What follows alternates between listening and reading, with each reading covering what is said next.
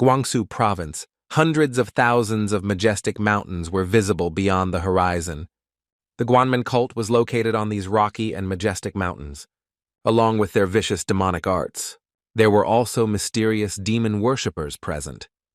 With lightning speed, a group of people pounced on the young man, for they were convinced that he must be destroyed.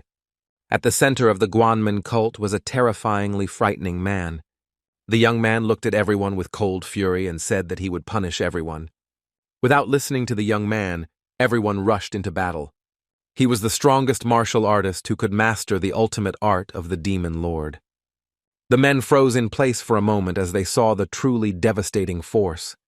The young man struck his opponents with lightning speed, causing them to fall dead to the ground with a crash.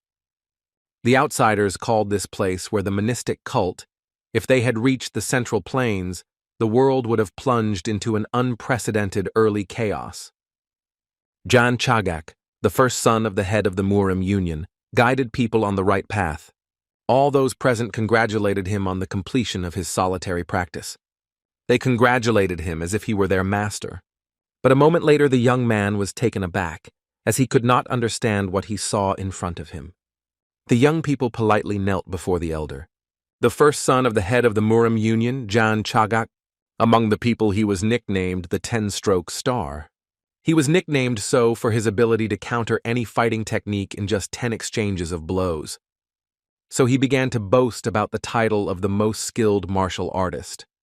At that time, the political situation within the cult was like the calm before the storm.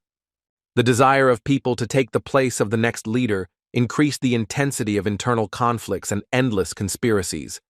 Outside of these disturbances, a unification of cults occurred that had deviated from the accepted teaching and began to call themselves the Union of Apostates. Unfortunately, the young man was caught up in one wave of political upheaval. To his chagrin, he was poisoned before he was even 30 years old. At the same time, the young man was lying quietly on the damp ground. A moment later, he opened his eyes and cried out in pain. For a moment, he froze, not realizing where he was. A few seconds later, having gathered his strength, he sat down on the ground.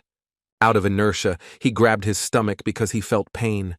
A moment later, memories came flooding back to him, and he wondered if he hadn't died from poison earlier. The young man was alarmed because he thought it was just a dream. A moment later, he cried out and winced as pain washed over him. Sitting on the damp ground, he breathed heavily because he was absolutely sure that he was dead. He sighed heavily and wondered if he had been kidnapped, but he breathed a sigh of relief knowing he was alive. A moment later, he was taken aback and looked around because he noticed glowing balls. For a moment, he thought about how the walls were simply strewn with glowing ones, and he thought that he had been kidnapped by a rather rich and influential organization. For some time, he angrily went over all the organizations in his memories. He understood that the circle of suspects was wide. He understood that, if you think about how chaotic the political regime is, it is not at all surprising that someone wanted to harm him, the first son of the head of the union. He slowly approached the wall and realized that the entrance was completely blocked. A moment later, his attention was drawn to a small bag containing grain pellets. He knew these were the rations they had used during training. The young man understood perfectly well that this would be enough for several years. The young man noticed that there was enough air coming through the cracks in the stone walls, and he wondered if they were going to kill him. He realized that he would be released at the right time, and now he needed to focus on recovery. A moment later, he slowly sat down on the ground as he knew he needed to start circulating his chi. Chag was furious and intended to make them regret leaving him alive. For a while he sat, concentrating on his strength. A moment later he ate and felt the effects of the poison. Chag was confused because he felt a strange feeling. Gritting his teeth in rage, he realized that he needed to quench his thirst first. A moment later, his attention was drawn to a small tray of water. He slowly walked to the water and began to wash himself. Chag sighed heavily, as he felt better after this procedure. But a moment later, he froze in place and stared at the reflection. Chag reached out to the water in surprise. But a moment later, he fell into the water with a crash. With the speed of lightning, he stood, and for a moment he was dumbfounded. He looked at his reflection in surprise. Chagak was surprised and at the same time confused, as he did not understand who was in the reflection. Chagak looked at his reflection in surprise, because he didn't understand whether it was a man or a woman. Taken aback, he froze in place, chasing various thoughts through his head. A moment later, he decided to take decisive action and, with lightning speed, looked into his pants in order to understand who he really was. After a few seconds, he realized that he was a man, and he froze in embarrassment because he saw something huge. A moment later, he decided to throw all his thoughts away, as he realized that now was not the time for such thoughts. Chagak realized that this was not his body, but the internal energy was too impure. He did not feel a trace of his own art anywhere. Chagak was confused because he did not know whose body he found himself in. He understood perfectly well that, although it was a bit of an exaggeration, he was called the most skilled martial artist, but at the same time, he had never been in such a state of confusion.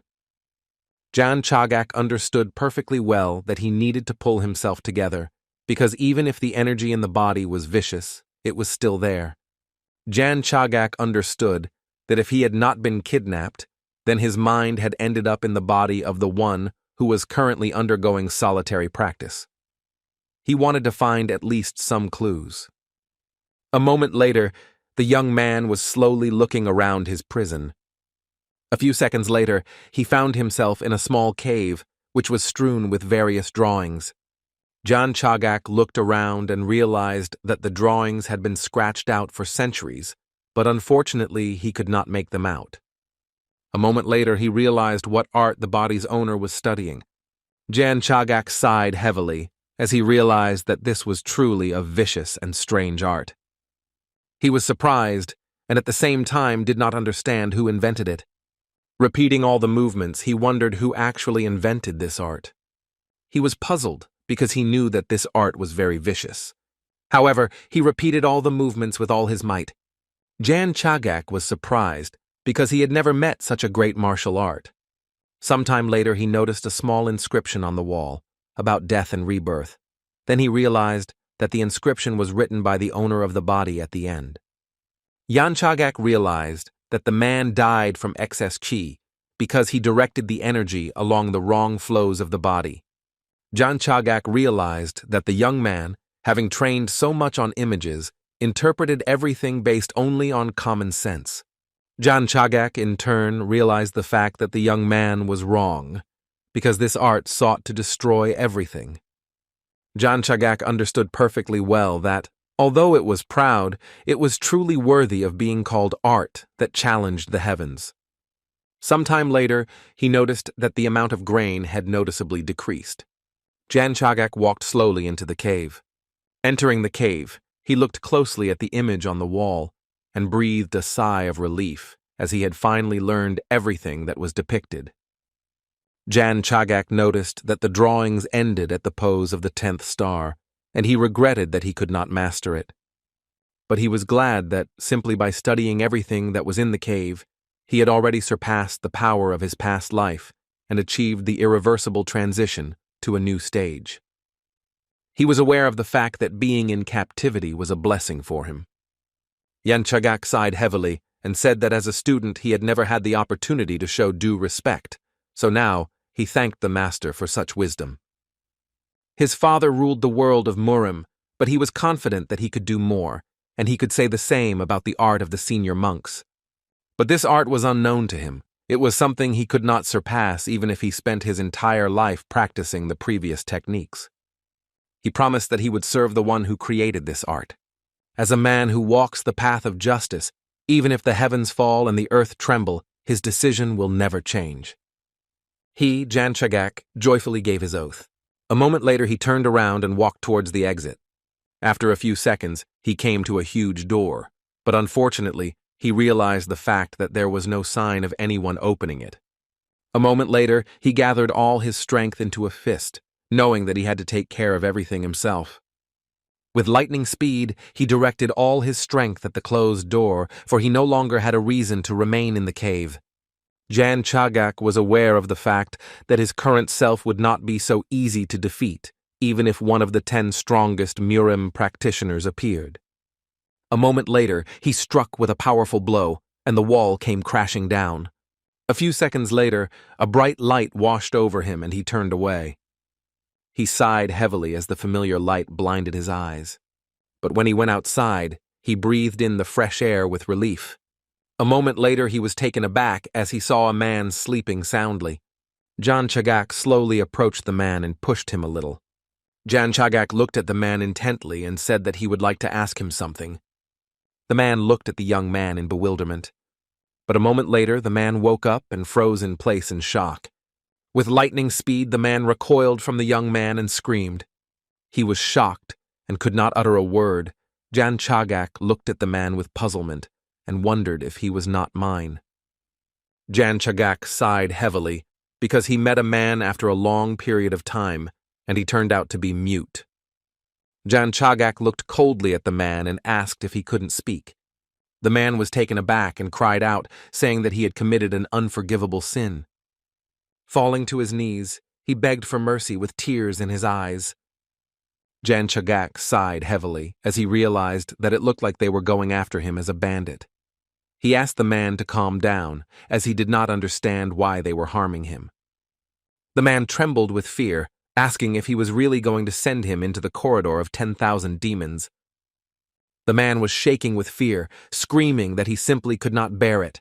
He screamed that in that case, the master should kill him. Jan Chagak was shocked by what was happening. He looked closely at the man and asked what he was doing. A moment later, the man froze in place, and after a few seconds, he passed out. Jan Chagak sighed heavily as he noticed that the man was very timid. Jan Chagak apologized for frightening him, but also said that he had to go. Sometime later, the young man set out on a long journey. He slowly made his way through the dense forest, but after a few seconds, he froze in place. Jan Chagak stared into the distance for a while. He was a little puzzled and at the same time alarmed by such a sight. A moment later, he decided to go down. At the same time, he noticed young people who, in turn, were having a casual conversation with each other. A moment later, the man called his friends to pay attention to the traveler. Jan Chagak, paying no attention to the men, walked straight towards them. A moment later, he stopped as he saw their angry looks. He noticed that there was a very strong energy coming from them. He was surprised because he didn't understand what kind of place it was, if such strong warriors were simply guarding the entrance. A moment later, he noticed the men walking towards him with weapons at the ready. He was puzzled because he saw that they were approaching him, and so he wondered if he would have to fight. With the speed of lightning, all those present knelt before the young master. They congratulated him on completing his studies. Jan Chagak stood frozen in shock for a moment. Jan Chagak looked at everyone present with bewilderment, as he did not understand what was happening. He looked at everyone closely and wondered if he had just been called young master. Yang Chagak slowly raised his head and noticed that there was a small sign at the entrance, which said that he had come to the Guanmen cult. Jan Chagak froze in shock on the spot, because this was a place hidden in the middle of countless mountains, which could not be left so easily if one set foot on its territory. Jan Chagak was taken aback because the strangers called him young master. He was shocked because he understood that he had fallen into a demonic cult. It was hard for him to comprehend that the warriors who showed respect called him young master. Jan Chagak knew that the son of the head of the Murim Union was obliged to strive for justice, but now he was the young master of a demonic cult. A moment later he staggered, and since his legs would not support him, the warriors looked at the young master in surprise. He froze in shock as he realized that the techniques he had learned in the cave were of demonic origin. The man asked the young master if he had mastered the supreme art of the demon lord, since he had successfully completed his training. Jan Chagak looked at the warriors in shock. He was puzzled, because the creator of the art, which he studied for several years, the man he mourned and vowed to serve as his true master. He was shocked and could not accept the fact that all the teachings were related to a demonic cult. He swore an oath of service to the demon lord. With lightning speed, he pounced on the warrior. Bursting into tears, he screamed. Everyone present was shocked by the gentleman's behavior and asked him to calm down. Jan Chagak was shocked and could not accept this. He couldn't believe that he himself had personally mastered the supreme art of the demon lord. The warriors shouted and called for their master, but he did not hear them. A moment later, the young man fell to the ground with a crash. Sometime later, he woke up and screamed. He froze in place and breathed heavily. After a few seconds, he came to his senses and slowly looked around. Jan Chagak sighed heavily and wondered if it had all been just a dream. A moment later, he walked over to the water and began washing himself. He sighed heavily and looked intently into the mirror. A moment later, he realized that it was not a dream. Jan Chagak was puzzled and alarmed because he did not understand why he was being punished like this. Meanwhile, in the 7 palaces of the men cult, there was a commotion in the dark palace. Madame looked closely at the princess and said that she needed to relax her face because she would get wrinkles. Danyeva was furious and asked if she really needed to relax and smile now. She couldn't do it because she knew the bastard was back. Danyeva cried out in pain. Madame was taken aback and told her not to move. The princess was puzzled because she knew that 3 years had already passed since his departure. She wished that he would die in the cave. The princess was furious and screamed that no one would hear them. She screamed that she really wanted him to just die. Madame told the princess that she was to be his future wife and had to restrain herself. Madame was glad that the young man had returned, because otherwise the princess might have ended her days alone. Madame asked for forgiveness and said with a smile that she seemed to have lost her tact. Danyeva didn't expect that the young man would be able to comprehend the supreme art of the demon lord, because even his head couldn't master it. Madame told the princess that things must have gone wrong as he had planned, but she must understand him and not pay attention to others. The princess was furious because she knew he had achieved nothing and was simply using his status as a young master to have fun with other women. The lady said with a smile that the young gentleman was still very handsome. Danyeva froze in shock. Madame smiled and asked, "Princess, doesn't she want to forgive him everything?" Looking at his beautiful face. Danyeva sighed because she couldn't believe that she had thought the same a few years ago. She was furious because her naive fantasies had been dispelled during their first meeting. That day, she slowly followed the young master. She froze for a moment when she saw him sitting timidly on the terrace. She was embarrassed by his beautiful face. The princess slowly approached him and asked with a smile whether she was right in assuming that he was the young master. He looked at her in bewilderment, as he did not expect to see anyone so late in the evening. She smiled and introduced herself timidly. He asked with a grin if she was really his fiancée, while casually saying that she didn't look so bad. He smirked at her and said that she could massage his feet. The young lady froze for a moment in shock. The young gentleman looked at her with a grin and said that he could not disappoint her. He looked at her closely and said with a smile that she didn't need to worry, as he would also massage her. He looked at her intently and said that that was why they could easily connect their bodies. Danyeva froze in shock and trembled with fear on the spot. Throwing all her thoughts aside, she shouted that she was only 14 years old then. Danyeva was furious because she knew that everyone hated him and no one stopped him when he entered his cave. She was furious and did not understand why she had to marry someone like him. She screamed that she would rather die.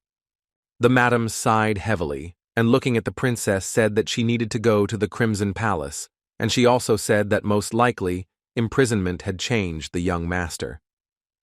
The young lady, in turn, did not want to hear anything because she knew that this was not so. Danyeva looked intently after her nanny but said nothing. She sighed heavily as she was well aware of the fact that she needed to meet her fiancé. But she was furious because she didn't want to do this at all. A moment later she turned and gazed into the distance as nature calmed her. 4 days have passed since the young man regained consciousness. Only a few people came to visit him, even though he was a young master, but during this time he learned a few things. First, the owner of this body, the minor head of the men cult, Ma Cheonso, unfortunately, his behavior was not the best. The young man was furious, as he understood that the body's previous owner was simply unacceptable. The locals called him a small, lustful spirit. He was strongly attracted to having fun with women. He used his status to remain unpunished and to act more terrible than an evil spirit. Everyone was afraid of him because he did very nasty things. He sighed heavily because he realized that he had come across the worst option, and secondly, he found out why the young man could remain untouched for everything he had done. His father was the head of a demonic cult, one of those supreme beings that surpassed even the 10 masters of the lands, Demon Ma Tappen. He sighed heavily and wondered if he should be happy that he could call one of the strongest people on earth his father.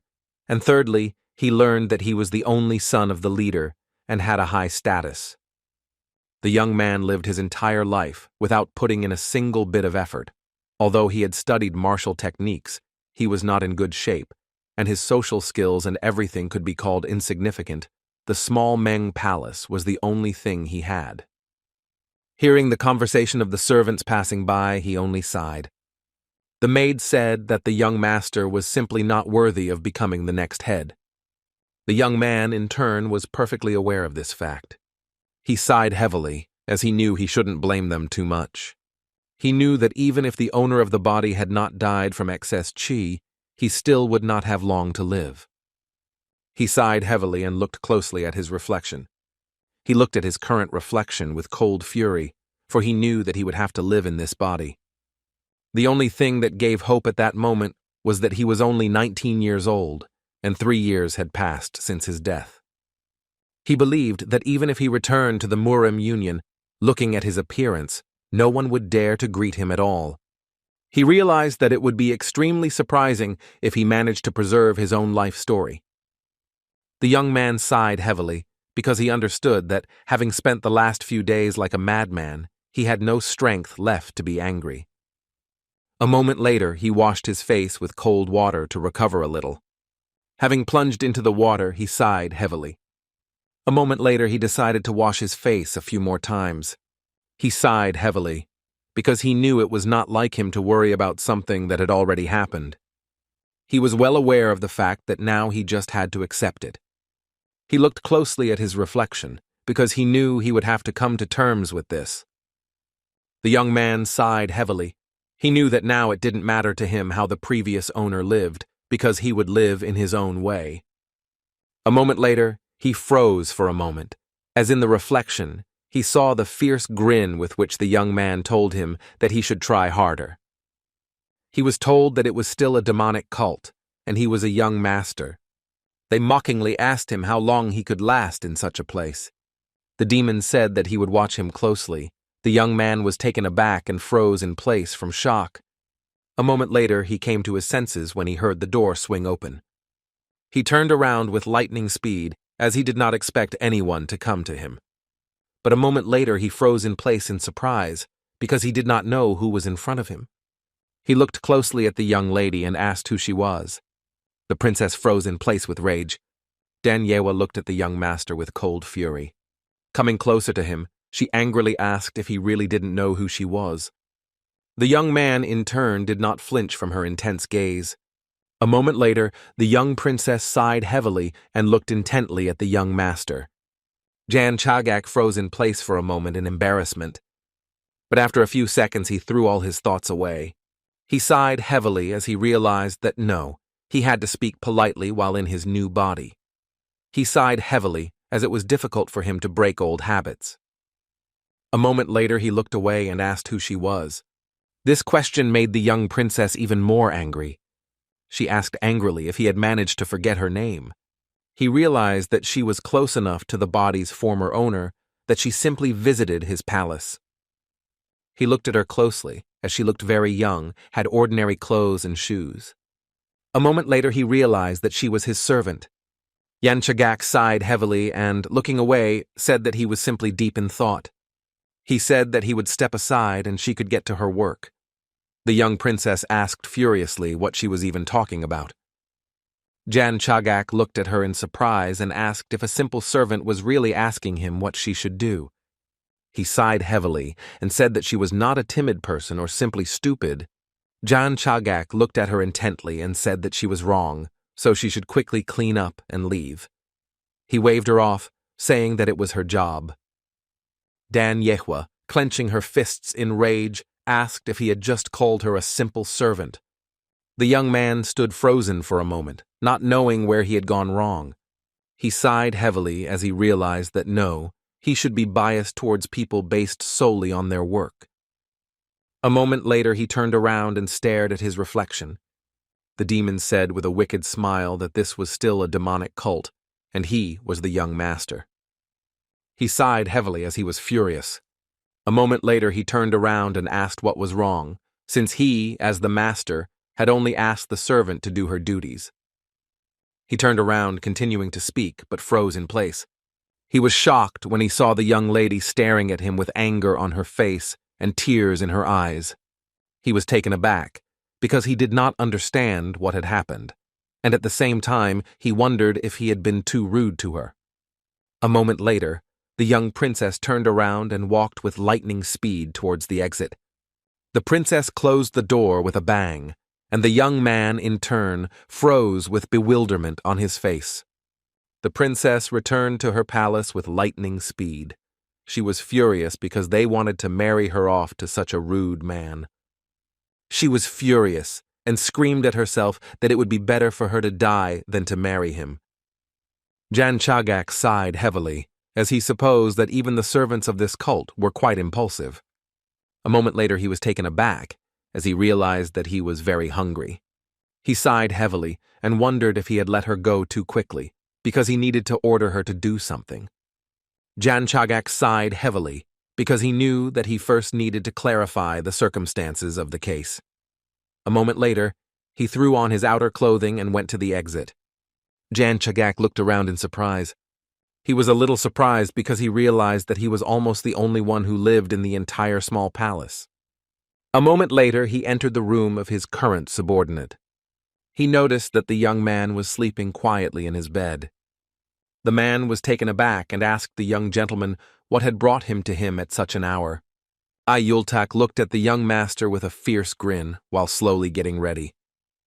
Chagak knew that the young man was the servant of the previous owner and the only person who had visited him in the last few days. Yultak looked at the young gentleman with a fierce grin and said that he called him by name today, which means his memories are returning. Yultak smiled and told the gentleman that when he returned, he looked very gloomy, and that is why he was worried, because he lacked negative energy.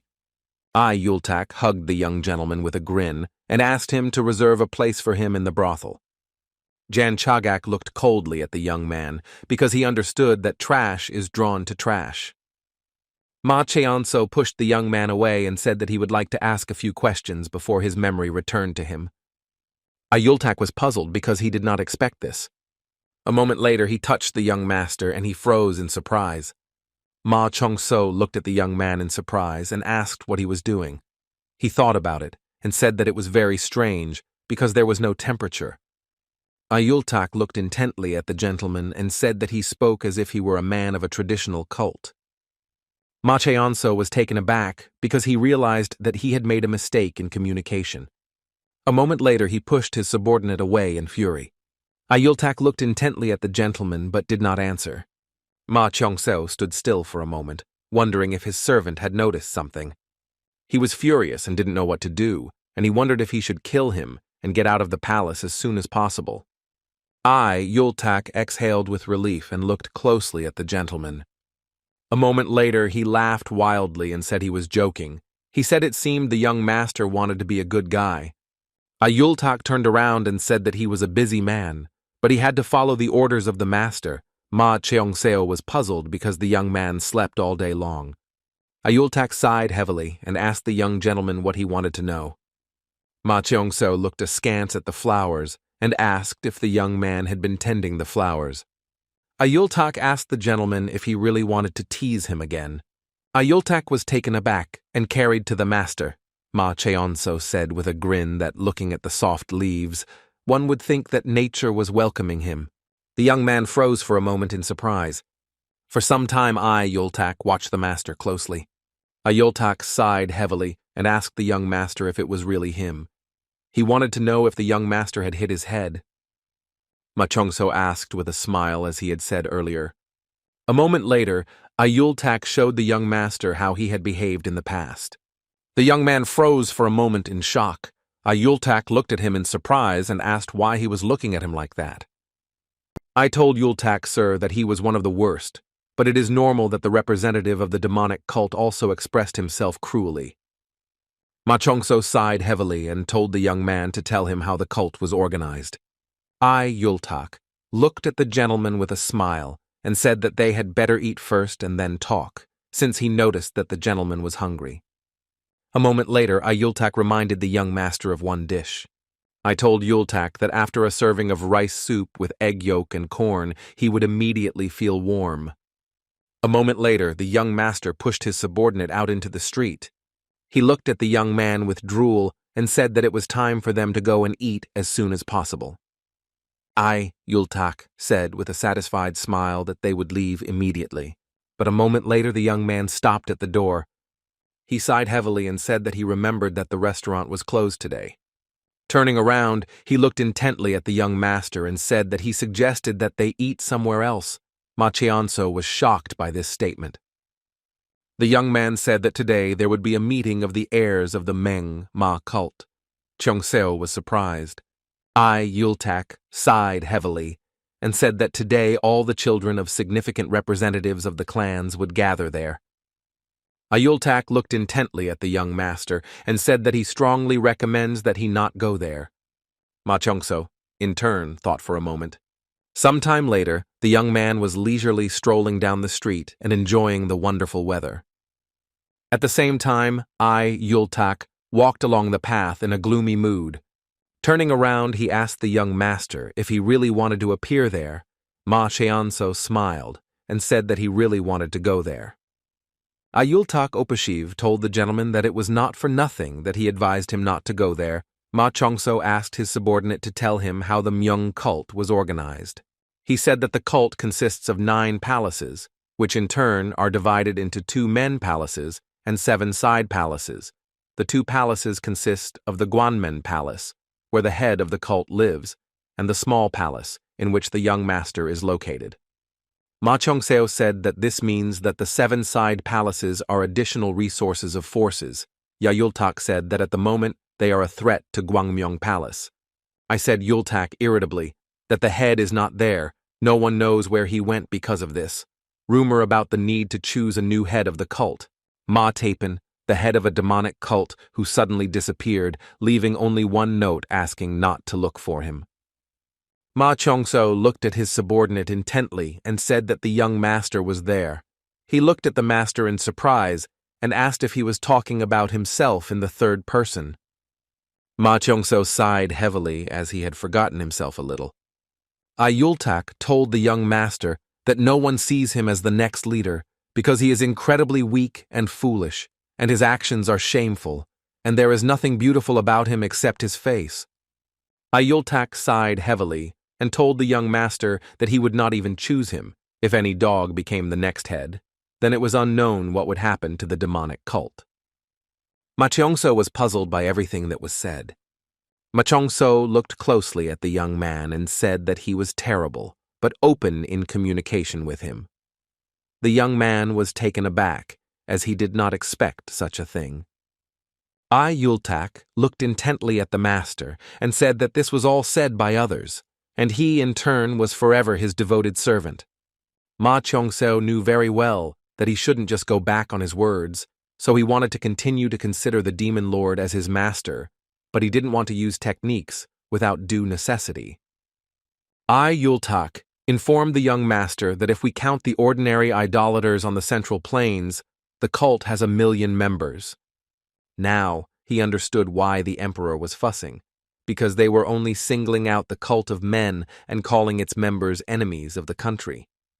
Ma Chongso knew that no emperor had ever declared her or the cults to be enemies. He was taken aback by this figure, as he realized that this was not just a group of martial arts masters. Ma Cheongseo looked at the young man closely, and asked if the 7 palaces were taking on the role of the 3 ministers and the 6 ministers. Machongseo, why did the young man remain silent until now? After all, he said that several years had passed since the time the head disappeared, and this period of time was enough to organize a rebellion. He said that not all the palaces are on the same side, and they cannot ignore the council of elders who are above them. Machongso asked if it really turns out that the 2 palaces and the 7 side palaces council of elders are trying to maintain a balance between each other, and the right to choose the next head is divided between them. Yayultak smiled and said that it was true. Ayultak said that for this, they were waiting for the Festival of Heaven, which is held once every few years, but the appearance of the heir to the place of the head changed a lot. Ma Cheongseo looked at the young man closely and asked why there were only a few people in the small palace. He wanted to know where everyone else was.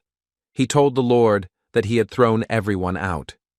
Ma Cheongseo was surprised by this fact. The young man said that everything was exactly like that, because he did not like the fact that some were not very beautiful and some were too thin. Ma Cheongseo sighed heavily as he realized that the previous owner of the body was a short-sighted person. But fortunately, he now understood more, and he was also aware of the fact that the situation at the moment was peaceful and everything was in balance. But he knew that this balance was very dangerous, because if something outweighed it, a war would begin. And after that, the copy can be directed to the central plain. The young man looked at his master and said that they had better go and eat, because they would get nowhere if they showed up at the meeting. Ma Cheongseo didn't want to listen to his subordinate and said that they needed to hurry. Ma Cheongseo sighed heavily as he knew that his servant was worried about being looked down upon. He knew that he had a soft side towards his master. But nevertheless, he was always taught to face injustice head-on, to think clearly and act quickly. He understood that if he found himself at a dead end, there was only one thing left for him to do. He wanted to change direction or break down all barriers. He wanted to do it not as a member of a cult, but as a man following the path of justice. Ma Cheongseo smiled and said that they should be about the same age, so there should be no problems. The young man worriedly told the gentleman that everything was not as he thought. Ma Cheongseo smiled and said that everything was fine, and now that he had left his palace, he had the sole and exclusive right to inform everyone of his appearance. Ayultak Vtoropyak shouted in a hurry that he would do everything possible and also told the master not to lag behind. Some time later they approached the restaurant and noticed a commotion as a man was telling everyone present that the tables were already taken and they should leave. The man was furious because he clearly saw that there were free seats. The young man said that all the seats were reserved. The men whispered among themselves as they left, knowing that the restaurant was under the control of the palaces, and even the guards were strong martial artists. A moment later, the man greeted the second son of the Poison Palace, the leader of the Steel Poison Squadron. The men froze in place in shock. They were taken aback because they realized that today was the day of choosing the heir to the cult. At the same time, the restaurant was in complete chaos. And little by little, the restaurant was filled with new people. The man happily invited everyone to taste the juicy duck. A moment later, everyone present froze in place as they were announced that the second daughter of the Ice Flower Sword Palace, Dan Yewa, had arrived. They were surprised that she came, because they knew that the young princess was the most beautiful of all, and they had heard that such events were alien to her. The young princess grew up, in turn, did not pay attention to anyone, and proudly entered the hall. All the men present could not take their intense and combined gaze off her. They were delighted with her beauty. At the same time, the young princess was burning with anger, because she knew that the young master was not the only man in the cult. She wanted to dissolve the marriage. The men in the restaurant froze for a moment in embarrassment when the princess entered. The princess, in turn, looked intently at the young man, because she did not understand why he had an elongated face.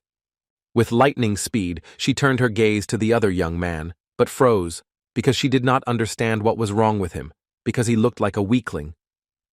She looked further and came across a young man and his intense gaze, which made her feel uncomfortable. She sighed heavily and decided to go up to the second floor. Danyeva slowly stood up and saw young people who were engaged in a lively conversation. She sighed heavily and continued on her way. One of those present turned around and looked lustfully at the young princess.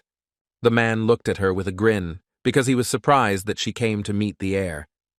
Chunamu looked at the young princess with a grin and said that it looked like luck would smile on him this evening. Danyeva ignored the young man. He looked at her sheepishly and said that the name Ice Flower suited her very well. A moment later, he introduced himself.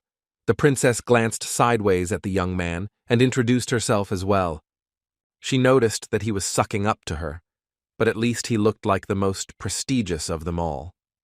She knew that there was a meeting of the cult's heir today, but she did not see the representatives of the outside palaces or any of the elders of the council. Chunamu asked with a satisfied smile what brought her to them. He smiled and said that it seemed that she guessed that he would be here, and that is why she came. The young princess looked at the young man with cold anger as she realized that he clearly did not think before he said something.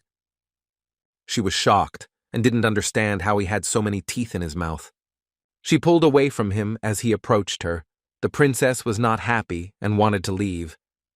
A moment later, everyone was told that the only son of the cult leader had arrived. The young lady froze in place for a moment in shock.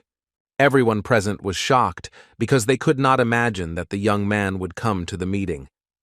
A moment later, a young gentleman proudly entered the hall. Everyone was shocked. They did not understand why he, a scoundrel, came to them. Some time ago, young people came to the restaurant. The young man sighed heavily and called his master. Turning around, he told the gentleman that he had thought about it again and still found the decision wrong, and so he wanted to go back. He looked at his master in surprise and asked why he was standing still since they needed to go back. Ma Chongso easily pushed the young man and told him to walk faster. Ayultak was taken aback by this. The young master, in turn, looked closely at his subordinate and noticed that he was familiar with martial arts. Ayultak approached the guard with lightning speed. The man was shocked because he did not expect to see the young man at the meeting. A moment later, the man said that he would immediately tell everyone that he had come. Ayultak, with lightning speed, closed the guard's mouth and shouted that it was not he who had come. The man looked at the young man in surprise and asked what he was talking about and whom he should introduce. A moment later, the man was taken aback by shock and froze as he saw the young master. After the young gentleman was introduced, the men decided to leave the meeting immediately. Ma Chongso noticed that ordinary people did not ignore the demonic cult. He thought that they were all crazy, but this opinion is only because of him. Ma Cheonso looked at the guard intently and told him to tell them. Ma Chongso looked coldly at the guard and asked if this was not his duty. The man was taken aback and said that it was true. A moment later, he shouted very loudly and announced that the only son of the cult leader had arrived. All those present greeted the young gentleman politely. A moment later, the young gentleman looked into the distance as he saw the young lady running away. As he left, he told his subordinate to stay alone. Ayultak was surprised by such a statement, but did not answer. In a hurry, he asked the young gentleman where he had gone, but he did not answer. Ma Cheongso walked out into the street with lightning speed and followed the fugitive. The young princess, in turn, ran away with lightning speed. She did not understand why he was there. Turning around, she froze for a moment as he followed her.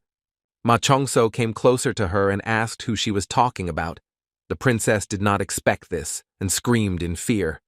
Out of fear, she instinctively used her strength and struck, but the young man managed to dodge.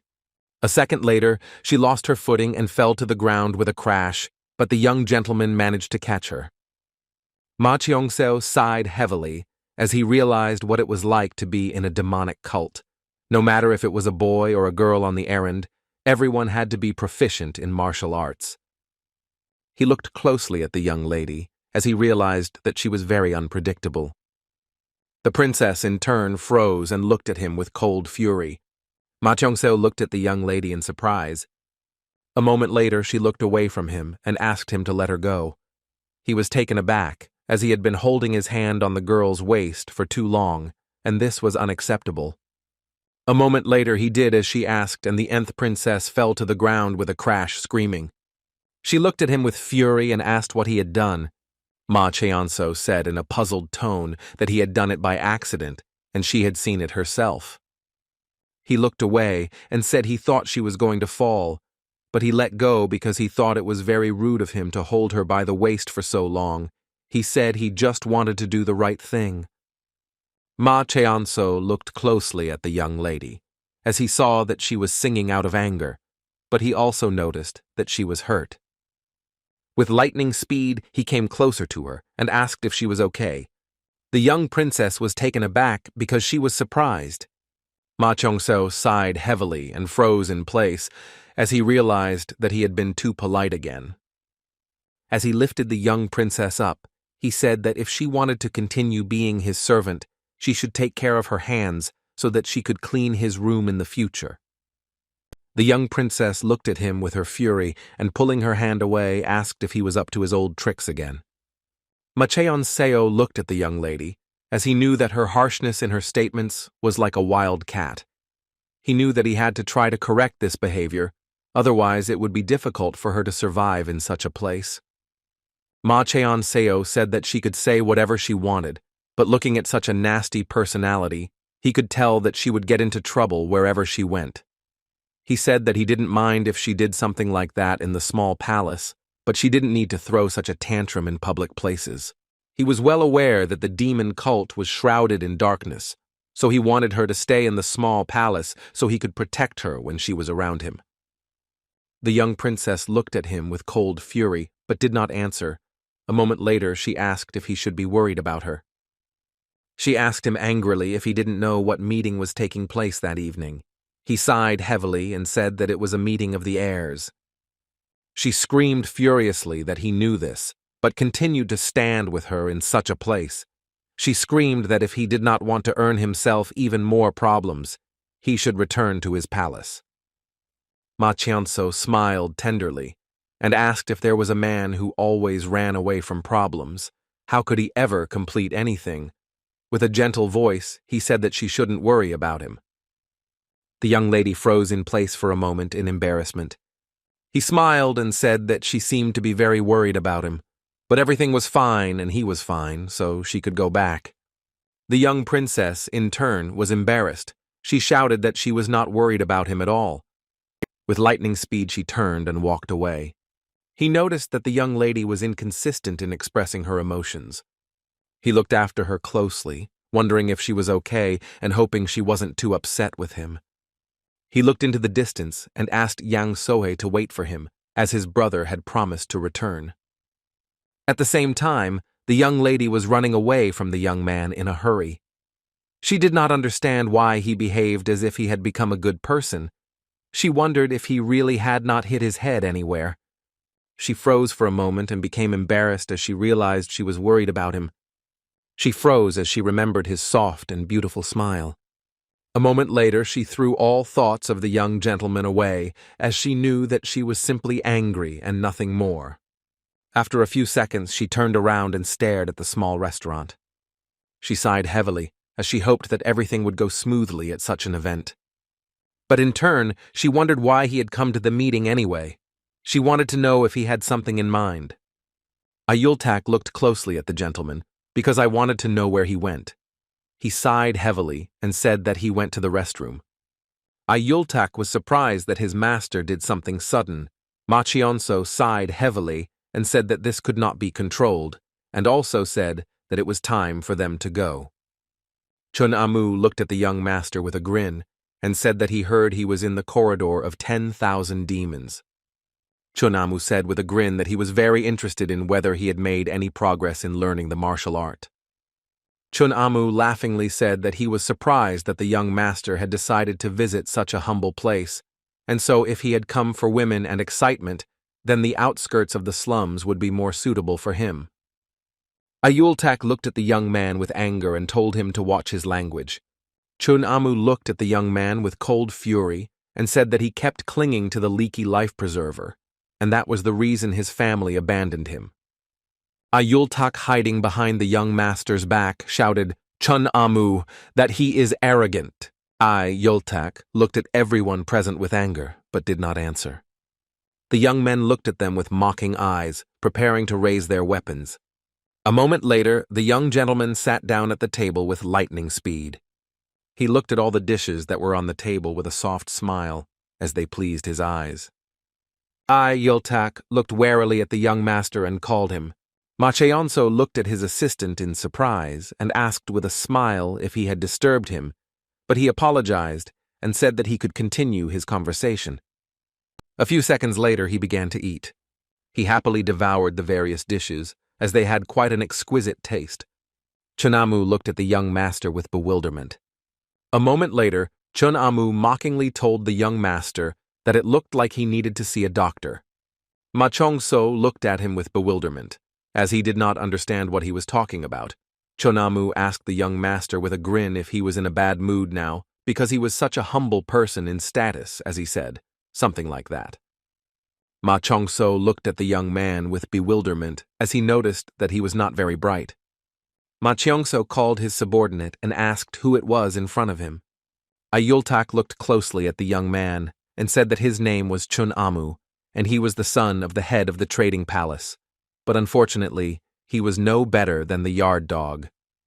Ma Cheong-so looked at the young man with shining eyes as he realized that he had to greet him well. Ma Chong-so looked closely at the young man and said that he was now in the arresting party. He looked at the young man with a fierce grin and asked if they really served food even to dogs here. Chun Amu froze in shock for a moment, but at the same time he was very angry.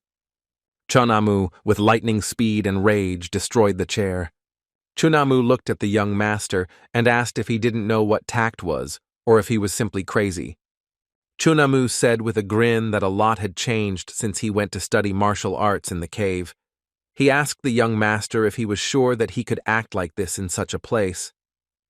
The young man sighed heavily, as he knew that the previous owner of the body was always irritable and only relied on his father, so he had no support now. Ma Cheong-so asked his subordinate how much influence he had. He sighed heavily and told his subordinate to tell O not in detail. Ayultak said that, if we talk about strict hierarchy, he has the second highest position in the cult, and within reason, he could personally punish others right on the spot. Ayultak told the master that he also has the right to use the armed forces of the small palace. He sighed heavily and asked the master in an anxious voice why he needed this information now. The young man thought for a moment because he occupied a place between the highest judge and the emperor, but he could not order someone to be beheaded because only the emperor had the right to do so. Ma Chong-seo looked askance at his subordinate and asked if he could calmly teach the fool a lesson now. Ayultak was worried that the young master would want to kill him, so he told the master that they would have problems after that. Ma Chong-so told the young man that he could hear him very well, so he could go back here, but he also said that he would not kill anyone. Ayultak was furious and shouted that the young man should get what he deserved, but in turn, he succumbed to the moment and insulted the young man. Chun Amu was furious. He grabbed the mug and aimed it at the young man. Ma Cheong-seo looked intently at the young man who was about to strike. Ma Chong-seo clearly saw all his movements, and from them he understood that the young man did not want to seriously harm him, because then he would have to answer for the consequences. Ma Chong-seo grabbed his subordinate with lightning speed and pulled him towards himself. Thus the young master defended himself and the man struck at Ayultak. Ayultak froze for a moment in shock, but at the same time he writhed in pain. Everyone froze with bewilderment on their faces, as they did not understand what had happened. Ayultak in turn swore not very nicely, lying on the table. In turn, the young master slowly continued his meal while his servant writhed on the table. A moment later, he stopped eating and called Chun Amu. Ma Chong-seo asked the young man with cold fury if the trading palace had really attempted to attack him. Chun Amu was taken aback, as he did not expect to hear something like that. Ma Cheon-seo looked at everyone present and said that they had just tried to kill him, and if it weren't for his servant who saved him, he would have died on the spot. Ma Cheong-seo looked at everyone present with cold fury, leaving a short pause in the conversation. A moment later, Ma Chong-seo asked the young man if he was aiming for the young master's position. Chun Amu was shocked and shouted that these were just absurd words because it was just a drinking cup. Ma Chong-seo looked intently at his servant and called him, writhing in pain and crying, but still answered, "Master." He looked at him intently and asked how he felt now. The young man was furious. He screamed that he was in a lot of pain. Ma Chong-seo looked at everyone present and said that as they could see his servant was now on the verge of death, there was enough evidence and he could call the elders and tell them about this situation. Ma Chong-seo looked at the young man closely and asked if it would be better for him to visit the head of the trading palace right away. Ma Chong-seo looked at the young man with a smirk, as he assumed that the children of prestigious palaces were not afraid of the anger of the public, but of the wrath of their parents. Ma Chong-seo. He didn't know how the young master who had previously possessed the body would react to this, but he was completely different. Ma Chong-seo looked at everyone present and asked if they were in cahoots with Chun Amu. The young people were taken aback and shouted that this was not so, because they had only come to have dinner. With the speed of lightning, the young men approached the young master and said that they were in a hurry to go somewhere, and also asked if they could leave. They breathed a sigh of relief and thanked him when he allowed them to leave. Ma Chong-seo looked at the young man and asked why he was standing there, and also said that if he wanted to kill him, he should do it quickly, because this was his last chance. Ma Chong-seo looked at him with a grin and wished the trading house success. Chun Amu, in turn, was burning with rage and anger, because no one had ever spoken to him like that before, with lightning speed. He reached for his weapon. Ma Chong-seo looked at the young man with a fierce grin, waiting for him to take action. Chun Amu angrily gritted his teeth, but no action followed from him. A moment later, he gritted his teeth and asked the young master for forgiveness. Ma Chong-seo looked at him with bewilderment and asked what he needed to be forgiven for. The young man said with fury in his voice that he had crossed the line. Ma Chong-seo looked at him in surprise and said that he had injured a man, but that was all he could say.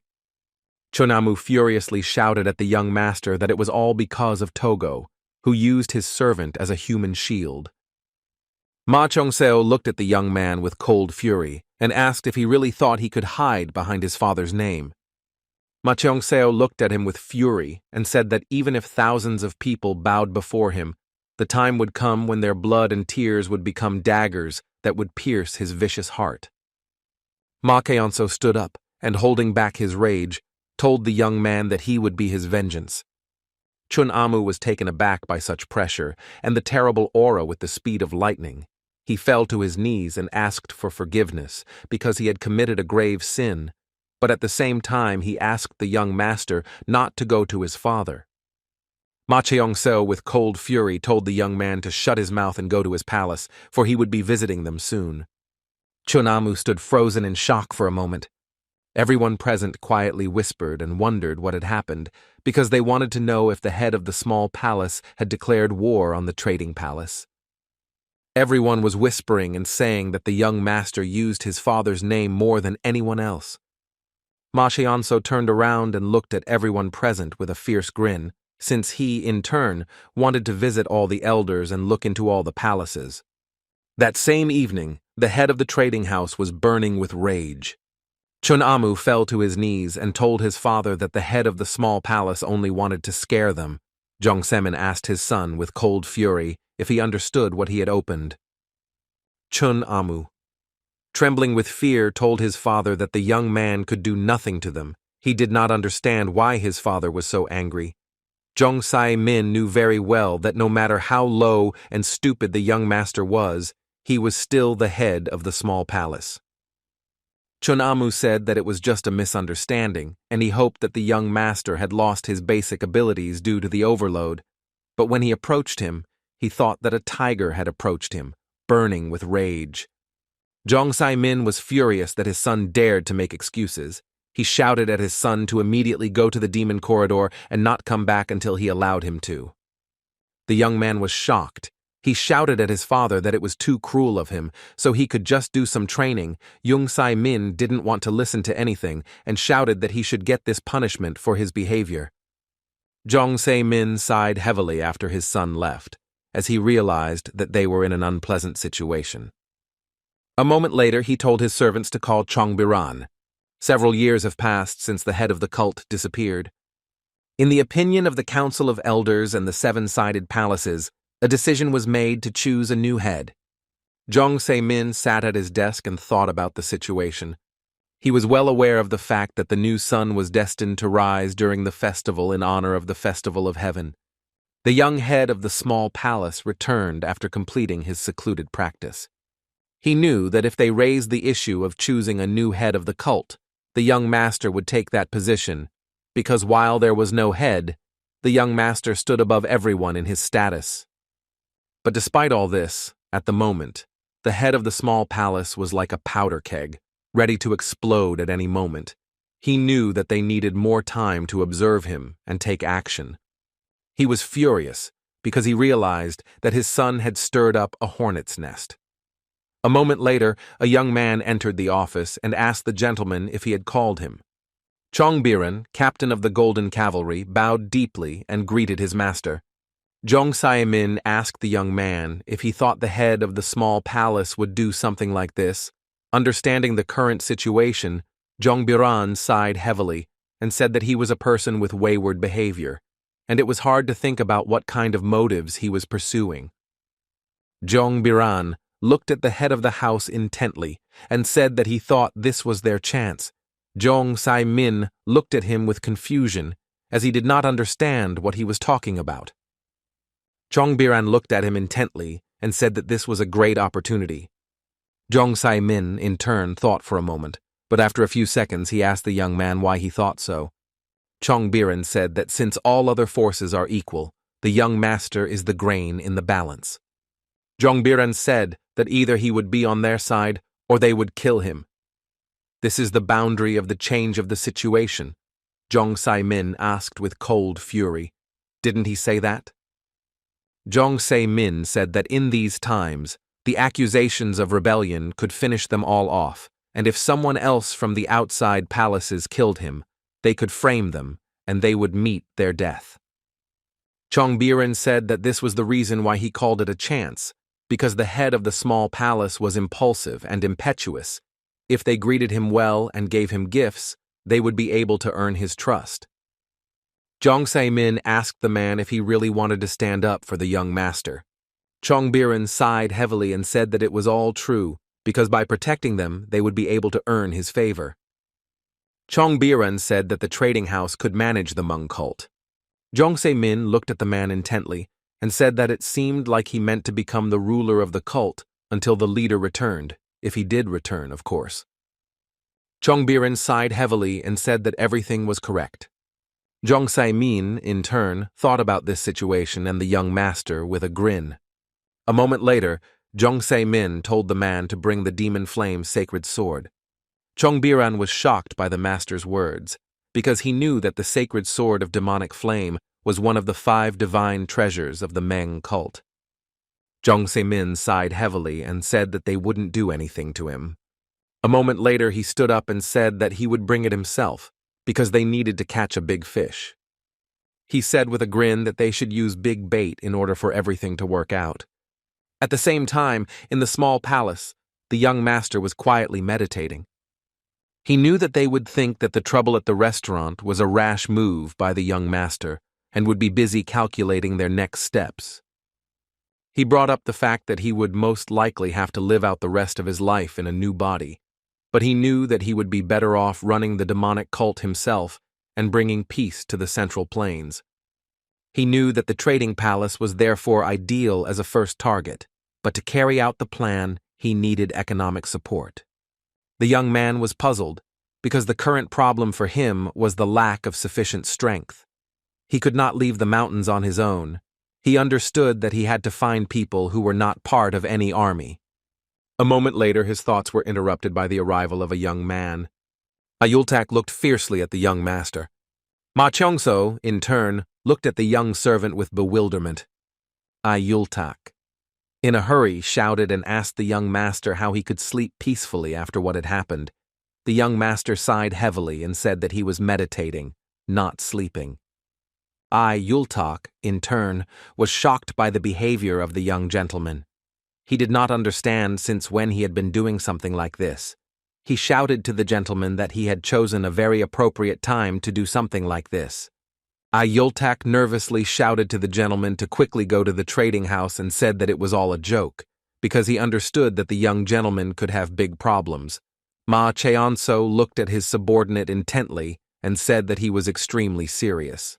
Yultak nervously asked the young master if he really wanted to be locked in the demon corridors again. He was shocked and did not understand why he was angering the third palaces when the head of the cult was absent. Ma Chongso told the young man that Togo had recently been injured and that he was taking care of his people. Yultak, in turn, froze for a moment in embarrassment, as I was glad that the master was taking care of him. But a moment later, he shouted at the young master that he himself had pushed him. The young master smiled a predatory smile and told his subordinate not to thank him. But a moment later, he asked his subordinate if he could bring him the records where the entire hierarchy of the cult was written down.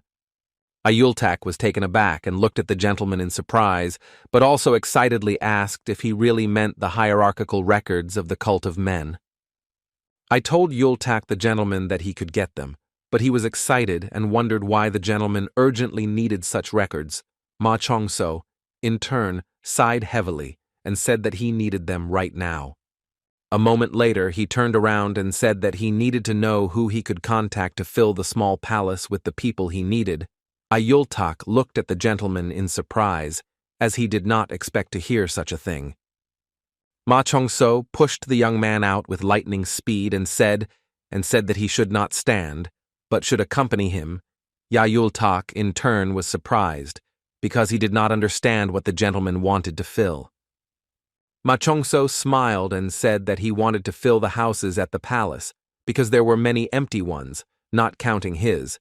Yultak was shocked by the words of the young master. He did not understand why he so suddenly decided to do something like that. In a hurry, he asked the master if he had eaten something wrong. The young master smiled and said that the palace was too quiet, even though he lived there. With a smile, he told his servant that he had said earlier that he was also bored. Yultak was in shock, so I shouted at the young master that he had already done something bad yesterday, and now he wanted to do this too. He asked the master if this was really a new way to end his hysteria. He shouted at him not to dare ignore him. Ma Chongso smiled and said that he would prefer that others roll. Yultak sighed heavily but did not answer. A moment later, he looked at the young master intently and said that this was not something to be taken so lightly. Yultak shouted that they may not take Chun into account Amu, but if he involved the people of the small palace in this, then the families of the outside palaces and the council of elders would not leave him alone, and it was too risky. Ma Chongso looked closely at the young man and asked who he was. Yultak, in turn, looked at the young master with bewilderment. But a moment later, Yultak shouted and asked if it was really that important now. He was worried that the young master wanted to make a fuss again. Ma Cheonso looked at his subordinate intently and said that he would ask him again. Ma Cheongso looked at the young man with an innocent smile and asked who he was. The young man was taken aback and froze for a moment, but after a few seconds he timidly said that the young master was the head of the small palace. Ma Cheonso smiled and asked the young man if he needed anything else. Yultak looked away and said that he didn't. Ma Cheonso exhaled and looked at the young man with a smile. A few seconds later, he told his subordinate to walk quickly. Yultak was puzzled because he understood that big troubles awaited him. Yultak, with lightning speed, got clothes for the young gentleman and said that he needed to change clothes, since they did not need extra attention in the city. He asked the young gentleman to put on a black hat and a cape.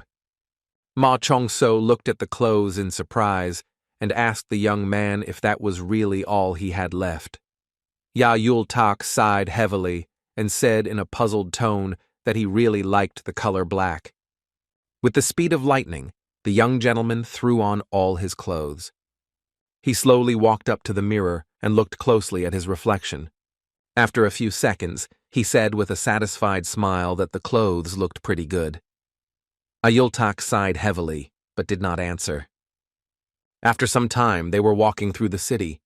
Ma Chongso, walking behind the young man, asked if this was really a night market. Ayultak was surprised by this assumption, but said that it was not so. Ayultak sighed heavily and asked the young master if he knew where they were now, but he never heard an answer. A moment later he told them that it was 100,000 great mountains.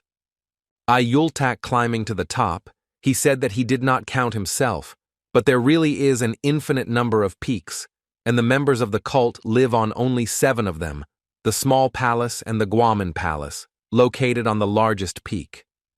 As he rose, the young man told the gentleman about all the palaces and where they were located. He said that some people came for goods in the evening, others at night, and others even in the morning, so the market was always open, and thus one could say that it was a 24-hour market. Ma Chongseo, in turn, was a little puzzled, because he had no idea that the people of the cult had to go through something like this. He understood that it was difficult for the people, especially those who did not master martial arts.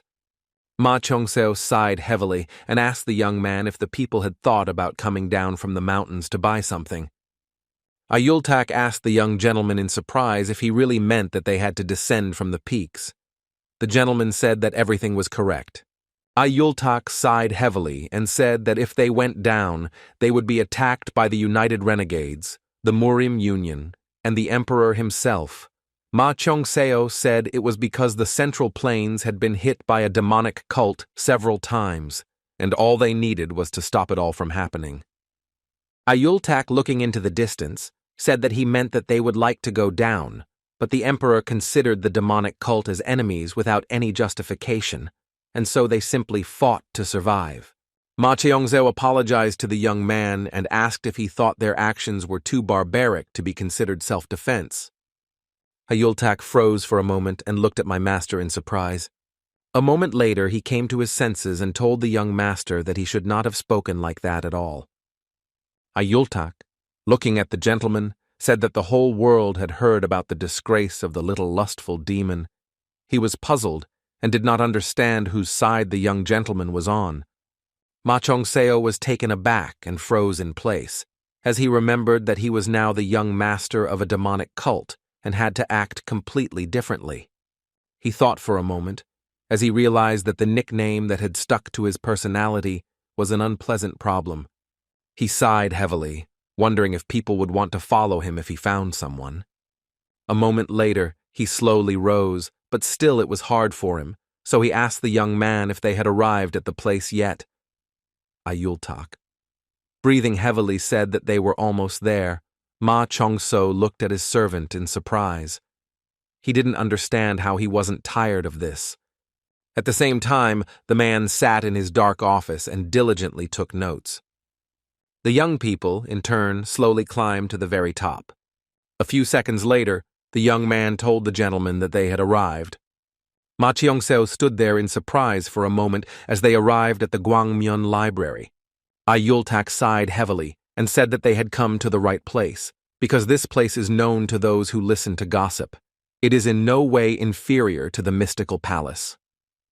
A few seconds later, the young man opened the doors and walked inside with lightning speed. There they came across an old man. The man, in turn, looked at the young people with bewilderment. Ayultak, looking at the old man, asked if there was anything to see today. Without looking up from the book, the old man asked where they came from. Ayultak sighed heavily and said that there was light here, but it was very dim, so the old man could ruin his eyesight if he continued to read like that. The old man, in turn, looked intently at the young people, but did not answer. Ma Cheonso looked at the man in surprise as he kept staring at him. The old man sighed heavily and, looking away from the young people, said that he did not know if there was anything to see here. Ayultak said that there must be something, and he also asked how things were at the market. Ma Cheonso looked away as he realized that they were just having a meaningless conversation, and for a moment he froze in place and wondered if this was some kind of code. The old man looked intently at the young people and asked them to wait a little. A few seconds later, he pushed the young people out into the street, and with the speed of lightning closed the door behind them. Ayultak was furious. He did not understand why they were thrown out the door like that. Ayultak shouted and knocked on the door, and also asked the old man if he didn't know the little radiants, because they came from there. Ma Cheonso looked at the door with cold fury and anger, as he did not like the fact that they were simply thrown out.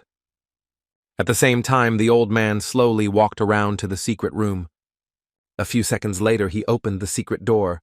A moment later, the old man slowly descended the stairs. After a few minutes, he stopped and looked intently into the distance into the dark corridor. He slowly approached the door and informed the gentleman that the young people had come from the small palace. And he also asked what he should do. The man asked if the young people had come in person. The old man said that it was exactly like that, and he put on a robe to hide himself. But the beauty of his face could not be hidden just like that, so he had no doubt that it was a young master in front of him. The man sighed heavily, as he did not understand what could have happened in the heavenly demonic gallery. The man knew that the young gentleman had first ruined the restaurant and now had come to him. The old man sighed heavily and told the master that his aura was different from the previous one, but he had always been someone whose actions were difficult to predict. The man was puzzled because he did not understand what the young master needed. The old man said that the young master asked for a list of names. The man was surprised because he did not expect to hear something like that. He asked his subordinate if the young master really wanted to take the records of the hierarchical union records or those of unrelated unions. The old man sighed heavily and said that this was not so. The man was surprised, as he did not expect such a thing.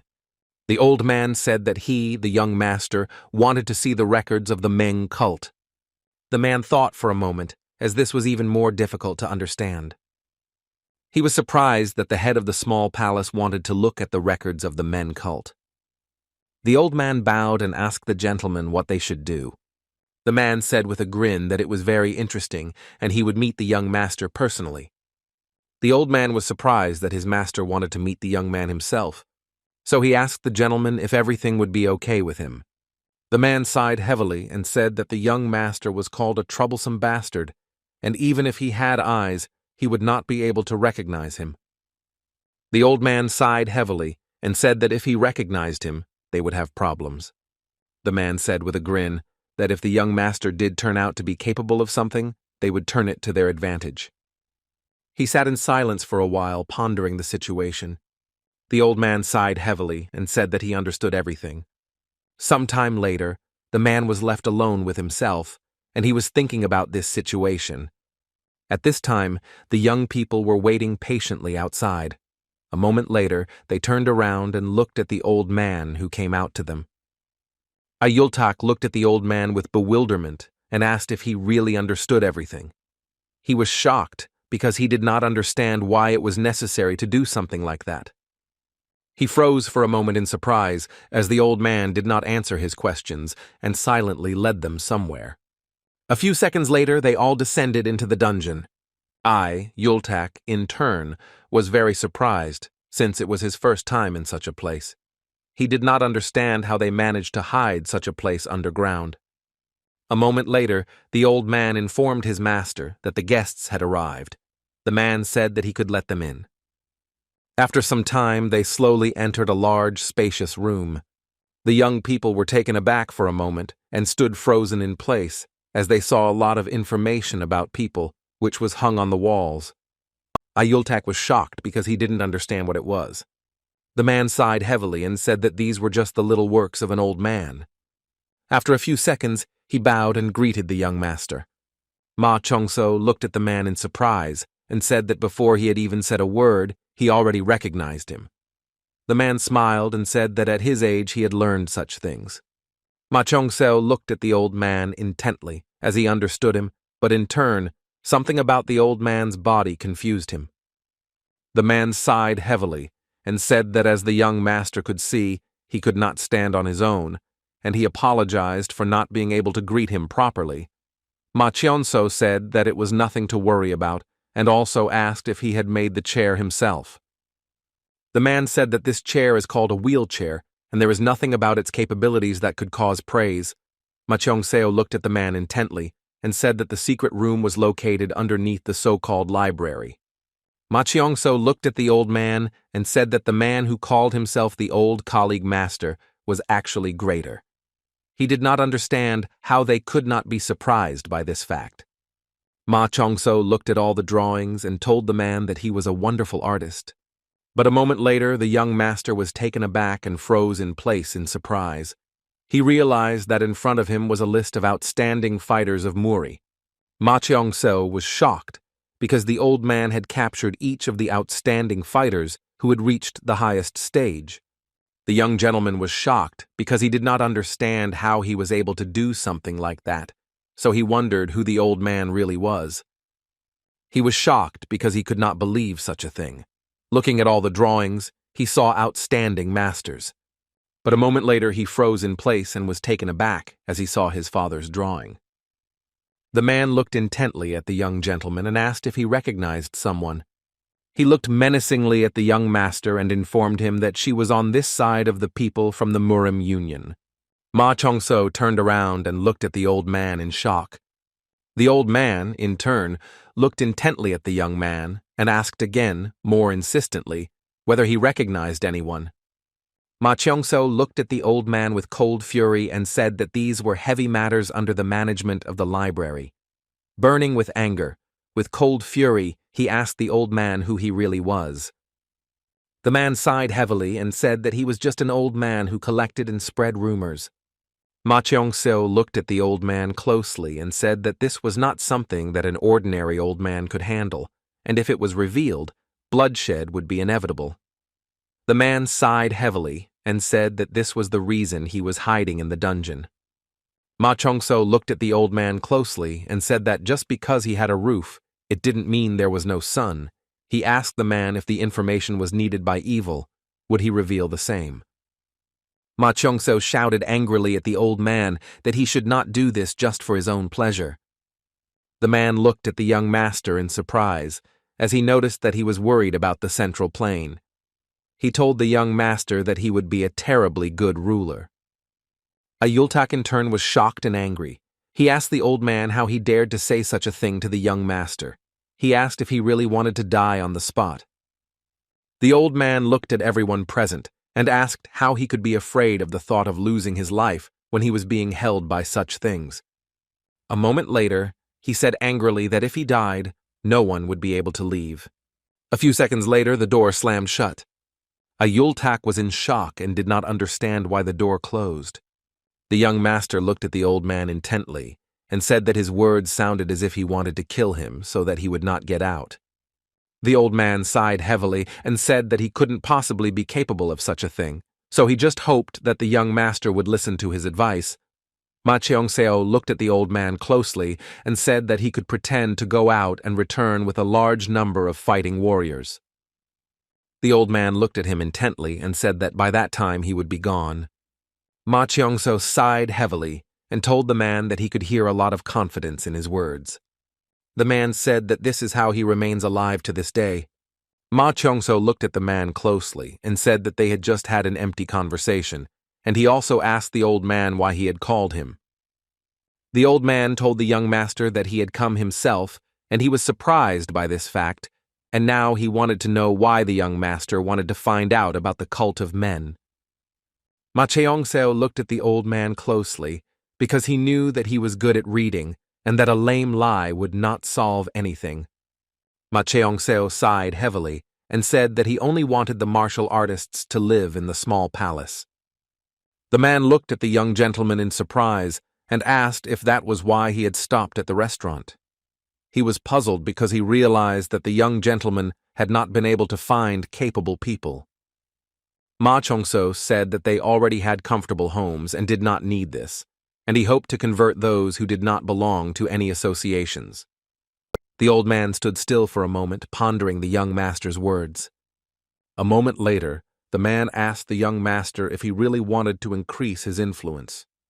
Ma Cheong-seo looked at the old man intently and said that he simply wanted to fill the empty rooms.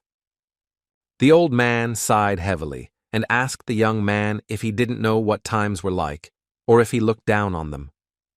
Ma Chung-seo said with a grin that if he was suffering, no matter whether he left or stayed in the palace, he had no reason to do nothing. The old man looked closely at the young man and said that this path could lead him to death. Ma Chung-seo looked at him in surprise and asked if he really thought so. The old man looked sideways at the young man and asked if he didn't think so. Ma Chung-seo looked at the man with a stern and menacing look and asked his name. The old man sighed heavily, but withstood the young master's gaze and informed him that his surname was Tong and his name was Jaggleton. The young master froze in shock after hearing the old man's words. He became angry and wondered furiously if it was Jagalton Tong in front of him now. The man looked at the young man with a smirk and asked why he didn't give up martial arts and come with him to Gukchagam, a small training school, since he wanted to join them. Yang Chagak sighed heavily and told the man not to talk nonsense to her, and he better give him the Black Dragon aquaculture plan, since he was very busy and had to finish all his business and go to Chongjin. Jagalton laughed as he noticed that the young man had no manners. He slowly handed the scroll to the young man and said that he should avoid killing if possible. Jan Chagak sighed heavily and told the man to stop picking on him and to go get some fresh air, since he didn't understand why there wasn't a single window in the room. Jagalton looked at the young man closely and said that asking unnecessary questions could cost him his life. The man of the secret alliance, Jagalton, a man without equal in intellect, he was called the rebirth of the first ancestor. The man who was not long called the first brain of the central part of the world due to the publication of the White Book of the Secret Union of Murim. There was his Sunbai who took care of him the most when he first joined the Murim Union in Punandai. They had been friends for a long time and had a lot of fun studying martial arts together, and the young man remembered the scar on his friend's arm. He froze for a moment, as he saw that the old man's hand really did have the same scar. Ma Chung-seo was in shock and did not understand why his comrade was on the mountain in the library, in the secret room, in such a state. He looked at the old man intently and said that he simply could not believe what he saw, because if he was who he said he must be 40 years old now. The man looked at the young gentleman in surprise and asked if he really knew him. He looked closely at the young man and said that now he wondered if this was the real young master. Ma Chung-seo bailiff looked at the man and said that unnecessary questions could cost him his life. The man froze in shock, but a moment later he said he had been disrespectful and asked for forgiveness. Ma Chung-seo looked at the man intently and asked why he was here. Jagalton said with sadness in his voice that no one knows who and where he will take here, because his destiny brought him to this place. Ayultak looked at the young gentleman with alarm and asked if he really knew the old man. Ma Cheonso, without looking at his subordinate, said that this was not so, since today he brought him to such a place for the first time. Ayultak perplexedly said that he saw a man for the first time, but he also asked the master if Jagalton was not a faction. Ma Cheonso said it was simply impossible. Ma Chung-seo asked his servant in surprise if he really thought that the man was the only one with the surname Jagalton. While he told the young man to stop joking like that, Yultak puzzled Klopov said that he agreed with him, as if it were a faction. Then they would have split up long ago. The man looked at the young gentleman intently and asked if he could ask him a question, as he wanted to know why he had come to see him. But he sighed heavily and told the young master that if he had not known, he would not have come to him, because everyone was watching him, and he had even declared war on the trading house, so the longer he stayed here, the more changes occurred. Ma Chung-seo said with a fierce grin that it was he who was watching them, and not they who were watching him. The man looked intently at the young master and laughed. A moment later he showed them the men cult leaf. The young men were stunned by what they saw. Jagalton said that originally the sheet had only a few words written about the young gentleman. He asked if they knew what was written. Jagalton said the young gentleman was described as a maniac and a psychopath. Ayultak looked at the man with fury and said that he would now break all his bones for such words. He did not understand how the man dared to joke like that in front of the young master. Ma Chung-seo sighed heavily and asked his subordinate to bring some water. The young man was surprised as he did not expect this, but the young master insisted on it. A moment later, he looked at the man closely and told him to continue his story. Jagalton slowly took the brush in his hand and said that after his visit, he would make some changes. With the speed of lightning, he crossed out all the words that had been written before and wrote new ones. Jagalton sighed heavily and said that he thought he knew everything, but now he thought he couldn't sit in the library any longer. He looked closely at the young gentleman and said that he had been told earlier that he was stupid and untalented, but he was smart like no one else, although he had previously been a psycho, but now a real gentleman appeared before him. Jagalton told the young master that if he was thinking about why he had mentioned the treason in the palaces, it was to protect himself, and regarding the trading palace, it was all because he needed wealth, not their power. And besides, if the master had not found them right away, it made the situation dangerous. Jagalton sighed heavily and said that he guessed the reason why the young master had come to him. A moment later, he pointed his cane at one of the paintings. The man said that the young master probably wanted to take the place of the head of the cult. With the speed of lightning, he turned around and looked intently at the young master. He wanted to know if he was right in his statements. The young man in turn looked intently at the old man, but did not answer. Jagalton sighed heavily and asked the young master if he didn't want this. Machianso nodded his head with a grin in confirmation. He looked closely at the old man and asked with a smile what he would do next, because if he became the head, he would burn this place down. Jagalton looked at the young master closely and said that if he was going to become the head of the clan, he would need help, servants, a council of elders, or an old man. The young master looked at the old man with a grin and said that he didn't need to worry about it. Jagalton. He smiled and said that with only a high status, he could only dream of such a thing, because a vain hope could be extinguished even by a small wind. Ma Chongso looked at the old man with a grin and asked if he would be able to climb up there if he shook his hand. A moment later, he froze in place in surprise as the man extended his hand to him. Jagalton looked at the young gentleman closely and said that he was giving him 50%. Machianso thought for a moment and said that he would have to handle the rest on his own. The man sighed heavily and said it wouldn't be worth it, Ma. Cheonso said with a smirk that his words sounded like he shouldn't even dream about it. The man smiled and said that he was just telling him the reality. Ma Cheongso, in turn, sighed heavily with a smile on his face. A moment later, he asked his old friend for forgiveness. The man looked at the young gentleman in bewilderment and asked what he was talking about. Ma Cheonso looked at him intently and said that he was not going to climb up there.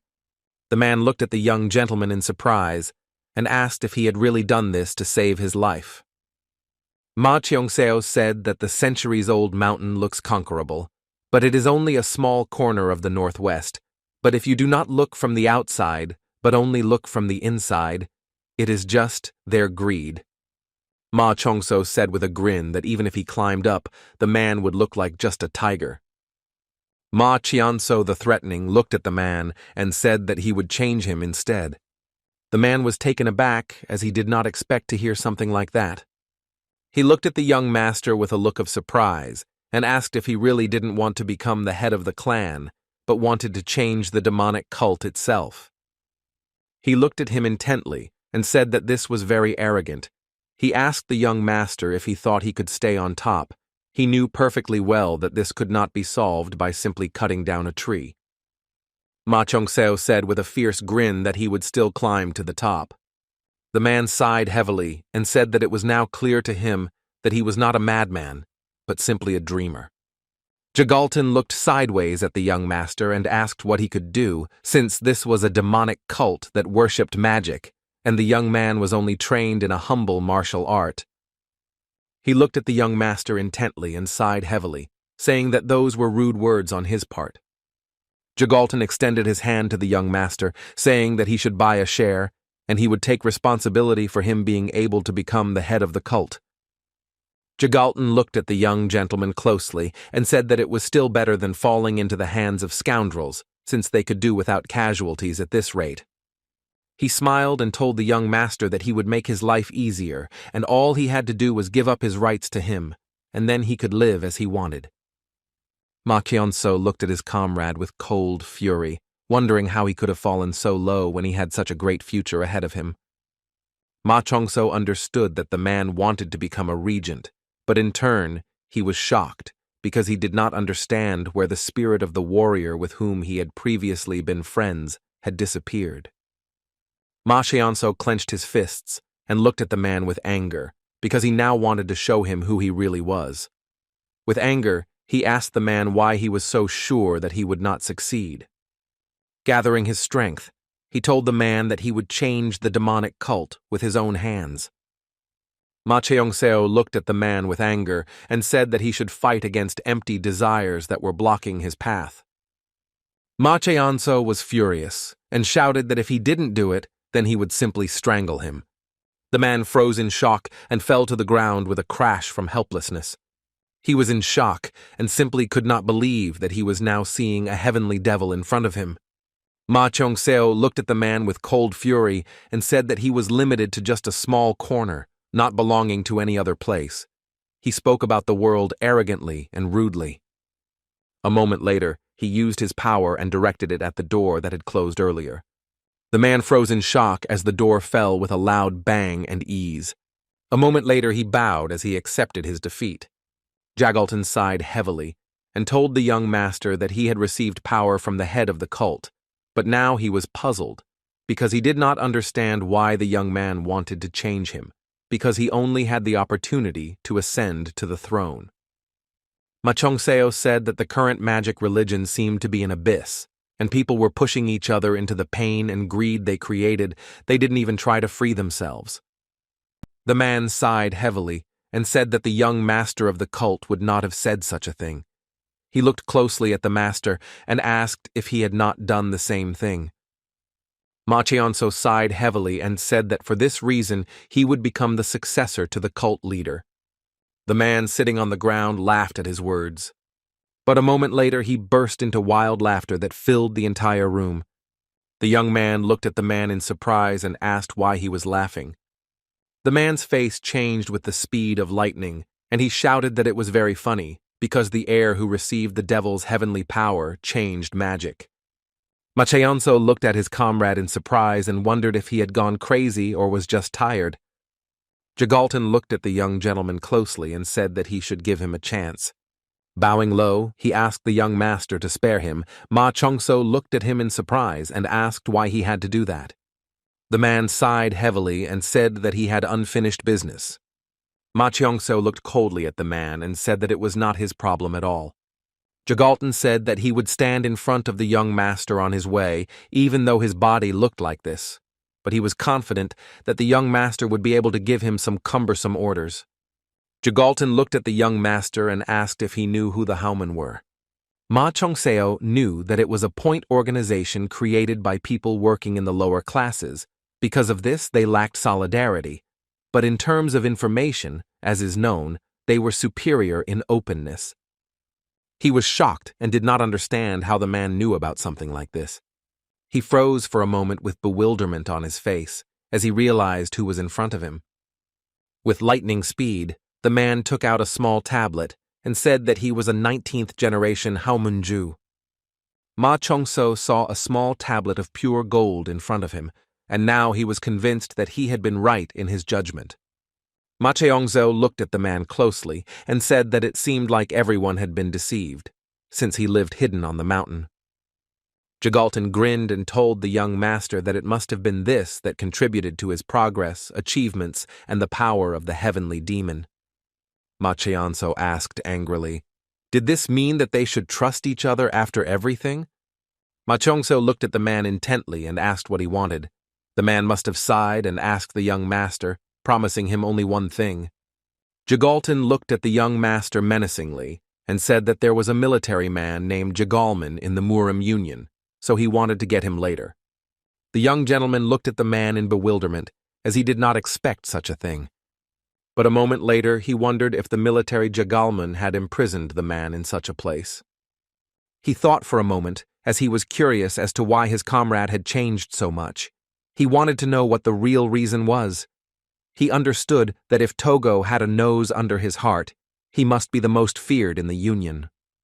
He knew that leaving him alive was dangerous for him. The man took a breath and told the young master that it didn't matter at all what he thought now. He regretted that his plan had changed, but nothing remains the same. Ma Chongso.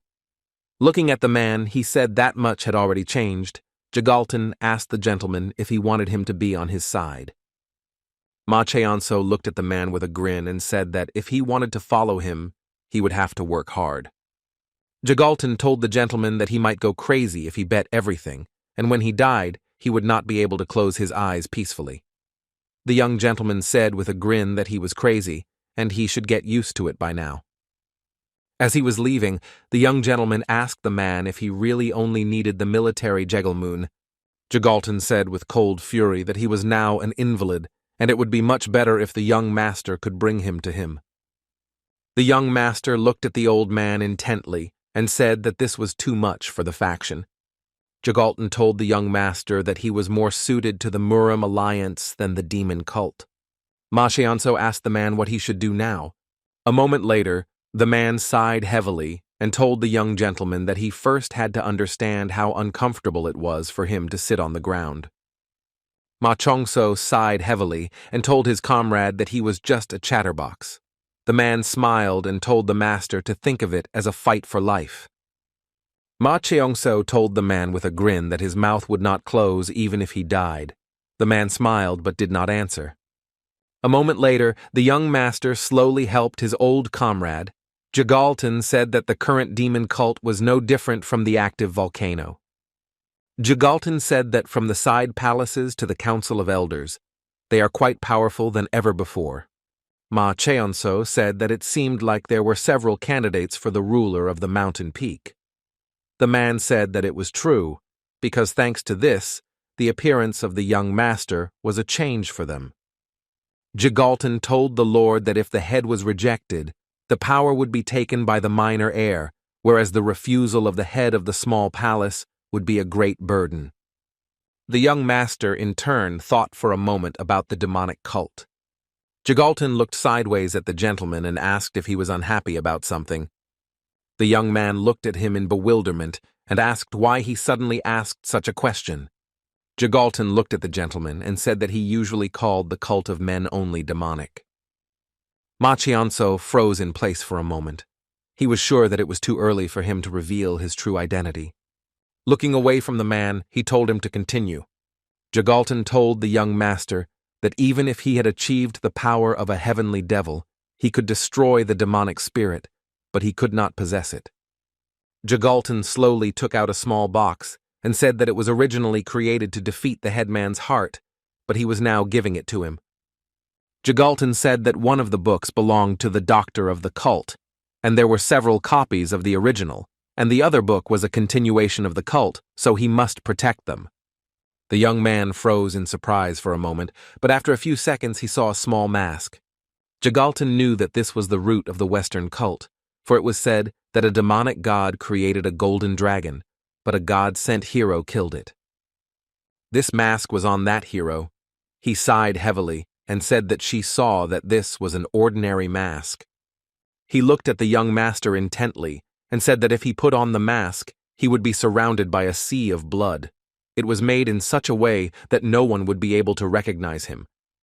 The man said that in the cult, it was used by 5 gods, who were known by the generations as heavenly demons. They were scattered all over the world, and it was unknown where. They only knew that the mask was here, and it was called the Holy Fire. The young master froze in surprise for a moment, holding the small mask in his hands. Jagalton. Looking at the gentleman, he said that he should descend us only as far as he could. When they learn that he has conquered the power of the heavenly demon, half of the cult will take his side, and the rest will have to deal with such an independent one. Jagalton said that exactly half of the cult would lose legitimacy. Jagalton looked at the young master closely and said that he did not need to worry too much, since he only had to convince half the palaces and the Council of Elders before the election of the heir began. Jagalton told the gentleman that he could then easily climb to the top, but he only had a few months left before the elections. Jagalton told the gentleman that he must be careful and approach them one by one, and he also said that there would be those who would get ahead of him. Jagalton sighed heavily and, looking at the gentleman, said that his reputation was not very good. He asked if he could change it. The young gentleman sighed heavily and said that if a man talks about the past, then he is very sorry. Jagalton looked at the gentleman intently and said that no one knew about this, and everyone thought he was crazy. Jagalton told the master that he needed to show the new him. He knew that the power had increased, which meant that the people were in danger if they continued to live there. Jagalton. Looking at the gentleman, he said that the unjustified pressure from the outside palaces and the council of elders had increased. Jagalton looked intently at the gentleman, who stood silently. He asked how he could help them. Jagalton told the gentleman to go outside and look around, and then he would see those who could change their lives with small things. Jagalton looked at the gentleman, who was a little surprised. He said he would be undercover. Some time later, he finally asked the gentleman if he could do it. Machianzo froze for a moment after his old comrade's words. He realized that he could work undercover. The man sighed heavily and said that it seemed to be as he thought. But a moment later, the young master said that he could. He turned around, glanced sideways at his old friend, and said that he would do it and would be undercover. The old man looked at the young man with a grin and said that this was very good news, but the young master still wanted to know if it was possible to do this.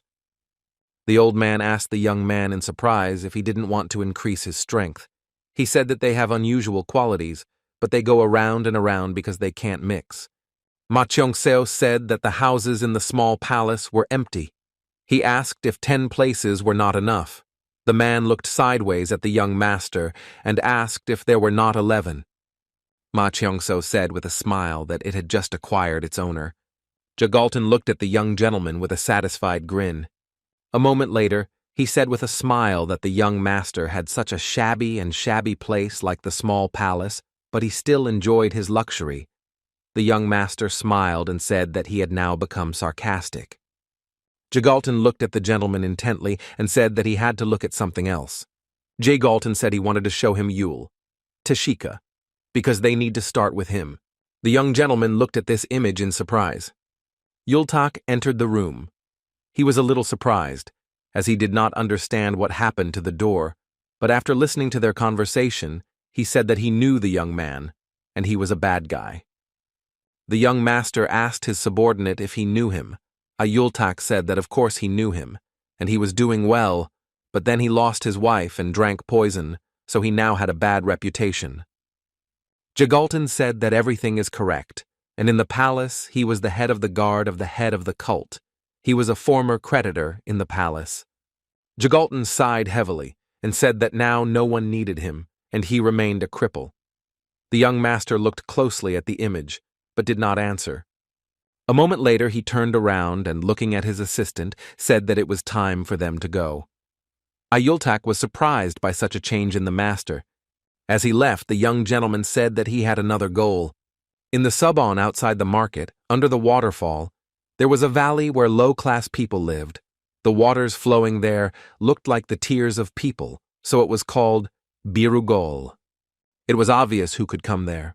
Those who had lost their fortune in gambling, those who had drunk themselves to death due to the absence of a family, those who had nowhere to go, or those who had committed serious crimes or gone into hiding.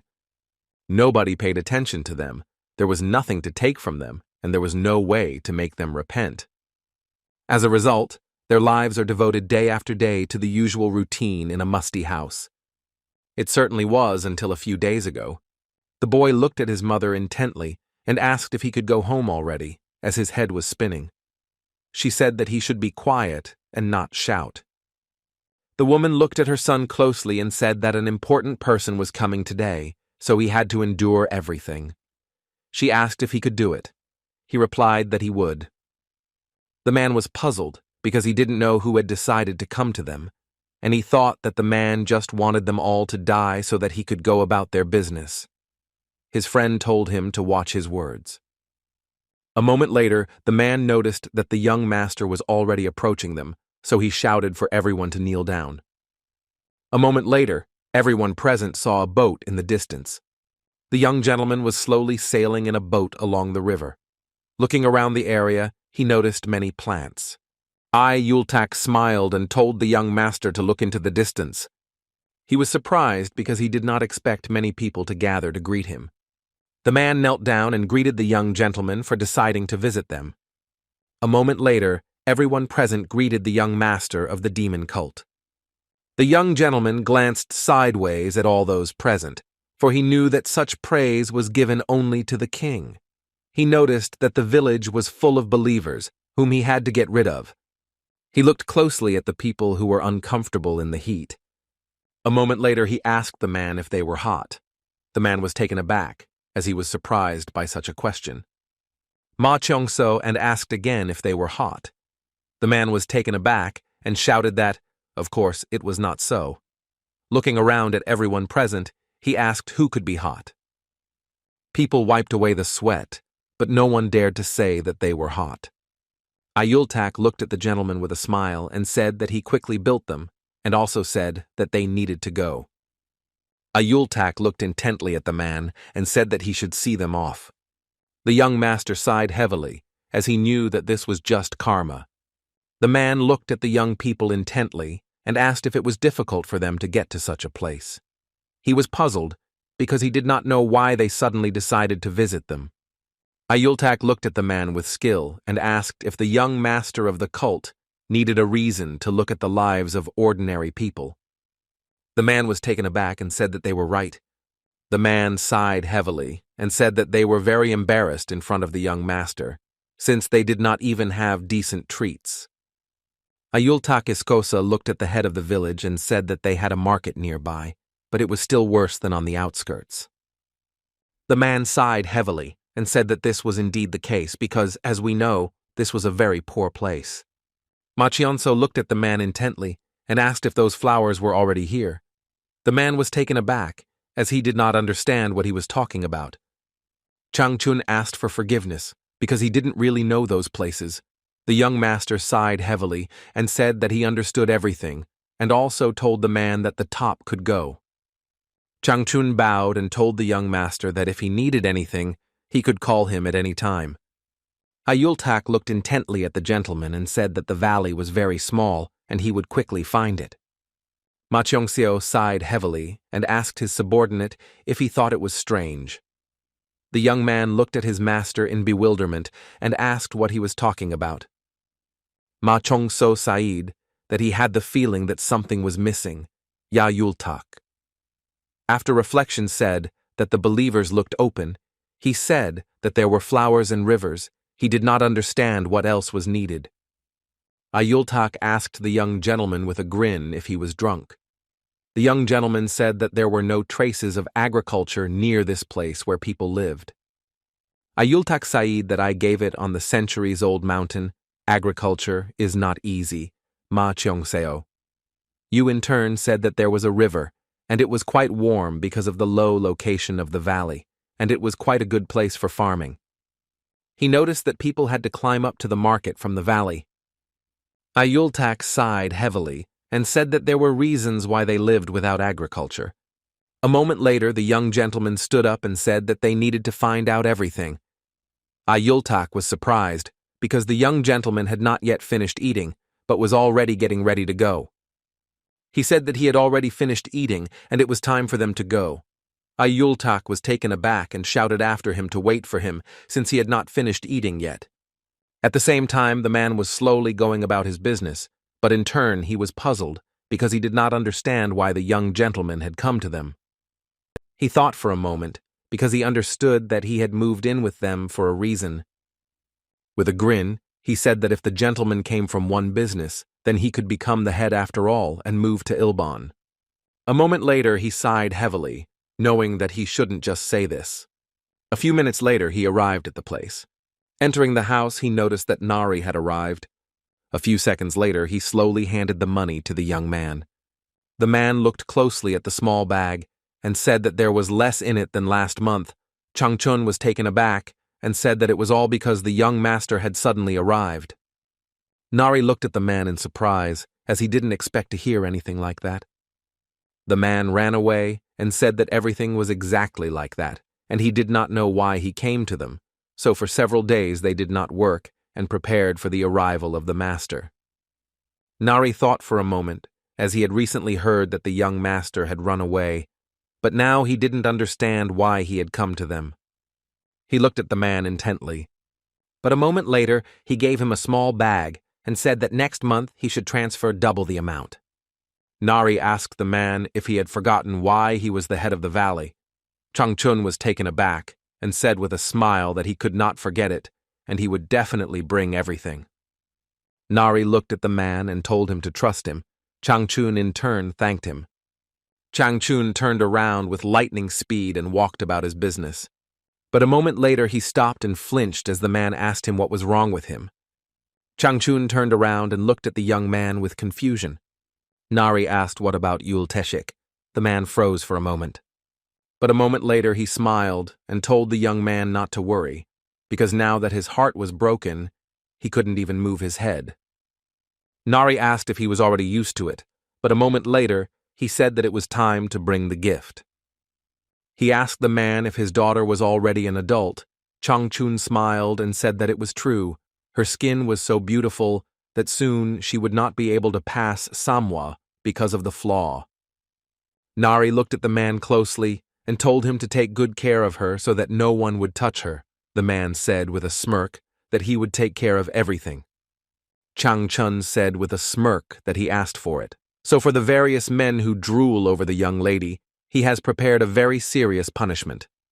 Changchun looked at the young man intently and said that he could not understand how he could be interested in such a person. Nari turned around and said that he did not need his understanding. The man was taken aback and said that everything was correct. Nari thought for a moment, but after a few seconds he said that since the young master had come to them himself, they needed to attract him with a woman so that they could have a connection. Nari looked at the man closely and said that he should put his daughter in the bed. The man was taken aback by the silk on the spot.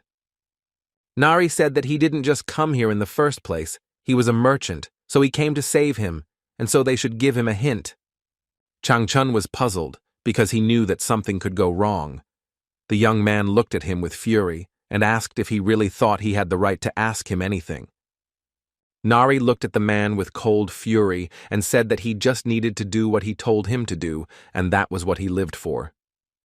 Changchun turned around and left with lightning speed. He knew that Yul Teshik stole Nari's wife. Changchun wondered if he had raised the rain for this purpose, but the man decided to throw all thoughts away because he would be good for the young master. Nari, in turn, wanted to see how low Yul would fall. Teshik, because in this way they would become similar. A moment later, he laughed wildly, as he knew his plan was a very good one. He laughed hysterically for a while, but after a few seconds he disappeared. At the same time, the young master sat quietly in the house and studied the basics of the men cult. He knew that the cult worshipped good gods and saved living beings with the help of fire. But nevertheless, the fire for the realization of living beings burned everything and became the embodiment of real fire. This place could not illuminate, therefore the cult became a cult of demons. Sometime later, the young master and his servant were walking around the village. Ayultak excitedly asked the gentleman where he was going, because the day was very hot, and therefore he wanted to find a man as quickly as possible. Ma Chongso asked the assistant if he noticed anything. Yayultak said that he didn't notice anything, and also asked the master if he really noticed anything. The young master said that he noticed something. Ayultak asked in surprise what it was. He said that the number of houses exceeded the number of people. Ayultak, looking around, said that it was so, but if someone died, then it was not strange. The young gentleman was puzzled because he had only seen young people.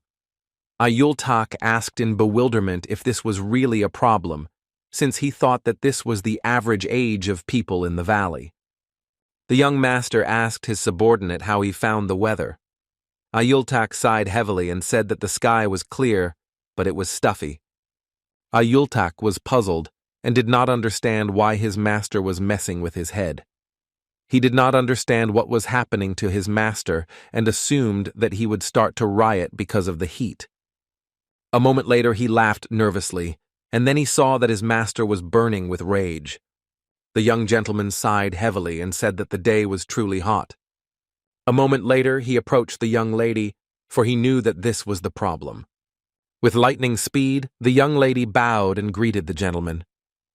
He looked at her intently and said that even in such hot weather, she wore a warm skirt. She looked at him in bewilderment, as she did not understand what he was talking about. After a few seconds, the young gentleman came closer to the girl. She was taken aback and trembled with fear. He looked at her in surprise and asked if she didn't understand, because even he was sweating. She looked at him with bewilderment and fear. "Ma Cheonso, isn't she hot?" Looking away from him, she said that he didn't understand why he was doing this. A moment later he said they were going to check something now. She screamed as he laid her on the ground. After a few seconds he began to lift her skirt. Yultak, in turn, was shocked by what he saw. He did not understand what the gentleman was doing because they were on the street. Taken aback, he asked the gentleman if he really liked this. But a moment later, the young gentleman saw wounds and ulcers on the young lady's body. A few seconds later, he caught the flower petal with fury, furious because he knew it was because of the miniature flowers. He realized that they looked very beautiful, but the girl's legs were mutilated. A moment later he stood up and told his subordinate that it was time for them to go, while flower petals were flying around them. Changchun went off to do his business in no hurry, but in turn he was very angry, because he did not know how he should prepare this amount for the next month. He turned around nervously to make sure no one was around. A few seconds later, he jumped into the water with lightning speed. He slowly swam towards the entrance to the cave. A few seconds later he surfaced. Having climbed out onto dry land, he swore nervously, as he understood that they needed to change places because he was not a rat that swam everywhere.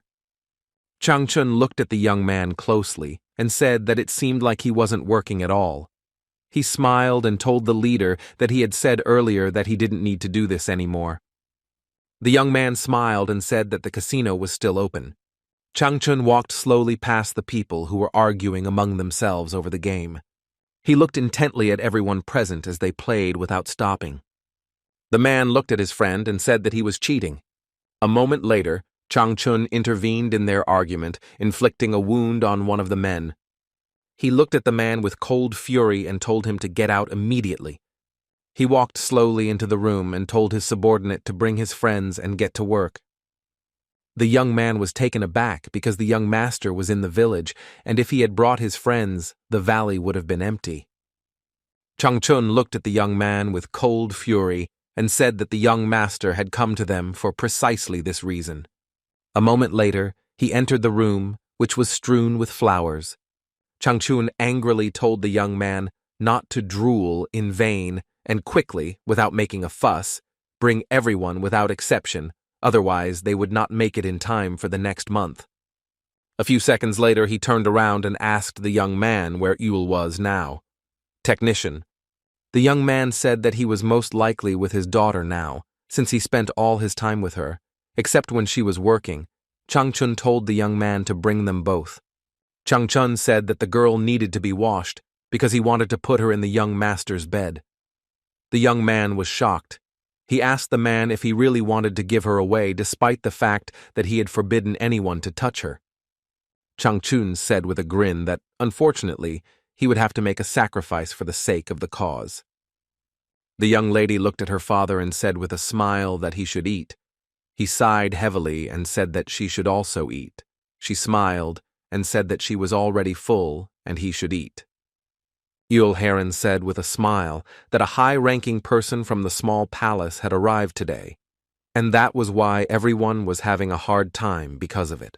Yul Heron asked his father with a smile if he had heard about this, since they had come from the small palace. The man was filled with rage after hearing about the head of the small palace. But after a few seconds he began to breathe heavily. She realized that he remembered the past. She wondered what her father was like at that time. Some time ago they were informed that he had a long-standing chronic illness. The man said with a grin that he had to take his medicine.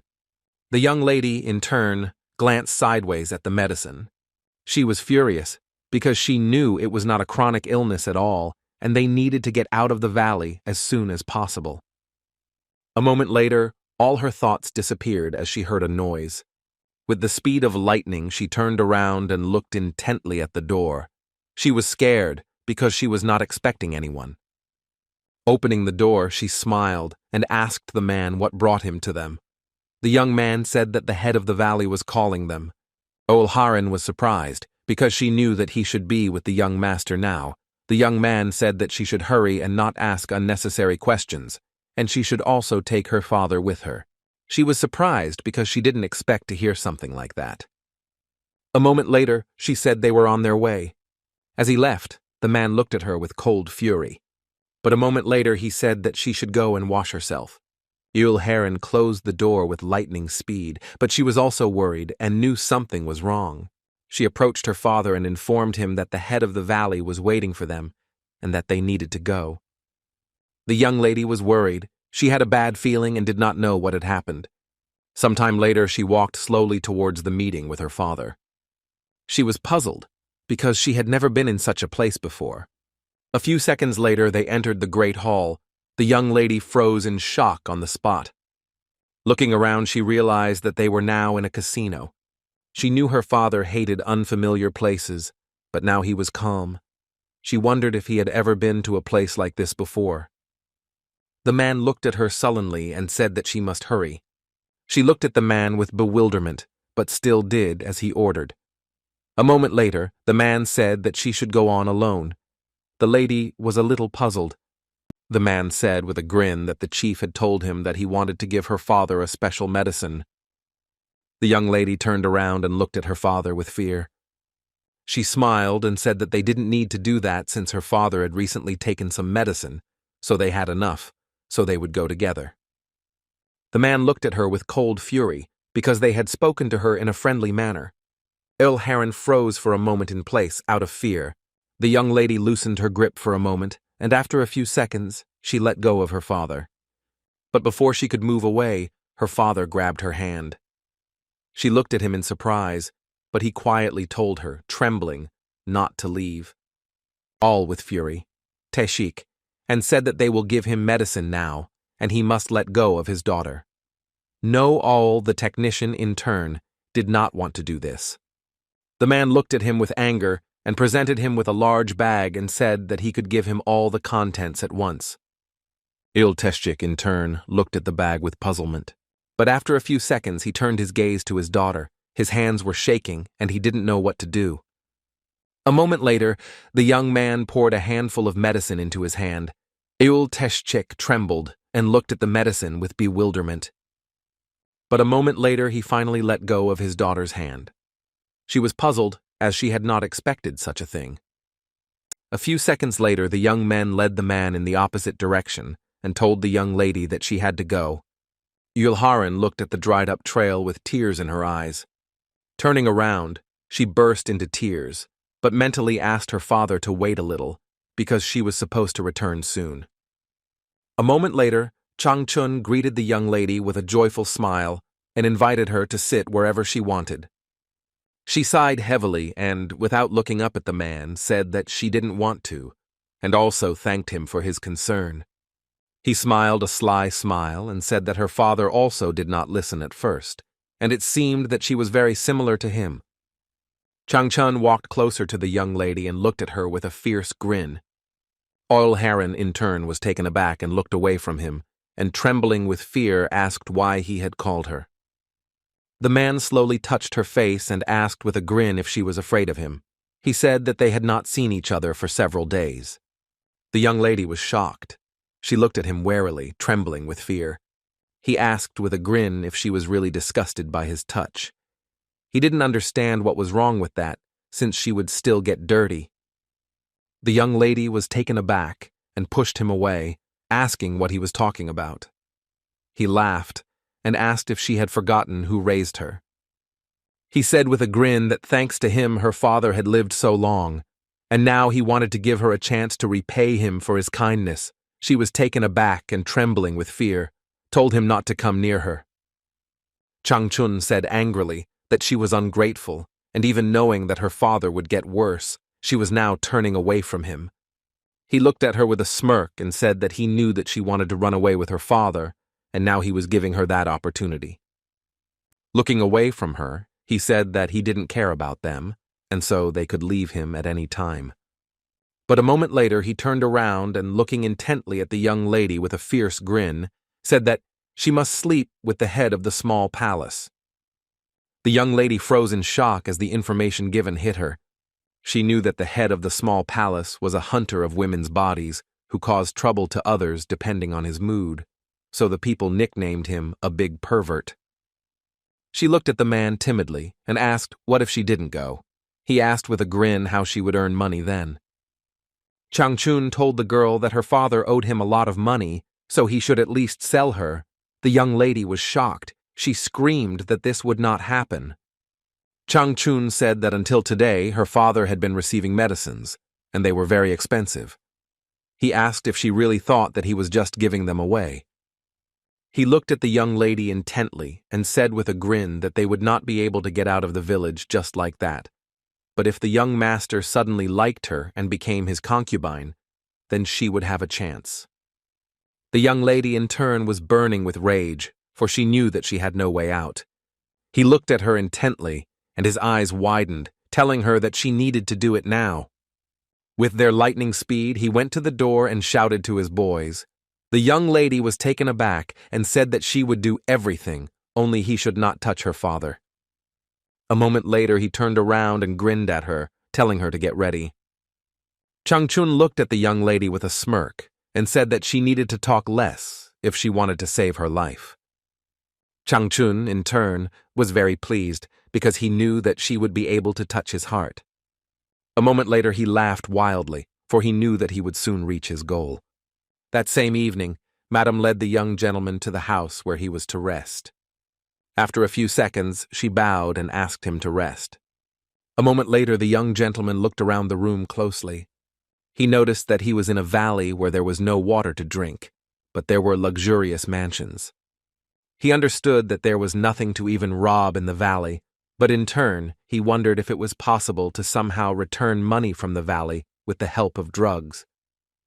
According to the rules of drug production, it is only permitted in the Poison Palace, and violation of it entails a number of consequences. He was furious because he knew that Ulteshik was in second place in the valley, and it seemed that he guessed what was happening in the village, so he could not forgive him. But he was puzzled because he walked around the whole valley, but did not see the man anywhere. He knew that it would take a whole mill to poison 1,000 inhabitants, but he had never seen anything like it in the valley. A moment later he heard a noise as the young lady asked permission to enter the room. He gave her permission, and she walked in slowly. The young master froze in place when he saw the young lady. He looked at her in surprise, but she introduced herself with her lightning speed. The young gentleman was surprised because he saw that she was really beautiful. He thought for a moment because he saw that she was young, and it seemed to him that she was like his younger sister, Yule. Heron timidly asked the gentleman to take her. The young man froze in place from the silk and bewilderment. She came closer to him. He looked at her in surprise and asked what she was talking about. She timidly asked him if he could take her. He sighed heavily as he realized that she had definitely been sent by the head of the valley. He understood that everyone knew him as a pervert. He understood that it was simply impossible not to make mistakes in such a situation. While he was thinking, the young lady began to undress. He noticed this, and with lightning speed extinguished all the candles. After a few seconds, he quickly threw her onto the bed, and the young lady screamed. She looked at him in surprise and asked what was wrong with him. He came closer to her and told her to shut up. He was shocked because she had previously told him to take her and then looked at him with tears in her eyes. He asked if she was afraid of him. Trembling with fear, the young lady said that she was not afraid of him, but he knew that this was not true. She burst into tears and trembled, saying that it was true and that she was not afraid at all.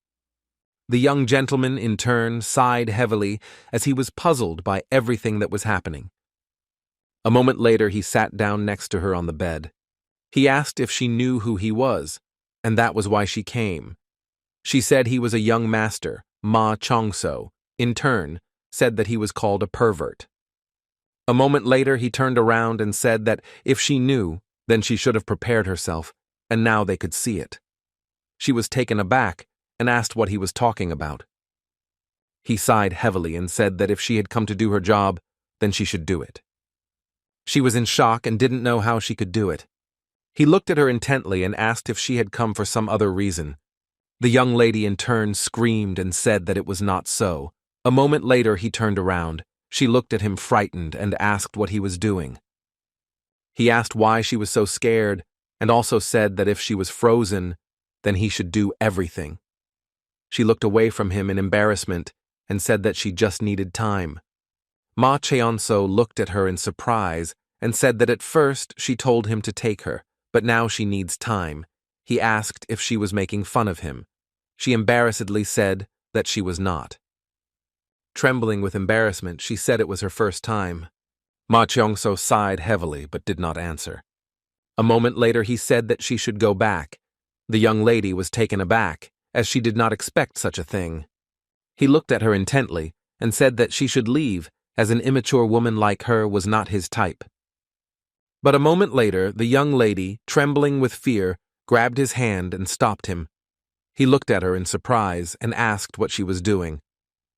He asked if she was really trying to create a drama. She firmly said that this was not the case. She said, embarrassed, that she wanted to ask him something. Unable to bear it any longer, she screamed and asked why he was behaving like this towards her. She asked if he shouldn't just take her. He sighed heavily and said that he had already said before that she was not his type. She asked if she just needed to look right. A moment later, the young lady rushed into his arms. He was shocked, as he did not expect such a thing. Ma Cheonso shouted and asked the young lady what she was doing. In a hurry, she shouted that she was doing what he wanted her to do. She screamed that she could do anything. He was in shock and screamed for her not to come near him. But a moment later, he couldn't take it anymore and threw her into the bed. Heir froze in place in embarrassment. Looking away from the young gentleman with tears in her eyes and trembling with fear, she said that now he could do whatever he wanted. He was in shock, as he was, again, being portrayed as a sinner. The rest looked at her and said that if he didn't like her, he would have to get rid of her, and this applied to anyone. He asked if she wasn't afraid. Trembling with fear, the young lady said that she was afraid. A moment later, she looked at him intently and said firmly that she wanted him to take her, and he simply had to. He sighed heavily and said that if she wanted it, he would do it. A moment later, he hugged her and found the right points on her body. A few seconds later, he pressed the points on her back, and she screamed. She was in shock, but she couldn't do anything. But a moment later, the young lady fainted. He sighed heavily, as he understood that the cult of demons was not at all simple. Some time later, the young lady came to her senses and woke up screaming. She stood up and discovered that she was naked. A moment later, the young gentleman turned around and said that everything had happened.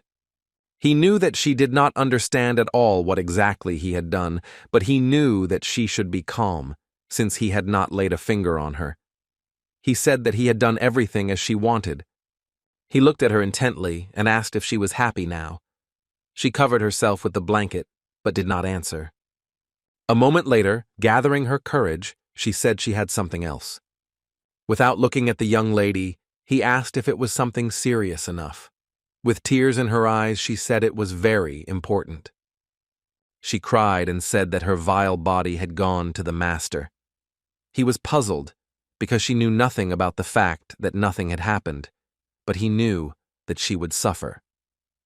A moment later, she thanked him. He sighed heavily and said that she should thank those who had wronged her. He noted that she was an honest woman. She said that she was to his taste, so she asked him to save her and her father. The young gentleman was taken aback and froze in place at her words. He looked at her in surprise and asked if he really had to save her father. She sighed heavily and with tears in her eyes began to beg him about it. Ma Cheonso looked at her intently and said that she was either naive or had never heard of him. Ma Cheonso looked at the girl intently and asked why she thought he would listen to her and her body. She looked at him in surprise and thought, what else can a girl do who only had a body? He sighed heavily and said that she was very mercenary to come to him with such thoughts. He sighed heavily and said that he would listen to her, but if she did not satisfy his interest, he would cut her throat. She looked at him in surprise. He asked if she was deaf or dumb, or if he should cut off her neck right now. In a hurry, the young lady said that her father was ill, and if she was not by his side, he might die. She screamed that the people in the village were very humble. Some of them couldn't even touch their toes, but she really wanted to live with her father. He sighed heavily and said that he understood her. She looked at him in surprise, but at that very moment he asked what her father's name was. Heir looked at the young master intently and said that her father's name was Technician. The young master in turn froze in shock. He looked at her in surprise and asked if her father's name was Technician. She burst into tears and said that everything was exactly like that. He was puzzled, because everything was much worse than he thought. A moment later, the young gentleman said that he understood, and she need not worry. He said that she should have a good rest, and he pressed one of the points again, and she fell asleep. A moment later, he looked at the medicine he was taking. After a few seconds, he looked out into the street, as he wanted to make sure that no one was watching him. He walked up to his subordinate and told him to wake up immediately. The young man looked at his master in surprise, as he did not expect to see him in the middle of the night. He sighed heavily and asked the gentleman why he was not sleeping for such a long time. Ma Chionso placed a small bag on the table and told his subordinate to take a look at what it was. Ayultak looked closely at the powder and said that it was familiar to him. He looked at the young gentleman in bewilderment and asked where he got such a thing, since the color looked very expensive. Ma Chongseo asked if it was Mikyon-san. Ayultak was surprised by this question of the gentleman, because of this, the head of the cult locked him in a cave, and now it can only be found in the poisonous palace.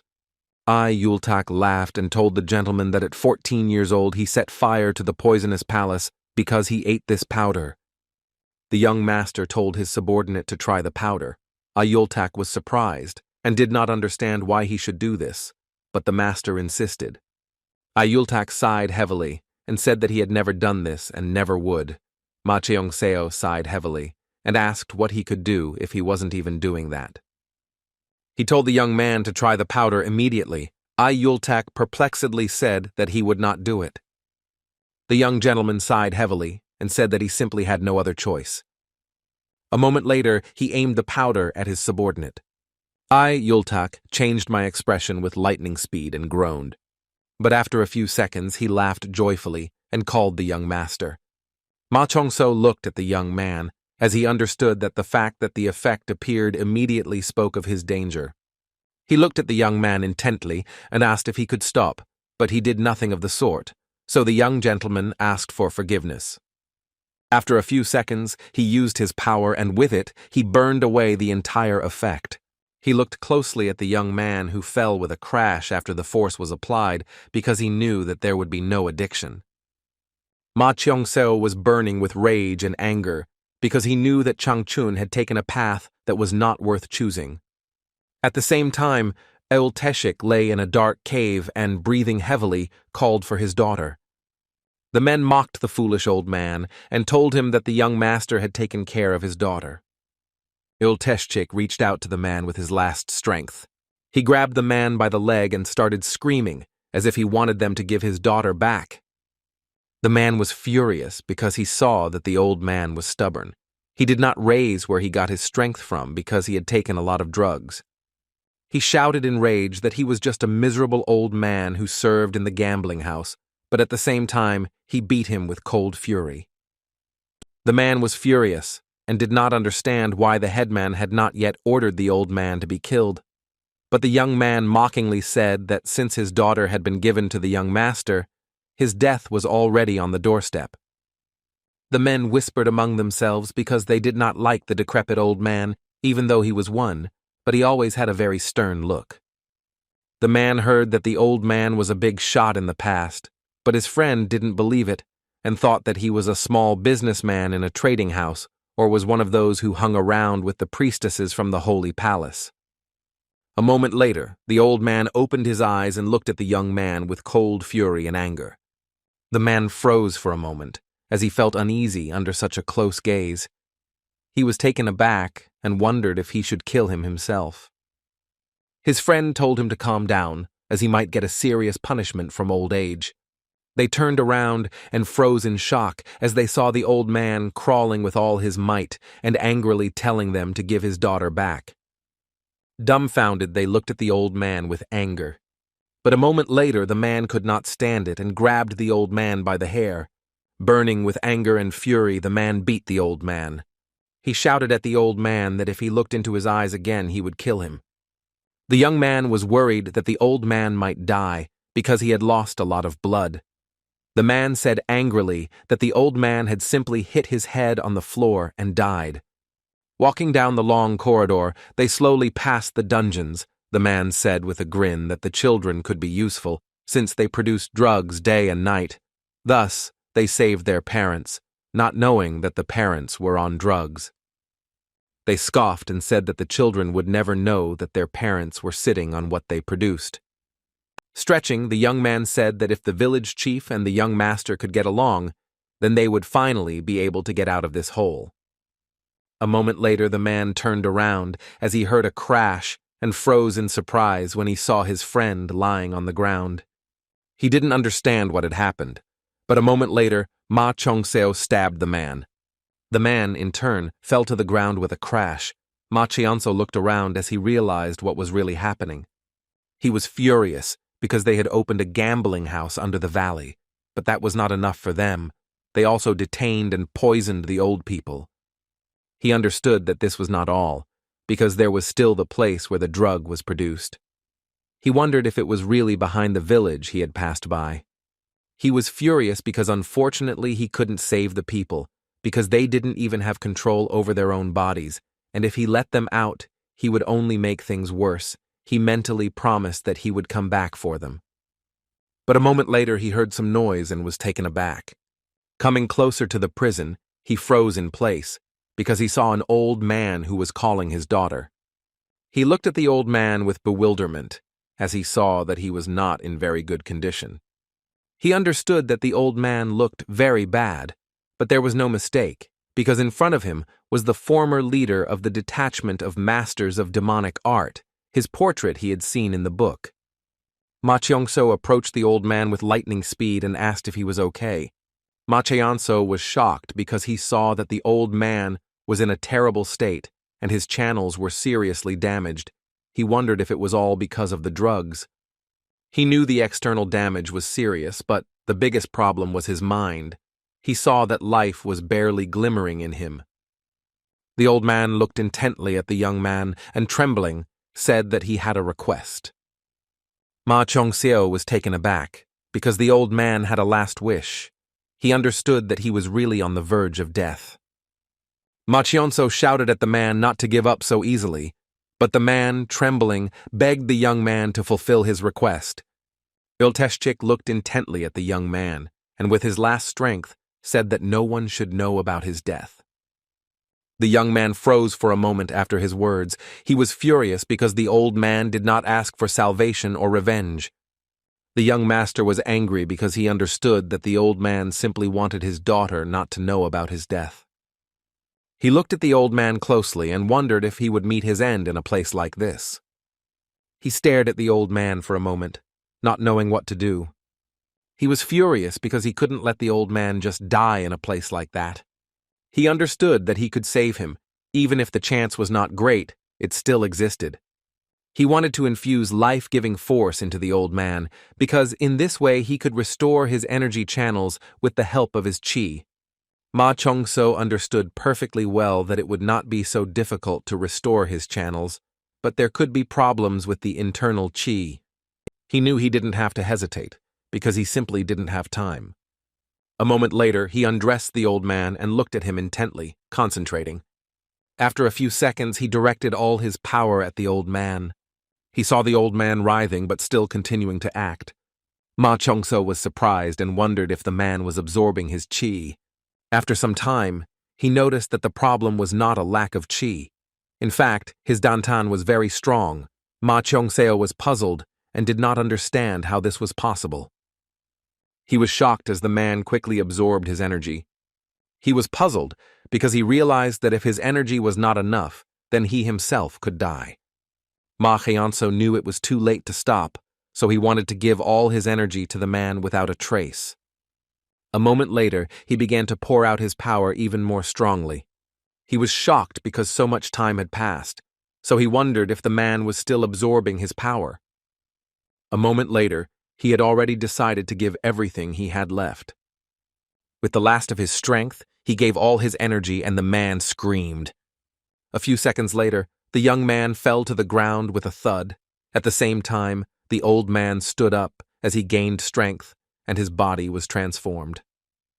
Ma Cheonso was breathing heavily, as almost all of his qi had been used up and he had nothing left, but he knew that if Dantan was even a little bigger than him, he could have died. Ma Cheonso looked at the old man in surprise as he saw his changed body. He realized that the old man was already in the awakening stage. Well, the technician looked at the young man in surprise and asked who he was. The young gentleman, breathing heavily, asked the old man to catch his breath a little, since he could not speak. The old man looked intently at the young man, wanting to talk about what happened to his body. Despite his humble origins, he rose from the very bottom thanks to his strong body. Yulteshik always cared about those around him even after he became an important person, so he was followed and respected. When he became the leader of the squad, many people from the 7 palaces and the Council of Elders appeared, eager to work for her or get to know her better, but he chose an old friend with whom he grew up. There was a period when Yulteshik was called one of the greats, but he preferred a quiet and happy life in solitude. At that moment, it seemed to him that happiness would last forever, but everything collapsed when Yulteshik decided to go to training to reach the stages of awakening. Looking at his wife, he said with a gentle smile that as a leader, he had a duty to achieve awakening.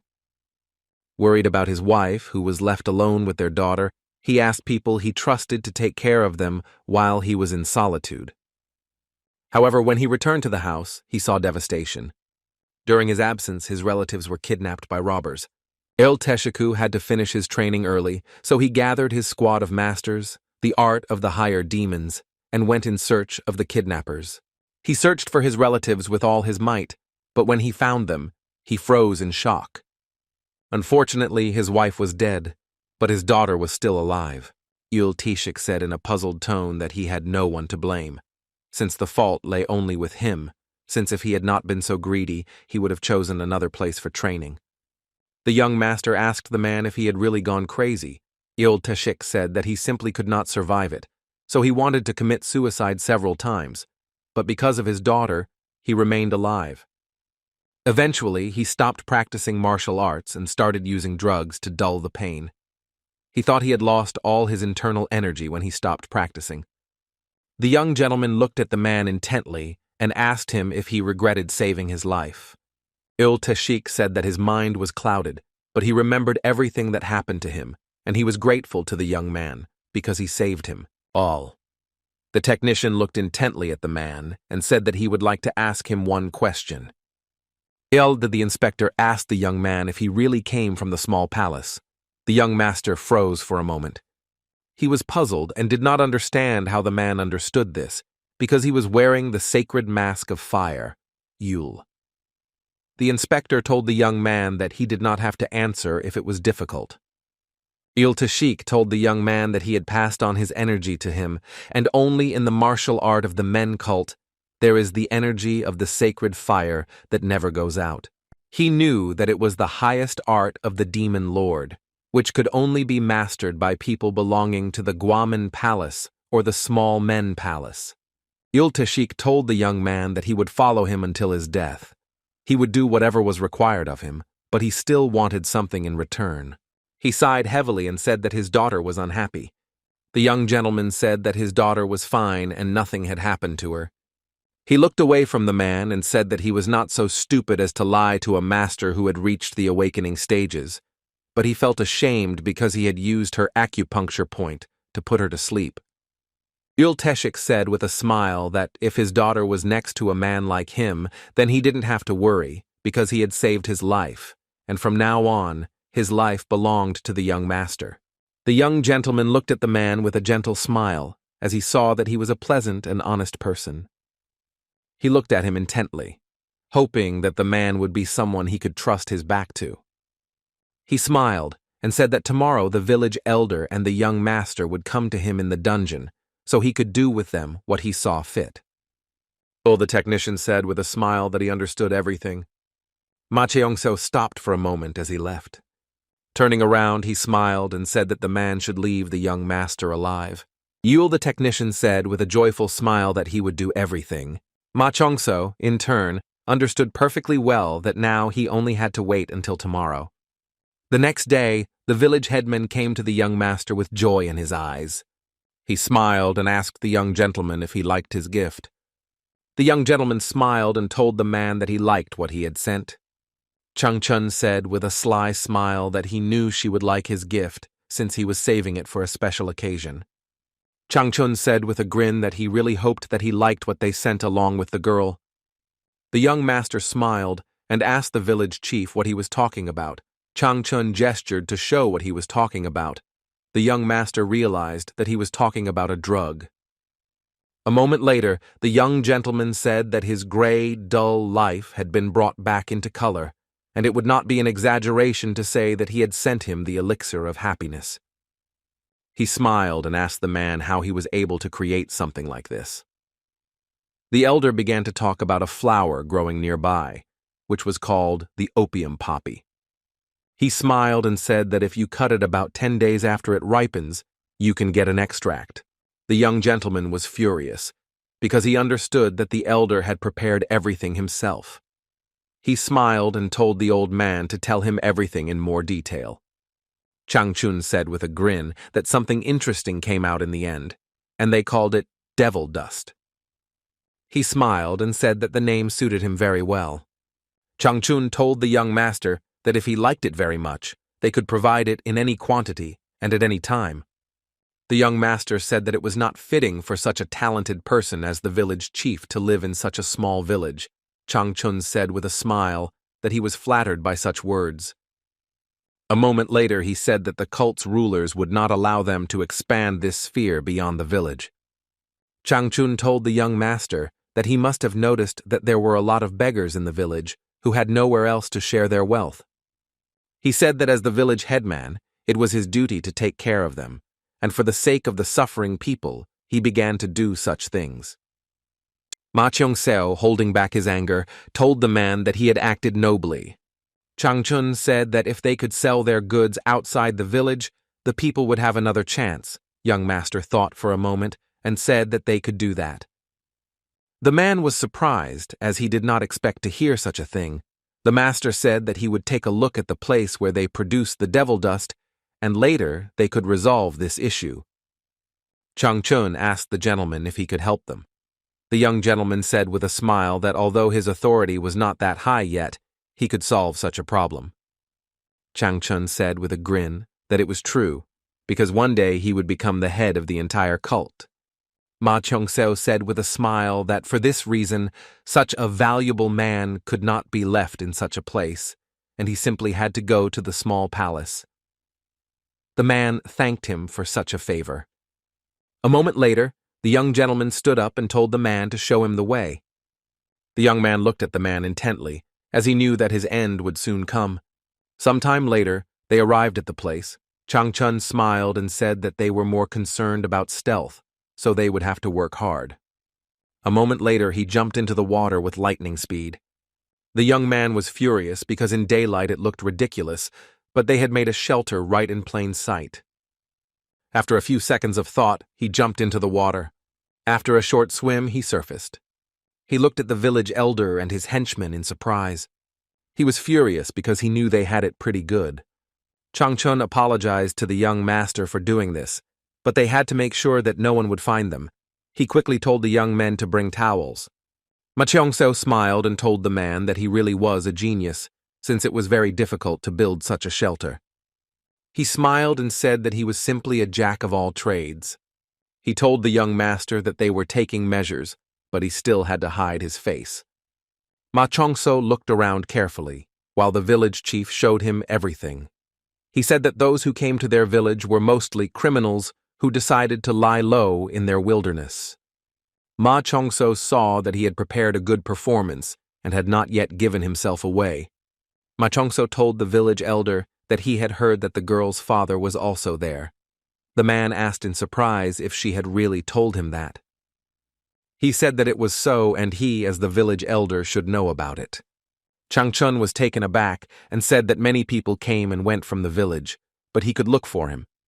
The young gentleman smiled and said that they could forget about it, as he had more important things to do. He smiled and told them where they needed to go. The headman was furious that the girl had blurted out such a thing, but he was glad that the young master did not suspect anything. At the same time, the young master closely followed the man. He understood that he was hiding Ul. Tashika. The young master understood that if the headman was going to show him the secret storage, he would have to reveal other secrets as well. Sooner or later, he would have found out about everything. A moment later, the headman smiled and led the young master to the very center. He looked at the young master intently and asked him what he thought about it. Ma Chong-seo sighed heavily and said that it was impressive. The man smiled and said that he had spent 3 whole years putting all of himself into building this place. Ma Chong-seo looked around and told the man that he had done a good job on everything, and he also asked if all the mercenaries were here. The village chief said that of course it wasn't. He smiled and said that they were under his personal command, and he had recruited them from various dark sects. He also said that the rest of the people were just stupid because they were trying to help their families. Changchun looked at the young master closely and said that he wasn't sure if he noticed, but many of the villagers were addicted to their drugs. He said with a wicked smile that they give them a large dose and then gradually reduce the amount. This causes hallucinations. They tear their skin trying to get rid of non-existent beetles and go crazy. He said that they think they have taken the medicine and are asking for more, so they are ready to fulfill any order for the lives of their loved ones. Meanwhile, he is gradually fading away thanks to the medicine. Ma Chong-seo, holding back his rage with all his might, said that in this way they were making them their loyal slaves, and it turned out that they did not even realize that they were addicted to drugs. The man said with a grin that it was all true, but if they started to buckle under it, they became excellent test subjects for dark sects. He looked at the young gentleman with a satisfied smile and said that this was a very good and profitable business. Ma Chong-seo, in turn, did not answer, as he was burning with rage. Ma Cheon-seo burning with anger, he did not want to forgive the man, and wondered how many people had died because of him. The village elder looked at the young master in surprise and asked if something was wrong. The young master suppressed his anger and said with a smile that he was just thinking.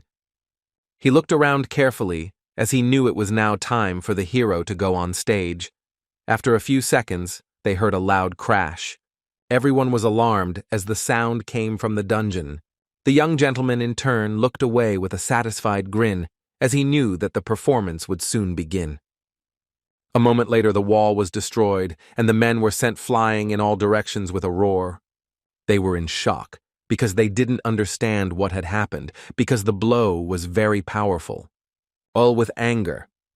Teshchik, since he thought that he had already died a long time ago, was confused and did not understand how the old man managed to get out of prison. For a moment later he froze in place as he saw the man in all his glory and grandeur. They were shocked. They didn't understand why he had changed so much because they knew that recently he could barely stand up. The man grinned and told his comrade that the old man was hard to recognize, but there was no need to worry, as he had been poisoned. Getting up, the man, taken aback, asked the old man if it was really he who had destroyed the wall. Old Teshchik, in turn, looked with contempt at the small mongrels. He was furious, as he saw that they had settled down quite well. The men looked at him in bewilderment, as he was sane again. They did not understand why the dust no longer affected him. He looked at them with fury and said that they better worry about what was going to happen right now. He said that he didn't know what his master would say, but he couldn't hold back any longer.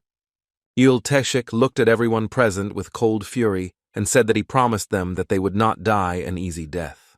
He shouted that they should expect no mercy from the blood demon, and a moment later he rushed into battle. The man froze in place in shock as the old man dealt him a blow of very destructive force. Teshik turned around with lightning speed and looked at everyone present with fury. He was burning with anger and wanted revenge. Everyone present was shocked, as they did not expect to see something like this. The men turned around in a hurry and looked closely at the door, as they heard a loud crash. But a few seconds later, the same door burst into pieces with a crash. Changchun was alarmed and did not understand what was going on. He fell to the ground with a crash and froze in bewilderment, as he saw that the door had simply flown off its hinges with ease. Teshik slowly approached the village elder. He said that for 10 long years he continued to live, but sincerely wanted to die and thought about it again and again. He looked at everyone present with cold fury and said that only the thought of his daughter kept him in this world. Holding back his anger, he said that he would not allow anyone to harm her.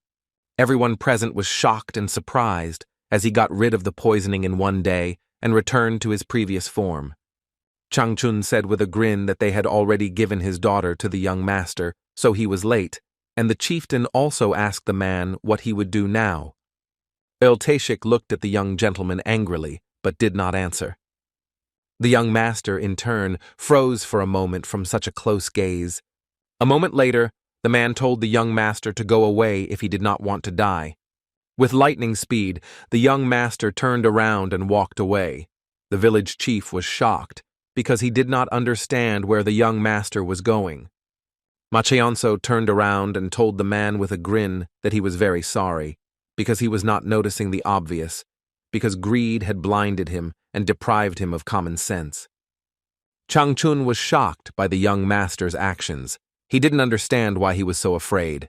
Teshik looked at everyone present with cold fury and said that he could promise them that they would all like the reward. The village chief was in shock. He shouted at his subordinates to grab the man, since he didn't have the strength anyway. The man pounced on Yul with a grin.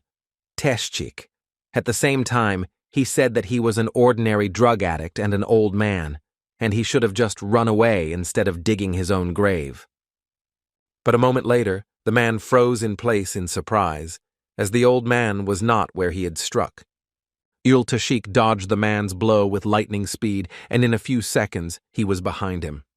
A moment later, he easily dealt a crushing blow to the adversary.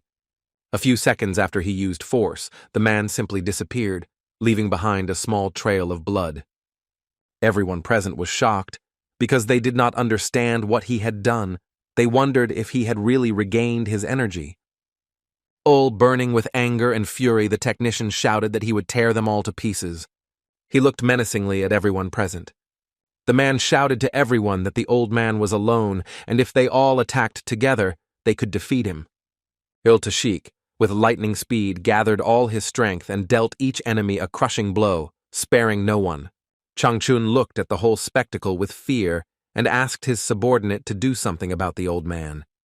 The man angrily shouted at the old man that he only came to him for solutions to problems. A moment later, the man told the old man that he had a lucrative offer.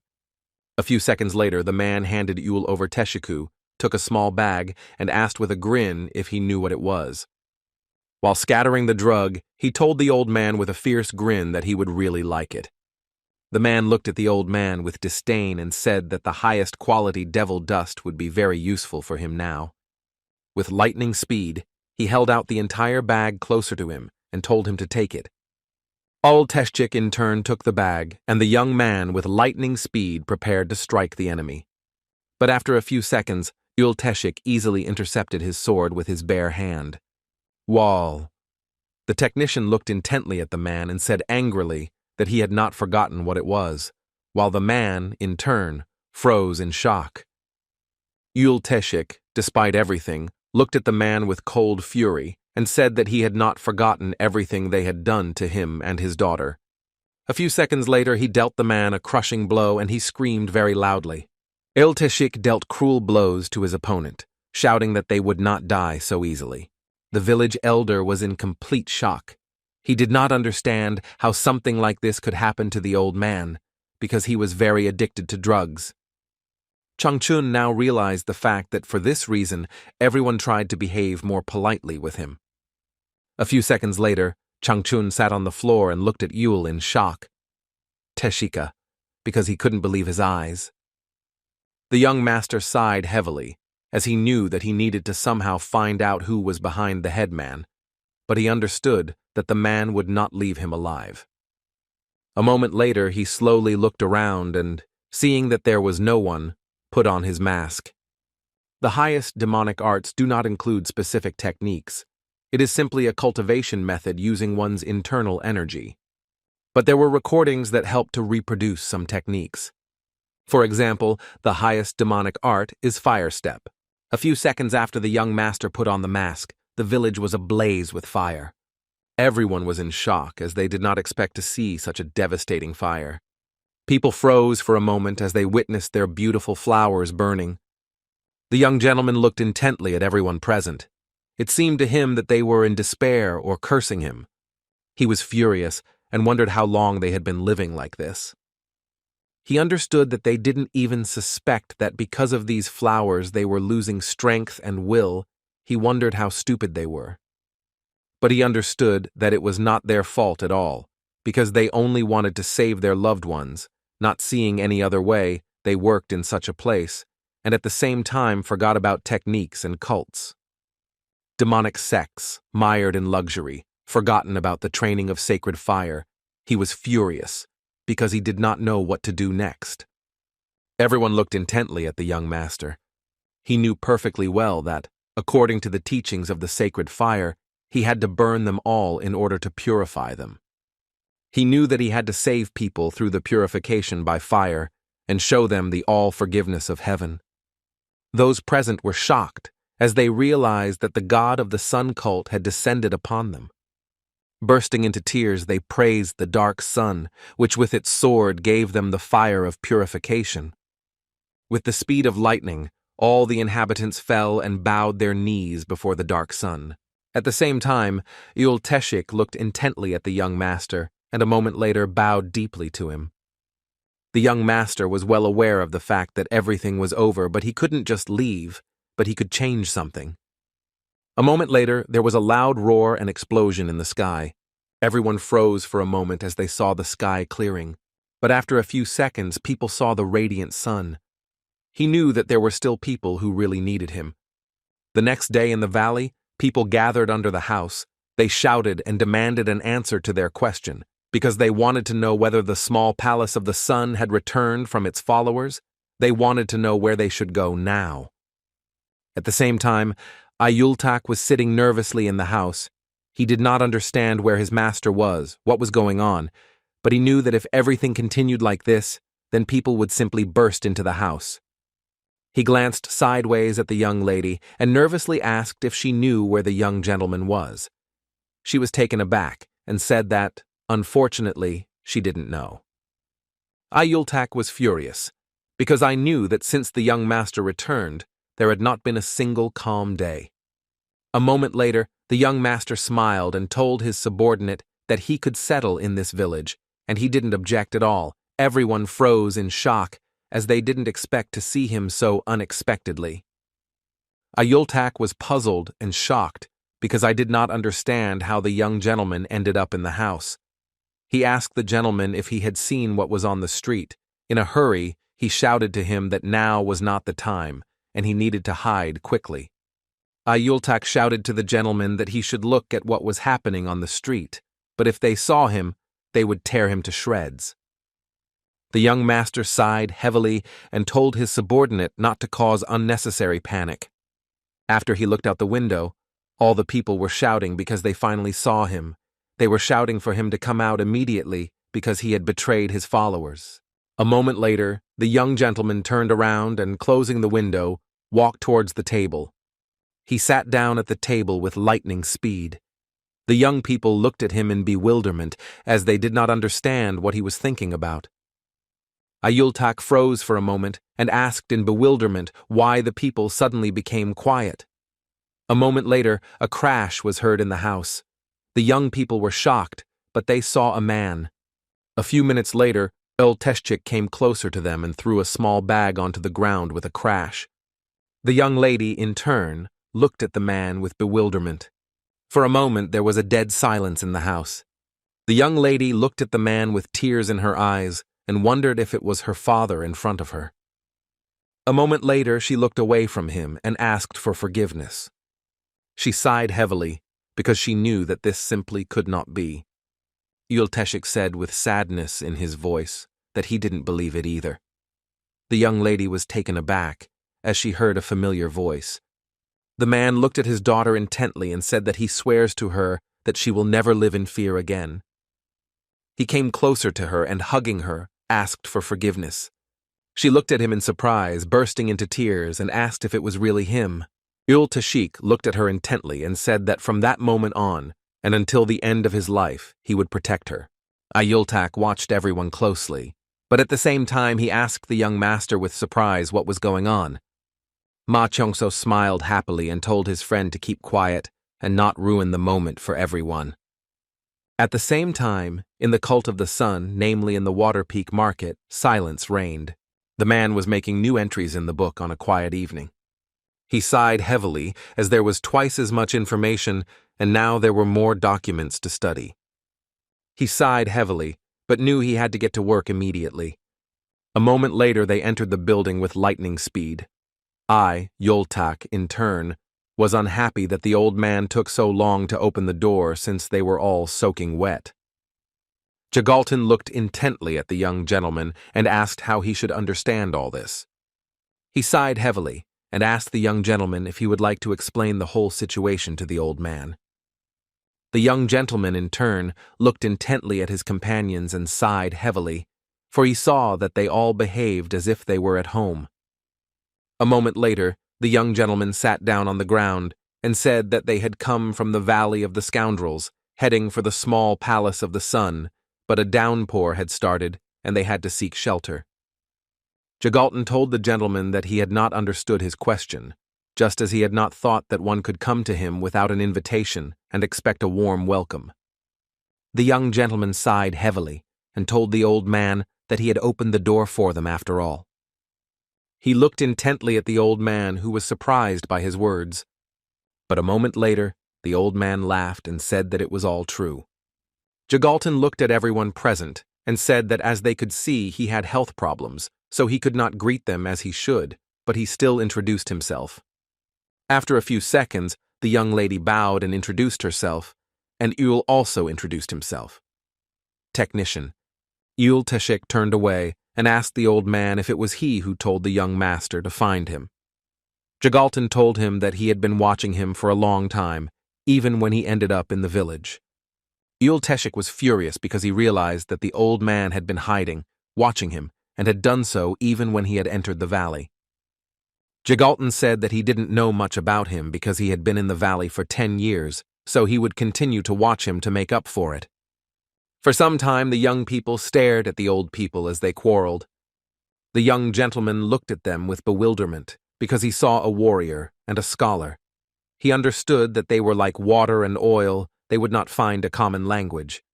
A moment later he sighed heavily and told the men to stop arguing, as they would be practically living under the same roof.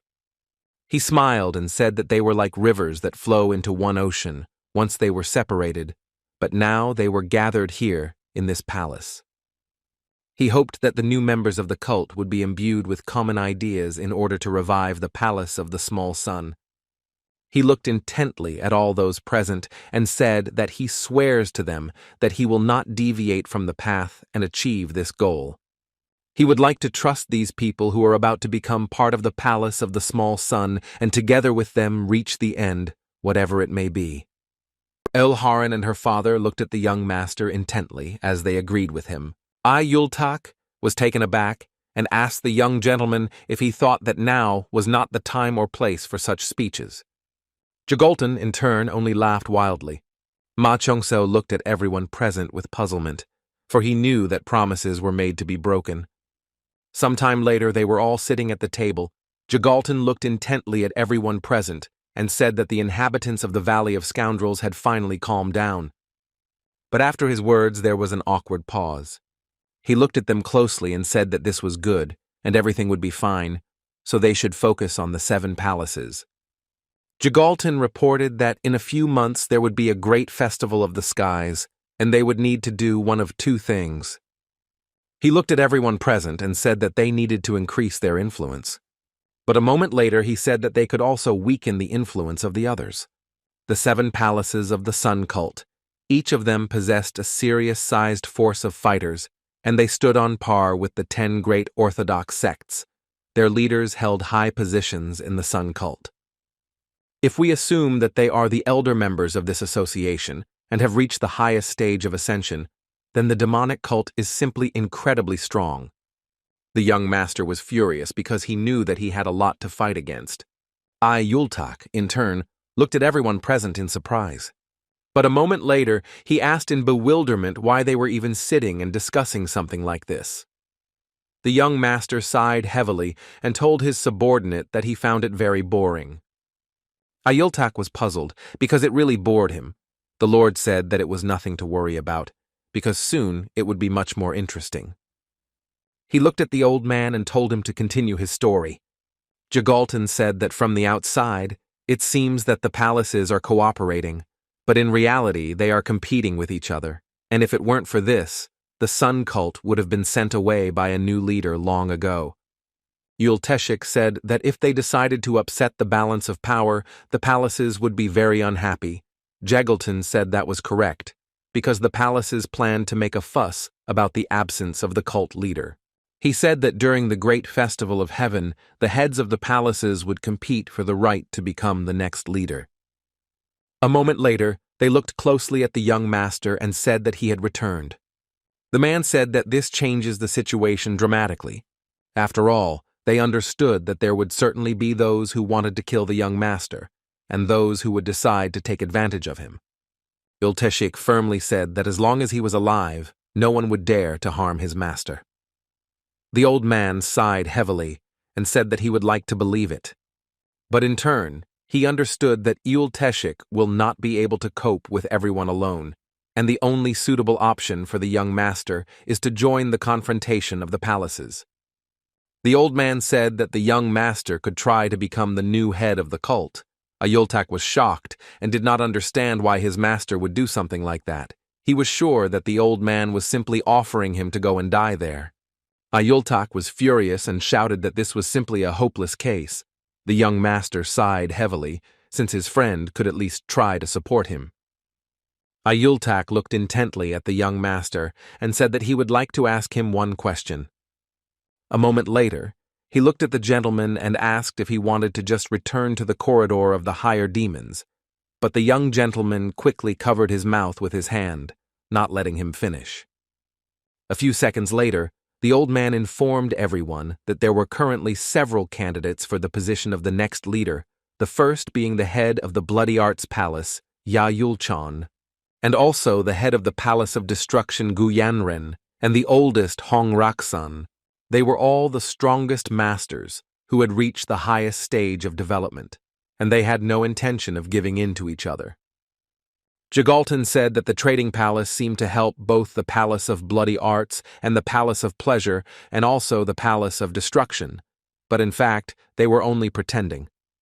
Jagalton said that their influence was growing, and it was only a matter of time before some minor pretext would cause conflict and confrontation, and when that happened, the master would have the opportunity to take advantage of the confusion and take the place of the head of the cult. Yulteshik told the old man that he was an ordinary librarian, but he acted as if he knew everything about the cult of the sun. Yulteshik said that they had no need to weave intrigues and come up with strategies, because the master could simply occupy the palace of the sun. The old man sighed heavily and said that this would have worked a few years ago, but now everything has changed, because the moment the young master occupies the palace, several palaces will immediately pounce on them and destroy them. The technician, shouted that this simply couldn't happen, but the old man said that he was giving him 20% that this would happen. Uli, the technician, looked at the old man in surprise and bewilderment, as he had not expected this. Jagalton said that this was their chance to win even with the condition that Togo would support them with the Sun Palace. The man thought about his words for a moment. The young gentleman glanced sideways at his subordinate as he was burning with anger. A moment later, the young man shouted to the old man that he seemed to be mistaken, because the Palace of the Sun had weakened considerably in recent years, and the current head of the cult had disappeared a couple of years ago. He did not understand how they planned to fight him. The old man thought about his words for a moment, as he also found it hard to believe. Iltashik sighed heavily and wondered if they had really become that strong. Jagalton thoughtfully said that everything was exactly like that, and if the Palace of the Sun were to stand against them alone, there would be almost no chance in general. The young man was furious, because he didn't understand who would think of helping them, for the sake of a meager increase in chances. The young master sighed heavily, because his subordinate was very noisy. Jagalton said that although the power of the masters grew, there was still no one who could competently manage them and the cult as a whole. The result was before their eyes. Ma Chongseo, in turn, understood that the demonic cult and the Central Plains were not too different. He knew that they were in the very epicenter of the storm. For a moment there was dead silence. Ayultak looked intently at everyone present and said that he wanted to tell them something, but the young gentleman pressed again on one of the points on his body since he was very noisy. Ayultak was furious and asked if they really had to act like that. He said that they could just lie low and wait for the return of the leader. He understood that one small mistake, and they would all be finished. A moment later, the young lady timidly raised her hand as she wanted to say something. She said that they did not understand the situation very well. But in the Valley of Scoundrels, she lived in the shadows for a very long time, because she could not change anything, but over time, everything only got worse. She gave them a beaming smile and said that if she had to do it anyway, it would be better to face the problem head-on. A moment later, she asked for forgiveness, as she had spoken completely irrelevantly, but her father said that everything was correct. The young gentleman, in turn, understood that the lady was right, because if they did nothing today to change the situation tomorrow, she would remain the same. He looked at everyone present and said that he wanted to achieve only one thing. He said that he would like to turn this place into a sun cult. Ayultak looked at the gentleman in bewilderment and said that it seemed to be called that. The young master sighed heavily and said that it looked more like a demonic cult. A moment later, he smiled and pointed to one of the points on the map and informed everyone that they would start their journey to this goal with one person. The 12th most powerful person in the Sun Cult, the head of the trading palace of Chon Samin. Sometime later, the young people returned to the small palace of the sun. The young master meditated, gathering all his strength into one.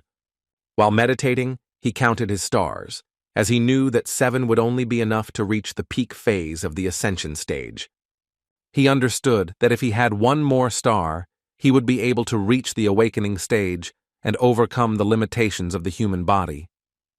A moment later, he sighed heavily as he realized that he had to be careful with such an art, since he had not yet mastered it.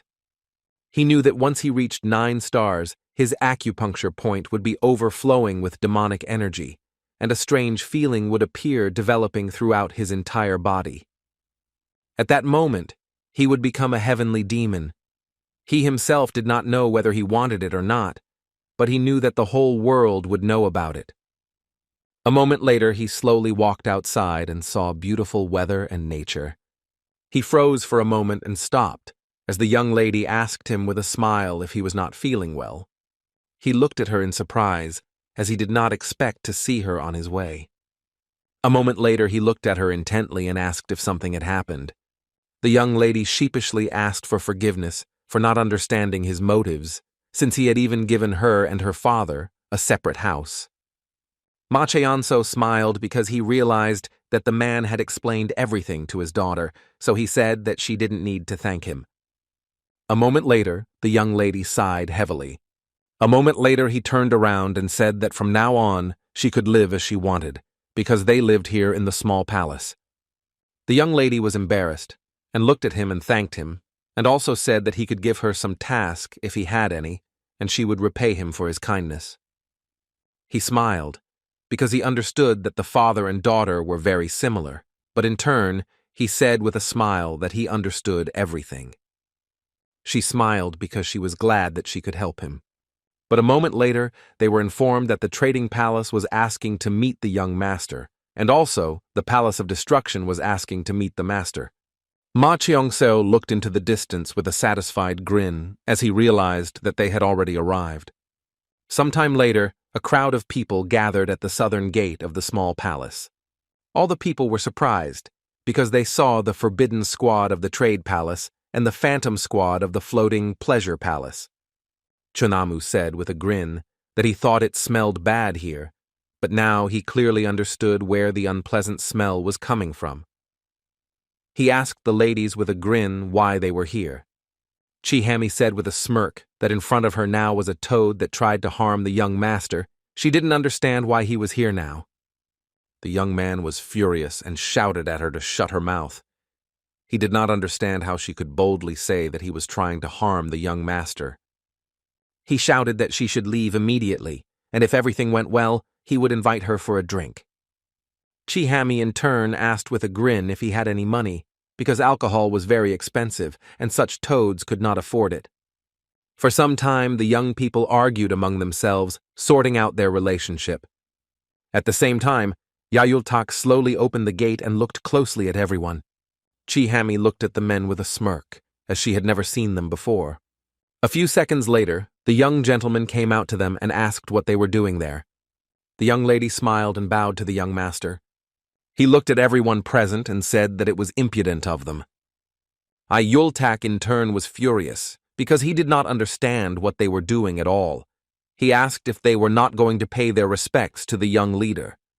A moment later, everyone knelt before the young master, and in doing so, they paid their respects to the young leader. A moment later, the ladies also bowed to the young master and expressed their respect. Chihami looked at the young man with a smirk as she noticed that he was downright spineless. Yultak sighed and asked what the young lady had forgotten at the palace. She smiled and said that she had no business with him, so he should step aside. She looked at the young gentleman with a grin and said that she was glad to meet him, and also asked if he was feeling well. Yultak looked at her puzzledly and asked why she was acting so flirtatious. Chun-Amu told the young man that today they could be on the same wavelength. Yultak shouted to the young man that if he was going to talk to him, it would be better if he went and talked to the wall. The young gentleman in turn looked intently at everyone present. Memories from his past life came flooding back to him for a moment, and he wondered if his friends were okay. A moment later, he sighed heavily and turned around, telling his subordinate to lead everyone inside.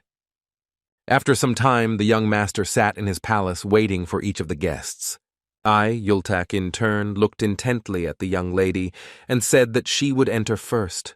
A moment later, the flirtatious young lady entered the room and said with a smirk that she expected nothing less from the young leader, because the pleasure palace was much better than the sweaty merchant's palace. The young gentleman looked at the girl intently, but did not answer. A moment later, he asked if it was hot in there. She looked at him in surprise, but said it wasn't. He looked at her coldly and said that in that case she should not wave her skirt everywhere, but should have her say and leave. The young lady was surprised at his skill, and later she looked at him with a grin. She noticed that he had recently become interested in literature. Chihami said with a smirk that she was surprised to receive such an exquisite letter from him. The young master looked at her in surprise and said that her words sounded as if she wanted to say that he couldn't write exquisite letters before. She said she wasn't sure about that, but in any case he interested her very much. She asked dryly if he was as refined at night as in the letters. Earl the inspector looked intently at the lady and told her to stand still. Chihami looked over the man's shoulder with a grin and said that she had long wondered who it was. Smiling, she asked if the young master had hired an employee.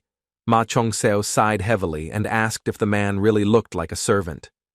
She smiled and said that she had never heard of the young leader hiring bodyguards to accompany him before, and if he had told the pleasure palace about it, they might have sent him young and beautiful girls earlier. Ma Cheon-seo understood that she had forgotten her original commitments and was talking complete nonsense. She had a strong sense of pride, but she was frivolous. Ma Chong-so looked at his comrade with a sharp gaze and told him to let her pass. She walked past the man and said with a smirk that he was just a simple servant. Coming closer to the young master, she leaned over and looked at him with a grin. A moment later, the young lady touched the young master tenderly. But with lightning speed, he pulled her hand away and pulled her towards him. She gasped with pleasure. He looked at her with fury and asked how long he had to be patient with her. She said with a smirk that if he came to the pleasure palace, he would not have to hold back any longer. He sighed heavily and asked if she was really serious about this now. She said that of course she was, and also asked if he wanted her. A moment later, the young master said angrily that it seemed like he had to kill her. The young lady shuddered, as she did not expect such a thing. A moment later, she pulled away from him and looked at the young gentleman with horror. Chihami looked at the young master with anger and said that he was really disgusting, and also asked if he was sure that he could kill her. A moment later, she looked away from him and said that she was still not engaged to a partner, so he should be gentle with her. She smiled and said that they must talk about the pleasures between men and women another time, and now they must come to the main topic, but still she asked him to visit her palace. She said that if he wanted to live a long life, he had to do it, because this way of living life was the only one that would correspond to his status. She said with a smirk that no one knows what could happen to him. Yul Teshik, in turn, looked at the girl with cold fury and asked whether he could kill her. The young master looked at his comrade intently, and with his eyes said that he should simply teach her manners. Yul Teshik looked intently at the girl and said that she was here as a representative of the palace, pleasures, and she should be careful with her words. She looked at the man with fury, but a moment later she grew still, asked what he had just said. She wanted to know if he didn't know who she was. Yul Teshik looked at her intently and said that he thought she was here as an envoy from the Palace of Pleasure who had come to meet the June leader. But a moment later he said that it seemed like she had just come to them to sell her body. She looked at him with fury, asked if he had finished his conversation. He asked if he really needed to continue. She looked at the young master and said that he had disrespected her. She was furious because she didn't know how to take it. Yul Teshik asked the girl if there could be anything more disrespectful than her insolent words. Yul Teshik. He said that she is a serious criminal who went against their cultural laws.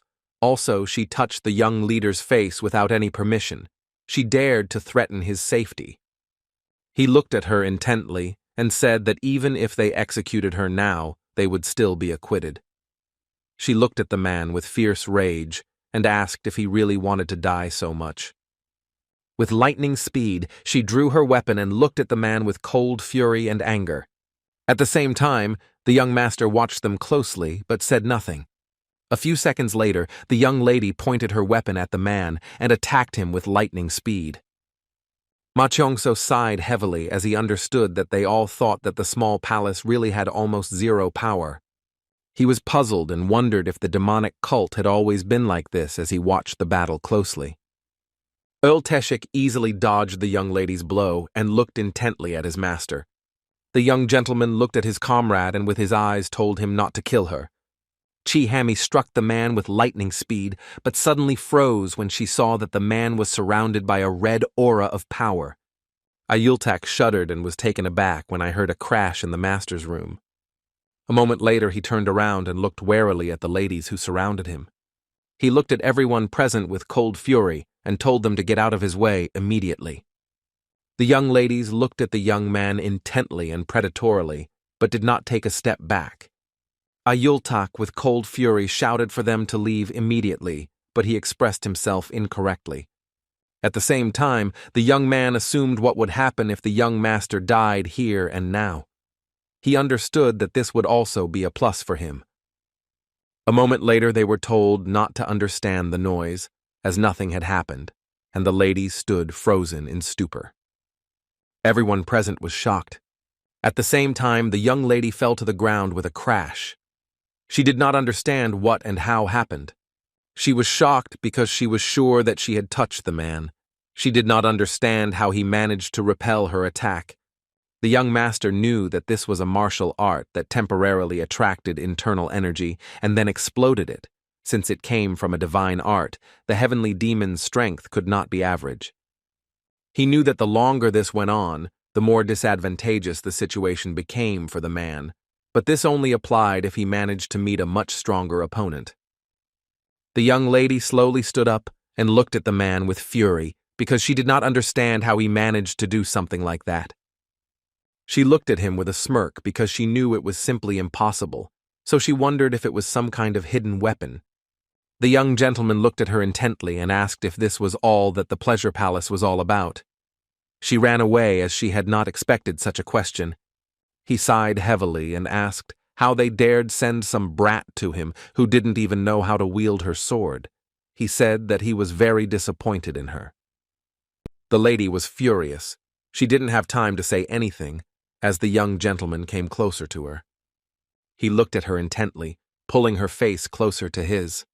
He looked at her with cold fury and asked what he should do with her after everything that had happened. Frozen in shock, she asked what he was going to do with her. He glared at her with cold fury, asking if since she had dared to come for his head, perhaps he should now hang her head in the pleasure palace. A moment later he pushed her away with cold fury and the lady fell to the ground with a crash. He looked at her intently and asked if he should punish her right now. She was furious and just cursed. As he left, he told her that she should forget about it, as he did not understand why he should waste his time on people like her. My master looked at her with cold fury and said that she must tell the manager of the pleasure palace about this. A moment later he said that she should call the next one. The young lady, sitting on the ground, was burning with rage. Chihami looked at him with cold fury and said that he would regret it if he treated her like that. He looked at her intently and asked what she was going to do with her skills. She stood frozen in a daze and didn't answer his question. A moment later he was calm and said that she should leave quickly. The young gentleman looked after her with a sly smile. Yule. The tech looked at the gentleman intently and said that he had a chance to ask who the gentleman really was. Ma Cheonso smiled, but said nothing. A moment later he froze in place in surprise.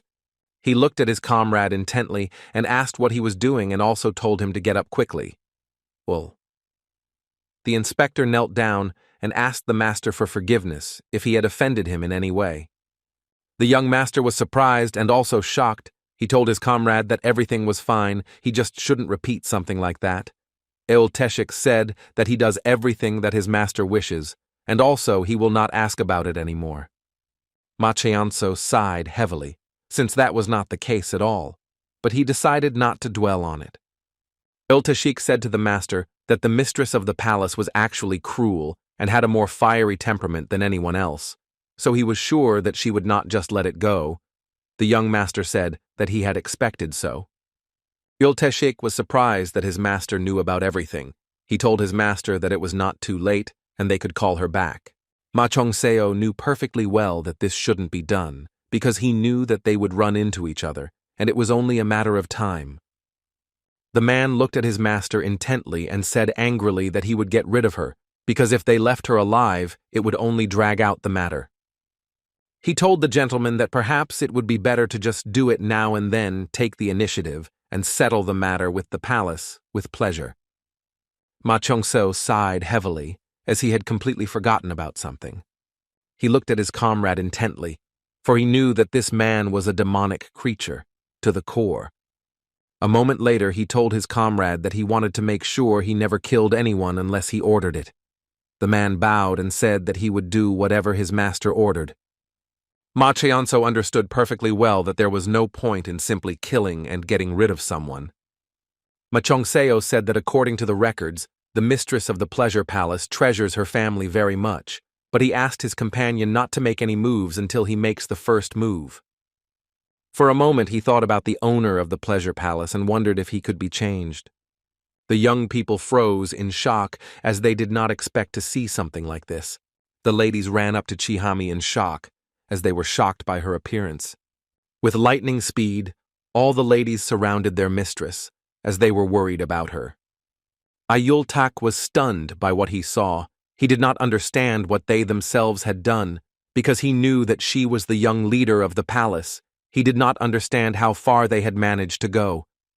Chonamu was furious, as he realized that the young master had somehow seduced the young lady with some kind of witchcraft. Ayultak looked closely at the young man, as he had the impression that there would soon be a funeral if he entered the young master now. A few seconds later, Ayultak heard a noise behind me. The young gentleman looked intently at his comrade and said that it was time for them to go. Ayultak asked the gentleman for forgiveness and asked where he was going. The young gentleman looked at everyone present and said that he had smelled enough of the oven, and now it was time to smell the money. He approached the young man and said that they needed to go to the trading palace. The madam was alarmed and asked the young princess if she could raise her voice like that, because if the master heard, there would be trouble. She looked at the princess with concern and asked why she was so angry. The lady sighed heavily and said that she did not know. The madam asked the young princess with a sly grin if she had met the young leader. Danyewa sighed heavily and told her nanny not to mention him to her. The madam asked the princess if she was sad that she was separated from the young master. Danyewa was shocked and shouted that it was ridiculous. Madame told the princess that it was common for people to marry each other to preserve their bloodline, and she was very lucky that she was able to know in advance who she was marrying. She screamed that she would rather marry someone she had never met before. She said that he was from a respectable family, he was handsome, and he had no flaws, and on top of that, he was better at martial arts than anyone. The princess shouted that she was not going to marry him. Madame told the princess to be quieter so that the master could hear. Danyewa was burning with anger and shouted that she didn't care who listened to her. She continued to insist that she would not marry him. She screamed that she didn't want to marry a worthless man. A moment later, they heard a noise from the frozen. The owner of the palace entered the room and, looking menacingly at his daughter, asked who dared to say such a thing. Sometime later, the palace master and his daughter were in the training hall. He looked at her menacingly and said that she should draw her sword. Danyewa asked in a rush of rage if he thought she would not dare to draw her sword. She screamed at her father that she was not going to marry him because she did not want to do it. He asked furiously if she would allow simple emotions to ruin the biggest event in her life. She screamed that it was not only because of her emotion, because it was reality, and the young man was worthless at all. She looked at him intently and asked him angrily if he hadn't always said that himself. She screamed that now he was trying to sell her to some weakling. The man screamed that she had sworn an engagement to the leader in the name of the god of the sacred flame. She screamed that the god of the sacred flame said that she didn't have to do it if she didn't want to. The man was furious and screamed that it wasn't true. The princess screamed that she didn't want to marry a brat like him. The master of the palace screamed that if that was really what she wanted, she should try to cut him. He shouted in a gray voice that they would now see if she could still talk about such things after he had defeated her. But a moment later he froze in shock as the young princess struck him with lightning speed and in the process cut his hand. After her actions, she turned around and shouted to her father that she was not going to do it. A moment later, the young princess threw away the sword and walked away from her father. The man froze in place for a moment as he realized that his daughter had been training hard. He wondered if she had already reached the highest level. A moment later, he glanced over his shoulder and asked if the squad leader was there.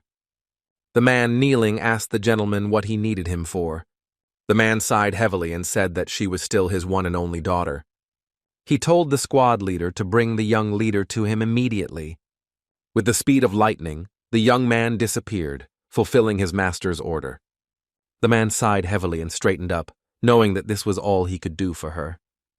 He wanted to make sure that the young leader's martial arts were at a level that would satisfy her. He knew that this would be his gift to her. At the same time, the young gentleman was slowly walking across the plains to the trade palace. He looked closely at the Fergana horse, because he knew that it was very difficult to find even in elections, and he assumed they had gone to great lengths to get it. A moment later, he dismounted from his horse and told everyone that they needed to make camp and rest for a while. Chun Amu So, with suppressed anger, told the young master that they were almost there and that they really didn't have to rest here. Ma Cheonso looked at the young man intently as he still didn't understand where he was. Ma Cheongseo smiled and asked the young man's name, Chun. Amu said that the master still remembered his name. The young master said that of course he remembered his name since he tried to kill him. Chun Amu was taken aback and said that he was not trying to harm him. The young master smiled and said that he would hear the details from the criminal himself, and also asked the young man if he was the heir to the trading palace.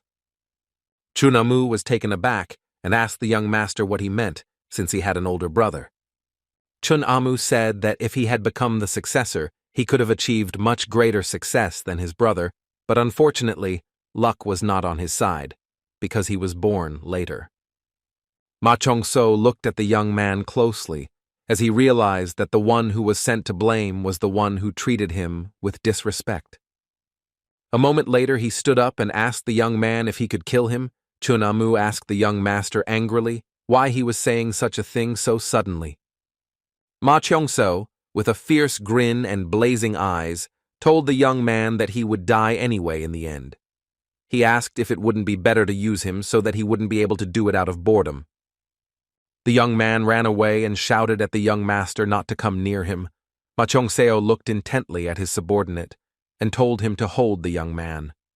Everyone present looked at the young men intently, but did not move from their place. Chun Amu. The Forbidden Squad looked at us in surprise because he did not understand why they were not doing anything. Chun Amu looked at everyone present with anger and asked if they were really going to let him kill him. The young master said with a smirk that it seemed like that was what was going on. Ma Cheongso came closer to him with a fierce grin and said that he would cut him just a little. Chun Amu screamed, but no one took any action to save him. Ma Cheongso looked closely at everyone present, as he had guessed that this was exactly how it would be, and he realized that someone else was in charge. He looked at his comrade with a grin. But a moment later, he rushed towards the young man and shouted at him to stop making noise. Because he had done nothing, Chun Amu shouted at Brin to do something. The man slowly approached the young gentleman and asked him to calm down. Ma Cheonso turned around and asked the man who he was. The man bowed and apologized for not introducing himself earlier. Jong Biran said that he was the man in charge of the Forbidden Squad in the Merchant Palace. A moment later, the young master sheathed his sword with lightning speed. Chun Amu involuntarily cried out, as he did not expect this. Ma Cheongso looked at the young man intently and said that he should remember once and for all that if he ever crossed the line again, he would be in trouble. The young master said with a smirk that it seemed like the trading palace was very fond of spies. Jong Biran sighed heavily and said that he just kept quiet to protect the young master in case of an emergency. Ma Cheonseo asked the man if he was sure he wasn't just spying on him. The man said that he had to make sure that the young master would never show what he was fully capable of, because there were times when it was necessary to fool your allies in order to fool your enemies. The young gentleman asked the man with a grin if he really meant to say that he did all this for him. Chong Biran told the gentleman that if something happened to him, then the Sun cult would really be in big trouble. The young gentleman said that he was grateful, but also asked the men if he was sure that it was not because the situation could become dangerous for the trading palace. Chong Biran said that he just wanted to make sure that the young master was safe.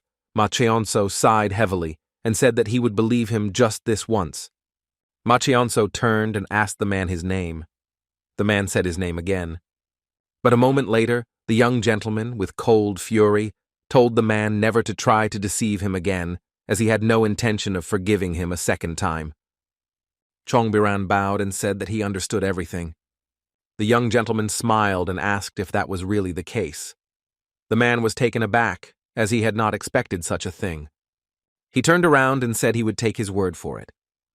Chong Biran stood frozen in a daze for a moment. Sometime later, everyone arrived at the Sun Cult, the water peak of the 7 palaces of the Sun Cult, the trading palace. Chong Biran looked at the young master intently and asked him how he liked the trading palace, as it was his first time in such a place.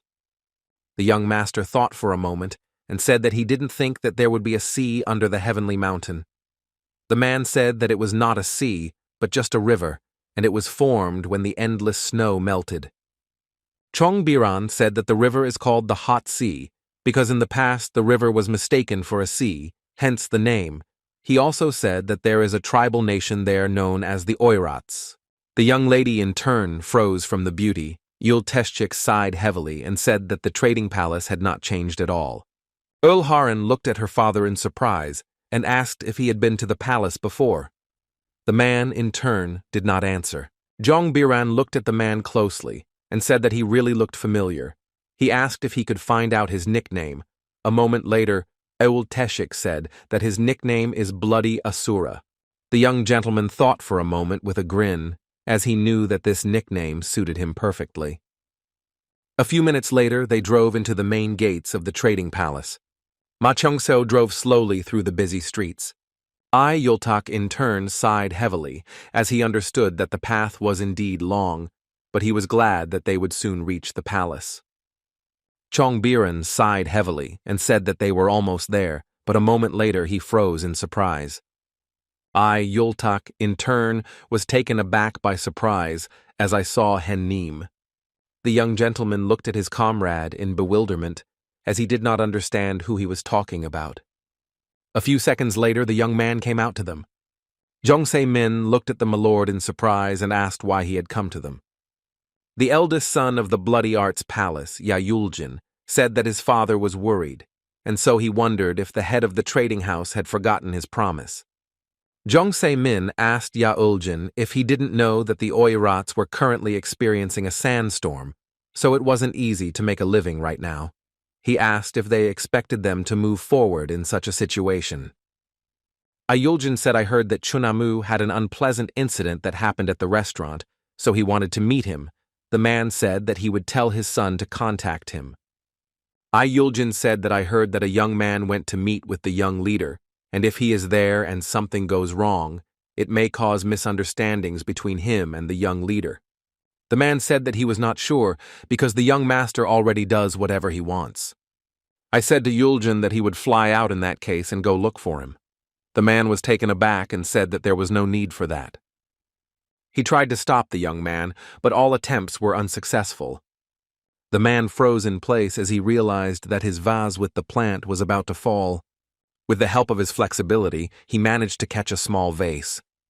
Ayuljin said that the plant is sick, but it can still survive if the disease is detected early, so you can just cut off the affected leaves. He sighed heavily and said that if the plants had been left alone for too long, it would have to be cut off by the roots. He sighed heavily and said that he would apologize for his rudeness and take care of the problem with the Oirats. Jongse Min looked at the young man intently as he felt like he was very far from reaching the highest demon realm.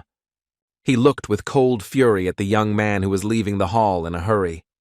Teva asked the gentleman if he was really going to leave the trading palace, because she knew that the Oirats were just an excuse, and they were reducing the amount of money they had given them before. He told her to avoid unnecessary questions. She looked at the young master intently and said that she would not pester him with questions anymore. A moment later, a beautiful eagle landed on its owner's hand. He looked closely at his pet and asked if anyone he knew had come to the palace.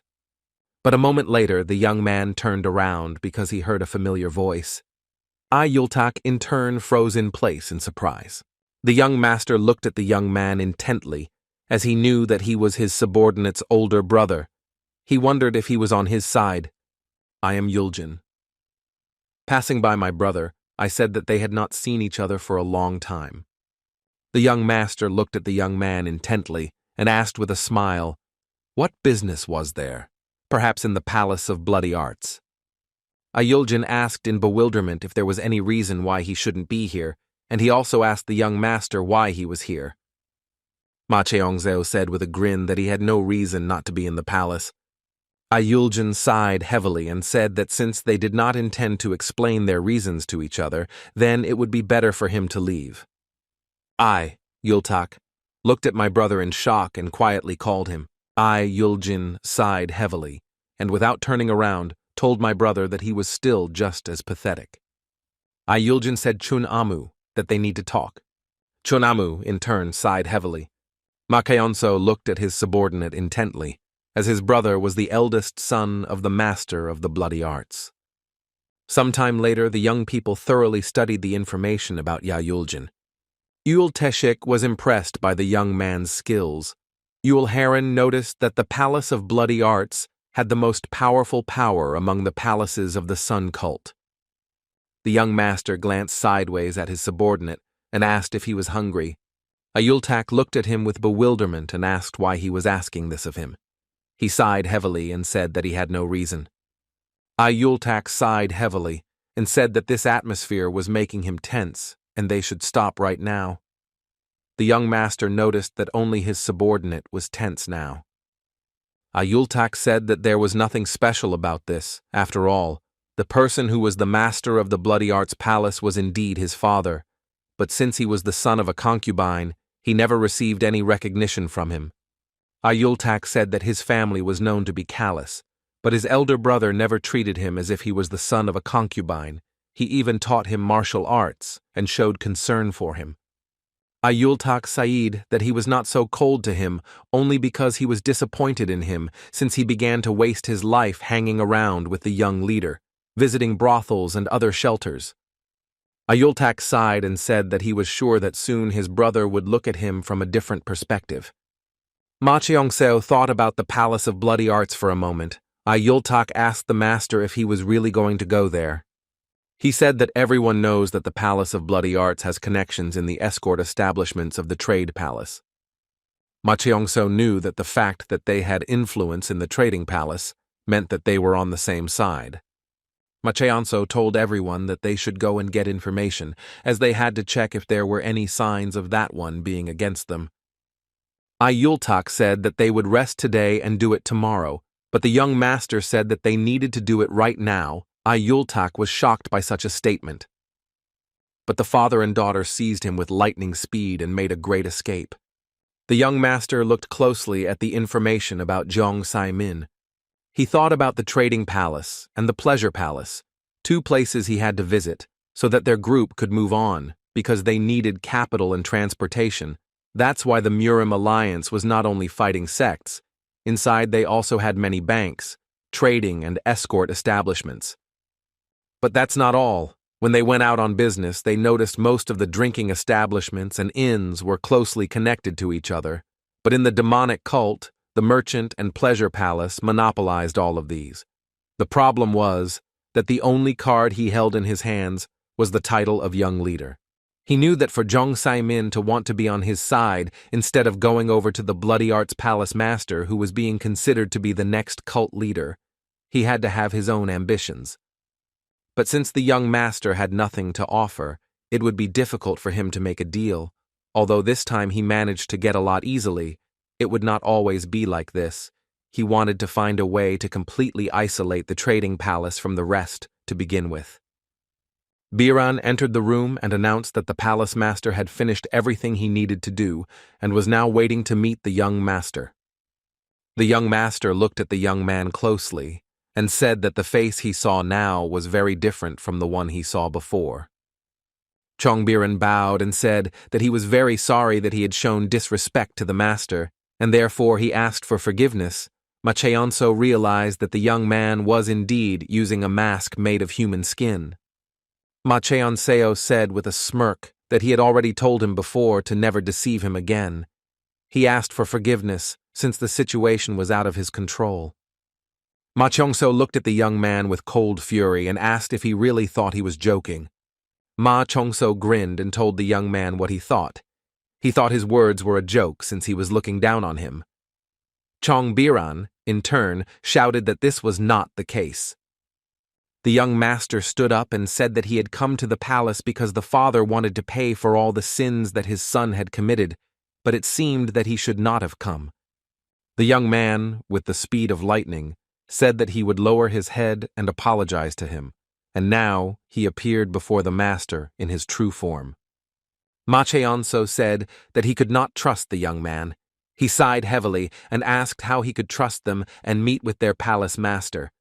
A moment later, the young master said that he was going back to the small sun palace. Chongbiran froze in shock on the spot, as he did not expect this. Chongbiran. With lightning speed, he knelt before the young master and asked him to reconsider his decision, as he wanted to make sure that nothing like this happened again. Leaving Ma Chongseo told the young man that he had already deceived him several times and that it would be difficult for him to trust his words, and he also told him to tell the palace master that he would never hold any business meetings with him again. The young man was taken aback and asked the gentleman what he needed to do to earn his trust. Ma Cheonseo knew that the young man was not usually the type of person to allow such treatment towards him. The reason why he showed this side so easily was because he was good for nothing and could go off to who knows where. So the young gentleman wanted to drive him even more crazy. He put a piece of paper on the table and told him that he should write something down. Chongbiran looked at the young master in surprise and asked what he should write. Ma Cheonso said with a grin that no one knows, and maybe he will sing a song later. Ma Chongso said that the young man should write everything as dictated. The young man slowly began to write everything down, but stopped in the middle. He looked menacingly at the young master and asked if he was really going to ask him to protect him and feel him. The young master, in turn, looked at Chongbiran with a grin. Ma Cheongso looked at the young man intently and said that he was going to destroy the entire palace with the small sun. Chongbiran froze in shock on the spot after the master's words.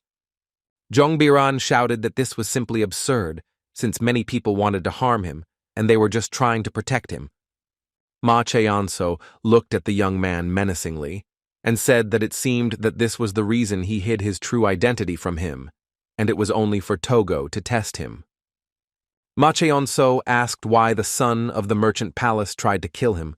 He looked at the young man closely and said that in his opinion he was the more dangerous person.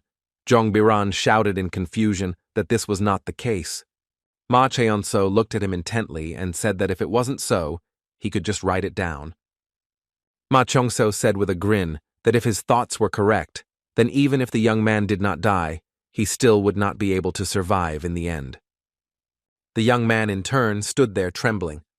A moment later, the young gentleman told him to forget everything, and turning around as he left, said that he should not have come and that it was such a dangerous place, because instead, he should have just gone to the pleasure palace.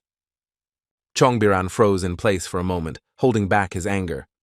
A few seconds later, he shouted that he would write everything down right now and also asked if that was enough. A moment later, the young gentleman turned around and said with a satisfied smile that the young man should write down the rest too. Ma Chongseo said with a fierce grin that the evidence of this would be the palace of the small sun, and if he broke this promise, he could be considered a traitor. Chongbiran froze in place for a moment in shock. Sun plaque, memorial plaque issued by the Sun cult to the imperial family, identification of the demon cult. It can be said that this is something as important as someone's life, since it is the only way that people in a demonic cult can identify each other. The only reason he would agree to such a ridiculous idea was definitely one of two things. Either he was very confident in what he was doing, or they thought the small sun palace was just a joke. Ma Cheongso knew very well that the young man must protect the palace of the small sun, no matter what. Sometime later, the young people were walking towards the meeting. Jong Se-min looked at the young master intently and said that he asked to meet him later because he was afraid that he might be too tired. Jong Se-min he smiled and asked the young master if he didn't mind. Jong Se-min said that he had prepared a gift for the young master ever since he heard that he had returned to the world, but he had not been able to find it before because he had been busy with his own affairs. Ma Cheonso said that he had been to the Heavenly Demon Gallery a few days ago, but small gifts would not be enough for him. The man smiled and said that they could just share a lot of little things to make up for the lack. Ma Cheonseo said he wasn't sure about it because he had never really shared his things with anyone before. The man smiled and said that it was because he hadn't tried it yet, but after he tried it, he would understand, since they just needed to share things once. The man smiled and told the young master that he seemed to need a lot of things. He said with a grin that he could give him anything he wanted. Ma Cheong-seo said with a smile that it turned out that he had been wrong about the owner of the trading palace all this time. He smiled and said that if he knew the man was so generous, he would come more often. The man smiled and told the young master that he could just stay here forever. Ma Cheon-seo looked at the man closely and said that he seemed to be living a very happy life. Jong Se-min asked the young master in confusion what he meant. The young gentleman said that there is a saying that says that sometimes parents are so preoccupied with loving their children that they don't even notice their own actions. He said that since a man has such a precious son, it is impossible for him to live an unhappy life. Ma Cheong-seo looked at the man intently and asked if he had become too ignorant if he did not even know about his own actions. He told the man that he should have thrown himself down and begged for forgiveness, but instead he had ordered his subordinates to lock him in the guest room, and now he was sitting in a higher place, talking to him. Ma Cheon-seo asked the man with a smirk if he was involved in a conspiracy against treason or something like that. The man was shocked because he didn't expect to hear such a thing. He looked at the man intently and asked with a grin if he confessed to plotting against high treason. The man froze in place in rage for a moment. His face changed and said that he expected nothing else from the young master. Considering how much he had grown, the future of the cult would undoubtedly be bright. He smiled and told the young master that since he had made up for his immature son's mistake, he would be very happy if he stayed with them. A moment later he rose and indicated to the young master where he should sit down.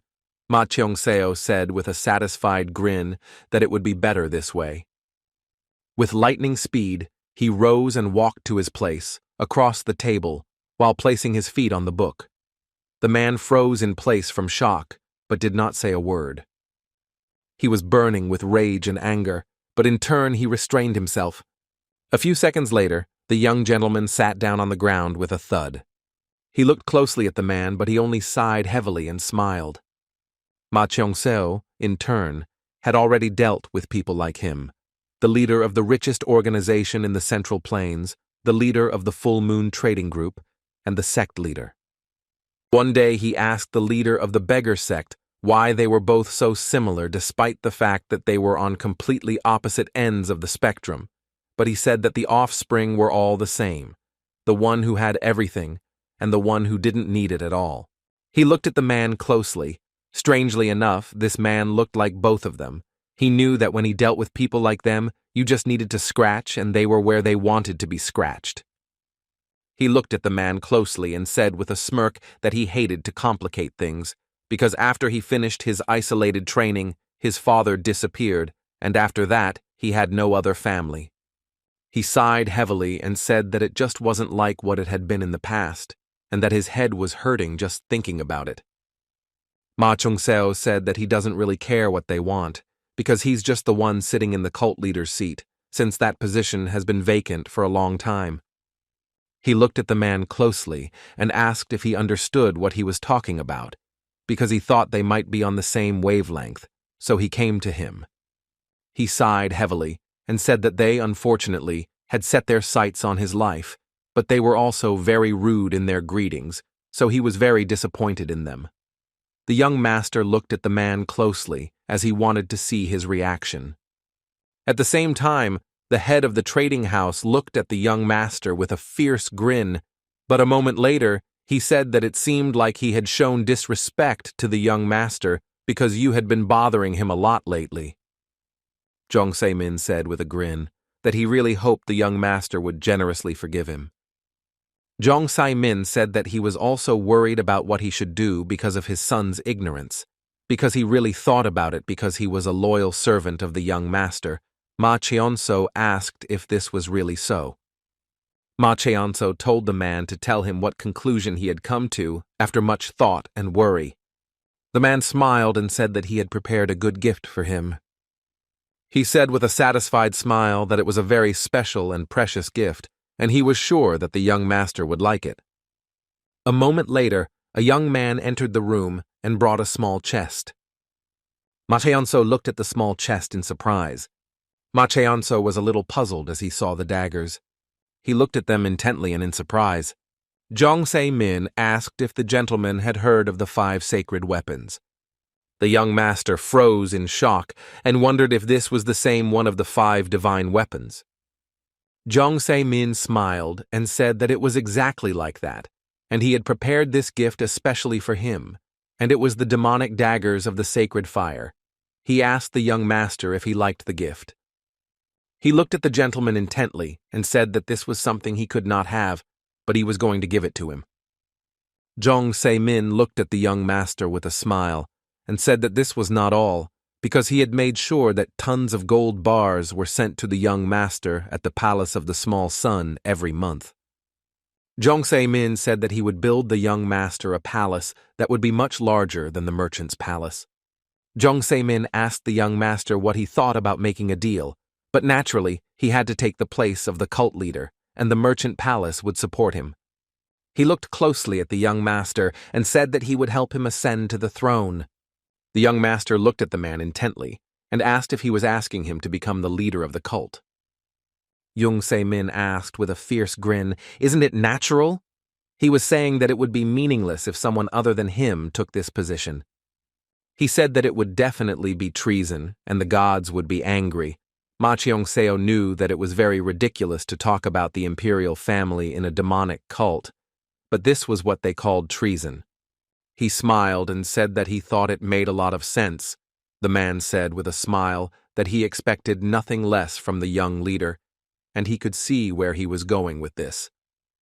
Ma Cheong-seo told the man with a fierce grin that he was amazing, but based only on the fact that he knew the man supported the blood arts master.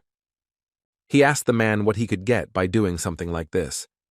The man hesitated, not knowing how to answer the question. He thought for a while, not knowing what to answer, sighing heavily. He said that it was a very interesting question. The young gentleman looked at him with a grin and asked what had happened. The man sighed heavily and said that it was an interesting fact that the young master was interested in such a matter, but he knew that the young man was not the type to think so much. Ma Cheong-seo looked at the man in bewilderment and asked if he was really a corpse that was unable to think. Zhong Se-min said it wasn't that he couldn't tell him. It was just that there were some things he didn't understand. Zhong Se-min said that he heard that the young master had a new bodyguard that no one had ever seen before, and that he had also been absent from the palace for a long time. He asked if the young master had visited one of the other palaces of the Sun cult before coming to him.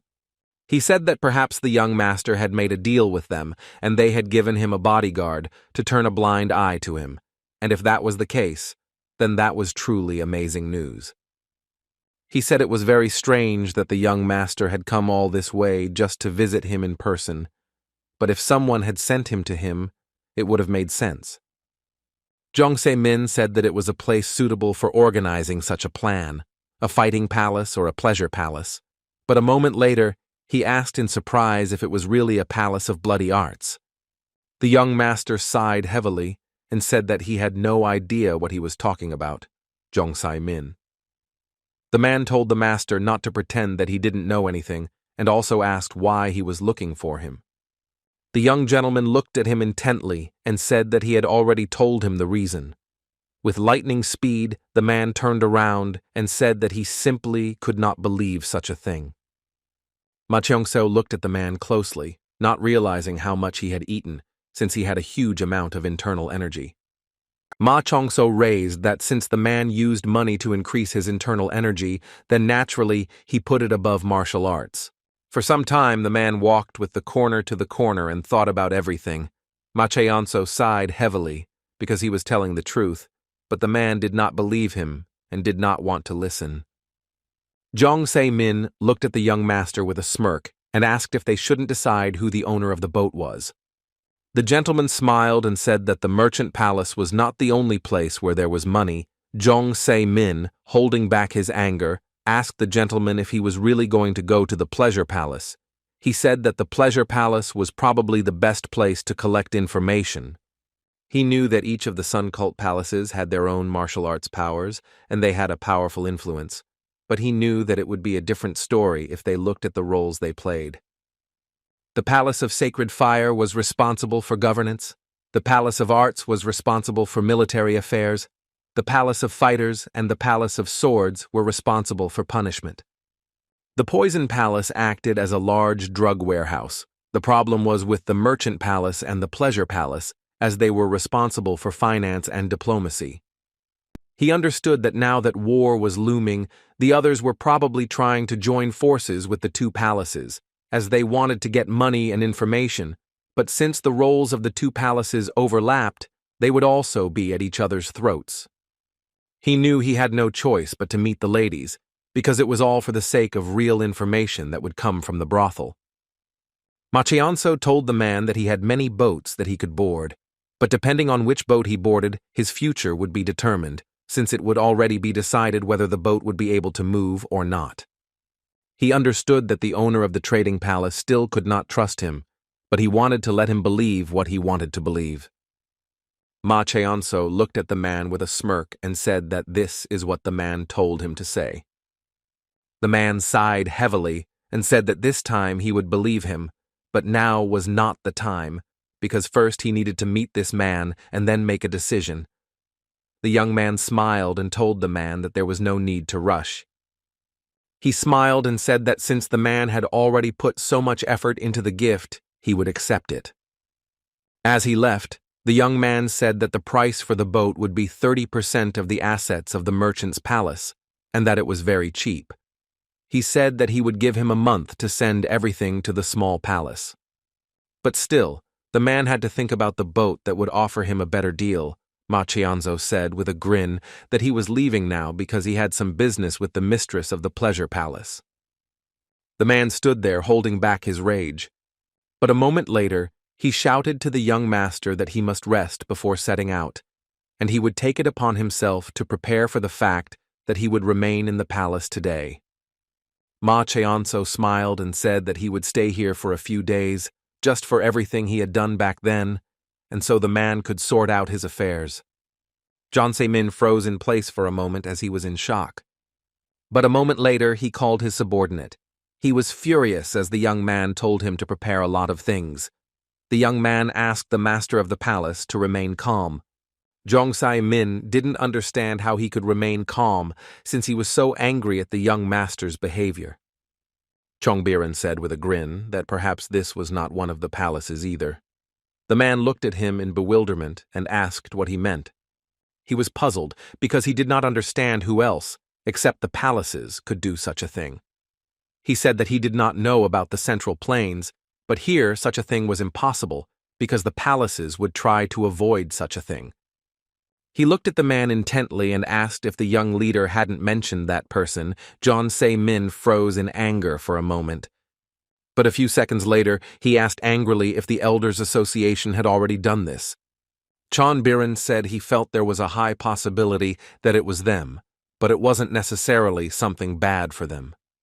Chongbiren said that if they left things as they were, they would end up supporting the Bloody Arts Palace.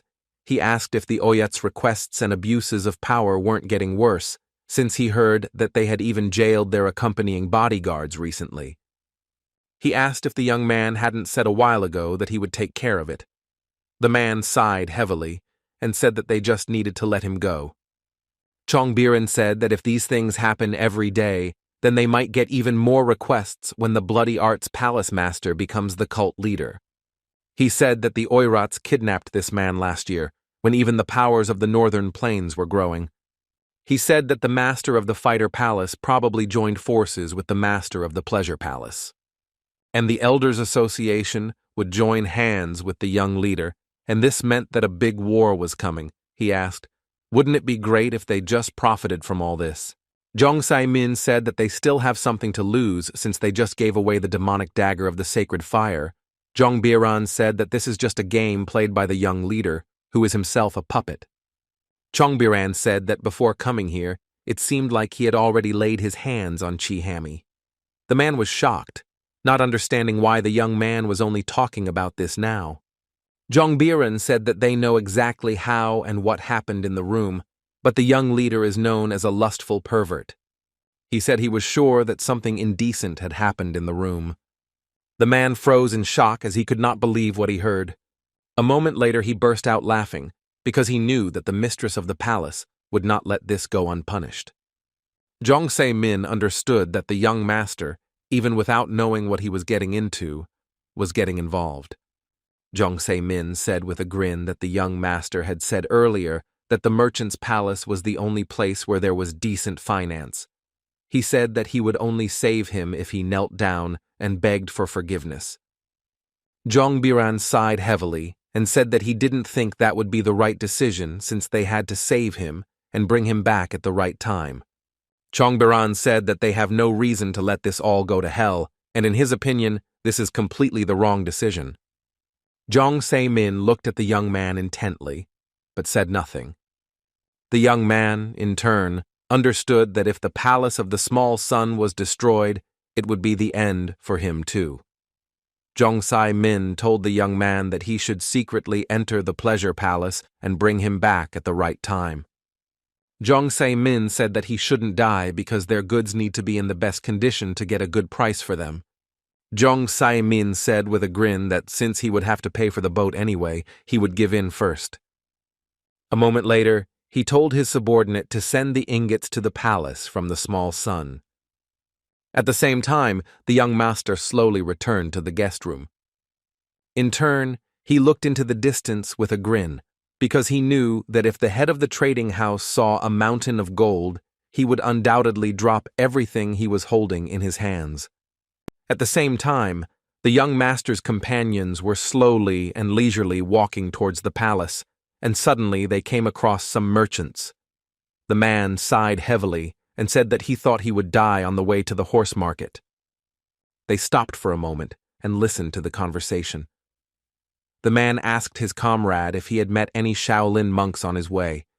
The man said that if they had met him on his way, he would have died. He said it didn't matter because he was going to the brothel, and on the way, he saw that the whole top of the hill was pitch black. He initially thought that he was just tired because his wife was bothering him. He closed his eyes and opened them again. But when he opened his eyes, he froze in place. He was shocked because he saw the 10,000 army. The man was shocked because he could not believe his own eyes. They did not believe him, but he shouted that he saw them and claimed that the Minister of War was there. He blocked the horse market and the outskirts of the city, and it seemed to him that because the emperor was not around, his brother decided to take his place. The man pushed his friend away and told him to stop saying such things as it was all untrue. Ayultak sighed heavily and said that a man cannot become an emperor, just a back in the throne. Lady said that what is happening in the tribe now seems quite serious. Ayultak looked at his companion in surprise and asked if she really believed what the man had said. He did not understand that the tribe could need anything from the cult of the sun. She said that everyone was talking about the recent attack of the Yorats. Yultak sighed and said that they were all lying and that what the guys from the brothel said could not be believed. A moment later, the young lady looked around as she heard someone groan. She looked at the man with concern and asked if he was okay. He sighed heavily and said that he was okay. A moment later, he asked angrily if it looked like he was okay. Il Teshik told his daughter with cold fury that she should not pay attention to people like that man. Ayultak told the girl that she could not afford to show compassion within the sun cult, and besides, the man looked like a member of a nameless squad that had retired, and most likely he was wounded because he allowed himself too much. The man angrily told the young man to shut his mouth. As if it weren't for Yorata, nothing like this would have happened to him. Ayultak told the man to be more careful with his expressions and also asked what about the tribe. The man sighed heavily and said that the people of the tribe block the Silk Road and kill anyone they don't like. He shouted furiously that before they wouldn't have dared to raise their heads, but now they were behaving like this only because the head of the cult was not there. He was furious because he didn't understand what the bloody palace was doing at all. He shouted that the tribesmen were the first to swing their swords, and they hit him just because he looked at them. Yultak was in shock and asked the man why they needed all this. The man shouted with rage that he himself did not know. A moment later, the man stood up and slowly walked away. Ayultak looked at the old man in surprise and asked where he was going. The old man stopped and said that all the warriors who had recently turned 30 had said that those at the top would listen to the brothel dwellers rather than to them. He reported with cold fury that he had been told to simply run. He shouted that those upstairs were not paying attention to the old cripple who had come out of the brothel. He shouted that he had to do something, even if he went alone, and he was going to save those who had been captured. The young people were stunned for a moment and were unable to say anything. A moment later, they turned around as they heard a familiar voice. They looked in surprise at the young gentleman who had just come up to them. He said that he had already learned about the situation on the way to them. Sometime later, they visited the hotel. He sighed heavily and said that the tribesmen had killed more than a couple of people. Ayultak was shocked and said that they could not do such a thing. The young master looked at him intently and asked if he could guarantee it. He said they wouldn't do something like that, and that's it, Yul. Heron sighed heavily and asked if he really had no evidence. He was furious and shouted that this was madness and asked if she herself believed in it. Yul Heron shouted that everyone was talking about it, and he himself heard it. Ayultak with rage asked the girl, "How is it that what he says?" Yulteshchik looked at the young man with cold fury and asked what he thought he was doing. The young gentleman sighed heavily because they were arguing and he did not like it at all. A moment later, the young people accidentally let it slip, and everyone present froze in place because they did not expect to see the young master. He sighed heavily and, looking at everyone present, told them to sit down immediately. For a moment, the young people froze in place and everyone else sat down in their places. He looked around in surprise and wondered if they weren't going to leave. Ayultak shouted that even if the people of the tribe allowed themselves a lot, they were not so bad. The young lady was furious and asked how he knew this. A moment later, he shouted that he had grown up among them. She froze for a moment in surprise.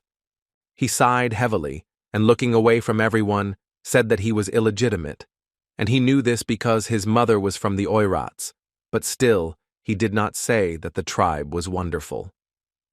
He sighed heavily and asked why the Oirats and the Palace of Bloody Arts would suddenly get involved with the cult of the sun. The young gentleman, in turn, thought about everything for a moment. He understood that the head of the trading house did not seek to become the leader of the cult, so he did not try to harm him, but he wanted them to be at odds with the Palace of Bloody Arts. He understood that if they were feuding and the tribe was involved in it, then the tribe was most likely collecting prisoners on the orders of the Palace of Bloody Arts. He looked closely at everyone present, as he understood that they had to save the captives. He knew that even though they were a demonic cult, he still did not want war and intrigue. A moment later, he told his friends that they had to leave. A moment later, they leisurely left the hall. They left, but everyone present sat quietly and motionless, not knowing when they could get up and leave.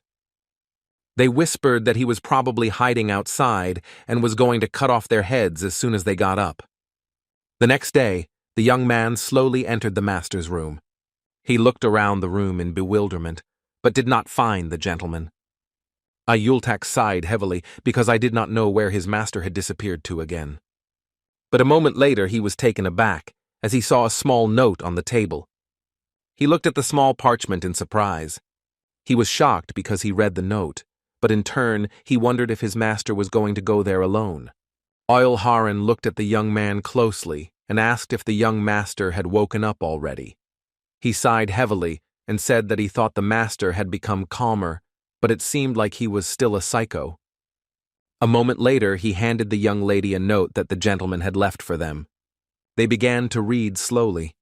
He wrote to them that he had understood a lot during the night, and they should not worry, so they had better return to the small palace, because a storm of criticism could fall on them if they did not return periodically. So he apologized for his sudden disappearance and asked them to take care of themselves. The young man sighed heavily as he did not understand what was being discussed. He was furious, as he knew that their master was missing. The father and daughter in turn did not listen to the young man because they admired the work of art that their master had left them. Ayultak shouted that now was not the time to admire the inscription since their master had disappeared. Ul the technician looked intently at everyone present and said that there was no need to worry about the gentleman. Yultak was furious and did not understand how the man could say such a thing, and he could not guarantee that the master would return safe and sound. Ul. The inspector held the parchment paper to the young man's face and said that this was the master's order. He looked at the young man intently and said that they would return to the small palace of the sun immediately. A moment later, the parchment of paper caught fire. Yultak froze in place for a moment in shock. I am Yultak. He wondered if the master had used the purifying fire. He was shocked and wondered if he had regained all of his internal energy, and that was why he had acted so defiantly. The man looked intently at the young man and asked if he was coming. I bowed to Yultak and said that he would immediately follow him. For some time the young master leisurely looked around the mountains. He was surprised how huge they really were, and someone could actually die searching for the demonic cult. He looked into the distance, as he had heard that the tribe was located in the northwest of the hot sea. He thought he would find out when he got there. At the same time, on the Oirat Great Plains, everything was quiet and calm. I, Yuljin, slowly approached the tent with my legion. The man looked at him angrily and told him to stop, because he did not understand what a man from the Khan clan was doing here. With lightning speed, the young lady raised her weapon and told the menacing men to let them pass. The men were furious because they did not understand how she dared to openly threaten them. She looked at them with fury and said that if they wanted to live, they had to let them through. A moment later, she attacked them with fury. The men were shocked, but in turn defended themselves. The lady struck the man with lightning speed. A moment later, she glared at the other man who was about to strike her. She managed to defend herself, but still trembled under the onslaught of the man's strength. But a moment later, Tewa easily struck him.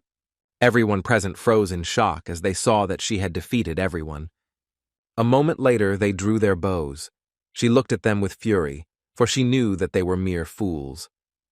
A moment later, the men took aim at the uninvited guests. A moment later, a man from the tent told his subordinates to let the guests through. Ya Yuljin, looking into the distance, told his subordinate to raise her head. A moment later, they walked proudly into the tent. They saw the leader of the tribe, Grand Master Jason, standing in front of them.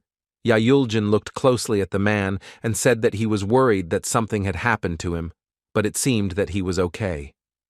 Jason chapter.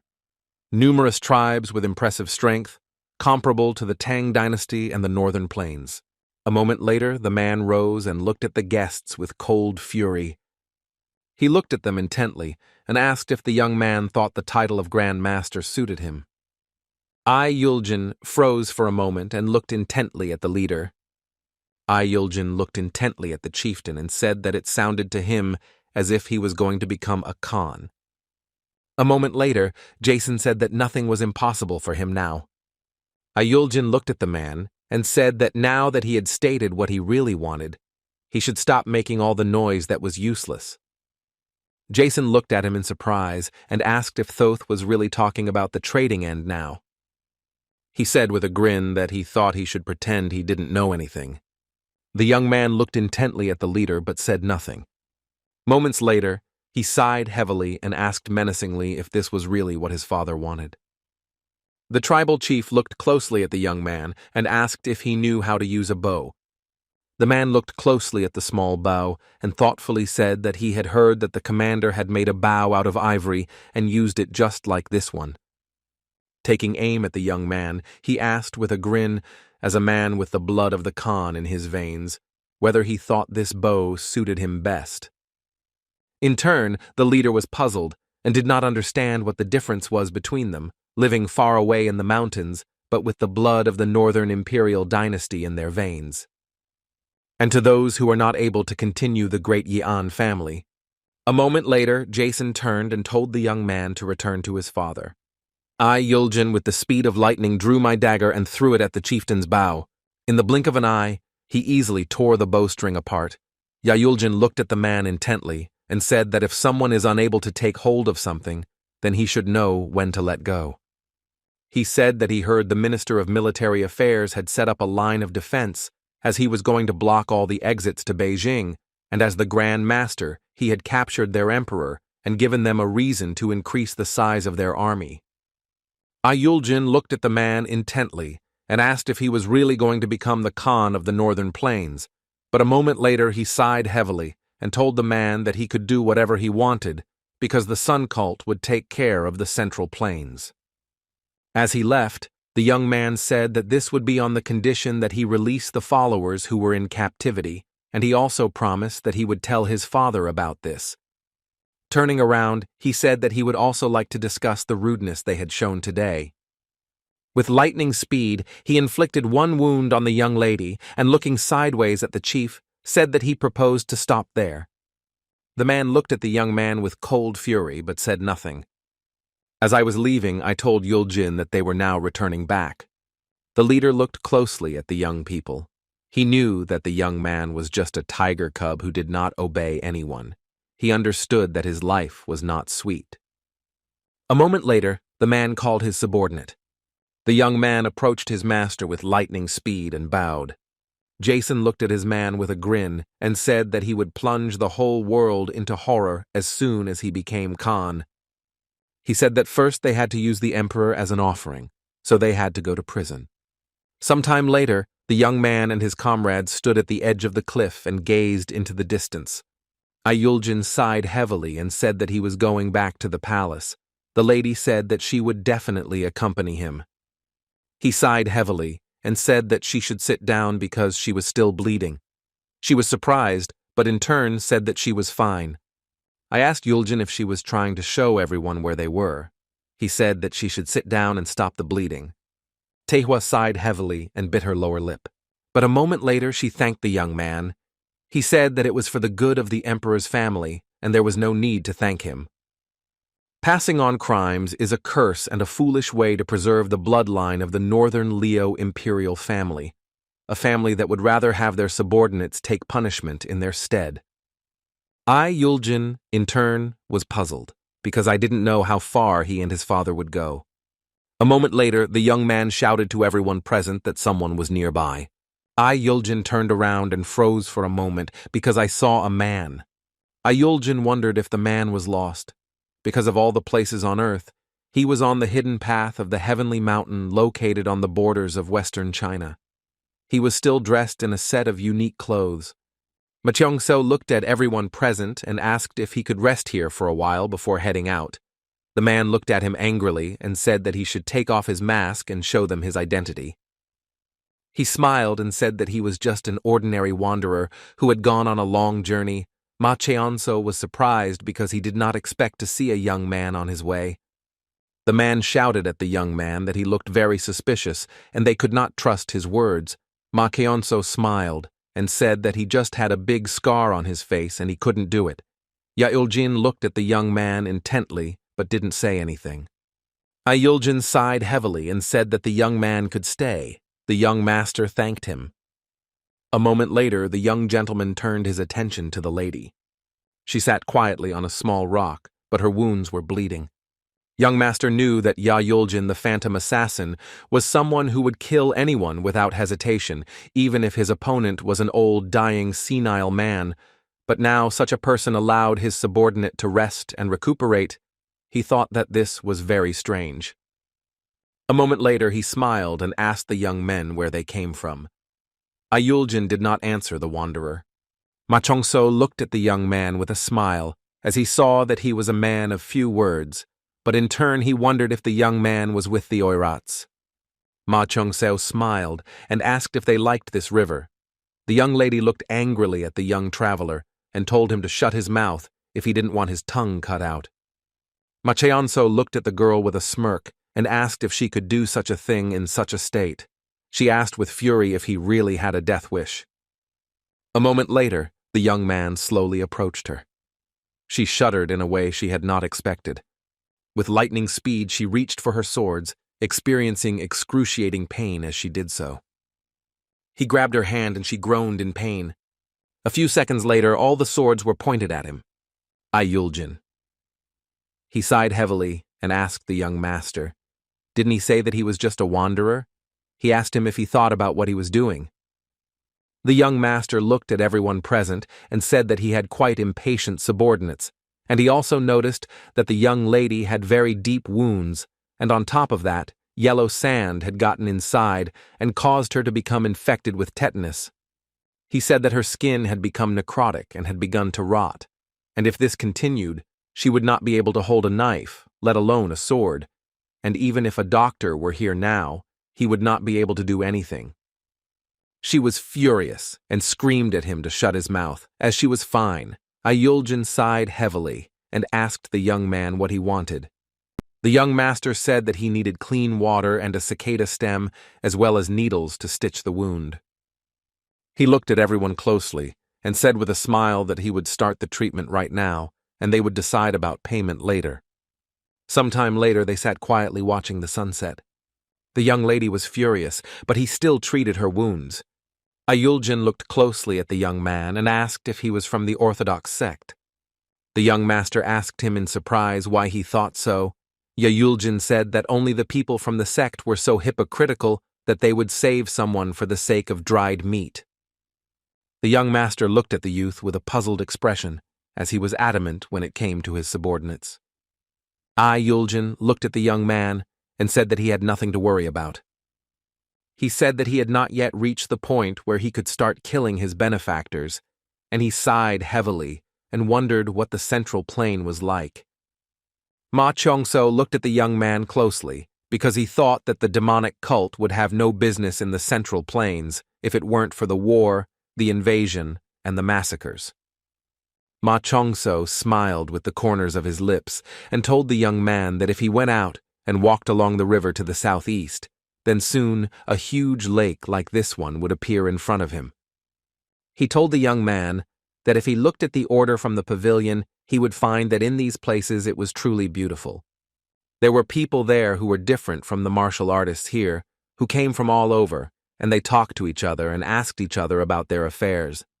Ma Cheongseo said with a smile that sometimes they shared stories about how they lived and drank wine together, and the stories they shared could cross the river and spread throughout the continent. He looked into the distance with a smile and said that this is what the Central Plains are like. He knew it was a place where people gathered and shared their own stories. The young gentleman looked closely at his companion and wondered if he could change. Ayuljan sighed heavily and told his benefactor that he should tell him when he needed anything. Even though this conversation was absurd, it was quite interesting, so he wanted to reward the young man for it. The young man smiled, and as he left, told his companion that he should someday fulfill his request. Ma Cheongseo sighed heavily and told the young man that he was truly an absurd person. Ayuljan turned around and asked the traveler what his name was. Ma Cheonso said with a grin that he would tell his name next time. Ma Cheongso had assumed when he left that they might drink beer or fight next time. But it made no difference now, since he knew that there was no way to know what would happen in the future. A moment later, he sighed heavily and looked into the distance, puzzled. Ma Cheonso was puzzled because he knew that he should have at least asked for directions. Looking around, he realized that if it weren't for the tracks left by the Oirats, he would have definitely gotten lost long ago. A moment later, he noticed Lug and was glad, because he knew he was on the right track. The young man slowly made his way through the forest. But after a few seconds, he froze in place, as he saw a small tent that was surrounded by guards. He was surprised as he noticed the warriors of the tribe, who surrounded the yurt in the middle of the forest. He wondered who was inside. He looked closely at the men, as he saw one of them turn around and slowly walk into the tent. Ma Chongso was a little puzzled, and it all seemed very strange to him. He wondered if they were trying to protect one person who was in the yurt. Why would the guards also go inside? For a moment he froze in shock as he realized they were holding someone captive. He sighed heavily and stepped aside, as he knew he needed to check everything to make sure he was right. The man looked at the girl with a smirk and said that the ladies from the Central Plains certainly had good skin, and it would be a shame to just kill her. Bursting into tears, the girl begged them to spare her. The man approached her with a grin and said that the Grandmaster would soon arrive to them, and then there would be no need for her because she would soon die. But if she gave him pleasure, then he would give her a painless death. Ma Cheonso looked at the man with fury, as he realized that he should learn their language. He looked closely at everyone present and wondered if they were really from the Khan. He was puzzled because he saw that the young lady was trembling and bursting into tears. But a moment later, the young gentleman froze in place in shock. The men cursed angrily as they realized that the girl had stabbed herself with a hairpin. She apologized, saying that she really couldn't do it. She couldn't serve him to the very end. Ma Chong-so was shocked by everything that was happening. The men looked at the girl's corpse with disdain and did not say that she had stained them with her blood. At the same time, the young master was burning with rage and anger. Ma Cheon-so smiled and said that all sorts of people gathered and sometimes quarreled. But in this place, everyone understood each other's situations and enjoyed the time they spent, despite knowing how short life could be. Ma Chong-seo, looking into the distance, he said with a smile that these were the central plains he had heard about. Ah Yuljin looked intently at the traveler but did not answer. Ah Yuljin sighed heavily and asked the young man if they were people who claimed to live by loyalty or chivalry, or if they agreed to live in such a world once they were faced with the miserable reality. Ma Chong-seo told the young man not to come to that conclusion on his own, but to simply look at the central plains, talk to the people there, and try to get along with them. The young man sighed heavily and asked if this was possible. Ma Chong-seo looked at him intently and said that even if not, he himself must make it possible. Many people sacrificed their lives, and in order to overthrow the Yuan dynasty by uniting with the Ming dynasty, at that time it did not matter whether a person was from an orthodox or unorthodox sect, since as long as a person could hold his sword, he had to fight with everyone equally.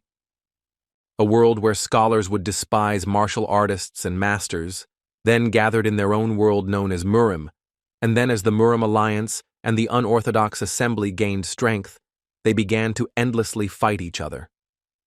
The young man was puzzled, because he understood that the same thing applies to the demonic cult. As the number of people with the same thinking increases, the same thing will soon happen, because everyone will try to force the other to belong to him.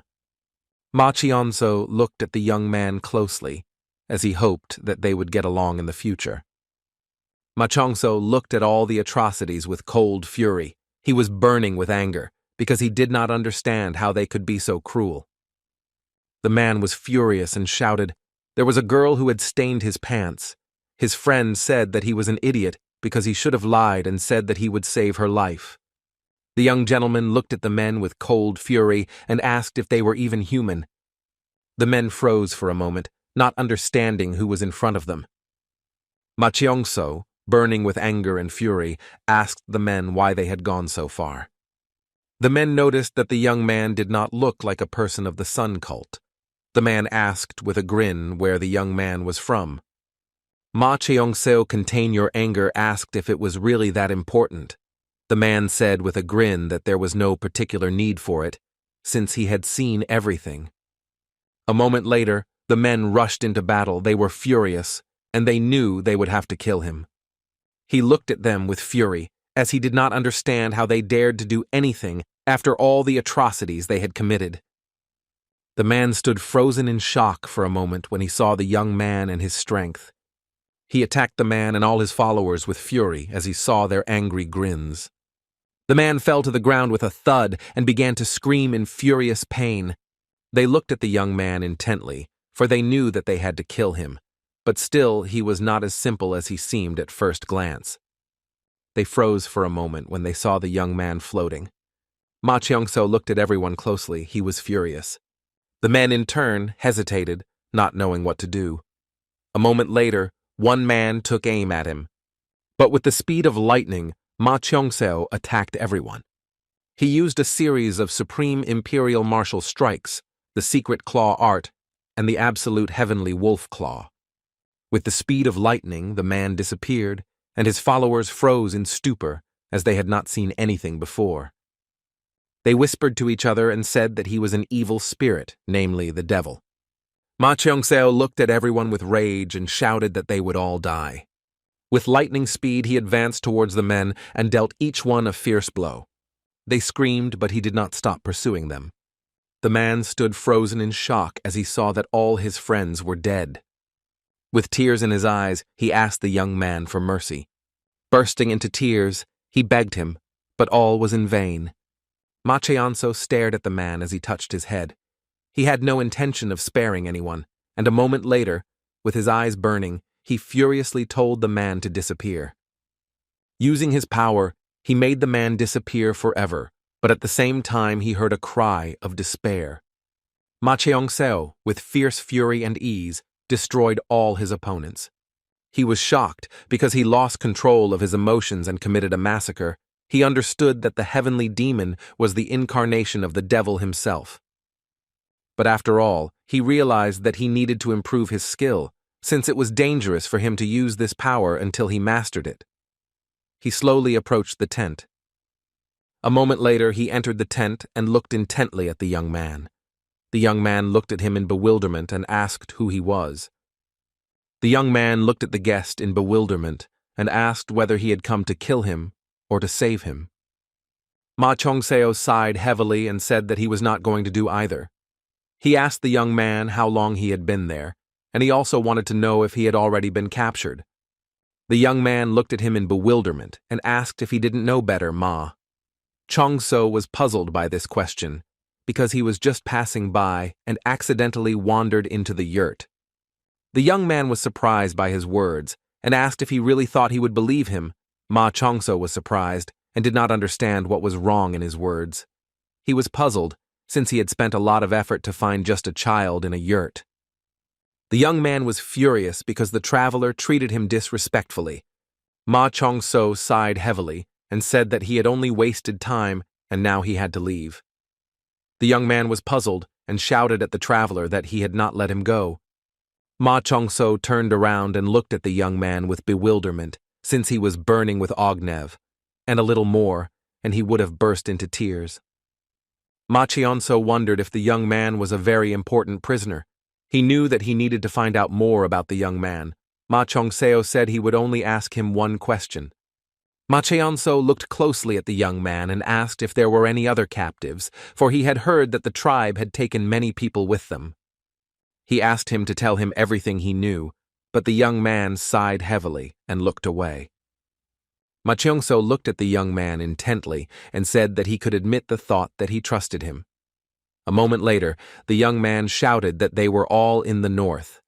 Ma Cheongseo thanked the young man with a smile and said that it was time for him to go. The young man was in shock. He shouted at the traveler to stop because he did not allow him to leave. Ma Cheongseo was puzzled by his words. He said that he needed to go as he had a lot of things to do. The young man looked intently at his savior and said that if he really was there by accident, then he should take him to Beijing. Ma Cheongseo said with a smile that he needed to go north, and it was time for him to run away. The young man was shocked and shouted that in that case he would go with him. Ma Cheongseo was shocked by the young man's impudence. He said that he was in no position to make conditions.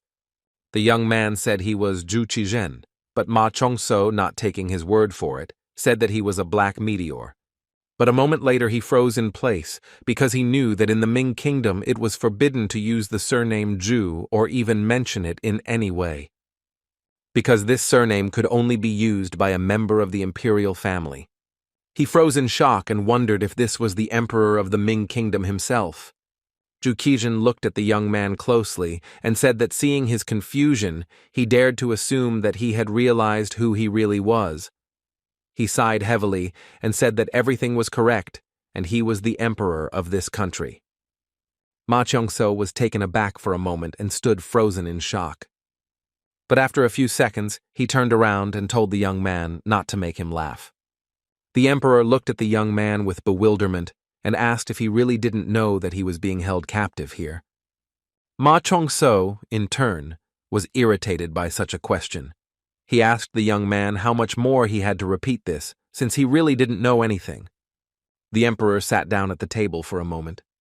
But after a few seconds, he asked the young man to save him. Zhu Qizhen trembled and told the young man that it was okay if he didn't believe him. Holding back tears, he said that he had to survive no matter what. He looked closely at his savior and said that he absolutely had to meet one person, Ma, as he left, Chongso said that he had completely different priorities. Ma Chongzheo told the emperor that if he could follow him until he sorted out his affairs, he would help him. The emperor looked at the young man in surprise and asked if there were no soldiers outside. Ma Chongso sighed heavily and said that it was indeed so, but a moment later they slowly walked out of the tent, and the emperor froze in place. The emperor looked at the man closely and sighed heavily, saying that he had met the end he deserved. Ma Chongso looked at the emperor in surprise and asked if he really knew that man. The emperor sighed heavily and said that he knew, but now he would have to forget him. Ma Chongso answered the emperor casually, and the emperor in turn became angry because he had already asked the young man not to speak to him so dismissively. A moment later, the young man threw the shoes to the emperor. The emperor looked at him in bewilderment and asked what they were. Ma Chongso sighed heavily and asked the emperor if he was really going to climb the mountain barefoot, especially since it was raining and he had to wear shoes. The emperor sighed heavily and looked closely at Little Shoes. Ma Chongso looked at the emperor with bewilderment and asked if he really didn't want to wear the shoes of a dead man.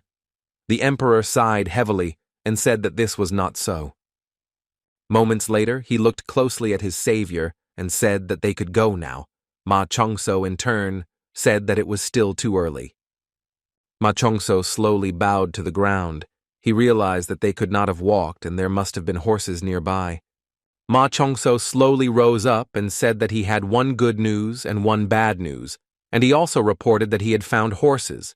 The emperor looked at him in surprise and said that this was good, and also asked what the bad news was.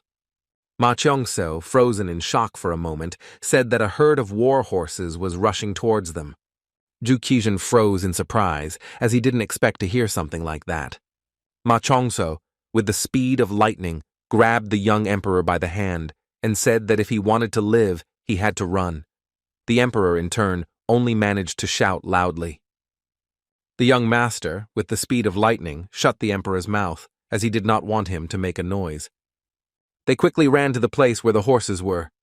Ma Chongzheo looked at the emperor with a joyful smile and said that he should quickly mount his horse, since they had to leave quickly. Ma Chongzheo looked at the emperor with bewilderment, because he did not understand why he was standing there and doing nothing. He shouted at him to quickly get on his horse.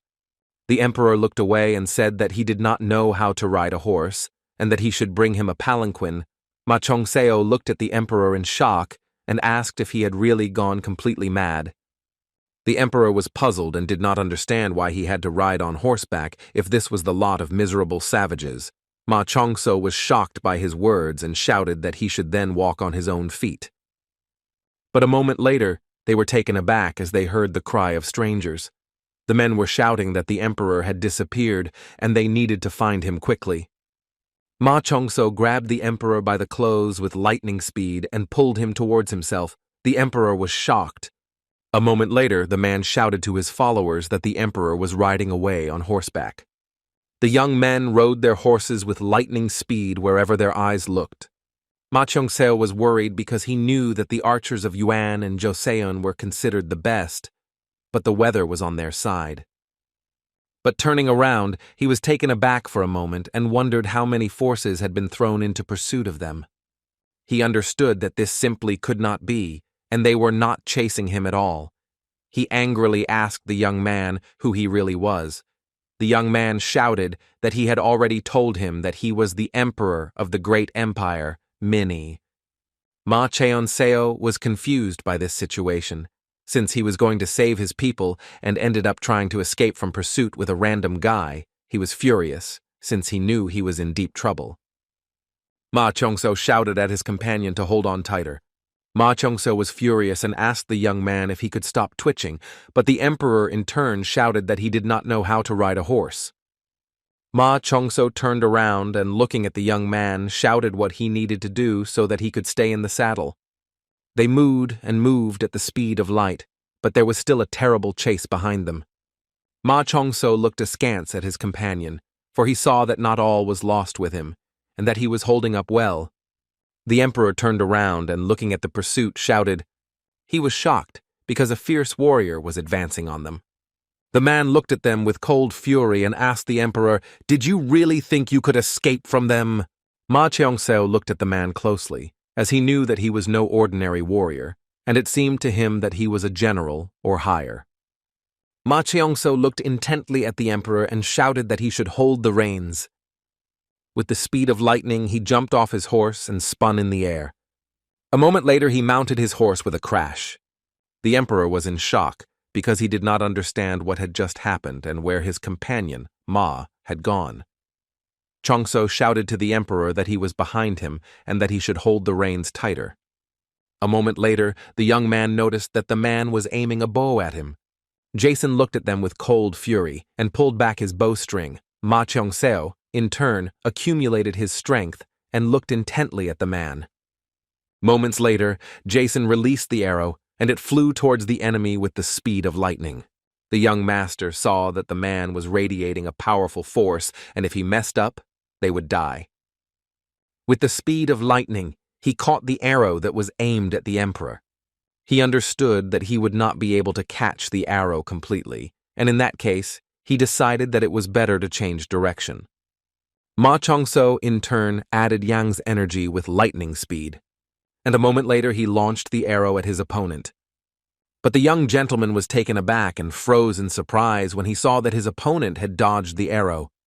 He was shocked by what he saw and could not understand how he managed to dodge. Ma Cheong-seo understood that he could be content with the fact that they had at least managed to break away from them. With lightning speed, he rushed towards the emperor. The man was surprised and wondered if there were still people who wanted to save the abandoned emperor. He thought for a moment, and since the young man parried the blow of the elephant tusk with his bare hands, he realized that the young man was very strong. The man hurriedly asked the great master if he was okay. Jason Iscosa looked at his subordinate and said that the young men were heading towards the prison. He shouted that they would move there and wait for them there. At the same time, the emperor was riding on a horse. He was very excited because he did not know what to do now. But a moment later he screamed as he was stunned by the cliff that appeared in his path. He screamed with all his might and asked the horse to stop. Ma Cheong-seo shouted at the emperor to pull himself together. The emperor looked at the young man in surprise, as he did not expect him to return quickly. He was excited and did not know what to do. Ma Cheong-seo was furious because he knew that if he were alone, he would have simply jumped over the cliff. But the situation was complicated because the emperor was with him. He knew that it was too late for them to stop. But a moment later he pulled the reins. The emperor was in shock. He did not understand what the young man was doing and was very worried because they were accelerating. A moment later he cried out as they were riding on horseback and jumping over the cliff. Bursting into tears, the emperor shouted at the young man that he was simply a murderer. Ma Cheong-seo, in turn, shouted at the emperor not to speak such nonsense. The emperor was in shock as they fell down with a roar. Ma Cheong-seo charged himself with sacred fire with the speed of lightning and flew down. A moment later, the horse landed on the edge of the cliff, and a few seconds later, the emperor and his horse fell over the cliff. But the young man, with the speed of lightning, pushed the horse, but, unfortunately, he himself fell down. The emperor turned around and saw his savior falling over the edge. He was in shock and screaming, bursting into tears, but unfortunately he could not help in any way. The emperor quickly got off his horse and ran to the cliff. He did not understand why the young man did this, because he was pathetic and did not need to be saved. Sitting by the cliff, he cried and wondered what he could do to bring the young man back alive. He was furious because he had not only neglected his duties to the throne. He screamed that he survived because the common man he was supposed to protect sacrificed his life, so he was no different from a beast. He screamed that he would not make such a mistake again. Shedding tears, he said that the death of the young man would not be forgotten, but a moment later he froze in place as he saw his savior clearly before him. He froze, not knowing what to answer, but at the same time he burst into tears. A moment later he realized the fact that the young man in front of him was alive, so he screamed out in fear to the emperor. Ma Cheong-seo looked at the emperor in bewilderment and asked why he was so surprised. Ma Cheong-seo thanked the horse for its help and said that now it could go its own way. At the same time, the emperor froze in shock and asked the young man if it was really a ghost, since he was sure that it would crash. The emperor was puzzled, because he did not understand how the young man managed to survive. Ma Cheong-seo told the emperor to finish speaking and quickly approached him. The emperor sighed heavily. The young man looked at him in bewilderment. The emperor, bursting into tears and smiling joyfully, said that he was very glad that he had survived. Ma Cheong-seo sighed heavily, as he could not understand the emperor, although he sometimes acted arrogant and selfish, but at the same time, he was truly innocent and naive. Ma Cheong-seo looked closely at the young man and wondered if it was because he was still a child or if it was something he had learned from the previous emperor. After a short journey, Ma Cheong-seo froze for a moment, as the emperor had driven him to his limit, as he was always complaining because he didn't like walking and there was dirt everywhere. The emperor told the young man that he should not have let go of the horse. Ju Qizhen sighed heavily, as the young man had shown mercy to the animal, and now he was forced to walk. Ma Cheong-seo shouted to the emperor that if it were not for the miserable animal, as he had previously expressed it, he would have long ago lost the life of which he was so proud. Ma Cheong-seo shouted that the horse was not at all to blame for what its master was like. Even a sword cast from iron can only rely on its master. But a moment later, the young man froze in place, mid-sentence. The emperor looked at him in bewilderment and asked why he had suddenly stopped talking. Ma Cheong-seo was taken aback and wondered if his forgivable actions towards the demonic cult were somehow better than what the savages had done. As the son of the leader of the Murim Alliance and the head of the Steel Corps Squadron, the demonic cult was an enemy he had to kill. That was the knowledge he had been taught and had grown up with. But he wondered if the followers of the demonic cult deserved to die just because they belonged to the cult. The demonic cult that he had the chance to see and know was completely different from what one could learn about it from rumors. Just because they had mastered the art of hymnology did not make them bad, and just because they did not follow the highest laws of the empire did not mean that they did not have spirituality. The 7 palaces of the Ming cult were like martial arts sects, and the believers were like family members. He wondered if it wasn't because their lifestyles were different, but they were still similar. A moment later, the emperor told his companion that if he did not want to talk, then there was no need, and in the meantime he would just sit down and rest a little. He also said that he would like to drink some water, but the young man should try the water first, as it could be poisoned. Ma Cheong-seo sighed heavily and told the emperor that he had always lived in such a way that he talked to himself and could not drink water on his own. The emperor was surprised and did not understand what was strange about this. He asked the young man what was wrong with him, since in the end he turned out to be uncouth and rude. Ma Cheong-seo was surprised, but in turn he said that he was perfectly suited to all Murim standards. The emperor beamed at his words and asked if he was really a Murim martial artist, as he really wanted to know more about it. He said that he heard that there were a lot of eccentric guys in that place, like monks and Taoists, who practiced martial arts. Ma Cheong-seo told the emperor that he had just spoken of a sect of vagabonds who belonged to a movement known as the Murim Alliance. The emperor smiled and said that he heard that they had a lot of freedom and could travel with other martial artists in the Central Plains. Ma Cheong-seo understood that this was not entirely true, because they had to recognize the rules of the Union, but also follow the rules of their own sects and cults, and there were a lot of them, if you go into detail. He sighed heavily and said that as long as they were part of such a group of complete freedom, they would not see more choice from the martial artists, since they had mastered this very martial art. He smiled and said that perhaps this is precisely why they needed politicians and an emperor in order to expand their field of choice. The emperor thought for a moment, but after a few seconds, asked the young man why he was there.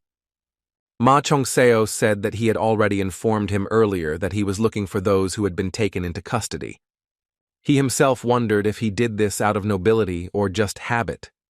He was puzzled and wondered if he was really that different from a demon who went crazy at the sight of blood. The emperor looked closely at the young man and asked if he was part of the Murim Alliance. The young man froze for a moment and, looking away, said that he was a believer.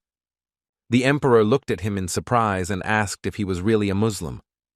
Ma Cheongso sighed heavily and said that he was from a demonic cult. He said that he was part of a demonic cult that was located on the heavenly mountain. The emperor froze in place from shock.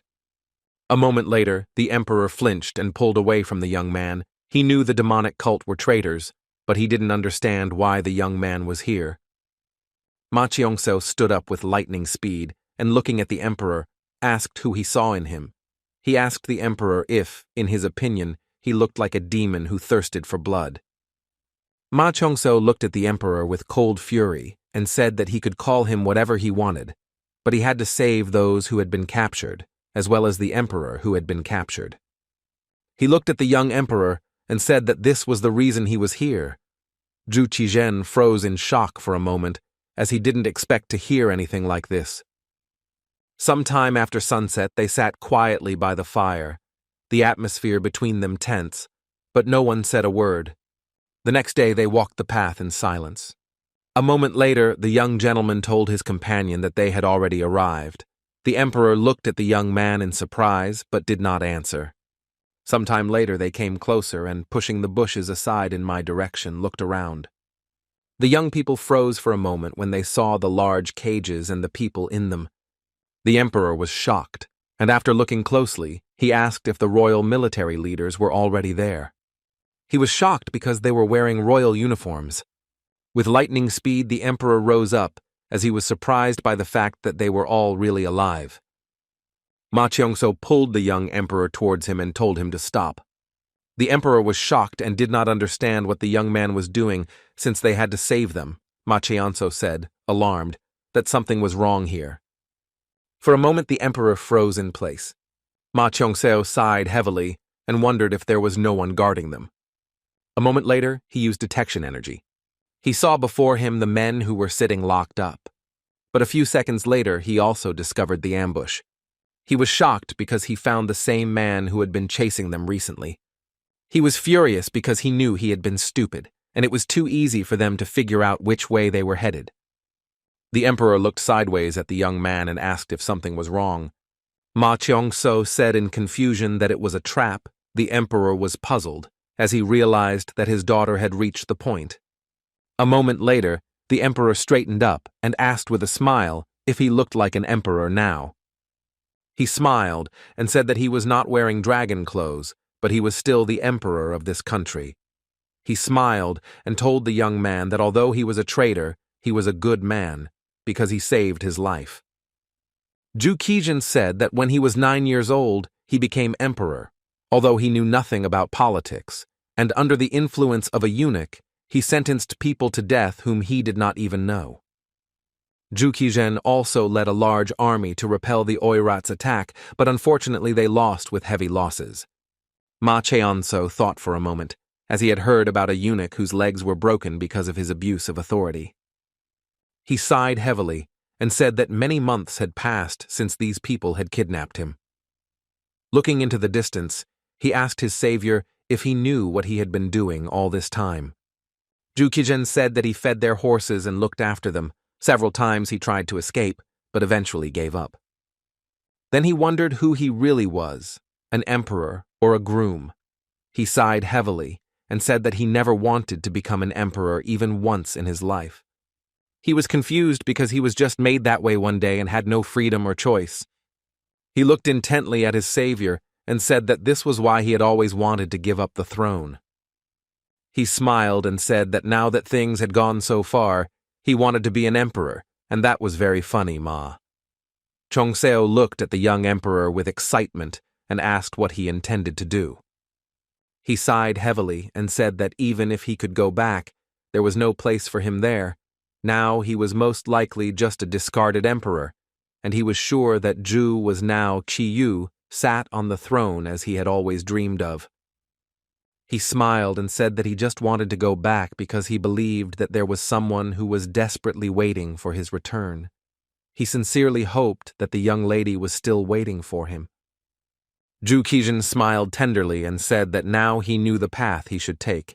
He saw his subjects whom he should protect.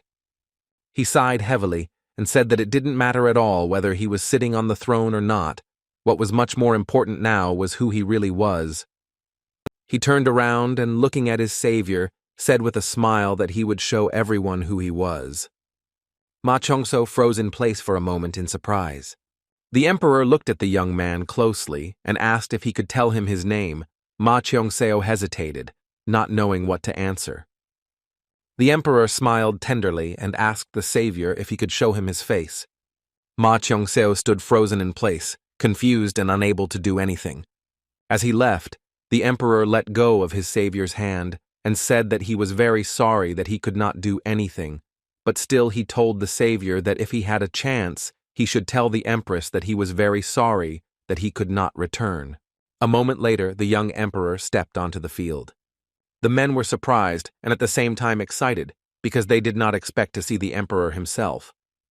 A moment later, the emperor shouted and let everyone know that he was there. A few seconds later, the tribe's people came out, aiming their bows at the emperor.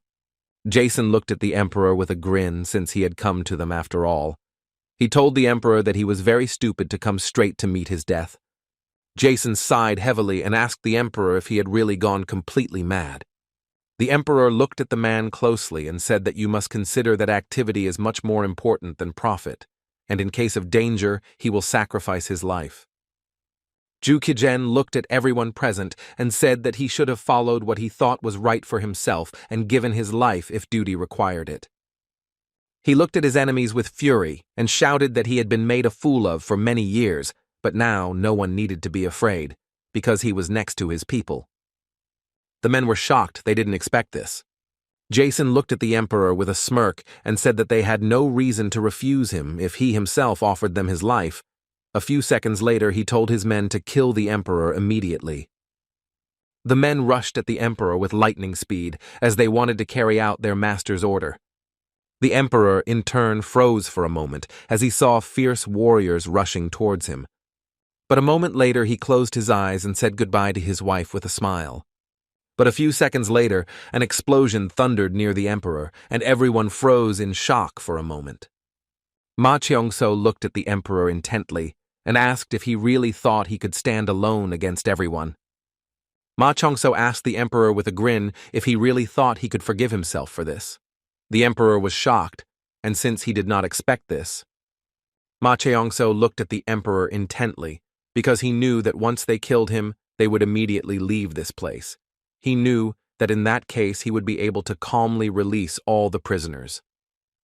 He understood perfectly well that all he had to do was leave the emperor. He was furious because he understood that the young man was now just a former emperor who was betrayed by his own brother and vassals. No one would save him. He knew that the emperor was just a stupid child who was asking for trouble, and in general, he was nothing special.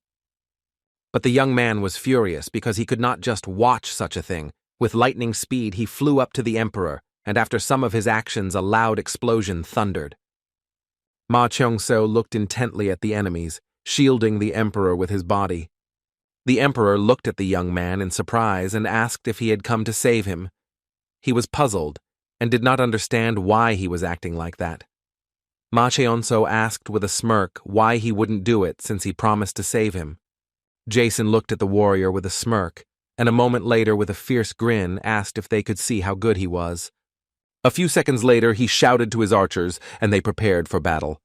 Ma Chongso was furious because he knew they were going to shoot arrows from such a distance. A moment later, the man gave the command to his subordinates, after which the arrows flew at the young people with lightning speed. Ma Chongso, in turn, used his strength with lightning speed and rushed to meet the arrows. He used the Sky Demon Legion strike. The arrows fell to the ground with a roar after using his power. The man looked at the young man with a grin and said that he was really very strong. He was wondering who the young man really was, because with the help of this technique, the young man could create several versions of himself. The emperor looked at the young savior with bewilderment and shock and asked who he was, because even the commander of the royal warriors was not as strong as his savior. Ma Chongso sighed heavily and said that he was a traitor, martial artist Murim, or something like that.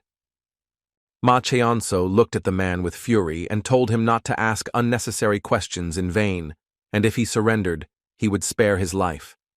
Jason said with a grin that he was still interested in finding out who was hiding behind the mask, because he could not have thought that he would meet such a warrior on his way and in such a wilderness.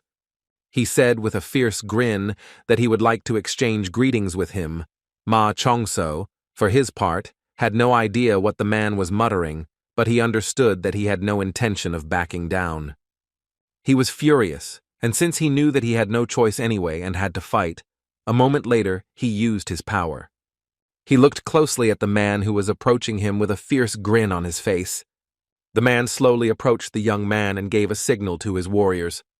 Ma Cheonso was shocked because he saw that they were surrounded. He was furious because he knew that arrows would be flying towards them, and he wouldn't even be able to tell which side they were coming from. He knew that the prisoners could be caught in the crossfire. The man looked at them and said that the young man was no longer an emperor, and for him, he was nothing more than another victim. Ma Cheonso looked at the man with cold fury and a smirk and said that he really did talk a lot. A moment later, he rushed into battle. He was furious, as he knew he had to deal with the troublesome archers first, and with lightning speed he unleashed the Sky Demon Legion strike. The man sighed heavily and said that the young man had decided to forget about him and take up archery. He shouted angrily that the young man was looking down on him. With lightning speed, he struck the young man. Ma Cheonso was taken aback for a moment and stopped, as all his projections were destroyed. He froze in shock, and looking at the man, he wondered if he had really reached the highest realm of development.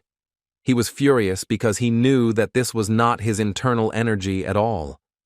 He understood that she came from brute force. Ma Cheonso was shocked and did not understand how this could be achieved with only internal energy. He knew that the Demon Lord's supreme art used internal energy to transform the devilish flames to demonstrate demonic might. That is why it was called demonic art. Man could use his internal energy and physical body to the limit of his capabilities. He froze for a moment, as he had heard something like this before. Among the 5 emperors in the top 10 of the Central Plains, there was a general from the Yuan dynasty who led a squad of devil flame archers. He looked at the man closely and said that it seemed like he was the High Flame Emperor's archer, Jason. The man looked at the young man with a smirk and asked if he really knew him. Ma Cheonso looked at the man with a cold rage and a smirk on his face, since judging by his reaction, he was right. He said that he didn't plan to fight him in the first place. The man said with a smirk that they could then focus on their battle, but if it was difficult for him, he could help him focus. A moment later, using his strength, the man jumped up and headed towards the young man in order to deliver a crushing blow. Jason, with a fierce grin, told his opponent that he just needed to turn all his attention to him. Jason struck the young man with lightning speed and fury, but he managed to dodge. Ma Cheonso quickly jumped away from the man's axe. Ma Cheonso was puzzled, as he did not understand how a martial artist of external energy could directly use the enhancing art of internal energy. Ma Cheonso, he was well aware that if things continued at this pace, it would become a big problem for him. He knew he had to defeat the man with one blow, so he used a series of supreme imperial combat strikes. The man was taken aback for a moment and froze in place in surprise. Ma Cheonso used the first of the 3 palms, the destroying palm. A moment later, the man received a strong blow and recoiled, but still managed to stay on his feet. A few seconds later, he fell to the ground with a thud. Yan Chagak has spent his entire life studying the highest martial strikes. Since these are not the real imperial martial strikes, he uses demonic art to create a semblance of them. But unfortunately, his powers were limited, but the strike should still be strong enough. A moment later, he was taken aback and froze in place from the slag as he heard the laughter of his opponent, who said that the world was indeed big and unknown.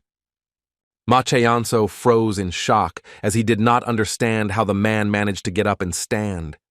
He looked at his opponent in confusion as he took his blow with a crushing palm, but his strength only increased after the crushing blow. The man looked at his opponent with a grin and said that he seemed very surprised. He said that even a battering ram would not be able to defeat him. Ma Cheonso looked at his opponent in confusion and wondered if he could really withstand his attack. Jason looked at the flames that surrounded him in bewilderment and wondered if the flames were not going to die out. He thought that was very interesting. Jason looked at his opponent closely and said that he assumed that the young man was in his heavenly mountain, but he still did not think that he came from the Palace of Bloody Art. He asked his opponent if he was from the Palace of Sacred Fire. A moment later, he looked at him with a fierce grin and said that it didn't matter. Burning with anger and fury, he said they could try again. Ma Cheongso froze for a moment as he realized that he had a strong opponent. A few seconds later, they entered into a fight. Ma Cheongseo easily jumped back when his opponent struck him. With lightning speed, he jumped up and did several somersaults in the air. A few seconds later, he struck his opponent. Everyone present was in shock, because they did not know who this man was. They were surprised, and did not understand how he managed to fight back against the leader of the barbarians. Jason looked at the young man with a grin and said that he was truly incredible. But a moment later he looked at him with a grin, and preparing for the blow, asked how he felt about it.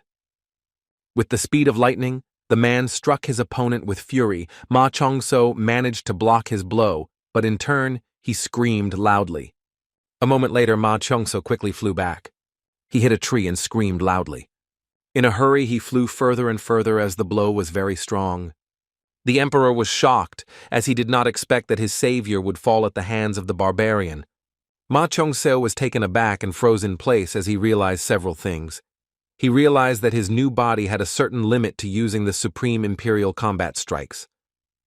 Although he remembered all the techniques in his head, they were not suitable for his current body, and if he tried to use proper combat art through demonic art, he would not be able to use even 30% of that power for his own benefit. If the demon lord's supreme art does not manifest in the heavenly demon, it means that the incredibly powerful internal energy is simply using the yang energy. He looked at his opponent closely, as he knew that he was different from an ordinary martial artist, and with this level of strength, he would not even leave a scratch on him. The man looked at his opponent with a grin and asked if he was really out of breath.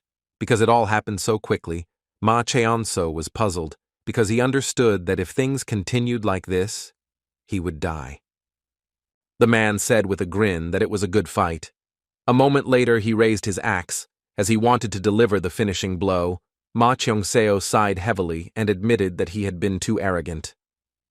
He tried to hide his mastery of demonic arts so as not to reveal the young master within him, but he hadn't even thought of any methods to equalize powers, so he knew that he had no choice but to do something now.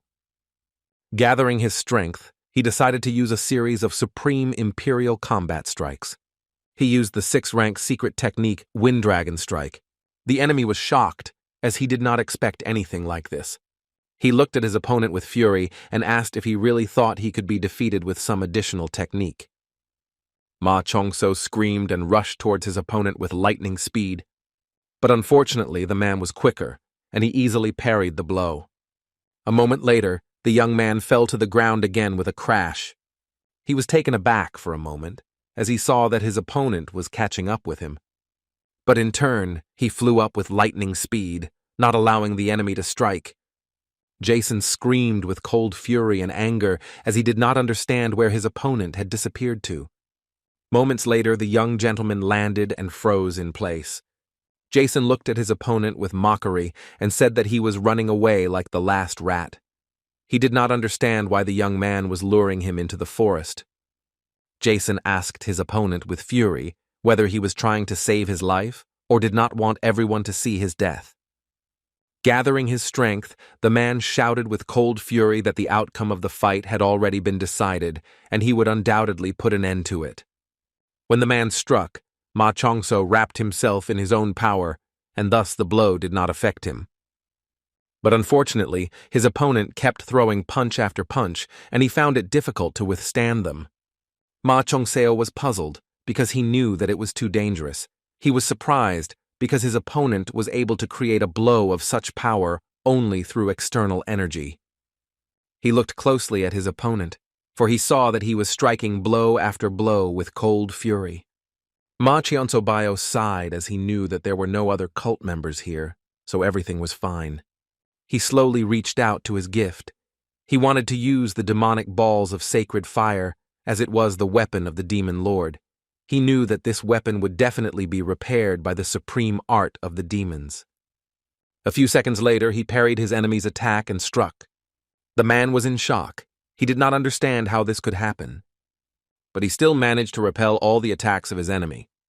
Ma Cheongseo looked at his weapon with a surprised expression. Since the name of the sword under the article was valid, he knew that this weapon was capable of absorbing the demon lord's art.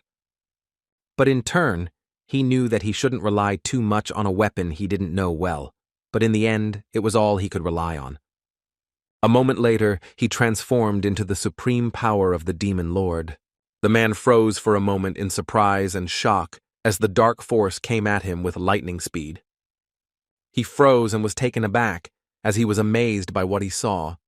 A moment later, he looked at his opponent with a grin and asked if this was his last attempt, but a few seconds later he rushed into battle and shouted that he would kill his adversary immediately. With lightning speed, he jumped up to deliver a crushing blow, but a few seconds later, an explosion of unprecedented force thundered. At the same time, the man, out of breath, sat next to the corpse. A moment later, he turned around because he saw something strange. A few seconds after the explosion, everyone scattered in different directions.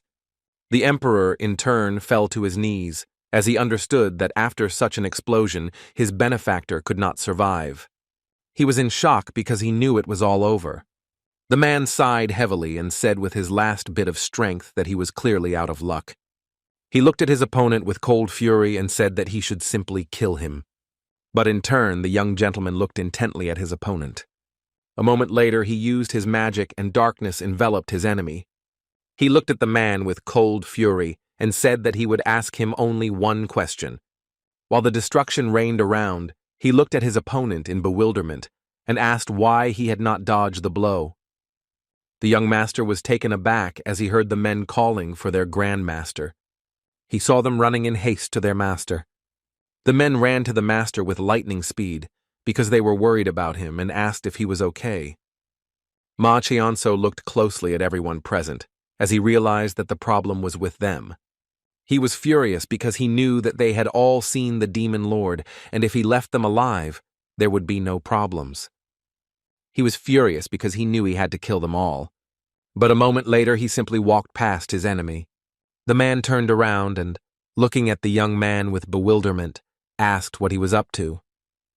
At the same time, the young master looked intently at the men as they aimed their guns at him. He stood quietly for a while, lost in thought.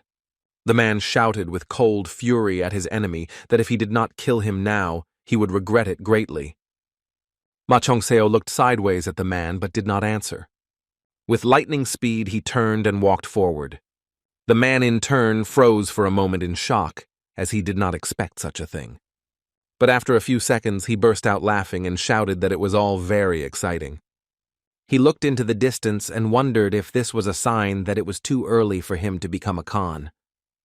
He shouted with a fierce grin that, unfortunately, he could no longer retreat, and he must definitely become the master of the Yuan Empire. A moment later, he signaled to his subordinates. The men intercepted his sign with lightning speed and took up their stance.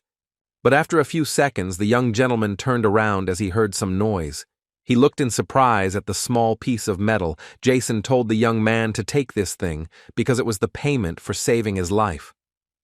Jason looked at the young man intently and said that he no longer wanted to deal with him, since with the appearance of the demon lord, the outcome was obvious.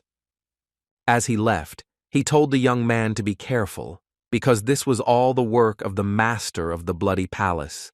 He warned the young man that he was very dangerous. Ma Cheongseo was surprised that the man knew his language, but more importantly, he had just spoken about the master of the Bloody Palace. The man, in turn, was not going to tell him more. With lightning speed, he approached his horse. Ma Cheongseo thought for a moment, as he knew who the Bloody Palace master really was. But he was confused, as he didn't know what was wrong with him.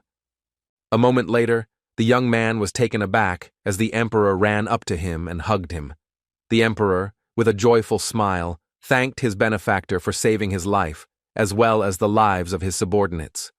He was sincerely grateful to the man. Ma Cheong-seo looked at the emperor with a gentle smile, as he did not understand how he could be such a crybaby. Ma Cheong-seo smiled and said that he even got to see such rare tears, and it was probably all worth it. To intervene and save them all, the emperor smiled and told the young man that he was as mischievous as before. He said with a smile that he was his friend, and he could see his tears.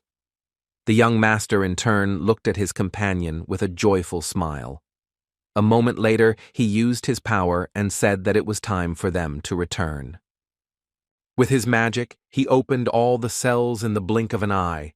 Following the teachings of the cult, he freed everyone with the black sun. At the same time, an old man was slowly walking towards the young man. He cried out, bursting into tears as he saw with his own eyes the black sun. Everyone present was happy and shouting. The freed captives fled in different directions. He told the remaining soldiers of the empire that he had fought with the leader of the Oirats, but the situation with the emperor was quite unfortunate, because he had nowhere to return to since he had been exiled. Ma Cheong-seo told the emperor that he could go with him to the heavenly mountain. The emperor smiled and said that there was still one person who was still waiting for him, so he was going to meet the empress. He smiled and said that although he had lost his status as emperor, he still had other duties, and even if he was sent into exile, he still had to do something. The young gentleman smiled and said that it was indeed so. The emperor, in turn, looked intently at his benefactor and asked if they would ever meet again. The emperor looked at the young man with a gentle smile and said that next time he should take off his mask. Ma Cheong-seo smiled and told the emperor that he would judge his behavior.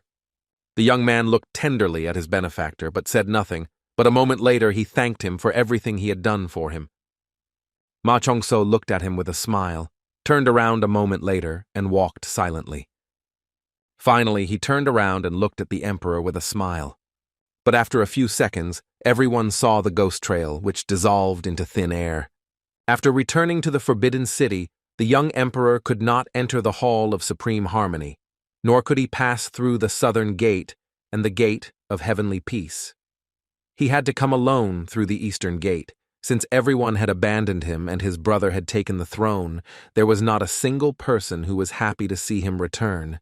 Now the palace of heavenly purity was replaced by a modest and unpleasant dwelling. But perhaps for him it was a new beginning. His brother set him up, exposing him as a traitor to the country. That is why he ended up in a new prison for himself. But the young man did not give up because he had a goal, and the person he wanted to see, so he went towards the goal. Opening the door, he saw a young lady. She stood frozen in surprise for a moment, and tears came into her eyes.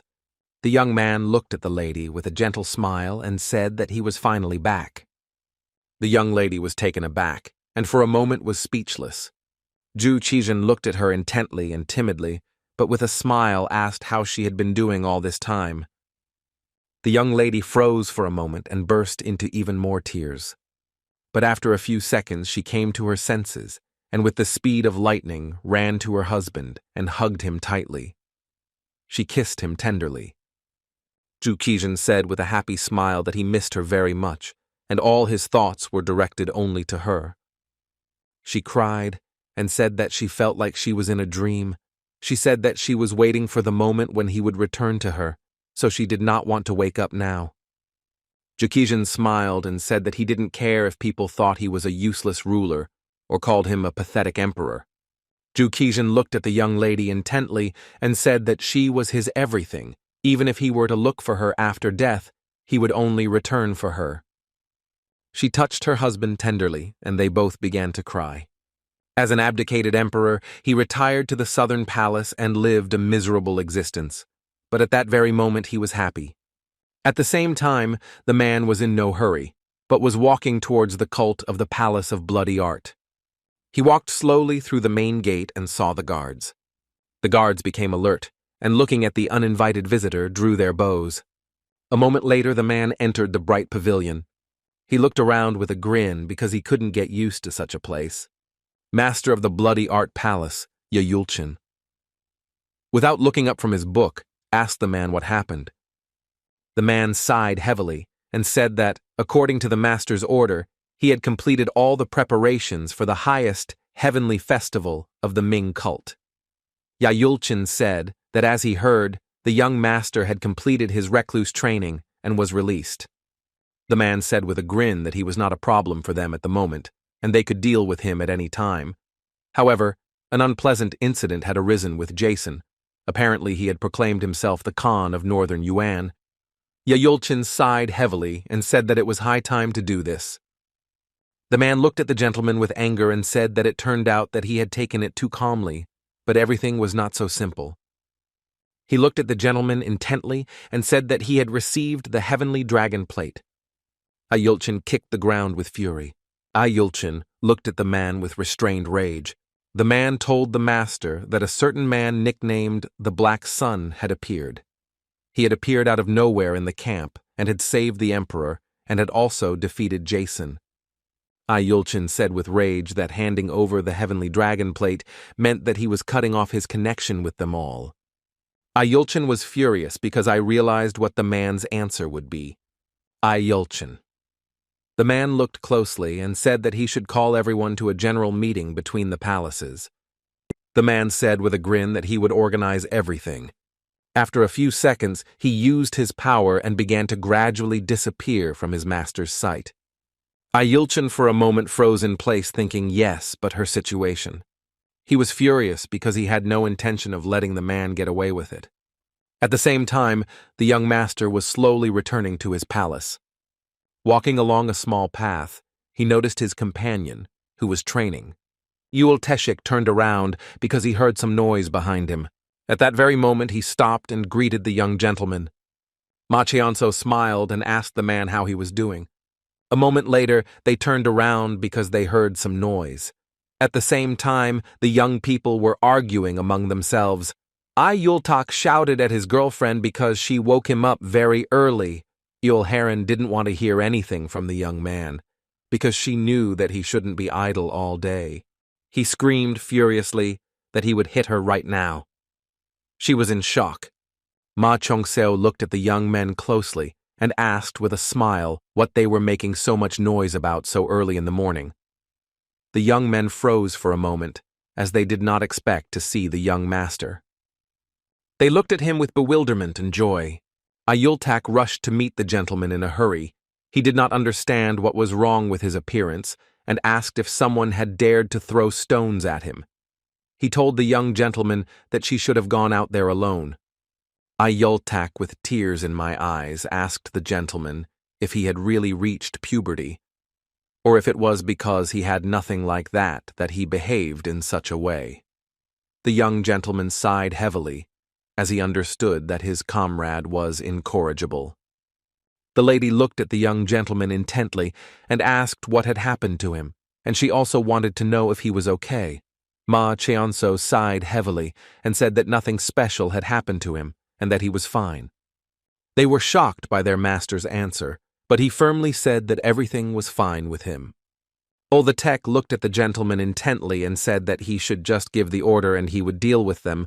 Ma Cheongseo sighed heavily and said that he was fine. He walked slowly back to his room, knowing that he still had a lot to sort out and a lot to change. But for a moment he froze in place and turned around. He looked intently at his comrades, who did not take their eyes off him. Ma Cheonso sighed heavily, because he knew that he had to tell them at least something. A moment later he smiled tenderly and said that he was already back. After his words, the young people beamed with happiness. That same evening, in the lunar brothel of mines, a lively bustle reigned. Shival, the leader of the Floating Ghosts team, visited the palace master and reported that it was her. The palace master called the young lady and asked if she could convey a message to the third room, as they had to take a walk to the small palace. She sighed heavily and said that she had heard that the ice flower was truly beautiful. Shival froze for a moment because she knew that the third room was currently inhabited by 3 merciless steel demons. They were hired killers in the slaughter palace. They had no names, only numbers that they were addressed by in the slaughter palace. They were truly strong individuals. She understood that to question them, to take a walk, literally meant to kill everyone, and for a moment she thought about the lady who lived next to them. A moment later, the palace master called the girl. She sighed heavily and asked the girl if she was scared. Shivel was puzzled by this question, but still answered that she was not. She was afraid, because the palace master would only be satisfied when he took revenge on everyone who had once wronged her. But she knew that she still shouldn't have chosen the Min Min Palace as her target, because if she did, the other nobles and the Council of Elders would not let it go so easily. She understood that she had to stop the master, and the master, in turn, said that in her place she would have done exactly the same. Even if the girl was a simple prostitute, there were still boundaries in her life that could not be crossed. Shivel bowed and said that everything was exactly like that. She knew perfectly well that she should have been the one who went to the small palace. A moment later, the palace master asked how the girl was feeling. Shivel said, puzzled, that it was probably because of the shock she had experienced, but she had not left her room at all yet. The lady thought for a moment and said that the young lady should also go for a walk with them. Shivel was surprised by this statement. The lady said that if she continued to retreat in the face of adversity, she would never be able to change her life. Shivel bowed and said that she would pass on everything. A moment later, the palace master asked, what about the rest of the girls? Shivel said that there were 32 people in total who had arrived. The master said that it must be difficult for them now, as they had to go through a lot. She told the girl to feed them and send them to bed. Some time later, the young people went out for an evening walk. The young lady was puzzled, as she felt an unpleasant smell from her companions. She was shocked, wondering if the demons of the merciless steel in general had not heard of a shower. She sighed in confusion, knowing that she should have admitted the truth. Things were getting completely out of control. She decided to throw away all her thoughts more simply. Since there was no lie in her words, she simply understood that she would again get a beating from the young master and that annoying man. At the same time, the man was closely watching the young people. Chi with them. He heard that they were among the top 20 best art masters in the slaughter palace, but they ran away after breaking certain rules. He was surprised that they had been hiding in the pleasure palace all this time. He was surprised and did not understand where they were heading, leaving the palace through the window and not through the door. He was taken aback for a moment as he realized that he was in this direction. He wondered in confusion if they were heading towards the small palace. He froze for a moment and walked on, as he remembered his note, which he had written under the dictation of the young gentleman. He was puzzled because he knew what would happen to him if he did not keep his word. Chong Biran knew that the master of the carpet palace should not wield power. The palace master said that the current palace of trade needed to take over the palace of the small sun at all costs. That was why he obeyed the stupid orders of the young master. He was furious because he knew that if those guys found out about the secret letter, then all the blame would definitely fall on him. A moment later he whistled, thus signaling to his subordinates that they should move out. With lightning speed, the young men looked around, for they heard a signal from their master. A few seconds later, they were rushing to the palace. Chong Biran understood perfectly well that he had to send it at any cost to save the palace. At the same time, the young master was in the library of the Mins. Jagalton said that he knew a man, the leader of the Oirats, the Grand Master of the Northern Yuan, but he held this title yesterday, and today he proclaimed himself the Supreme Khan and ruler of the Northern Yuan.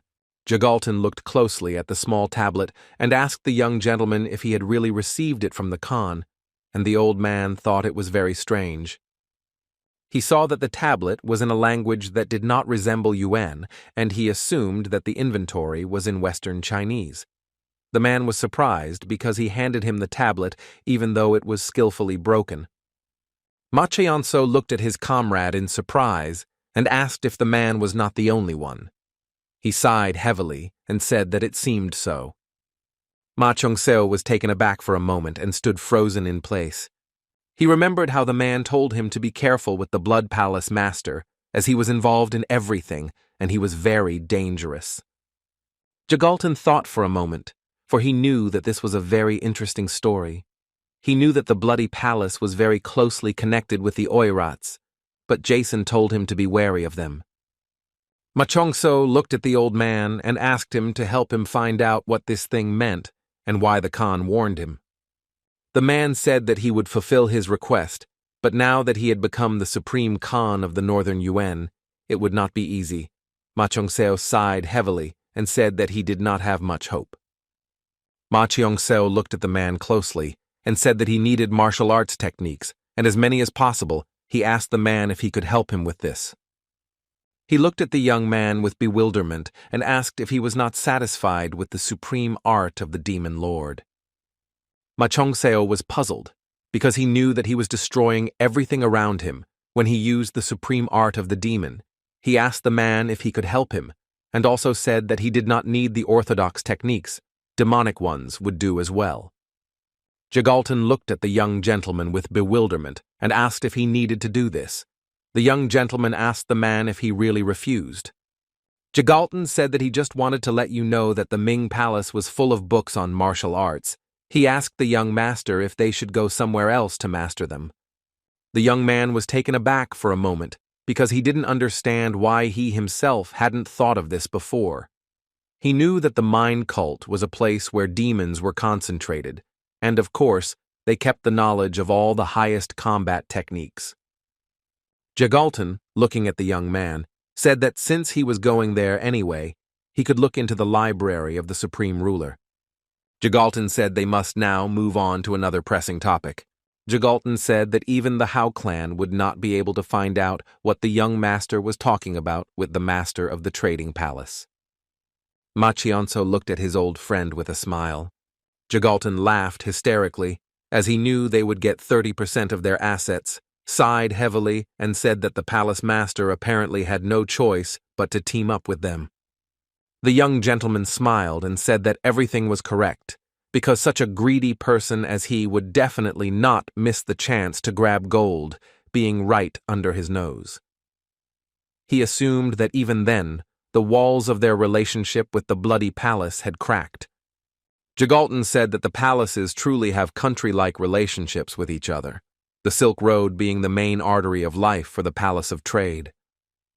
That's why they were already cautious with the palace blood art, which had connections with the Oirats. The Bloody Palace has the highest martial art techniques. So they keep the Palace of the Sacred Fire in check, which enforces the law. Pleasure has allied itself with the Palace of Slaughter to provide its brothel with protection in its territory of the Central Plains. The Bloody Palace and the Slaughter Palace tried to get rid of the Opera Sword Palace, which consisted of a small group of elites, but the Ming Palace and the Sacred Fire Palace prevented them from doing so. The Palace of Commerce and the Palace of Pleasure were always waiting for an opportunity to devour each other, and the Palace of Poison always remained neutral, so the palaces entered into an alliance, competed, and complicated their relationship. Jagalton said that although the amount of funds poured into the Palace of Bloody Arts by the Palace of Commerce was quite large now that their own warriors had been captured, they would most likely have to revolt. They would not refuse additional support from the archers. But how did they know that now that Jason had become the supreme Khan of the Northern Yuan Trade Palace, they needed to behave wisely? Moreover, if the Bloody Palace attacked them, they would definitely not help them. So the trading palace wasn't just throwing money around, and most likely they were investing it so that you could make a bigger deal in the future. Ma Chung-seo thought about it and said that they still wouldn't completely accept their side. The man said that if they tried to subdue him by force, he would immediately run away and come up with something else. The methods of the Bloody Palace and the Fighting Palace were no different from each other. He looked at the young master intently and said that he seemed to be the one who was aware of what was happening now, but at the same time, he knew nothing, and he looked as if he did not understand anything at all, and then suddenly, a brilliant idea came out. Ma Chung-seo sighed heavily and told the man to stop teasing him. Ma Cheon-seo said that it was quite obvious what the master of the Palace of Trade was pursuing, but one could not expect much from him, because he was not that brave, and the only reason he was able to come to power was because of his eldest son and the leader of the team. Ma Cheon-seo said that he heard that Jung Jae-sang is currently on a mission, but they still need to get Jung Jae-sang and Jung Biran together. The young master, in turn, wondered if Chong Biran was a big shot.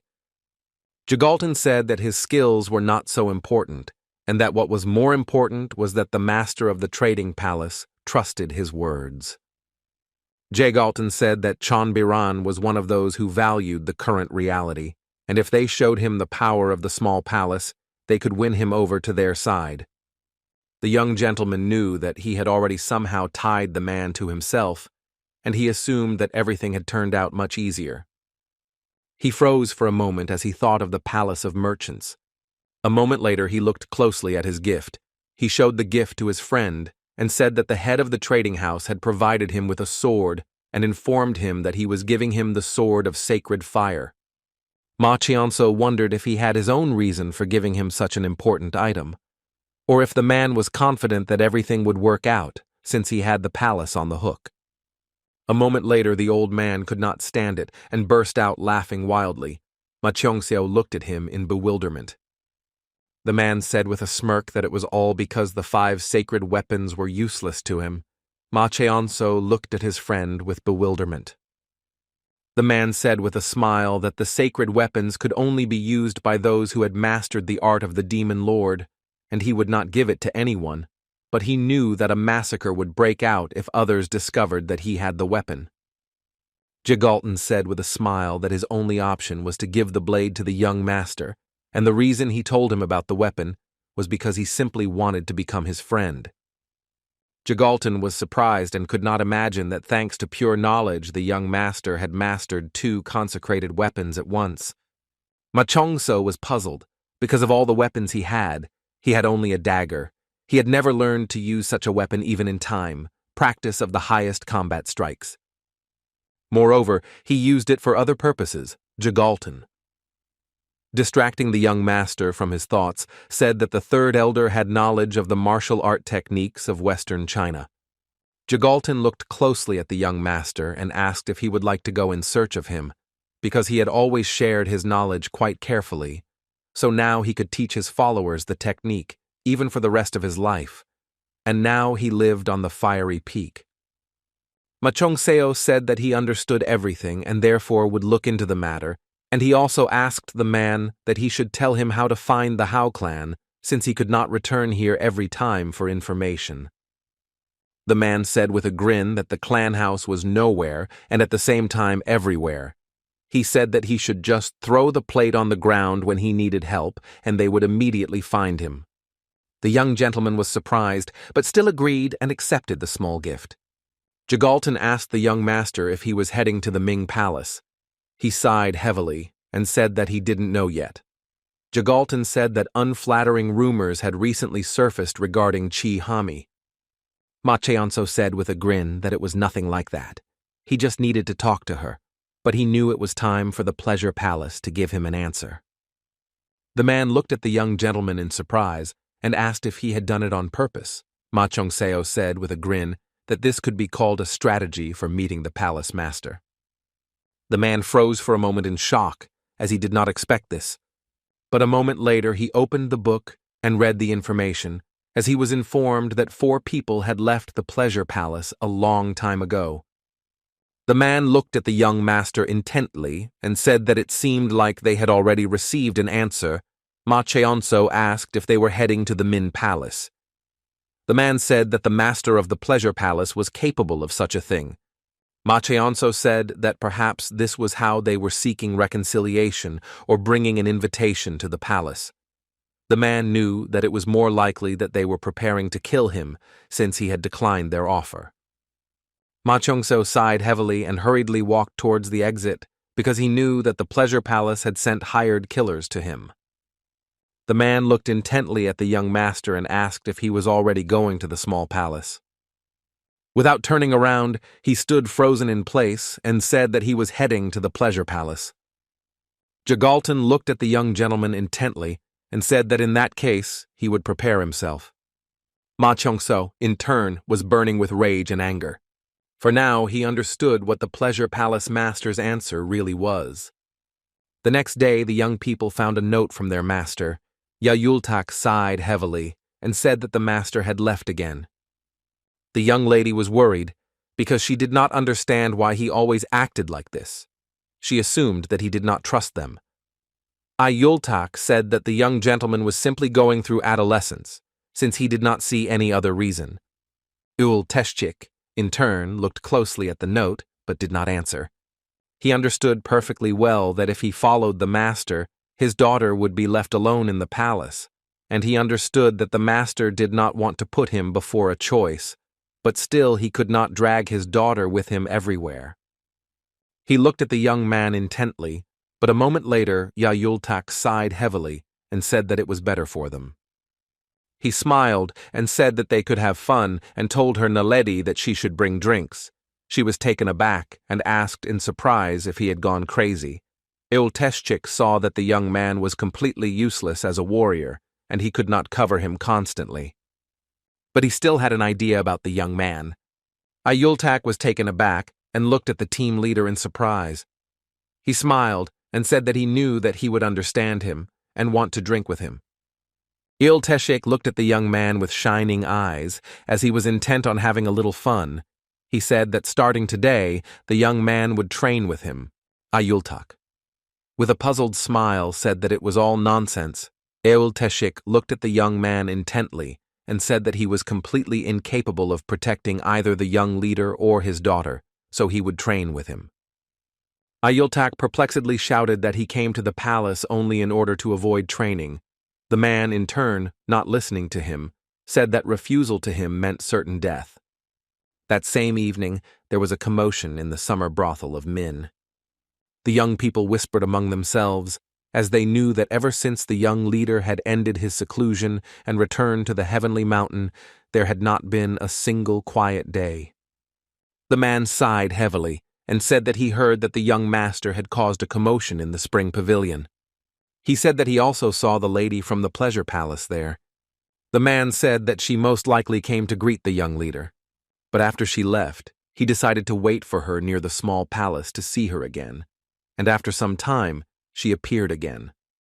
The man sighed heavily and said with puzzlement that the young lady had changed completely. Clearing his throat, he said that all her clothes were in disarray. The man said that he later heard from a friend of his at the Palace of Commerce that the young leader had done something to her in the reception hall. A moment later, a young lady approached them and said to the war with a smirk that it seemed he believed he had several lives. The men stood frozen in place for a moment, stunned. At the same time, the man turned around and froze when he saw behind him the master of the Pleasure Palace flower, the white snake, Han Soso. With the speed of lightning, all those present knelt before the master and expressed their respect. Han Soso smiled and asked them to stand up. She looked at them intently and said that they would not pay for their misdeeds by bowing their heads, and so they would pay for them with their lives. The man was taken aback and trembling with fear, saying that he had only repeated the rumors that had reached him. Han Soso looked at the man with a smirk and said that in that case they could talk. He looked at her with bewilderment. Han Soso said with a grin that he should tell her what she wanted to hear. Han Soso looked at the man intently and said with suppressed fury that he should do it now. Kneeling, the man shouted that he had committed an act worthy of death. She looked at him with cold fury and said that in that case he must die. A few seconds later, she threw her fan, which contained a knife, at him. The man froze for a moment as he was prepared to die. But a moment later, someone threw a small vase at him. He fell to the ground with a thud, and the knife thus flew past. The young man looked closely at the lady and asked if they really brewed their own swill in such an establishment. He sighed heavily and said that he got drunk very quickly. Everyone looked at the young man warily. The young gentleman, in turn, looked at everyone present with a grin and asked what they were doing here. The young people were taken aback for a moment and froze in place. After a few seconds, everyone bowed to the young master and expressed their respect. Han Soso looked at the young master with a fierce grin. Ma Cheong-so, in turn, looked at Madam with a grin and sparkling eyes. A moment later, he took off his hat and slowly rose from the table. He walked slowly around the room, and a moment later sat down next to the man. About 10 years ago, an unusual incident occurred when you, in the Tai King Pavilion, which is located in Shengxi, bodies were found. The commanders who were sent and all the people who were there were found dead. At that moment, the Murim Alliance was shocked that one of the elders of the Hua Mountain clan was one of the dead, so they deployed a heavenly net, that is, a kind of trap. Unfortunately, they never managed to catch the criminal. Only after some time everyone learned that the killer was a girl named Han Soso. This was the information that Cheong Seo had obtained, but now the young master understood that his acquaintance had only been digging up information about the lady because she was pretty. A moment later, the young gentleman slowly drank the contents of the small glass. He looked at the lady with a grin and said that he could not even imagine that the lady of the Palace of Pleasures herself would be here. She smiled and told the young master that he should have notified them of his visit, since she could have met him personally.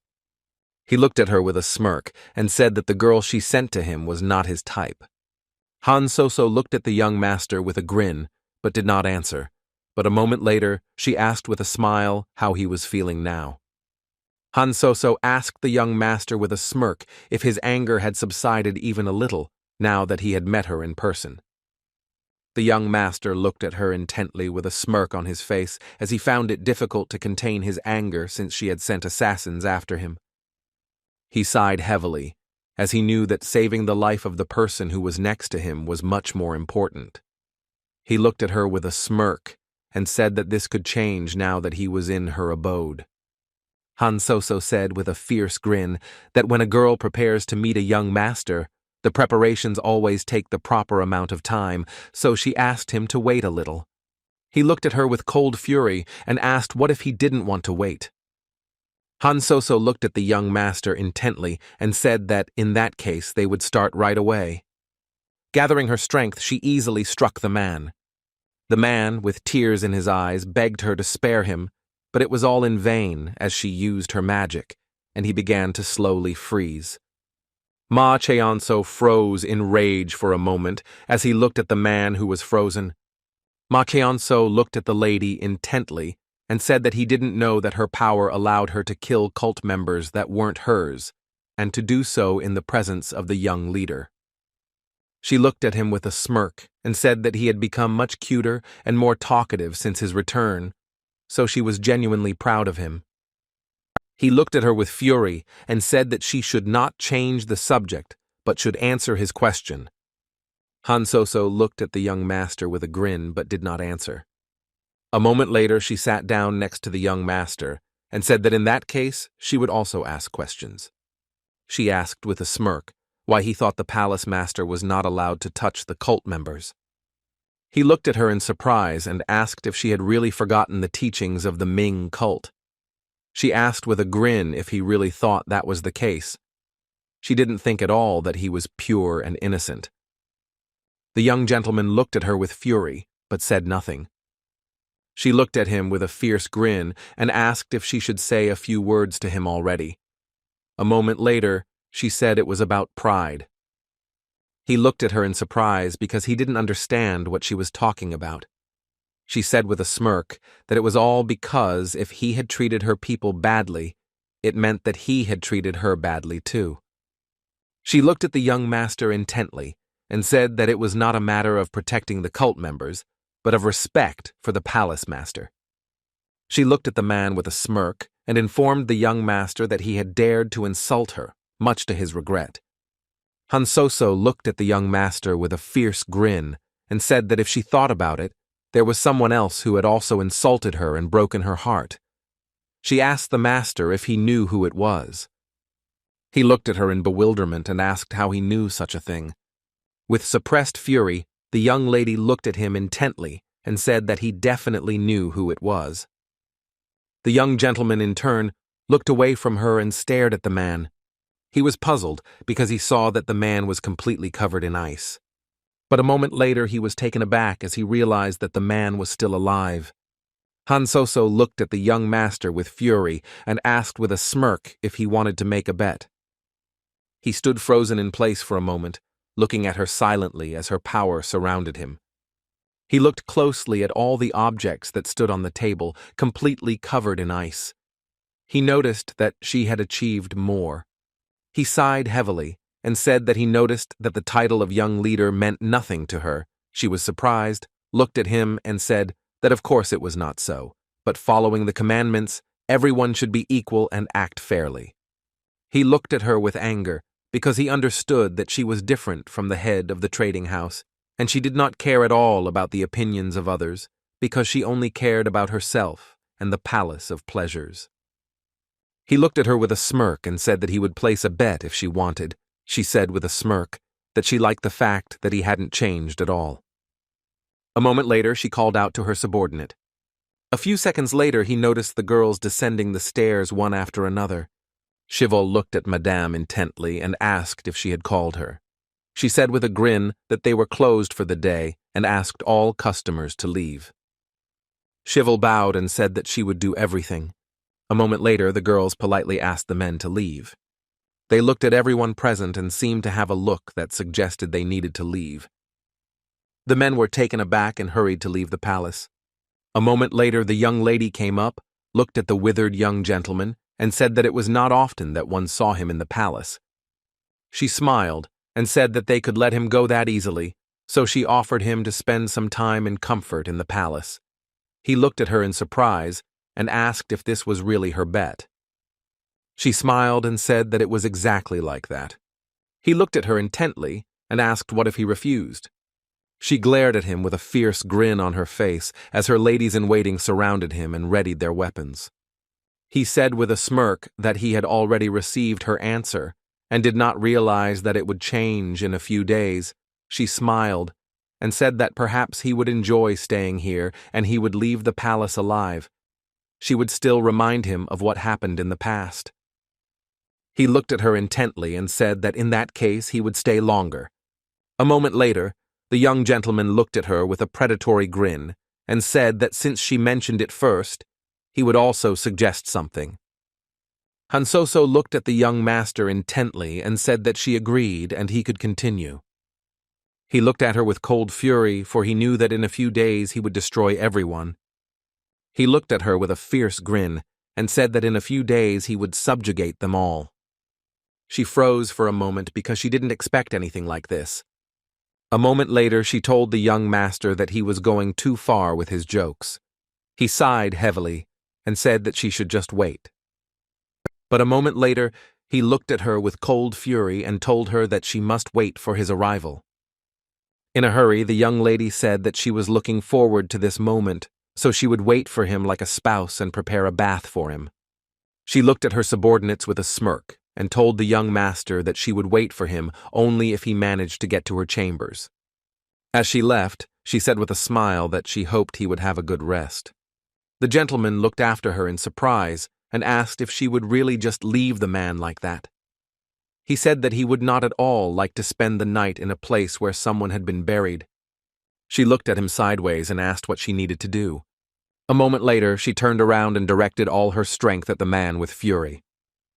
The young gentleman was taken aback as he saw that the man was frozen in ice. She looked at him intently and said that he should come as soon as he had finished his drink. She also said that he should go straight to the 6th floor. She would prepare a room for him. The young master sighed heavily but did not answer. He was holding back all his rage. A moment later, she was gone and he was left alone. He knew she should enjoy herself for now, but he would come for her soon. At the same time, in the small palace, Yayultak was suffering from training. The man was furious, as he did not understand how the young man could protect the young master with such strength. The teacher beat his student and showed him his weak points. Ayultak angrily asked the man why he suddenly had to protect his daughter. A moment later, the man looked at the young man with fury and shouted that his head was exposed. Ayultak in turn covered my head, but received a blow in another place. He was taken aback and asked the man why he hit him in a different place, since he shouted that his head was open. The man looked at him with fury and asked him if he really thought that the killer would tell him where he would hit.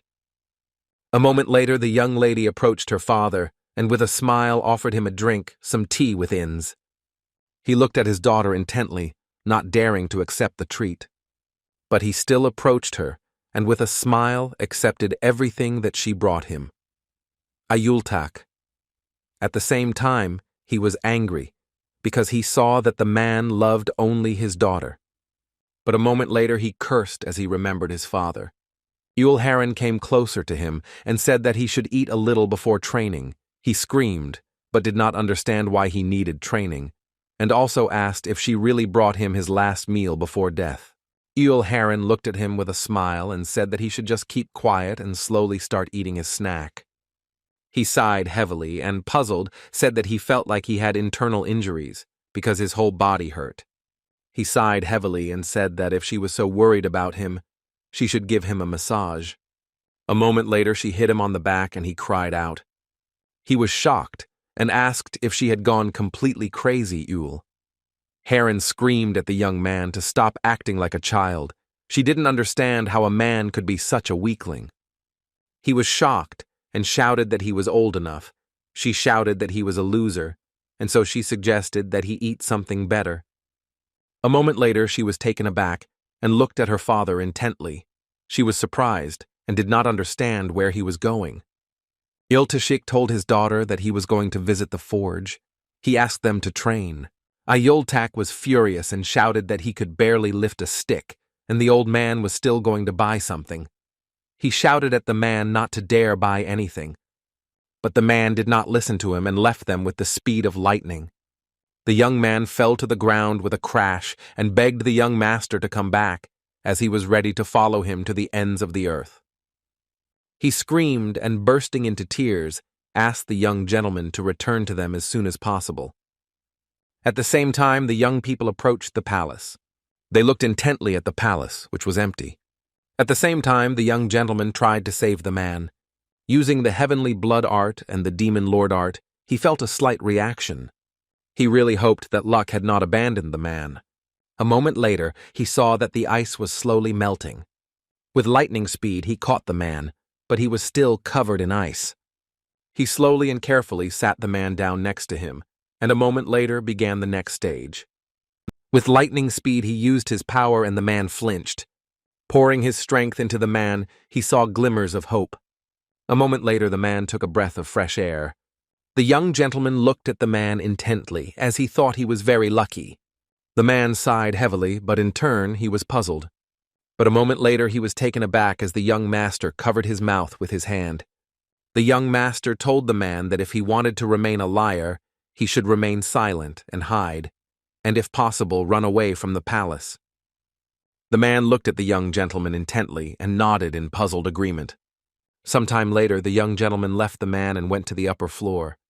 The summer pavilion is also known as the pleasure palace, but to be precise, the pavilion up to the 5th floor is considered a summer pavilion, and only from the 6th floor it is already a pleasure palace. A moment later, the young gentleman opened the door and entered the hall. There he was met by beautiful ladies who greeted him with predatory grins. He looked at them in bewilderment, as he did not understand what kind of jokes these were. A moment later, he saw smoke slowly wrapping itself around them. The smoke rose with lightning speed, while the young ladies danced merrily and sang to the young gentleman. They lured him and told him to play with them, as they had been waiting for him for a very long time. They circled around the young gentleman, and he froze in place, as he was in a trance. He walked past them slowly, smiling with pleasure. But a moment later, he froze in place. Chunga said to his comrade with a smile that the girls of the demon cult were much more dangerous than the gumiho. He smiled and asked his brother if he had heard of the charm technique, because in his dreams the maidens from the demon cult used this technique. It gave him such a pleasant feeling that he gave in. A moment later, the young master was taken aback and froze in place, as he realized that a charm technique had been used on him. The purer a person's inner energy, the easier it is for him to fall into a trap. He understood that if he were in his own body, it would not be easy for him to get out of this trap. but now he was a demon lord. The smiley girls told the young gentleman that he had been gone for a long time and they missed him. He looked at them with cold fury and disdain, since there were only 5 floors available for the gustle of the small palace, but they spoke as if he had been here often. He wondered if this was not the first time the previous owner of the body had been to such a place. He looked closely at all the girls and noticed that he was surrounded by 12 girls. A moment later, he glanced in his direction and noticed a small partition with someone behind it. He froze for a moment as he noticed that the girl was playing a musical instrument behind a small screen. He realized that the girl was the heart of the charm technique. She played the melody slowly as they charmed the young gentleman. The young ladies surrounded him, and with tenderness and whispered pleasant words to him. But a moment later, the girl was taken aback as she saw some bright light. She stopped and screamed as she felt the presence of a person behind her. At the same time, in the summer brothel, on the very top floor, Han Soso Tiho was meditating. A moment later, she called her to the lady on the top. Turning around, she asked what she thought of the young gentleman. Shivel sighed heavily and said that the young master had always been difficult to understand. Han Soso knew about this because a lot of time had passed. Han Soso thought for a moment and said that this was all very strange. The young lady looked at her in surprise and asked what she meant. Han Soso looked at the girl intently and asked why he was acting as if he was in a brothel for the first time. Han Soso said that maybe the cult leader did something to him when he sent him to the Greater Demon Corridor. The young ladies were taken aback and stood frozen in place for a moment when they heard about the cult leader. They were forbidden to talk about the cult leader because it was an unspoken rule. She was puzzled and at the same time scared because she didn't know why the lady suddenly started talking about him. Han Soso said with a smirk that she thought it didn't matter since the young leader had come to them himself and they should serve him with the highest level of service. Han Soso said that now that Yuval has entered the picture, it won't take magnetic time. Han Soso said with a grin that it was very good, because she was sure that they were happy to see each other after so long. She also asked the girl how things were in the small palace. Shivel sighed heavily and said that she was thinking about her. They would soon hear about it from themselves. Han Soso sighed heavily and told the young lady that she could go free. Han Soso thought for a moment and said with a grin that the young leader was powerless to change anything, since everything had been decided on his birthday. She had already prepared a gift for him, so all that was left was to wait for it. At the same time, the young man was watching the girl closely. He thought for a moment, as he found this very strange, since he was sure that the girls from the Pleasure Palace had originally studied the demon ice art. Thus, he overcame them with ease. And after some of his actions, the atmosphere of charm disappeared. He looked closely at the girl who was trembling with fear and asked if she had used the charm technique. Trembling with fear, she turned and called the young master by name. Ma Hyunso looked at the girl with anger and asked if she really knew him. Trembling with fear, she said that he had been gone for a long time. He looked at her in surprise because he didn't understand why she was so red, because he had only immobilized her slightly. Ma Chongseo asked the girl how she knew him. She was surprised and didn't understand how she could not know, since they had spent a lot of time together. He sighed heavily as he realized that the previous owner of the business had led a very dissolute lifestyle. He looked at her closely and said he had one more question. A moment later, he asked if she had done this to him before. She sighed heavily and said that she had, and they had had a lot of fun. Ma Cheongso sighed heavily and thought for a moment as he knew that something had happened a few years ago, before the young man had gone into the corridor of the higher demons. He understood that this meant that a girl who wasn't even 16 could use a charm technique on him. He was furious because he realized that the previous owner of the body was a sexual maniac. At the same time, the young people arrived at the small palace. I, Yultak, looked into the distance with joy because I thought that the young master had returned. But a moment later he was taken aback and froze in bewilderment. He looked at the young people in surprise and asked who they were. He noticed a short weakling standing in front of him, also the fat man and the young lady unknown to him. But a moment later, He was taken aback and asked in bewilderment if it was Chihami in front of him. The girl was taken aback and said that it was not so. I asked Yultak what was wrong with her voice, and also said that there was no other crazy person like her, because no one would have thought of choosing such shoes for a completely black outfit.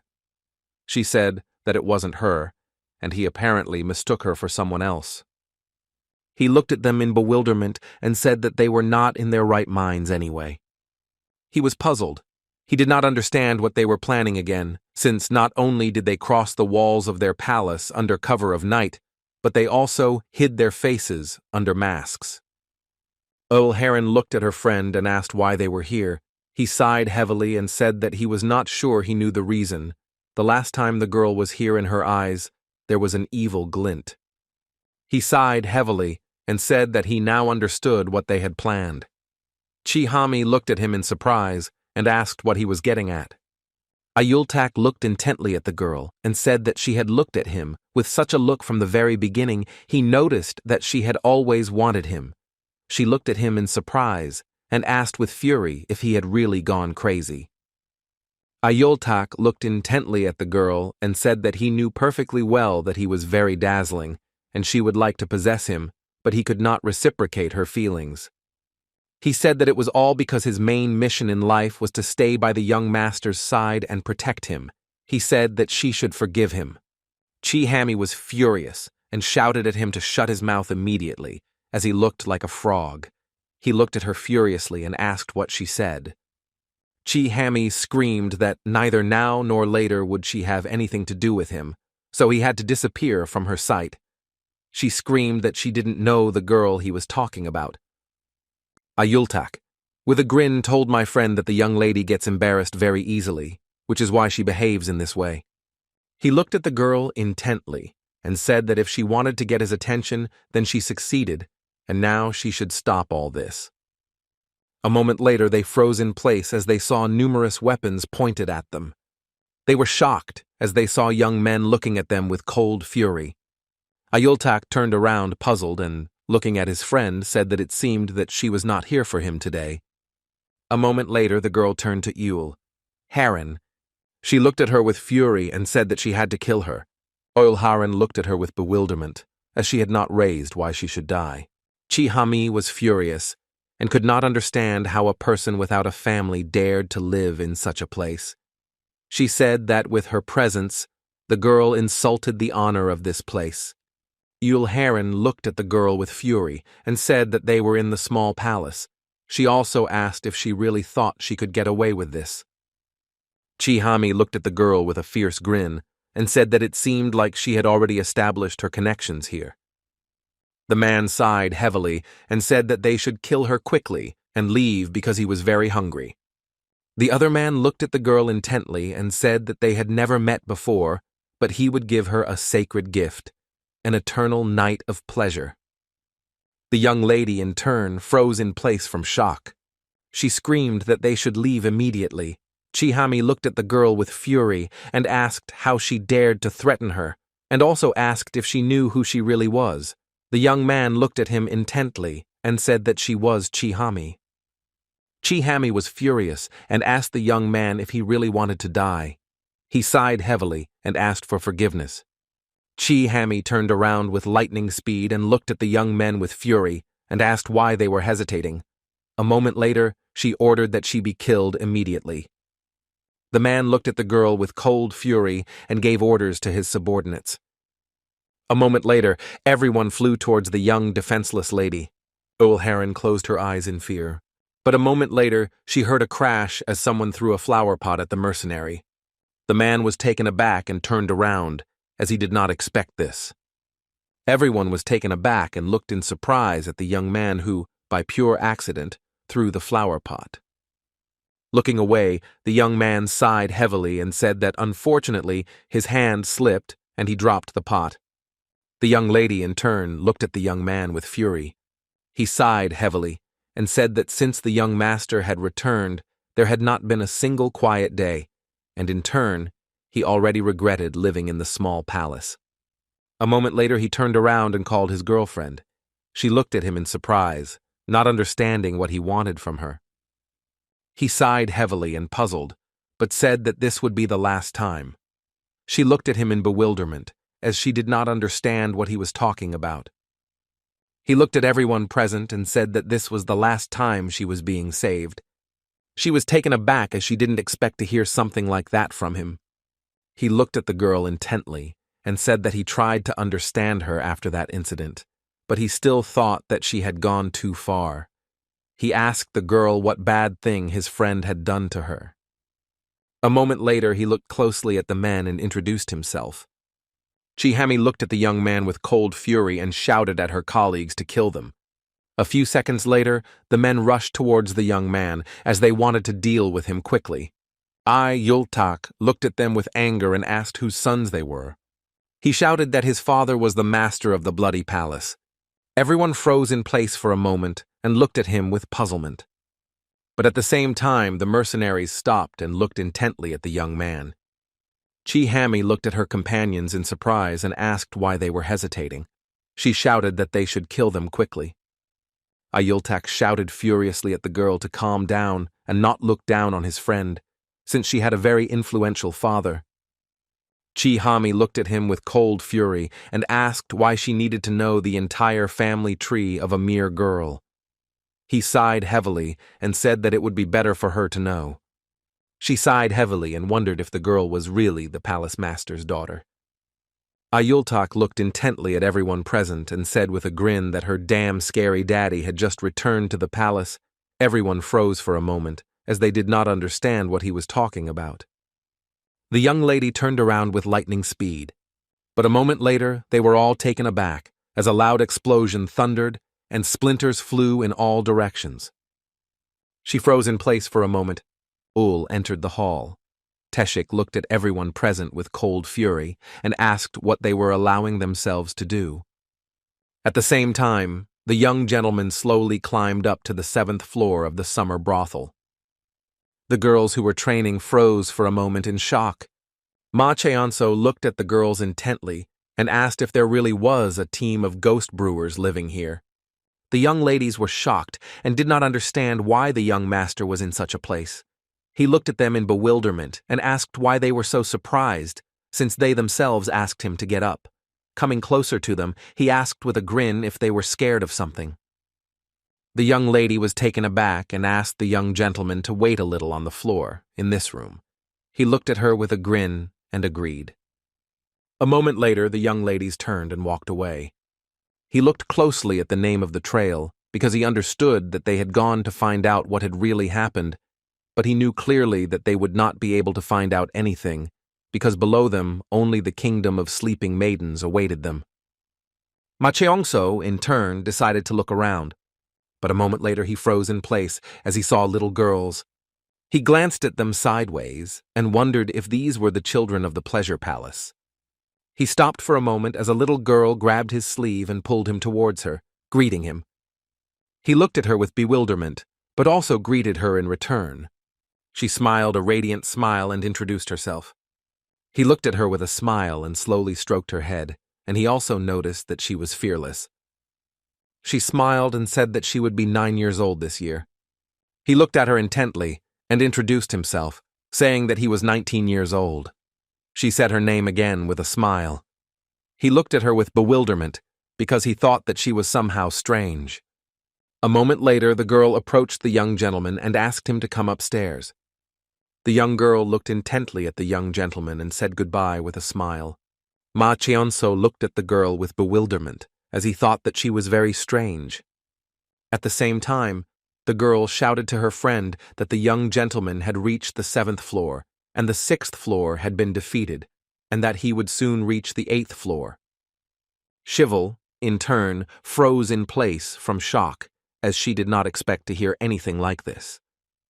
She was puzzled and did not understand how he managed to do this. She knew that when there was pleasure in the palace, someone was defeated. It meant that the harlot had surrendered to the enemy. She was shocked, wondering if the corridors of the higher demons really contained knowledge about the art of lovemaking. Shivel pushed all thoughts away, as she knew that this was some kind of nonsense, and the reason why the pleasure palace was weaker than the other palaces in terms of strength was because in addition to the art of combat, they had to rely on the art of lovemaking and use a whole range of other tricks.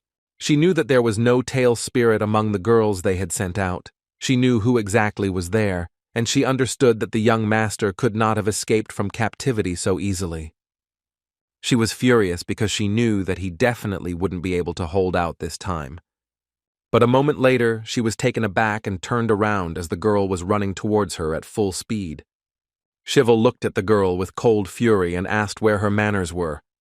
With lightning speed, the girl asked for forgiveness, but she had an urgent message. Shivel looked closely at the girl, as if something had happened. A moment later, the girl shouted that the 8th floor had also fallen, and, unfortunately, they had failed. Shivel was shocked by this news, as she understood that this question could not be. She sighed heavily and was taken aback. The girl screamed and, alarmed, called the lady. She was taken aback and trembling. Shivel, trembling, asked the girl how this could happen. She was shocked, as he managed to defeat them in less than a few hours. Shivel looked closely at the girl and interrupted his wife, asking if she had really seen it with her own eyes. The girl said that she had gone to look because she did not believe what she had heard, but neither of them was able to stand on their feet. Taken aback, she said that there was something that should be noted. Shivel looked at the girl in surprise and asked what she was talking about. The girl informed her mistress that they had not been able to find a single trace of the young leader. The young gentleman dealt with all the girls with ease. Controlled ejaculation is the highest level for any man, a legendary level that was created when Emperor Yang of the Sui dynasty spent 12, but whose with his 80 concubines, an unheard-of limit of the art of lovemaking. Shivel was puzzled because she assumed that the young master had studied everything. She was sure that he had mastered the art of lovemaking, so he had passed all the floors in one breath. She was puzzled because she understood that if they could not capture the young master this time, then the bloody palace would mercilessly deal with the pleasure palace. She remembered him grinning and saying that he would have them all fixed in a few days. Shivel was aware of the fact that if things continued like this, her mistress might also be dragged into it. She knew that she had to quickly prevent this in order to protect the inhabitants of the palace. She always had to do everything alone. She was furious and knew that she couldn't let the young master get to the lady. Shivel shouted at the girl to send the male perfume to the young master, because no matter how skilled a lover he was, he couldn't fix a man. She screamed that they needed to do something to prevent him from rising to a higher level. The girl, gritting her teeth, said that she understood everything and would do everything immediately. Shivel understood that if he climbed one floor, nothing would reach her level. Shivel knew full well that she would risk her life to protect her mistress. At the same time, in the small palace, everyone froze in place as they saw the terrible man. He looked at everyone present with anger, as they wanted to harm his family. The young lady was taken aback and looked at the man with fear. He looked at them with cold fury and anger and said that he had been informed to expect guests, but he did not think that they would come from the pleasure palace.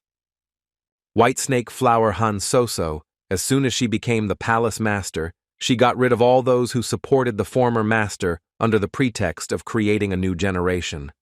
He was furious because he couldn't imagine that she would get involved with the small palace. While walking around the city on his business, the man casually informed him that very soon guests might come to their palace, so he should be ready for anything. The man delivered the message and disappeared into the crowd with lightning speed. The technician was burning with anger and was shrouded in a murderous aura. Chihami, in turn, looked at the man warily. The man looked sideways at his friends and informed them that the man had a completely different aura and that he could be dangerous. Chihami looked at her companions with fury and asked if they really thought they would be safe if they failed the missions and returned back. She said that 2 of them could deal with the warrior while the 3rd killed the girl. A moment later, the men prepared for battle. Old Teshik looked at them with cold fury and said that no matter what they did, they would die at his hands. A moment later, the men headed towards their enemy. With lightning speed, the man pounced on Yul Teshika. Yul Teshik did not lose his head, and with lightning speed dealt his enemy a crushing blow. The man froze in place from shock as he received a very strong blow. Teshik, with fury, quickly threw his enemy against the wall. But after a few seconds, another man was already approaching him. A few seconds later, Teshik was surrounded by enemies. The man turned around with lightning speed, but at that moment, small daggers were flying at him. He easily dodged the enemy's blade, but on the other hand, small daggers were waiting for him. But a moment later, he easily captured the enemies in his hands with his power. The men were shaking as if they couldn't move. They were in shock because they knew it was simply impossible. But at the same time, Teshik easily held his enemies back. A moment later, he looked at his daughter and told her to close her eyes. The young lady obeyed her father's order with lightning speed. Everyone else stared at the man. At the same time, the man, out of breath, asked his enemy for space, but it was all in vain. A crushing aura enveloped them, and a moment later, their heads exploded. The young people froze in shock, as they did not expect to see anything like this. The man looked at his enemy with anger and asked how he dared to do such a thing to his brothers. He turned around and ran towards the girl with lightning speed because he knew that he would have time to kill her. But a moment later, Ayultak stood up to protect my friend and did not allow the man to strike her. Ayultak looked at his teacher and said that he himself could have dealt with him. He did not understand why he forced him to do this. Teshik told the young man that for him this was a real training battle. The man was furious because they were having a casual small talk. He angrily asked if he was disturbing them. A moment later, the man began to hit the young man. Teshik, in turn, told his student where his enemy would strike. Ayultak shouted in a hurry that he knew everything. Ayultak, with lightning speed, dodged the blows. The man dealt blow after blow, but all the while dodging and avoiding injury. But a moment later, he parried the blow and dealt his own hard blow to the enemy. After some actions, Ayultak left my enemy without pants. The young lady was shocked. She screamed. Ayultak shouted to my friend to close her eyes if you want to live. Teshik looked intently at his student and said that it was too early for him to relax. A moment later, the man dodged the blow and delivered his own. Ayultak was taken aback for a moment and cried out. At this moment, the man attacked with fury, no matter what. Ayultak was in shock, but I knew that he had to win no matter what. Ayultak, in turn, smoothly and easily dodged the man's blows, and he, striking another blow, missed. The man, breathing heavily, looked at the young man in surprise and asked if during the day you were really a demon who was hidden inside.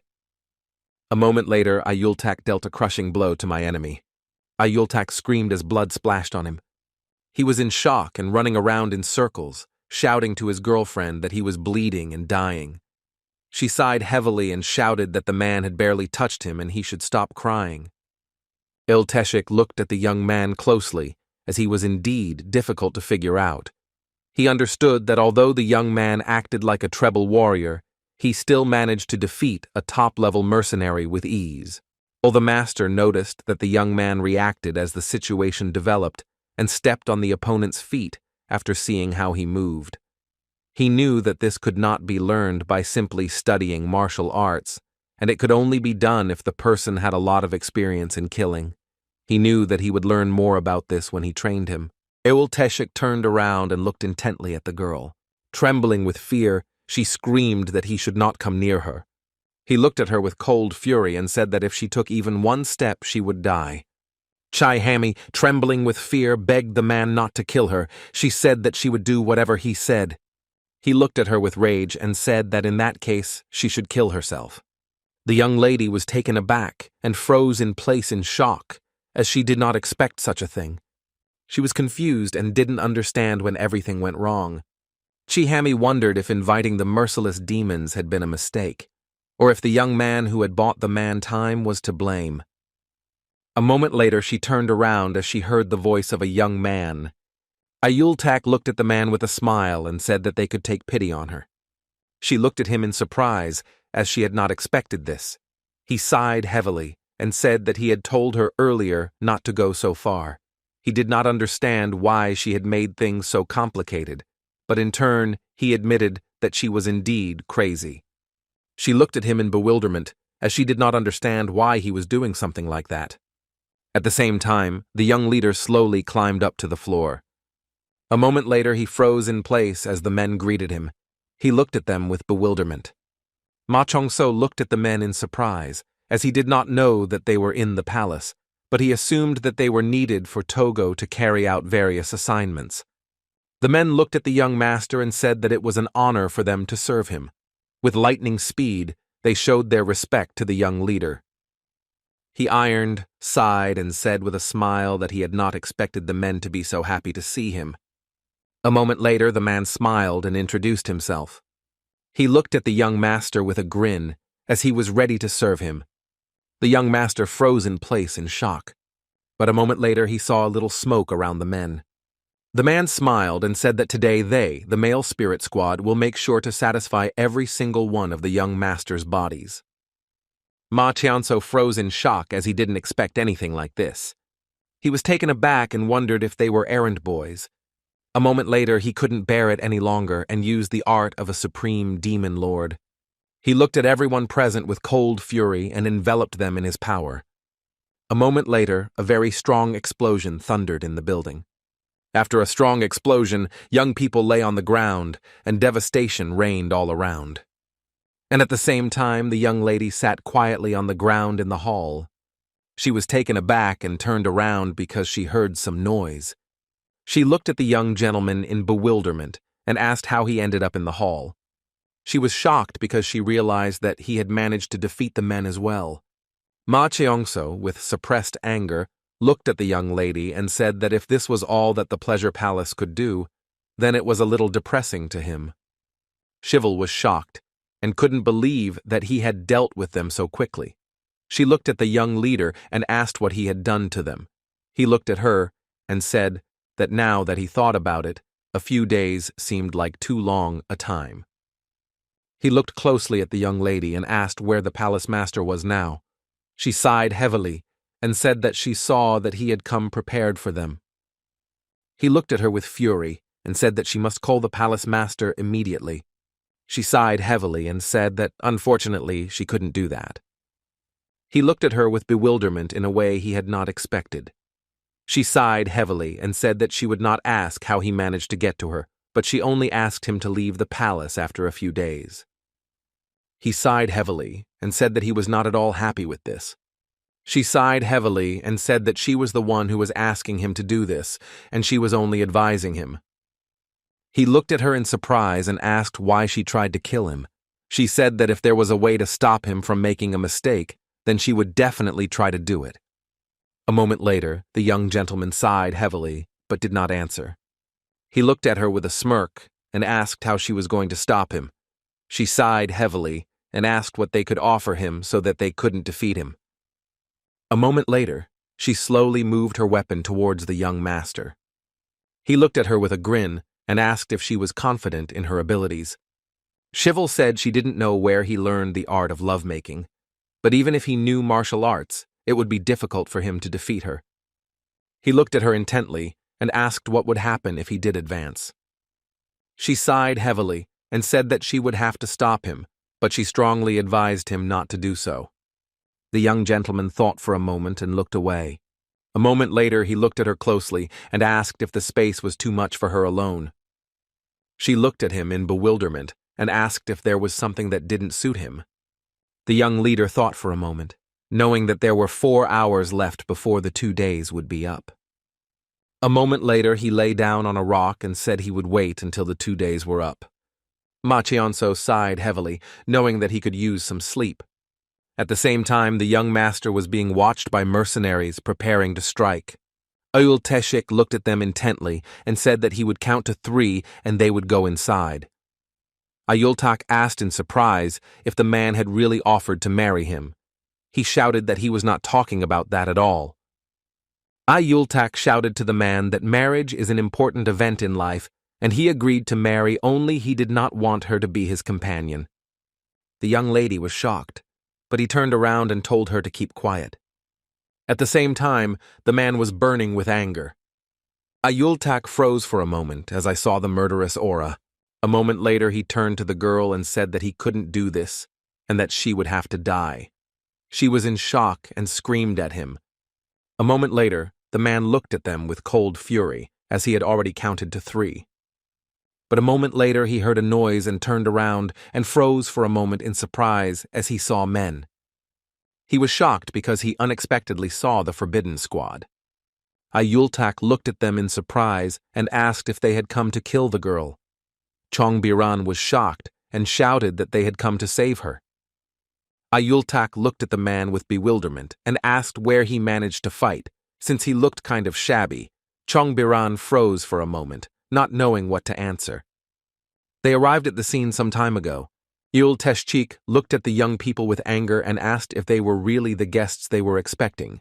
He looked at them with cold fury and shouted that he would first neutralize them. After some time, he dealt with everyone. Chongbiran was shocked and shouted at the man, but he did not respond to his words.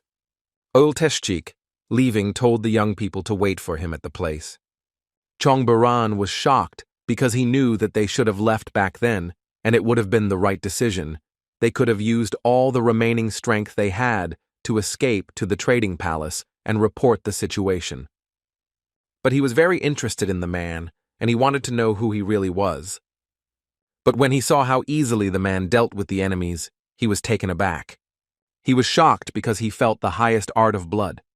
He was shocked because the man easily removed 3 merciless steel demons with the highest cultivation realm, and the only one who was capable of such a thing in their time was the leader of the Supreme Demon Squad, Minbi, Sake. He was furious because he knew that he would definitely recognize him, because he had previously heard that the man had become crippled. He did not understand how he had managed to return. He knew that now was not the time for recklessness, and he needed to get away from the battlefield as soon as possible. But as he left, he froze in place and began to tremble. He felt a murderous aura enveloping him. He was in shock because he understood that he could easily die on the spot. He knew that if he moved even a millimeter, he would die. Ayultak looked at the young people in surprise and asked if they had really come to save them. He asked with a grin if they had really eaten something wrong and decided to do something like that. Chongbiran said that they were worried that the young leader might be in danger. The young man looked at them in surprise and asked if they knew that he was in danger. Chongbiran was taken aback as he realized that he had said too much. Ulteschik approached the man with lightning speed and asked him with cold fury why he was so scared. Trembling with fear, the man asked for forgiveness and said that he was not scared at all. The inspector told the man to look at him. Ulteschik looked at the man with cold fury and asked if he knew who he really was. Chongbiran, in turn, was trembling with fear and, unfortunately, could not say a word. Chongbiran breathing heavily, he said that he had no idea who the man really was. The technician asked threateningly if this was true. The inspector looked at the man and said that he was asking again, and that he should think carefully before giving an answer. Ulteschik asked Chongbiran if he knew who he really was. Chongbiran knew that this was a disaster. He wondered what he was, the highest Ming demon squad. A group of martial arts warriors who guarded the cult leader and could kill people inside the cult, each member of the warrior squad with the highest cultivation faith. At that time, a set of warrior squad with the highest level of skill proficiency. This was especially true when it came to Ulteschik, the former Lidera. No matter how many days he fought, his energy was exhausted. He was incredibly cruel and always seemed to share his likes and dislikes. He remembered the letter he had written to the young leader. A moment later, he sighed heavily and said that he knew who the man really was. Ulteschik looked at the young man with murderous fury and said that in that case he should die. The young man was taken aback and said that he did not know. With the speed of lightning, he fell on his knees and said that he would forget about it for the rest of his life, and he swore an oath on his life. The technician looked intently at the young man, but said nothing. A moment later, he slowly raised his hand and everyone froze. But after a few seconds, he used his power on everyone gathered. The inspector looked intently at the man and shouted that he was a simple layman who no longer belonged to anyone.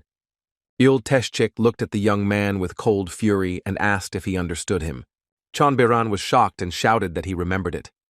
A moment later, the man calmed down and removed his power. but after a few seconds, everyone fell to the ground with a roar. A moment later, he turned and looked at the young lady without looking closely. She stood there in shock, not knowing what to do. He looked at the young men and said that they should take the child into custody while he would go to the young leader. With lightning speed, the men ran up to the young lady. She was furious and screaming to be let go. Chonbiren looked at her people closely and shouted what they should do. The technician, looked at the young man with a grin and said that they would make some minor adjustments, and then she would be of some use. At the same time, the young leader was quietly dozing on a rock, but a moment later he was taken aback and opened his eyes. He realized that she was already here. He stood up and stretched slowly, but a moment later he said with a grin that it seemed like it had already been 2 days. Shivel sighed heavily and said that he could now leave. He looked intently at the girl and said that after all, some business kept him here. She sighed heavily, leaning against him, wondering if he was still insisting. She said that he couldn't get through her. He sighed heavily and asked why she had given him a few days. She thought, not knowing what to answer. He looked at her intently and said that he would ask differently. Ma Cheong-seo looked at the young lady intently and asked if she knew why he had been waiting for her for these past few days. She looked at him in surprise and asked if he had really been waiting for her. She sighed heavily and said that it was amazing. A moment later, she was taken aback as he rose up with lightning speed. She looked intently at the young master, as she did not know what he was going to do. A moment later, the young lady stood up with lightning speed and looked warily at the young master. Ma Cheon-seo looked at her intently and called out. A few seconds later, there was a loud explosion. The young lady was shocked and confused. The young leader looked at her with a fierce grin and said that they could place bets. A few minutes later, his faithful comrade appeared behind his shoulder. She was in shock because she did not understand how something like this could happen. The young lady looked intently at her friend and called out to her with tears in her eyes. Shivel was shocked because she didn't understand how they could have grabbed her. The young leader looked at her with cold fury and anger. A moment later, he said with a fierce grin that whoever moved from the spot would die. Shivel froze in shock and stared at the man. She was shocked because she saw that his hands were covered in blood. The young gentleman asked his friend if he had killed them all. The man informed the gentleman that he had only killed one and no one else was harmed. Ma Cheong-seo sighed heavily and asked if he should praise him. The man informed the gentleman that he had done all he could. Shivel was furious and did not understand what the young master had done. He looked at her with a fierce grin and, coming closer, asked if she was asking because she knew. He looked at her intently and said with a grin that that was the bet. She was shocked and screamed that in that case he had lost since he had moved first. He looked at her in bewilderment, but a moment later he asked if she really wanted him to be able to do it. A few seconds later, the young leader called his subordinate. He said that there were several people above the ceiling now. There were people in the bushes. He told his subordinate to kill everyone on the spot if anyone moved. The young lady froze in place for a moment, as she did not expect to hear such a thing. She was shocked and wondered how he knew the location of the floating ghost squad on the 10th floor. The young gentleman slowly approached the young league and said that he had been waiting for several days. At the same time, Chi-hami looked at everyone with tears in her eyes. Ma Cheong-seo looked at the young lady with cold fury and anger and said that he wanted them to understand who they were dealing with. The young lady, in turn, did not listen to him any longer as I rushed towards the young gentleman with lightning speed. The young leader stood quietly and watched the young lady intently. He looked at her with cold fury and said that she would immediately see everything for herself and feel all his power. But a moment later she stopped as the head of the house gave her a sign. Han So-so told the young master that from now on he should conduct all conversations only with her. Ma Cheon-seo looked up with a grin because he was pleased. The young lady shouted at the lady of the palace that she could not allow this to happen. A moment later the young lady promised, for the mistress said that the young master must pass. She was furious but still allowed him to go to his mistress. At the same time, the young gentleman was slowly climbing upstairs. Hansoso looked at the young leader with a smirk. He looked at her intently, and with a fierce grin said that he had previously told her that they would see each other again. She looked at him intently, but did not answer. She asked if he really had come to her alone. He said that he had come to the palace master's abode, and therefore saw no need for anyone outside to be present.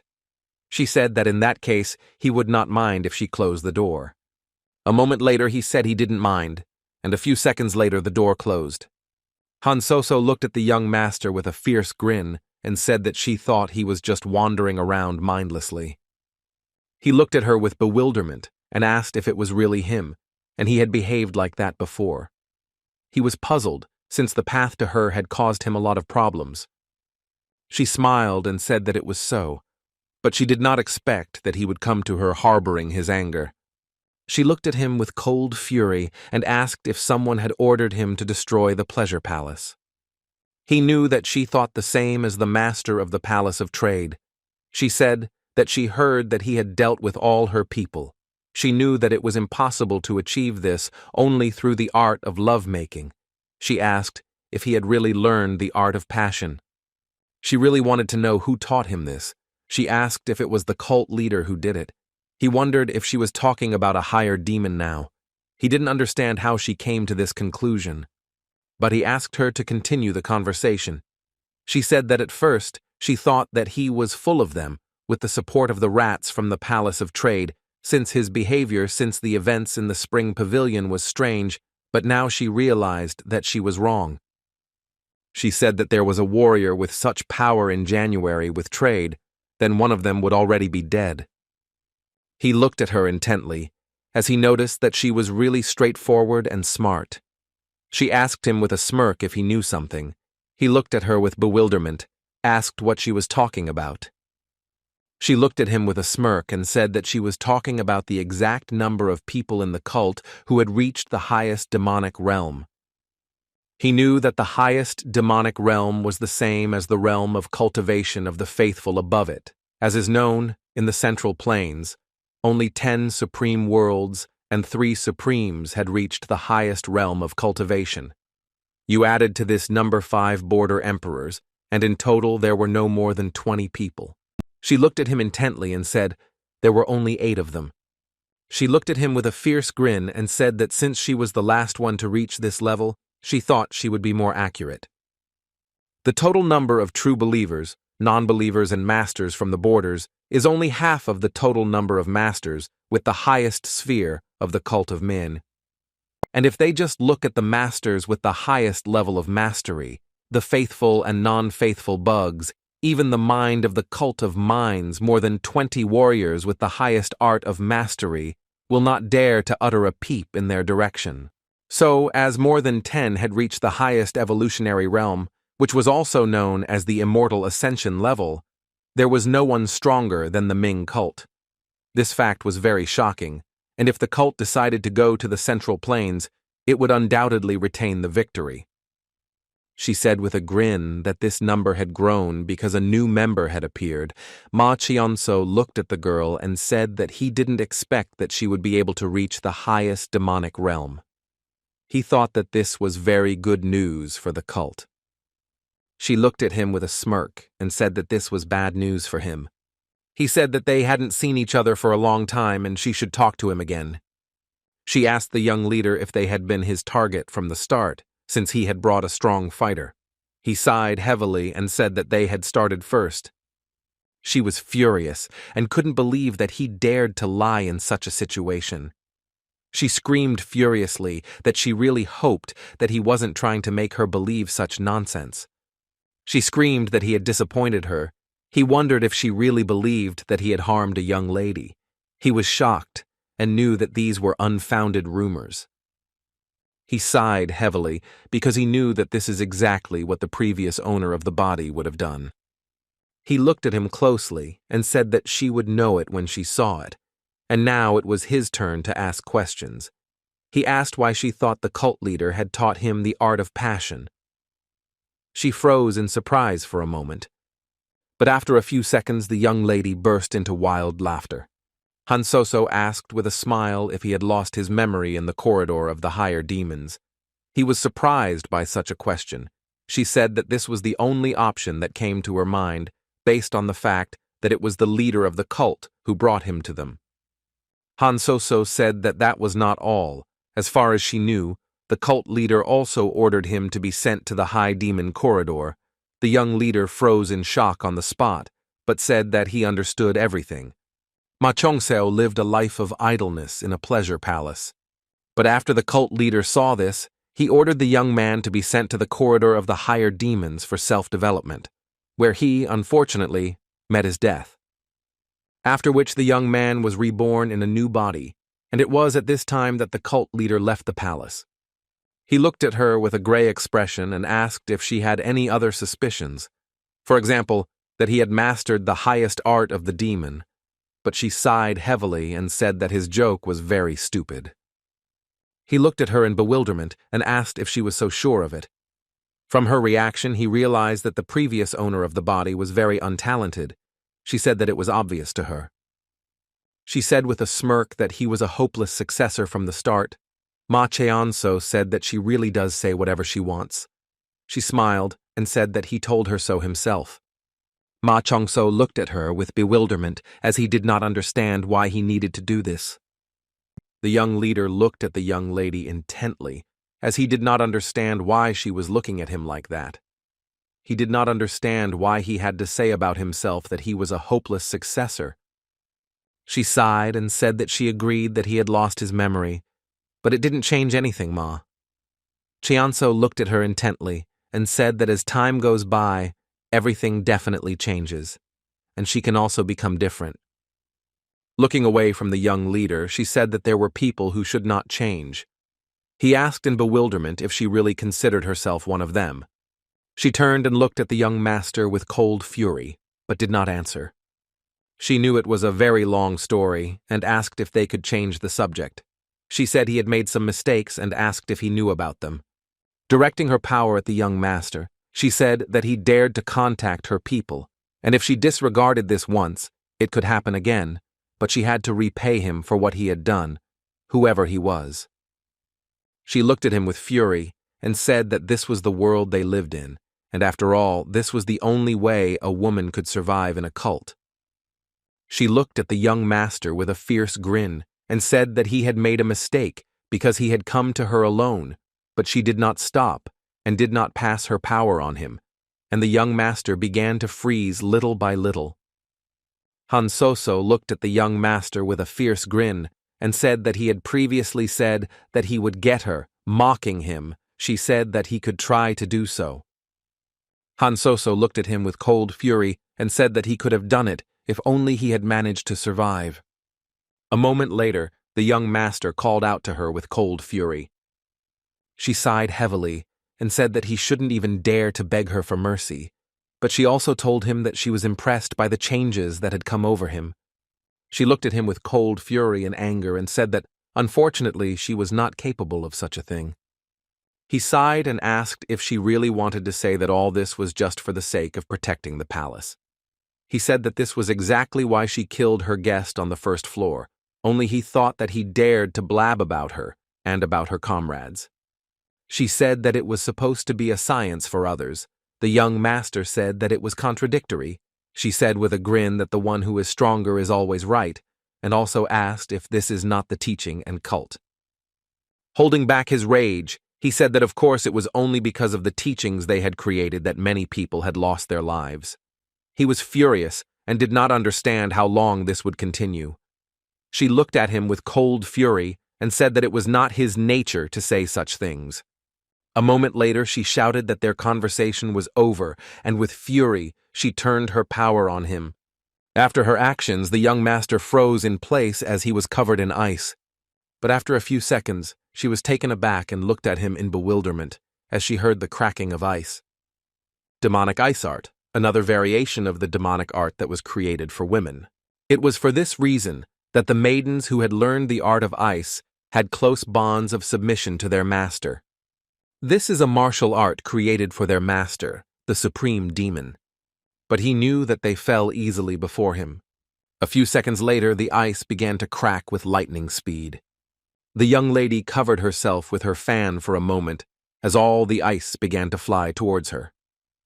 She froze in shock when she saw the young leader standing over her. She was very surprised and impressed by his strength, as she did not expect such a thing.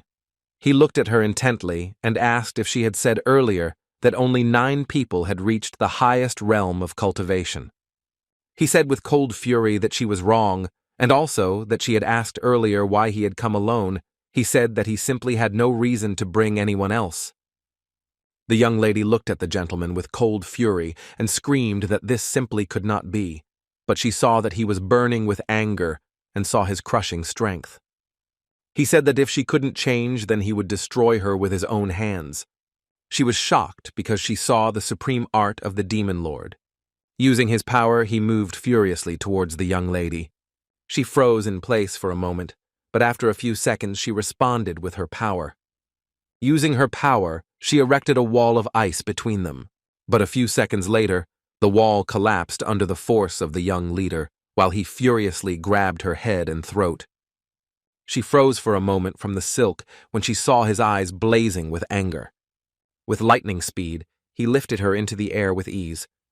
She was shocked because she realized that he was a greater demon. Trembling with fear, she asked them if they had no chance to defeat him from the start. Ma Cheongso looked at her with cold fury and asked who the pleasure palace was for. She sighed heavily and said that of course it existed for the higher demon. He looked at her intently and said that it did. He looked at her with cold fury and said that her gaze had not changed at all. She looked at him in surprise and said that she had thought everything was the same. She looked at him intently and said that if he became a better lord, he could take over the cult. He looked at her with fury and asked how they would be different then. He asked if she felt injustice. She said, what was it worth, and asked the young leader why a woman should have to drag out such a miserable existence. Ma Cheongso, holding back his anger, said that she was a martial artist first and a woman second. He asked if she had any reason to kill. She said with a grin that that's what he told her. Ma Cheongso looked at her with cold fury and anger, knowing that she was a very dangerous woman. A moment later, the young lady asked the young leader to spare the others. He froze for a moment in shock, as he had not expected to hear anything like that. But a moment later, he asked why he should spare them. She said that all the people in the pleasure palace had previously been sold to someone, or kidnapped by someone. He looked at her in surprise, as he did not expect to live like this. She said that she was also a child who was born in the North Sea, not in a cult. He thought for a moment and remembered the girl, since judging by her appearance, she was of mixed blood, and it seemed to him then that his something was also terrestrial. He froze in rage as he realized that the children he had seen earlier had been sold. He looked at her with fury as he realized what a pleasure palace the place was. He said that children who found themselves in similar situations taught and perverted each other. He was furious and shouted that yes, but her place was like hell. She sighed heavily and said that she had done everything possible to break this cycle. She sighed heavily and said that he had called them evil, and in that he was right. She asked with fury if it were not for them, then who could have endured all that they had been through? He was furious because he knew it was all wrong. He was sure it was all for the sake of a pleasure palace. He asked if she wanted to save them.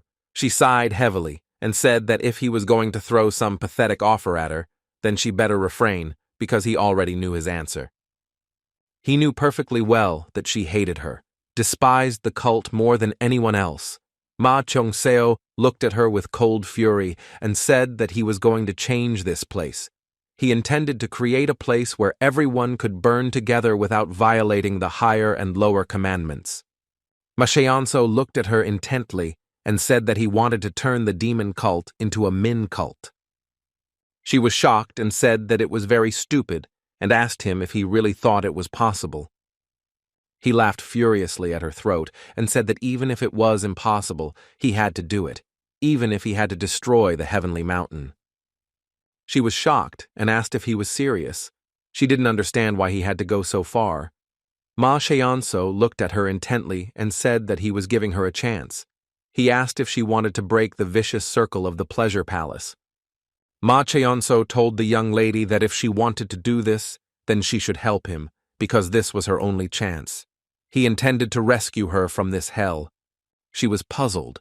She didn't understand why she should do this. If she believed in him, then the strained relationship between the cult of mines and the pleasure palace would be in the past.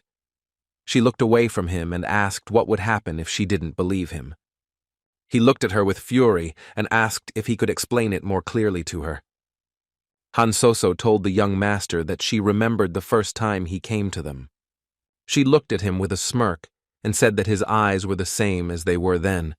He sighed heavily and said that this was not so because the past him had died. Reaching out to the young leader, she said that she would trust him and keep her promise. She smiled and greeted the higher demon.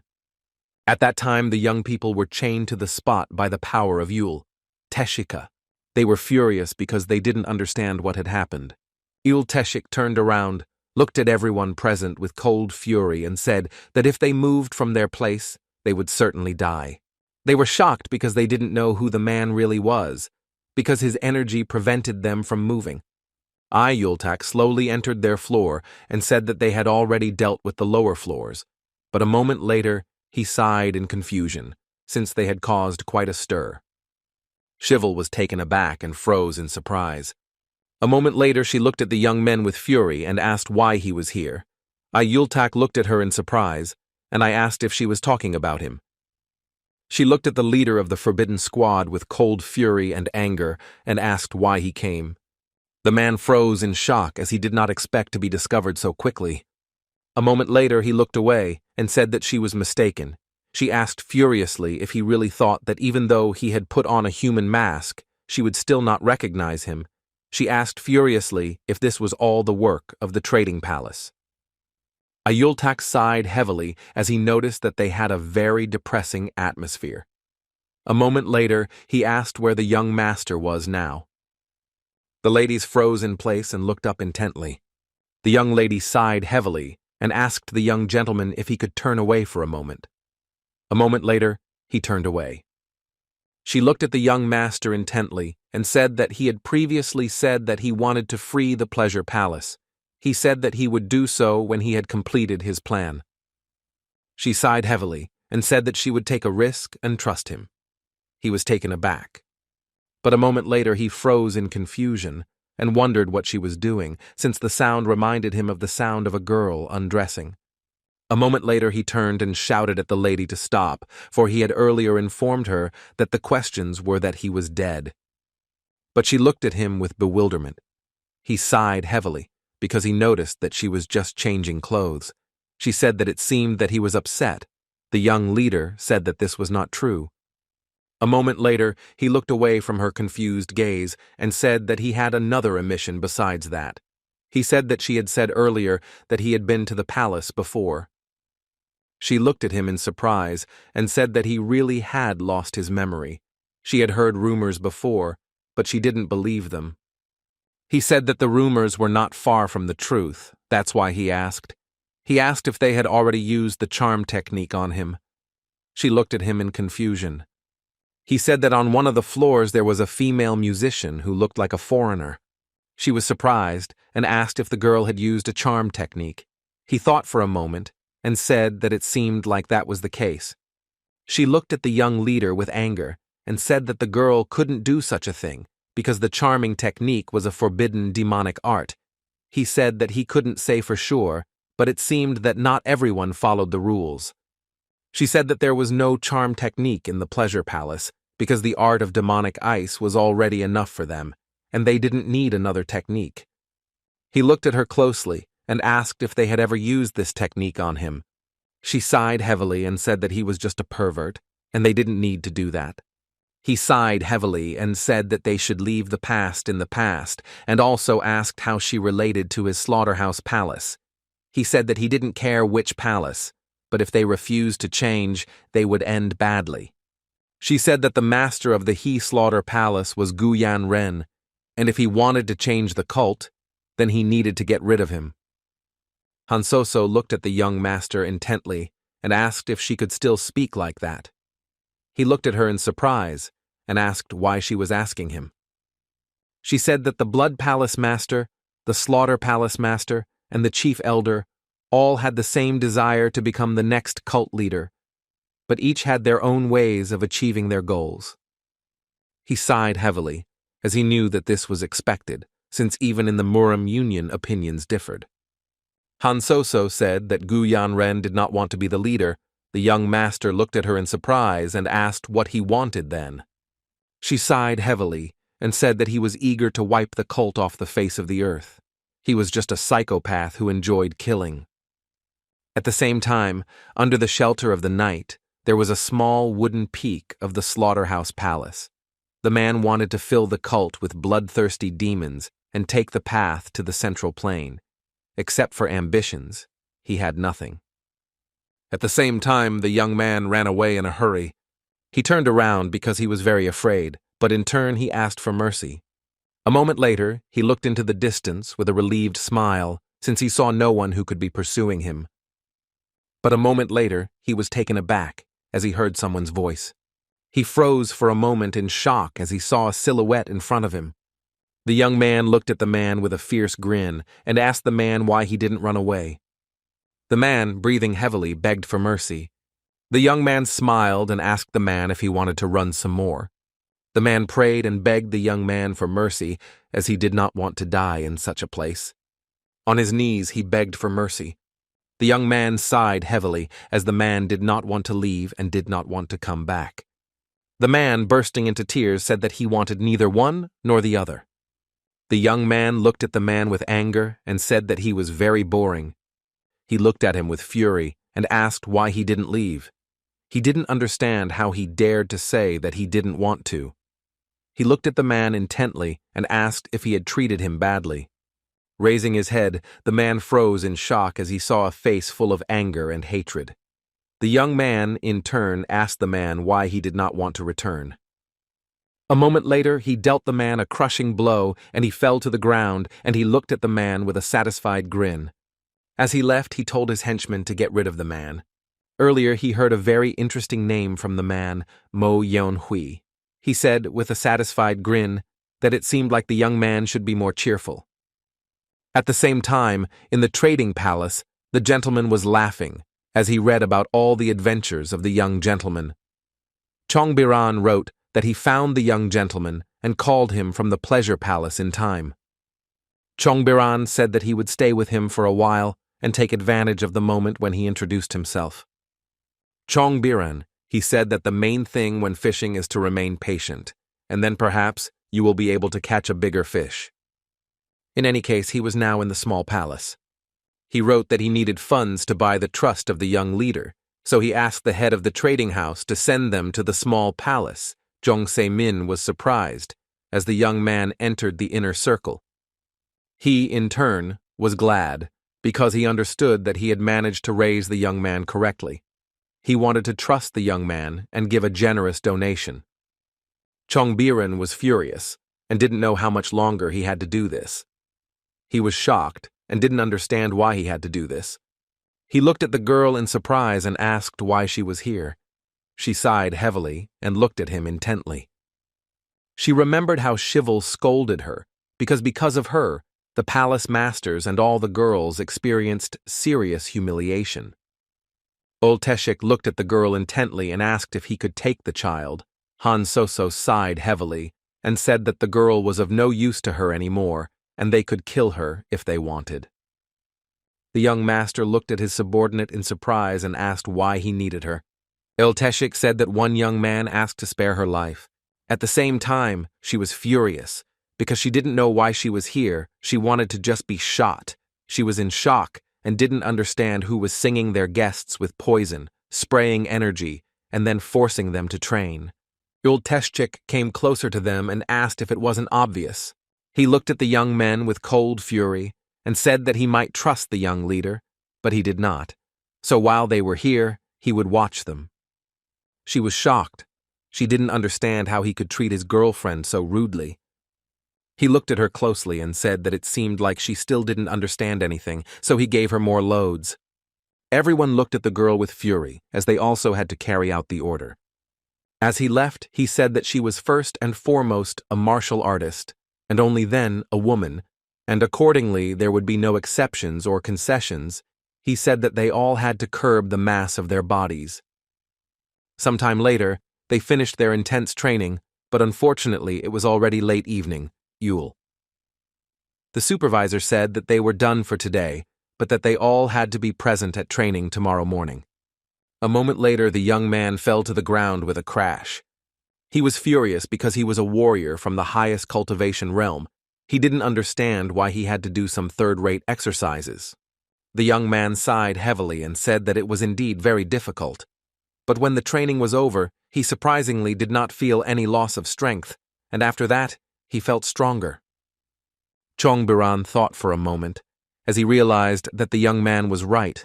Being able to fight using the internal technique, destruction is the foundation. But when he used it, it was difficult for him to maintain the required rhythm, so his strength had a limit. He sighed heavily as he assumed that this was the reason why he couldn't break through that limit. He realized that his body wasn't strong enough for the level he wanted to reach. He was taken aback and wondered if the man was giving them such training to help them reach the pinnacle. He was shocked because in this way he became dependent on the small palace. The next day, the young lady came to the library and met the man. She was surprised because she did not expect that their meeting with the dark shadow would happen exactly like this. Jagalton said that he did not know that the lady of the Palace of Pleasure would join them today. Hansoso said that it is quite possible that yesterday's enemies will be singing tea and laughing together today, just as the heavenly sower remains in the cult. The man sighed heavily and said that these were true words. For a while the young gentleman stood quietly and drained their dialogue. He couldn't stand it, and sighing heavily, I said that I was very glad that they had found common ground, but I would like them to move on. He looked at them intently and said that they needed to resolve an important issue earlier, because he had been at odds with the Pleasure Palace. There were too many witnesses then, so rumors could spread. She smiled and said that they had already spread other rumors, and perhaps new rumors had already appeared about him. Jagalton told the young lady that it would actually be good if there were many rumors. She smiled and said that she was of the same opinion. Considering that both the Pleasure Palace and the Commerce Palace were silent, it would be difficult for people to understand whether it was true or false. He remembered his previous conversation with Yule. Teshikom. Then the man informed his master that only one had died, and all the others were alive. The one that the bloody master discovered was Yuval, a girl who had used the charm technique without the palace master's knowledge. He was informed that the head of the house was deeply saddened by the death of the girl. He realized that there were many things that aroused his suspicions, but he knew that it would be better if he did not poke his nose into it. Hansoso said that she couldn't understand how they could not know that the young leader was here, but perhaps it was because of the request she had recently fulfilled. He looked at her in surprise and asked what request she was talking about. She said that the palace does not always have only one request. She said that she was always asked to kill high-ranking people, and recently the Murim Union has been making various attempts. Its name is the extermination of the demonic cult. For this reason, the palace has been taking all possible means to show its power. The young master was furious and wondered if the time had already come. They called it a time of unity, and they are willing to sacrifice their lives for the sake of unity. But in reality, it is a political ploy to spur people within the alliance to unite. For this reason, the true believers could not climb the heavenly mountain. They only reached the river and then retreated after the cult responded to their encroachment. He wondered if the extermination of the slave cult had already begun. Then the Dragonstorm squad he belonged to would be here before the others. He wasn't particularly worried, but even if he wasn't there anymore, they were. He sighed heavily and said that they needed to find out what the Murim Alliance was doing, since the Dragonstorm squad would definitely be ahead of everyone. The man looked at the young gentleman in surprise, but agreed with him. He remembered his past life and all his actions. The young lady looked at the young gentleman in surprise and asked what he meant by that. He was taken aback for a moment, not knowing what to answer. A moment later, he said that he would use as many forces as possible since the Murim alliance was not so easy to defeat. She sighed heavily and said that he did not need to worry about this, since the master of the slaughter palace himself had joined the campaign. He looked at her in surprise, as he did not expect to hear something like that. He understood that if a man was there, then there would be few representatives of the Dragon Assault Squad. She sighed heavily and said that she had told him before that he was the kind of person who would only do something as long as it brought him pleasure. He was furious because he knew the man was crazy. A moment later, the young leader said that in that case, they should go to the courtyard from the slaughterhouse because they probably didn't know everything yet. Jagalton looked closely at the young leader and said that the small palace would be a bit noisy for a while. Ma Chongso looked at him in surprise, as he did not understand why he was saying such a thing, and for this reason, he asked if someone had sent mercenaries to them again. The man sighed heavily and said that this was not entirely true, because since the Palace of Trade and the Palace of Pleasure had arrived with their tales, it would now be more difficult for them to act, and besides, they showed interest in the young master. He said with a grin that it would be difficult for others to understand what had happened, and they would soon be arriving at the palace, so he had invited some people so that if there was any noise during the construction, he wanted everyone to be understanding. The young leader looked at the old man in surprise and said that in such a case rumors might spread. The old man sighed heavily and said that he would not allow this to happen, because not a single ant in the small palace would escape his gaze. The young master looked closely at his comrade with a satisfied smile.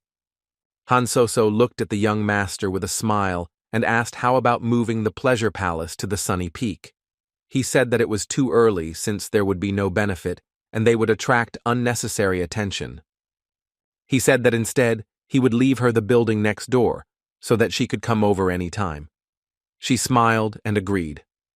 A moment later, the young master looked at his comrades intently and said that they could not be given time to prepare.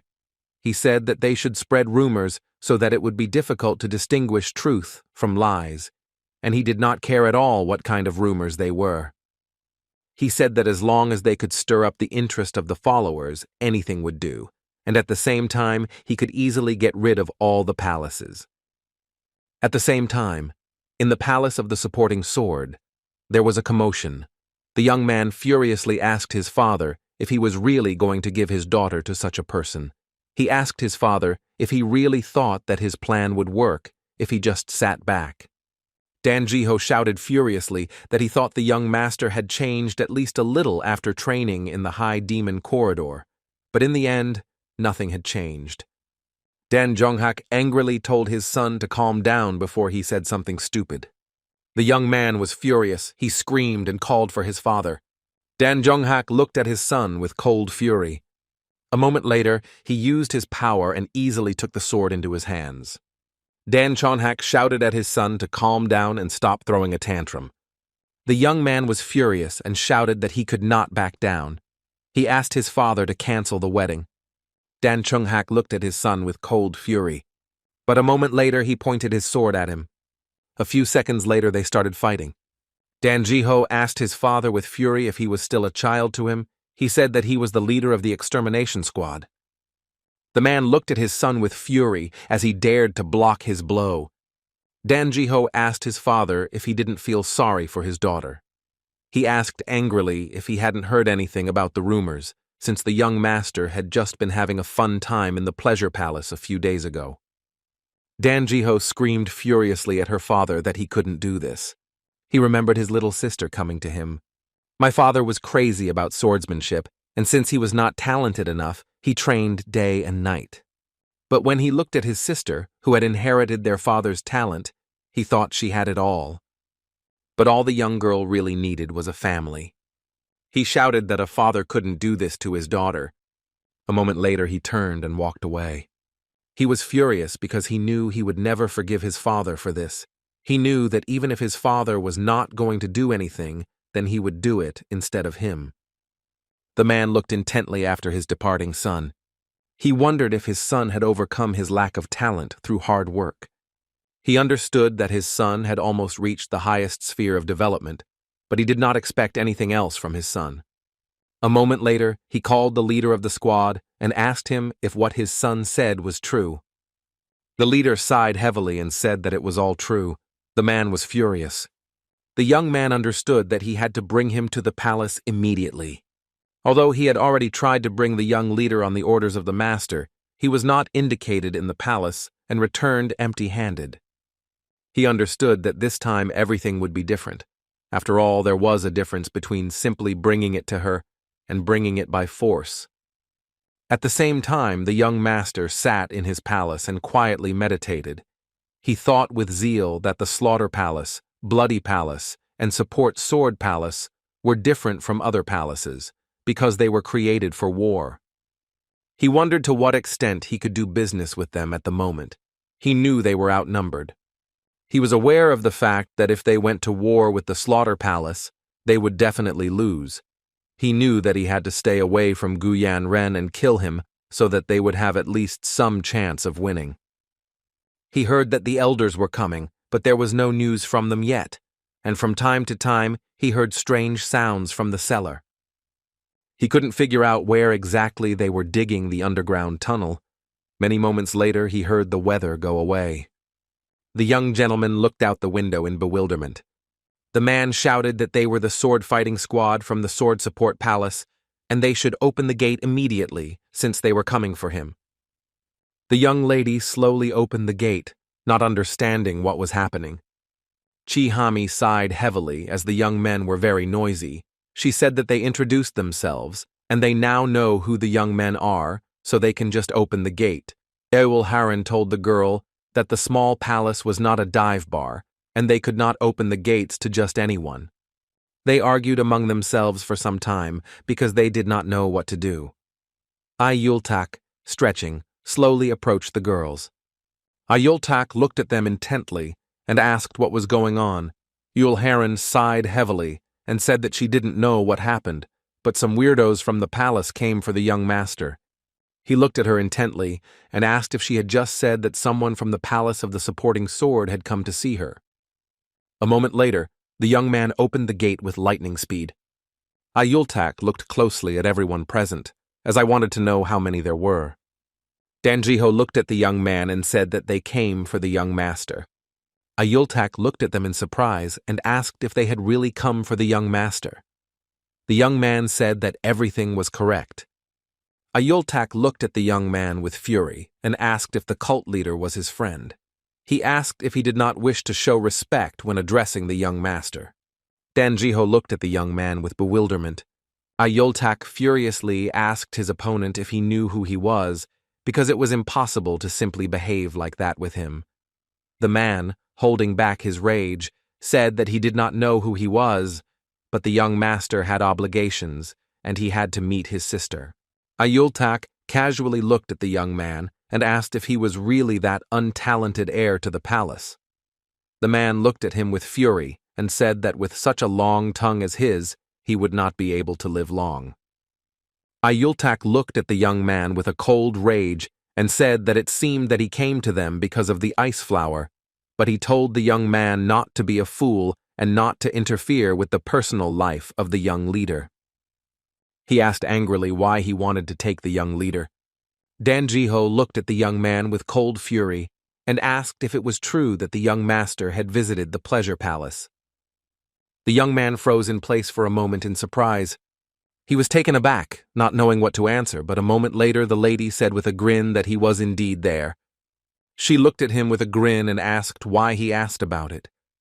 She asked with a grin if he really wanted to get there too, but later she said that since he was the heir to the palace, she could entertain him. The young man froze in place with rage. Everyone looked at him warily, as they saw that he was burning with anger. He looked at the girl with cold fury as he recognized her. Ayultak with lightning speed pushed the young lady away and told the young man that everything was not as he might have thought, because there was a misunderstanding, since the young lady was thrown out of the pleasure palace. But the young man would not listen to them any longer, and a moment later he drew his weapon. Ayultak froze in place for a moment as a sword passed his throat. But a moment later, everyone was taken aback and froze in surprise, as they noticed that the young man had cut through the gate with his ease.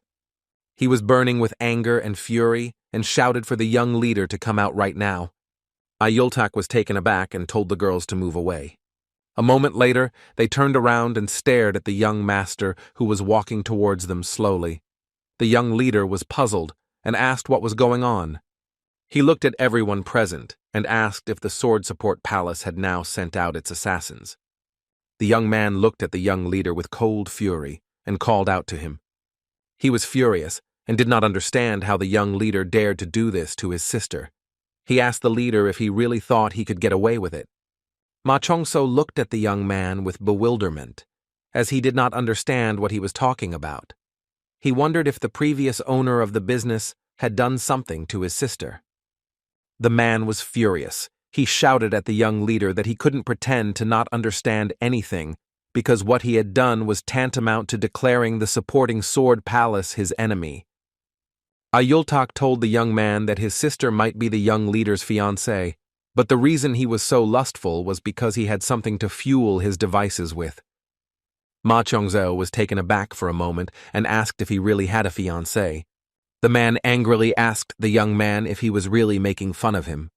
He did have a fiancée, but when he was a completely different person. He was shocked and could not imagine such a thing.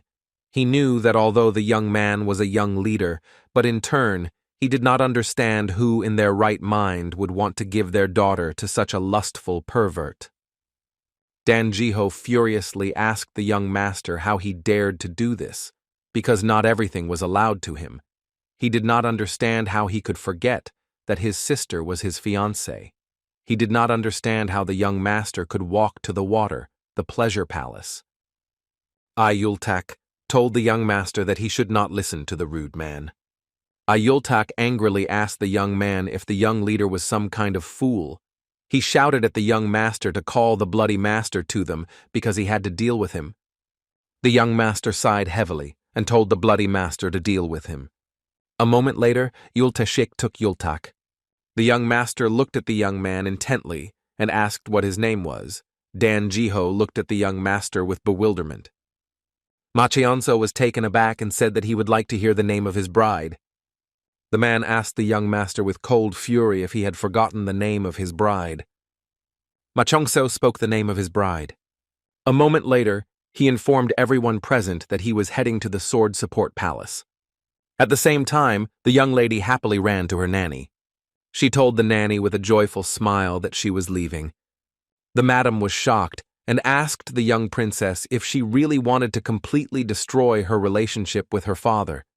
She asked the princess not to say such nonsense because she was very worried about her and therefore did not sleep well. Danyeva asked the nanny if it was because of her that she couldn't sleep. The madam sighed heavily and said that she was simply very worried about the princess because she was already quite old, so it was time for her to find a life partner. The princess happily said that she had already found the man of her dreams. The lady asked with a smile if she had finally seen you, the young gentleman. The princess was shocked and screamed that of course it was not so. She said she could simply break off the engagement, but a moment later, Madame covered her mouth with her hand. She shouted hastily at the princess that she should not say such terrible things, because someone might find out about it. Danyeva said that she didn't care. She screamed that the young master was having fun in the water at the pleasure palace, so she too would date the guy and marry someone else. The lady was taken aback and looked at the princess in surprise. She was very shocked by her statement. Danyeva told the nanny not to be too surprised because the man of her dreams wore a mask and a cloak and very often appeared suddenly as if from underground. He also saved the emperor who was in trouble and freed the cult warriors. The young man became a hero who defeated Han of northern Yuan, and then he disappeared like the wind, and the people nicknamed him the Black Sun. She spoke with admiration that he had managed to achieve that which even the masters of the Bloody Palace and the Palace of Trade had refused. Madame sighed heavily, since the princess was talking about a man she had never met. She sighed heavily and asked the princess not to go anywhere, because soon there would be a young leader in the palace. The princess was surprised and did not understand why he had to come to the palace. The nanny was shocked and shouted that he, of course, should meet her. A moment later, they were taken aback as it was announced that the young leader had arrived at the palace. Madame said with a happy smile that it seemed like the young master had arrived on time. Ma Cheong-seo was taken aback for a moment as he was told to sit quietly in the room and wait for the palace master. He sighed heavily, as he knew about the palace, but not much. He did not understand what the meaning was that he was now in such a place. He sighed heavily, as he had recently found out that he had a fiancée, but unfortunately he knew nothing about her. He was puzzled by this fact, and at the same time angry, because he did not understand why his friend did not tell him anything about the bride. He was furious because he knew that he would deal with the young man as soon as he returned to the palace. A moment later he turned around because he saw a silhouette on the street. He looked at the young lady who was hiding in surprise. He looked at her with bewilderment because he did not understand why she was like that. The young princess, in turn, noticed the young gentleman and, with lightning speed, turned around and walked away. But the young gentleman was faster than her, and with the speed of lightning he came out into the street and stopped her, and the young princess screamed in surprise. She was shocked and screamed for him to let her go. He sighed heavily and asked how long she would behave like this.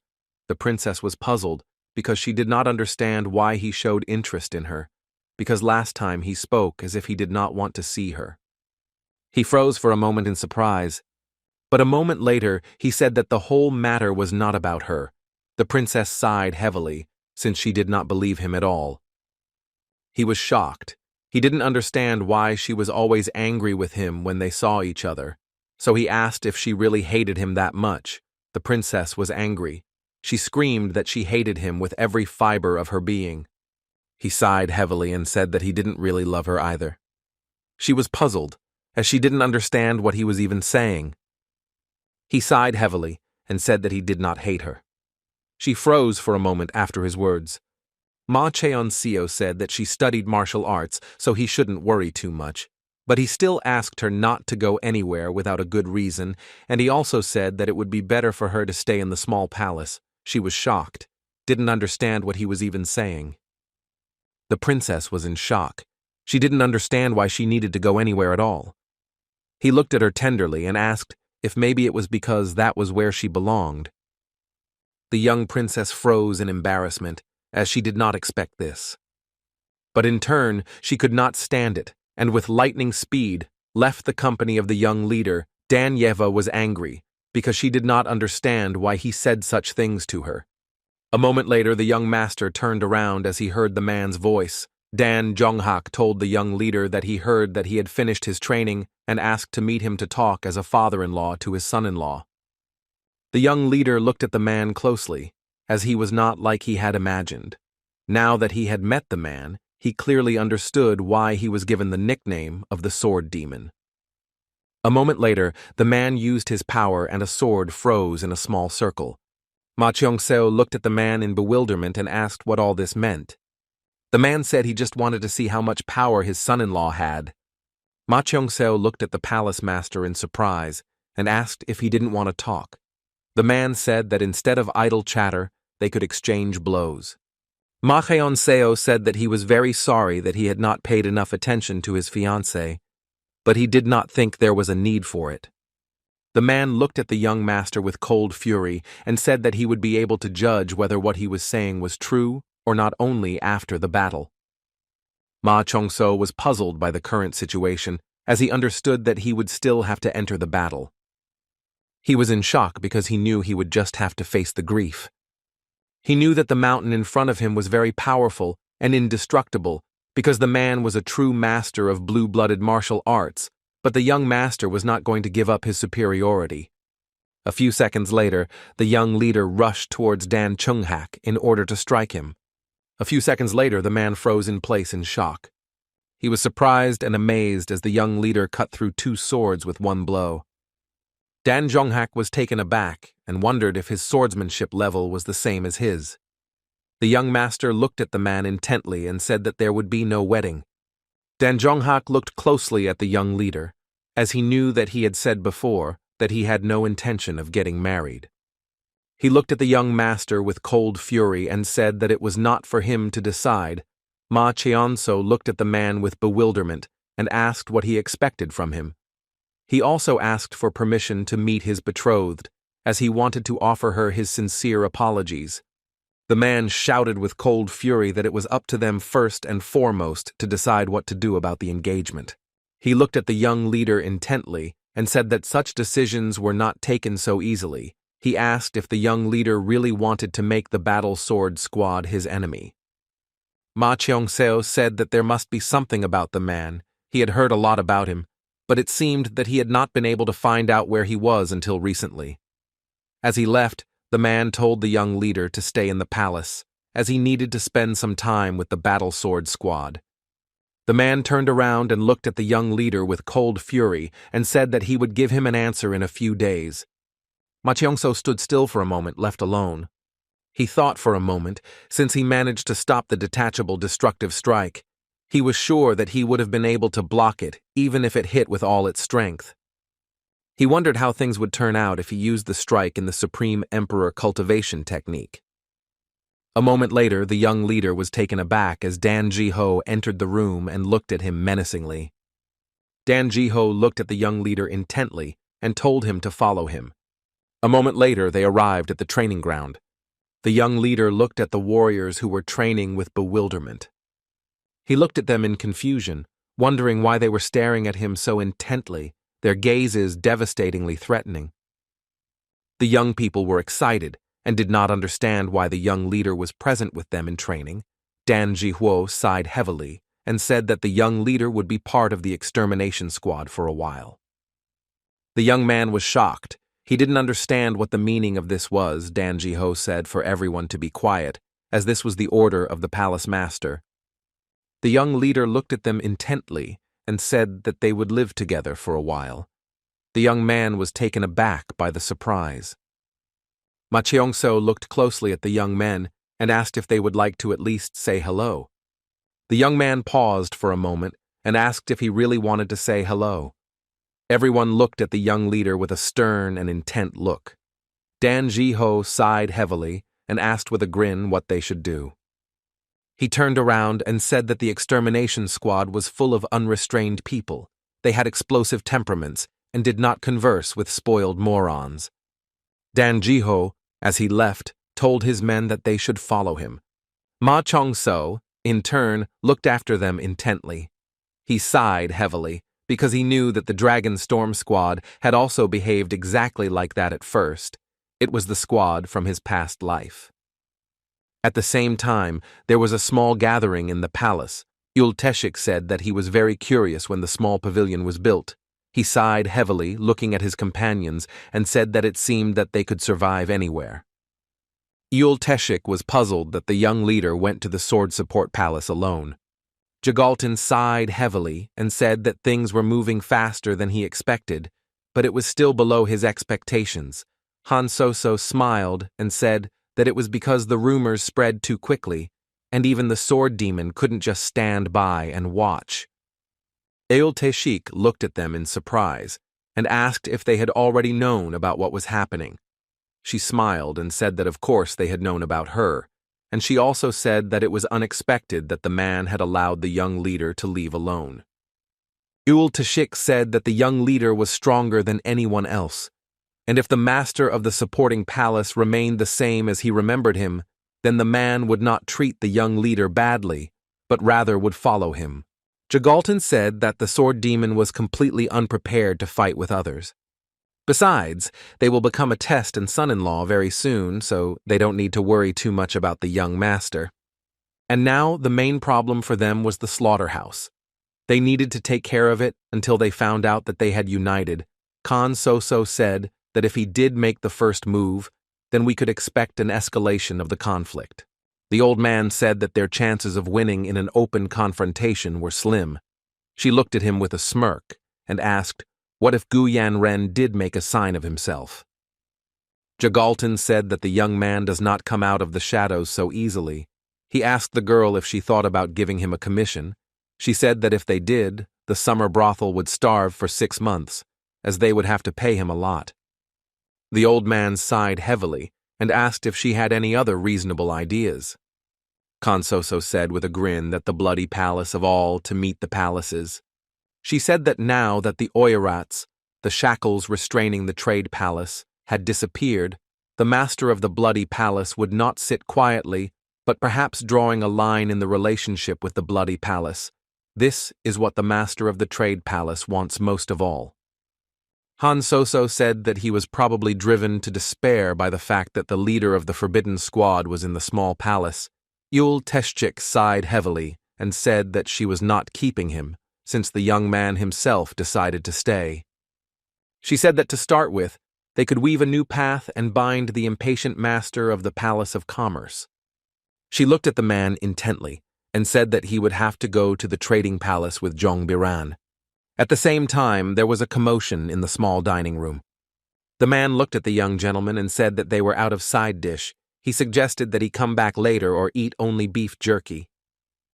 The young gentleman was surprised, as he saw that there was still a lot left in the small saucepan. He asked me if the man thought he was overdoing it by doing this with the food. The man was furious, because he did not understand how such a logical person could be so tactless. Ma Chong-seo, in turn, looked at the man with bewilderment when he saw that he had broken the ladle with his bare hands. But a moment later he said that the beef jerky was well cooked and he liked it very much. As he left, he heard distinct voices behind him. The men said that the young leader seemed to have no pride left at all. They did not understand why he was making a fuss over trifles. He slowly walked up to the table and sat down, because he knew that he just had to endure everything. It was not easy for him to stand up to all the guys, but at least he learned their ranks. A big guy, 4th in rank, Dan Ekman. Next to him was a dead freak with long arms, Dan Bon, 3rd in rank. The young men were furious because they did not know how long they should coddle the young master. They wanted to leave him alone so that he could see for himself what this world was like. The young men were ranked 1st and 2nd, Dan Shigen and Dan Tien. Ma Cheonso was furious and wondered how arrogant they were to think of themselves that they could say such things. He knew it was better for him not to get involved with them. As he left, the young man swore and glanced sideways at the young leader. A moment later, Dan Shigen shouted angrily and called out, "Dan Yaren!" Dan Yaren ran to the master in a hurry. But a moment later, the young man hit the boy and he screamed. He fell to the ground with a crash and dropped his wooden swords. Dan Shigen asked the young man with cold fury whether he really had to call him every time, since he had long ago ordered him to do everything. At the same time, Ma Cheong-seo saw an unpleasant picture. The young man sighed heavily and asked the gentleman for forgiveness. Dan Shigan looked at the young man with cold fury and told him to do everything as it should be. He asked the boy if he intended to become the only member of the extermination squad that had caused the quarrel between them. The young man was taken aback and shouted that this was not so. As Dan Shigen left, he told the boy to remember that they would not coddle anyone, whether he was new or small. The young man shouted that he understood. Ma Chong-so looked at the young man with cold fury because he knew that he shouldn't have done that. Because there were such idiots here too, and it didn't matter whether it was in the cult or in the union, it was the same everywhere. Sometime later, the young man stood quietly near a small well. He sighed heavily, but a moment later he heard the voice of a young man asking if he needed help. He turned around in a hurry and said that everything was fine and he could handle it himself. But a moment later he was taken aback and cried out. He fell to the ground in surprise. Ma Chong-so slowly extended his hand to the young man and said, "He must get up." Dan Yaren stood up on his own with lightning speed and said that he was fine. A moment later he went back to his business. The young leader looked at the boy closely and said that he could help him. Dan Yaren looked at the young leader with lightning speed and told him to stop. Ma Chong-so told the boy that if he didn't make it in time, he wouldn't get away with it that easily. The boy said that it was his job and he would do it. Ma Cheong-so sighed heavily and told the young man that he could do as he pleased. A moment later he was watching the young man working tirelessly. Ma Cheonso told the boy that he was too respectable because he handled the wooden swords carefully, even though they were supposed to be fake. He said that it was because his older brothers used them. Ma Cheongseo told the young man that if he could, he should ask for new ones, since the swords were old and there was no point in cleaning or painting them. The young man sighed heavily and asked the young leader if he would continue to loom over him like that. Ma Cheongso sighed heavily and said that he was leaving already. The young man said casually that they would see each other later. The young gentleman stopped and sighed heavily and told the young man that it seemed he did not like him either. Dan Yaran, without looking at the leader, said that he had done much harm to the believers and had taken much from them, that he was engaged to their mistress, but he dared to go to the left. The young leader was surprised that the boy was telling him such things without fear. He asked the boy if he had thought that these words could cost him his life. Dan Yaran Opashiv said that he was taught that the extermination squad is untouchable before the one in power, even if the answer to this is death. The young gentleman turned around and looked at the youth with a grin, as he had indeed learned his lesson well. Dan Yaran looked at the leader in surprise and asked if that was all he would do for him. Ma Cheongseo smiled and said that perhaps it was so, and also asked the young man if he really wanted him to hit him. The young man was taken aback and said that it was not that simple. He was still different from what the rumors said. Ma Cheongseo smiled and told the young man not to let his guard down just like that. Ma Cheongseo left with a satisfied smile because he liked the fact that he did not grovel before those in power. At the same time, in the Cult of Mines, Wooden Peak, the Palace of Slaughter, complete chaos was happening. Young people were hanging helplessly upside down. Gu Yanren looked at Mo Yunhui with a fierce grin and asked when the others would arrive. The young man, gritting his teeth, told his opponent that he would pay for his sins with blood. He said that even if he couldn't, then one of the faithful would definitely do it, and even if they couldn't do it, then someone else would be found.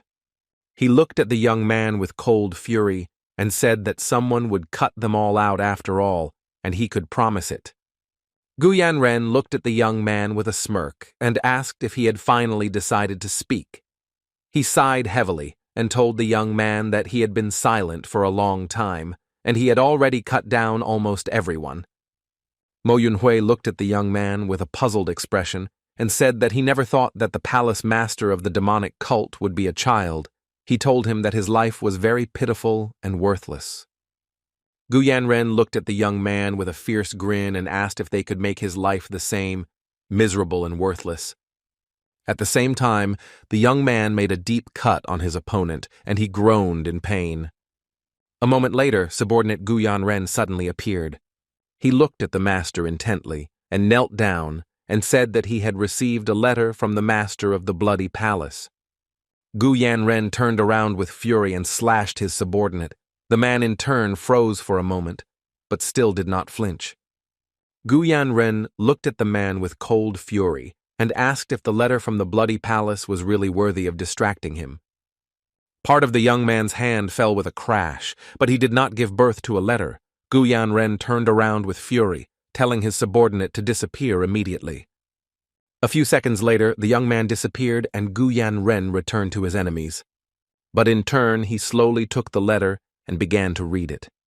He wondered with a grin if Yayulchun had really found a way to deal with Yung Semin. Gu Yanren looked at the young man with a smirk and said that they would see each other again, so he shouldn't die yet. Gu Yanren left, leaving them hanging. The young man sighed heavily, and in the last minutes of his life he asked for forgiveness from Jan Chagak.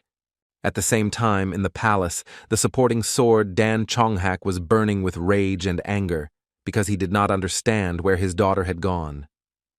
The man looked at the gentleman intently and asked if he should go and find her.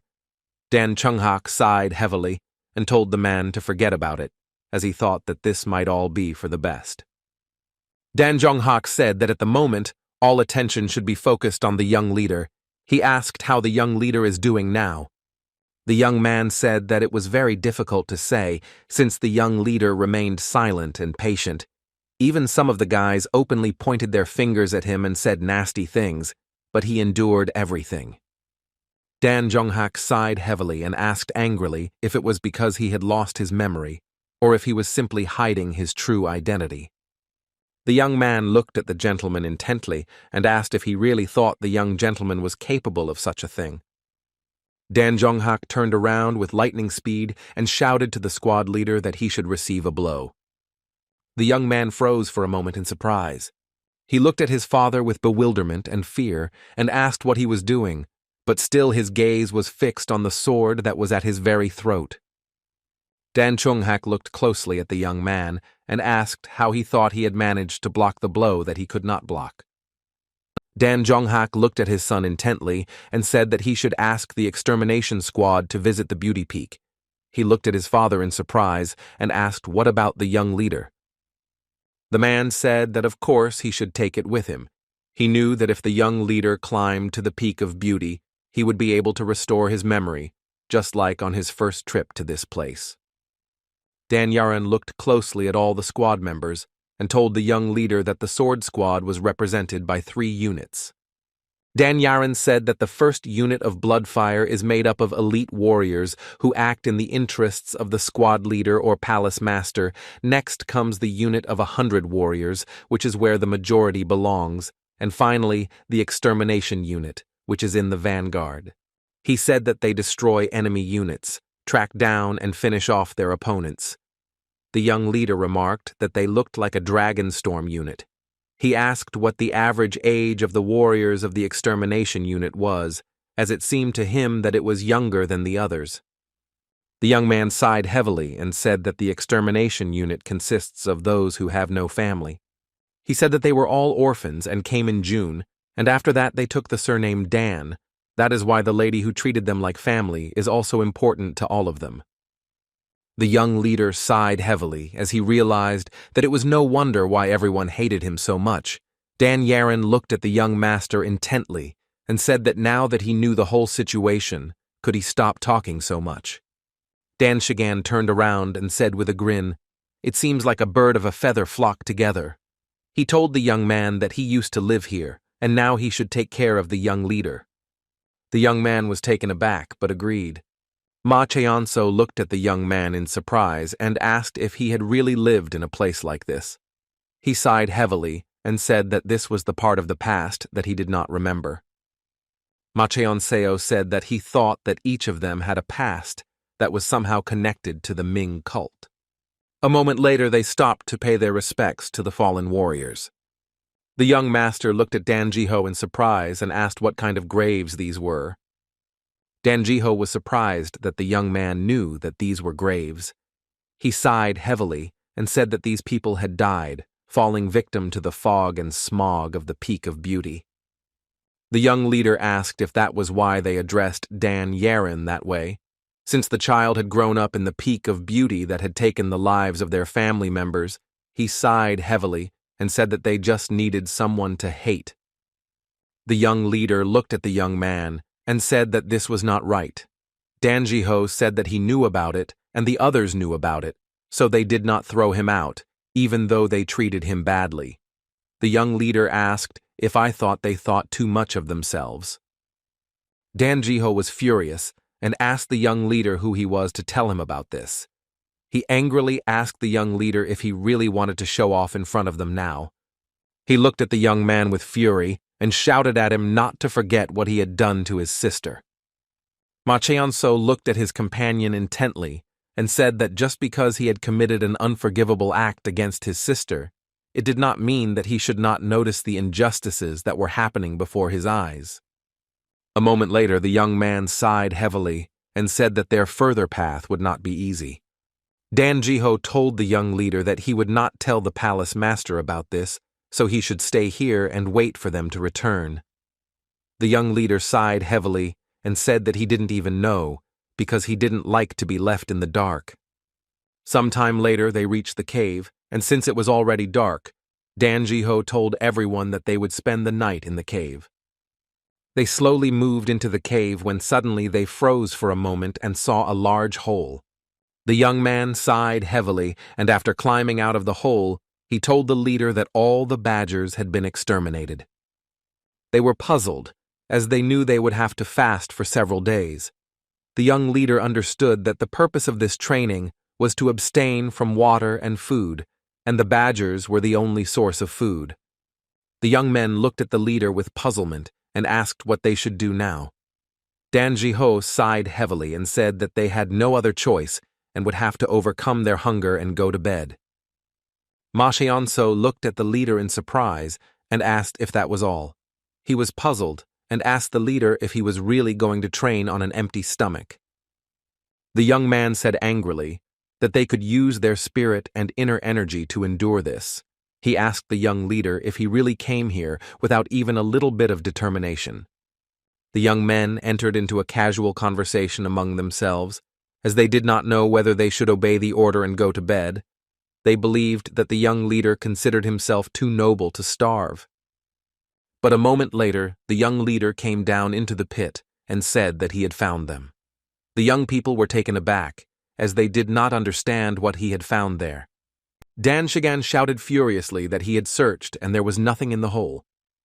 But a moment later, a young leader emerged from the pit and revealed a large snake. Dan Shigan screamed in fear and moved away. He was in shock and did not understand what the young leader was doing. Ma Cheong-seo looked at everyone present in bewilderment and said that he had found food.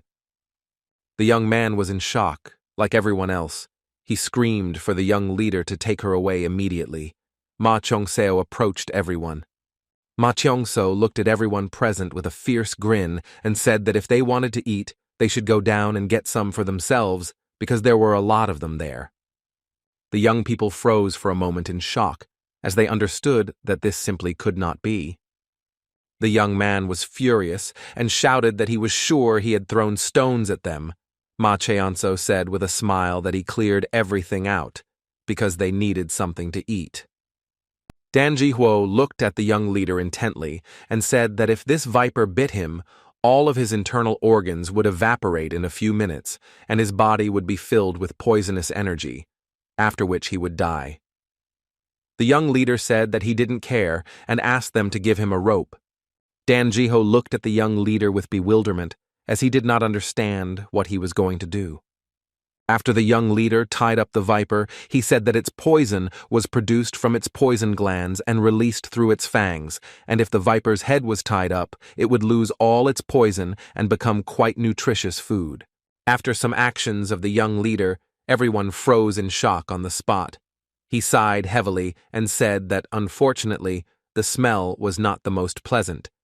The young people were taken aback and asked in surprise if he really wanted them to eat it. A moment later, Ma Cheon-seo started eating the viper no matter what. He looked at them in surprise and asked if they were really scared. Dan Shigan said with fury that, of course, they were not afraid and asked his comrade to bring him a viper. Dan Ekman was taken aback and said that he was not so hungry and could wait.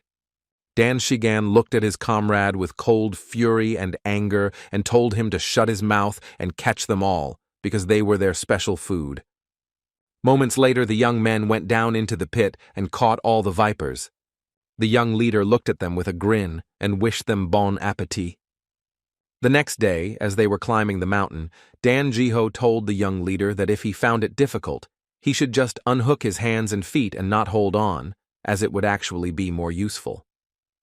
Dan Ji-ho sighed heavily and told the young leader that if he had known that he was so obedient, he might not have tried to bring him into the palace.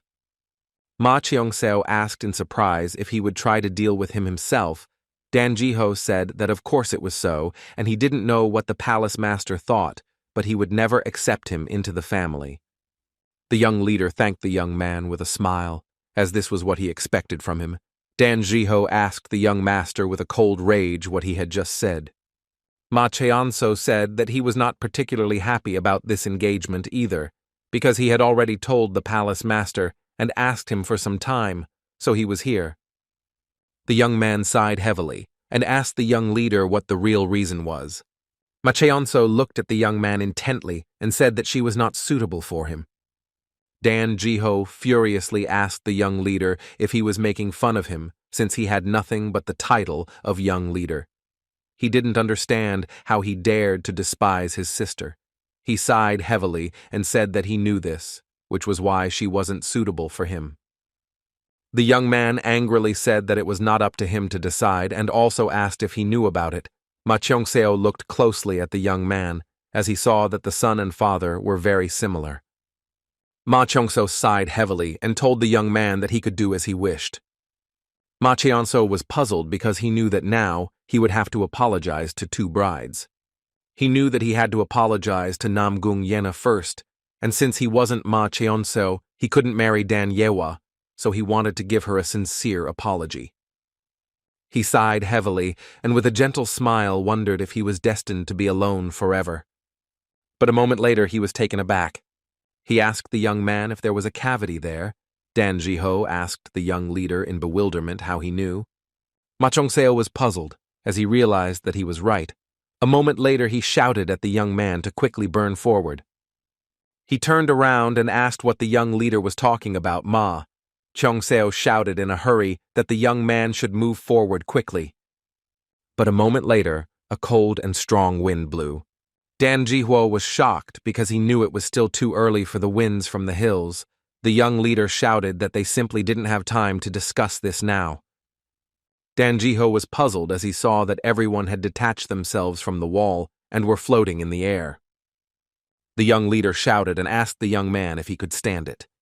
Dan Ji-ho, in turn, did not answer, only held tightly to the wall, but he was shaking from tension. Ma Chong-seo was sure that the young man could endure it if the load was taken off him, but in turn he knew that there was a small problem. Ma Chong-seo knew perfectly well that no matter how strong the rope was, it would still break from such tension. He understood that they had only one way out. The young man looked at the young leader, frightened, and asked what he was doing as he began to cut the rope. Dan Yaran asked the leader in fear if he really intended to abandon them all. At the same time, the young leader looked at the young man with a fierce grin, but did not answer. Dan Yaran froze for a moment and turned pale from the young leader's fierce grin. But a moment later, the young leader cut the rope and everyone started falling down. Dan Yaran shouted at the young leader that he was just a terrible person. Dan Yaran turned around in a hurry and shouted to his brothers. He was shocked when he saw that they had all passed out. Dan Yaran was very scared and knew it would be better if he passed out too. A moment later, he couldn't bear the load and, letting go of the wall, he began to fall along with the others. He was very scared because he didn't want to die like that. But a moment later, he froze in surprise as they stopped and stopped falling. He looked up in bewilderment as he realized that someone was pulling him and everyone else. He was shocked because he noticed sparks in the sky, which were breaking through the thick clouds. A moment later, he was dumbfounded as he saw the young master who was enveloped in a murderous aura. Ma Cheong-seo looked at the young man closely and said with a grin that the terrible man had returned.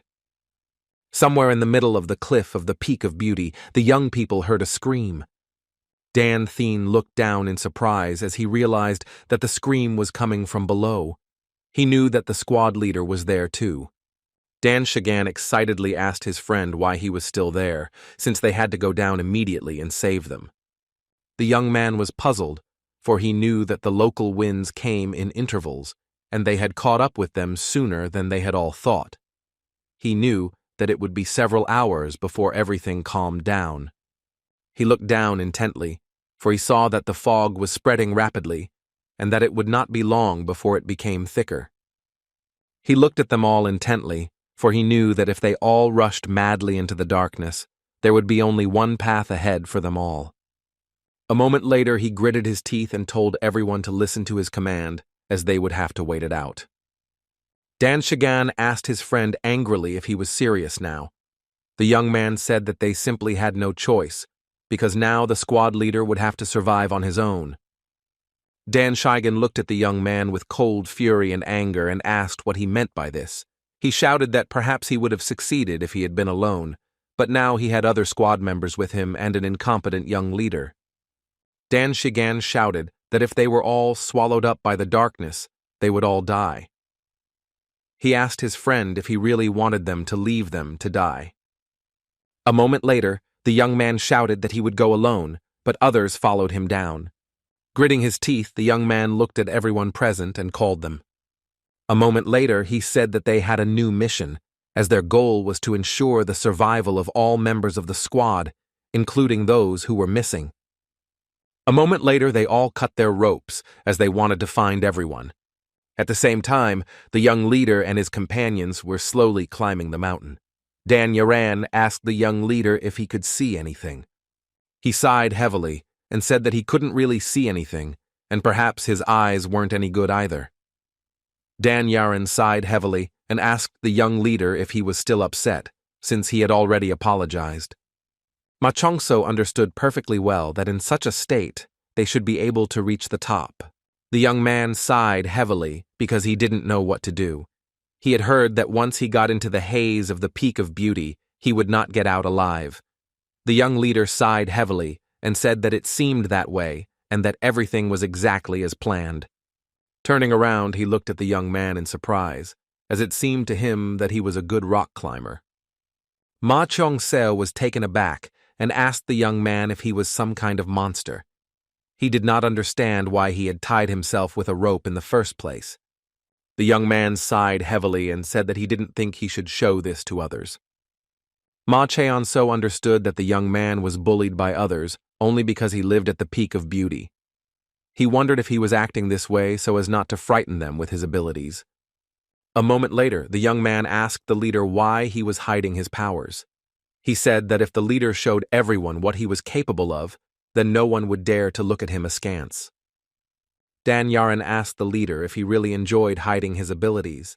He asked if he really got a thrill out of seeing the weaknesses of others. Ma Cheong-seo asked the young man, puzzled, if he really thought he was some kind of pervert. Ma Cheong-seo lightly hit the young man and said that the highest level of mastery of art does not solve all problems. He sighed heavily and said that, of course, he could make people obey him, but it would not be because they were on his side or because they trusted him. The young man sighed heavily and said that he did not understand. He asked the leader if strength was not all he needed, since only strength makes others trust. Ma Chong-seo said with a grin that someone had told him that he would not become familiar to those in power. The young man consoled him, since these were his words. Ma Cheong-seo sighed heavily and said that the Min cult is a place that strives to create a world without divisions, but they still have room to grow. He knew perfectly well that there was a difference between following and defending. The young man at the same time was furious. He did not understand how his friend could just jump down. He who wishes to follow must obey the one in power, and he who seeks to protect others must oppose those in power. The young man was furious and hoped that the leader would remain alive.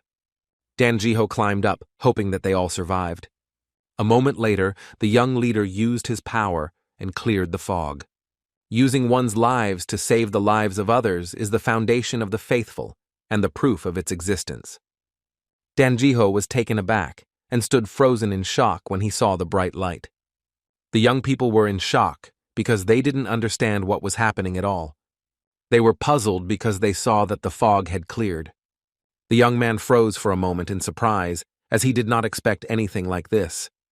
The young leader looked at his new friend with a smile and said that this was the highest goal. Sometime later they arrived at the plus. The young man looked at the small hut in surprise. The young leader sighed heavily and said that this was a place where someone had once lived.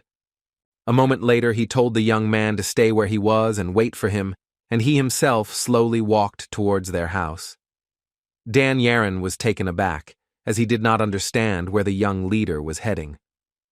The young leader was burning with rage, as he had found it all strange from the start, the haze that he couldn't recognize even using the highest demon art, the incredible density of air that was bearing down on them, and the familiar sensations he felt as soon as the fog swallowed them up. He realized that it definitely smelled and felt like a charm technique. He wondered if it was possible to set up a high-level trap in such a wide area, but a moment later, he had already entered the small hut where he saw devastation, as he noticed that the house was completely abandoned. But a moment later he was taken aback and looked at the wall. He froze for a moment as he saw a small inscription that read, "Uninterrupted Constancy." Ma Chongso was shocked by what he saw as he knew this handwriting. The words he saw in the corridor of the higher demons seemed distinctly familiar to him. He realized that it was the handwriting of the real Ma Chongseo. At the same time, Dan Yaran raised all his brothers up and sighed heavily, as they were definitely knocked out cold. He was sure that they could not even imagine in their dreams what kind of person the young leader turned out to be. A moment later, he was taken aback and looked into the distance. He wondered if they would be able to get back. He hoped that their companions did not think that they were all dead. But a moment later, he screamed and was taken aback as he saw someone's huge hand. He was shocked because he saw the leader of the squad. With lightning speed, the young man ran up to the squad leader. As he was glad that he survived, Dan Jiho sighed heavily and said that he was very glad that the young man survived. He smiled and said that it was all thanks to the young leader. Dan Jiho looked at the young man in surprise and asked if the young leader had really died after saving them. Dan Yaran smiled and said that it was not so, and the young leader was alive, and a few minutes ago he went to the house. Dan Jiho looked at the young man in surprise and asked if the young leader had already cut the rope to save them all. The young man understood that if he told the whole truth to the leader of the squad, he still would not believe him. He asked the commander how he managed to climb up their mountain. Dan Jiho said that after he noticed that they were missing, he immediately followed them. He sighed heavily and said that he was just glad that they all got out alive. But he was puzzled because he didn't know this place. Dan Yaran said that he thought it was a secret, but I am a dwelling built by the commander of the battle sword squad. Dan Jiho said with fury that he had been at the peak of beauty countless times, but he had never heard or seen anything like this. Dan Jiho looked at the young man intently and said that there was no need to worry because the squad members should already be heading to the Palace of the Stubborn Sword. The young man looked closely at the leader and said that they would be able to get out of this place. Dan Jiho smiled and said that of course it was so, and only a fool would want to stay here, and they only needed to wait for the palace master to arrive. But a moment later, he was taken aback as he heard a familiar voice. Dan Shigen stared at the squad leader and asked what he was doing here, also looking at the young man. He said that he should just die. The leader of the squad was in shock because he did not understand where the young man came from. A moment later, he saw the rest of the boys too. The squad leader froze in shock as he understood that this was simply impossible. He was furious because he knew it was because they were brutally honest, but he was sure they were just acting on impulse. But a moment later, he was taken aback and froze in shock on the spot as he saw the others. The young people said that they were very worried about the leader of the squad, and it seemed that during this time he had already managed to build a house. Dan Thien looked at the leader with a grin and said that he seemed to be in perfect order. A moment later, everyone bowed and informed the leader that the extermination squad was assembled. The leader was furious and shouted that they were all just idiots. Ma Cheonso looked warily at the words that were written on the wall, because no matter how much he thought about their meaning, something about them did not give him peace. He realized that it did not seem at all like Ma Cheongseo, the black sheep of the flock, looked at the world from a philosophical point of view. Ma really was Chongso. The young leader knew he had to get rid of the ridiculous words. He was sure there were other traces left in the house besides the words on the wall. Picking up a small piece of paper, he froze in place in shock. He was furious because he found evidence that the slaughterhouse was involved. A moment later, the young leader slowly walked outside and froze for a moment, not understanding why there were so many young people on the mountain. He looked at the young man in surprise and asked what had happened. The young man happily said that everyone had come to save them. A moment later, the young man quietly told the leader that he had not told them about him. He looked closely at everyone present, as he realized that they were not so bad. He thought that the constant here would be that both the demonic cult and the faithful stood up for each other. He looked at them with a gentle smile because he knew that everything was right and they should laugh heartily because they deserved it. Dan Jiho hurriedly approached the leader and asked why he did this, Ma Cheong-seo asked in confusion what exactly he had done. Dan Ji-ho asked why he had come here without any plan. He also wanted to know how he had managed to save the squad members. Ma Cheon-seo looked at the young man intently and asked him if it was his responsibility as a young leader to tell him anything. The young man was furious, and since he treated his sister like trash, there was no point in his words now. Ma Cheon-seo sighed heavily and said that he was going to throw them away, but he got tangled in the ropes and had to drag them along with him. He asked angrily if that answer would do. A moment later, everyone turned on the young master with fury, for they knew that this was exactly what he would do. He looked at them in surprise, as he did not understand why they were so happy, but he, in turn, did not say anything to them. Dan Ekman smiled and said that whether it was an accident or not, it was not easy for him. Dan Bon told the young leader that now she looked at him in a new way, because he did not think that he was so brave. Dan Teen told the leader that although he was grateful to him for doing such a thing, they still would not trust him. Dan Shigen looked at the leader intently and said that he should not be too concerned about this. Ma Cheong-seo looked at the young people with a smile and a gaze. He saw that they were still able to become a little closer to each other. Some time later, the young people were sleeping quietly in the destroyed house. At the same time, the young man sat quietly at the edge of the cliff. He looked down intently, as it seemed very strange to him, because the fog seemed familiar to him. A moment later, a man approached him and asked why he was not sleeping. Dan Yaren stood up with lightning speed and asked the young man why he was not sleeping. Dan Shigen slowly sat down on the edge of the cliff and said that it would be much stranger if he could fall asleep in such a situation. He didn't know if they were destined to die of hunger here. Dan Yaren sighed heavily because he thought that he still shouldn't have gone out, since after his elder brother came, he had difficulty breathing. Dan Shigen said with fury that he didn't think that he would die like his father. The young man was taken aback for a moment and stood still, not knowing what to answer, but a moment later, he said that he had heard that the young man's father had died at the height of his beauty. He knew why you were in the squad with him, treating him like a stranger, because every member of the extermination squad had someone die at the peak of beauty, and he, on the contrary, managed to survive there. Not only did he not belong to the palace of the supporting sword, but he also came from foreign lands. Of course, they failed to become friends with the young man. Dan Shigen asked the young man in surprise if he really felt guilty. He said that it was some kind of nonsense because he couldn't do anything about it. Dan Shigen sighed heavily and told the young man that he was simply the youngest among them, someone who was unable to stand up for himself, so he asked him to get rid of those arrogant thoughts about himself. A moment later, the young man, without looking up, said that they would be able to get out of this place alive. Dan Shigen looked at the young man in surprise and asked how they could do this. The young man hesitated, not knowing what to answer, but deep down he knew that everything would be just like that, because they had a young leader with them. He understood perfectly well that everyone would simply consider him crazy if he said this.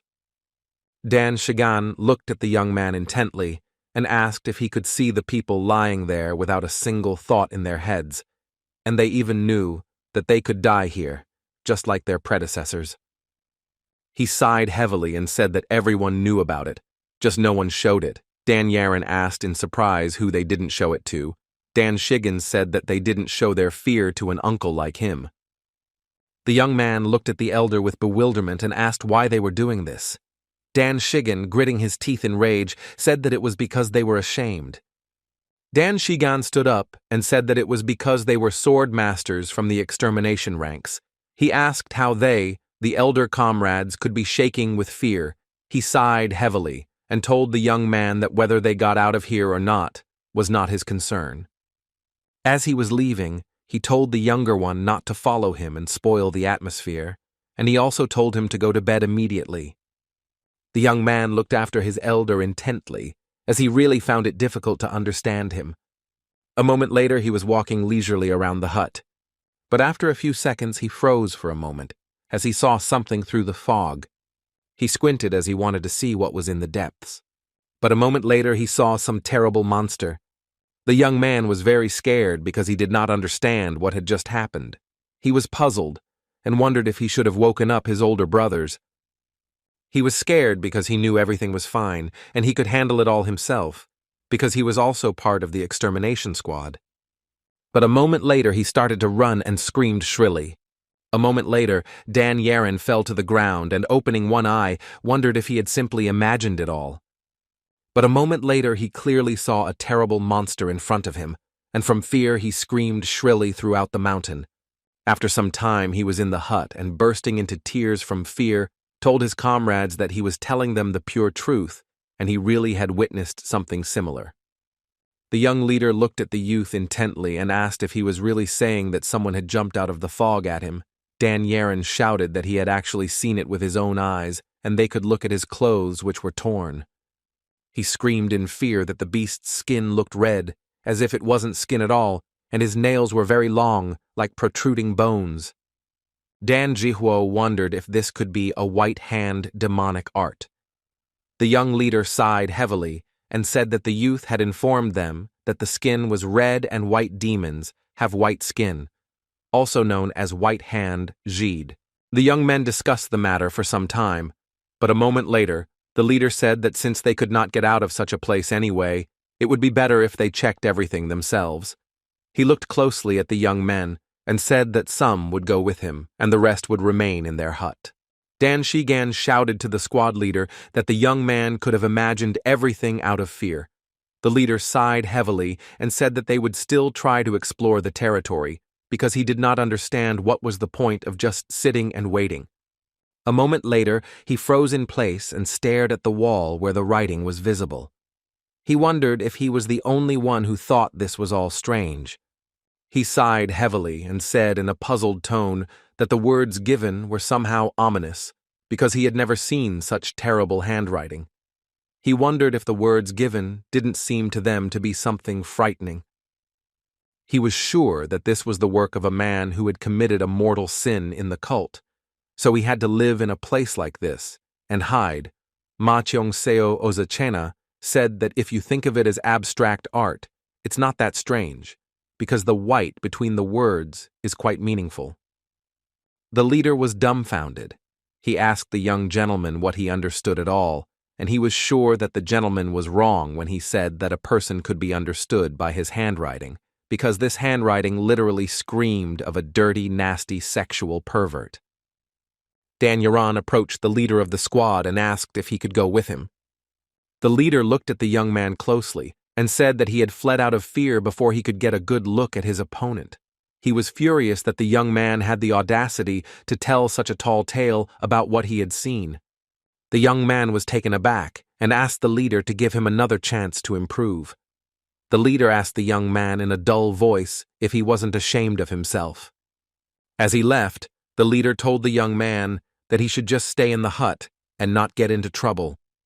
Dan Yaran looked at the young master with tears in his eyes. Ma Cheonso looked away from the guy because he knew what he wanted. Ma Cheonso looked at the young man intently and said that he already knew what he wanted, but his answer was categorical. The young man asked the young master in a hurry. Ma Cheonso told the boy that no matter how much he asked, nothing would change. Ma Cheong-seo told the boy that he had told him before that he should be responsible for his actions. He didn't understand what he could do in such a situation. He said that if he felt injustice, he should remember today and become stronger and prove it to others. Ma Cheong-seo was burning with anger and fury, because he knew that he had to see with his own eyes whether Ma was hiding. Cheong-seo in this place. But a moment later, the squad leader told his subordinates to grab the young master. Ma Cheong-seo was shocked and did not understand what they were doing. The young people asked the gentleman if he really thought that they were going to some kind of picnic. They said that he was a real man, but he would not survive there. Dan Ji-ho looked at the young master intently and said that he didn't know how he managed to save the squad members, but he wouldn't be lucky a second time. He asked the master to know his place.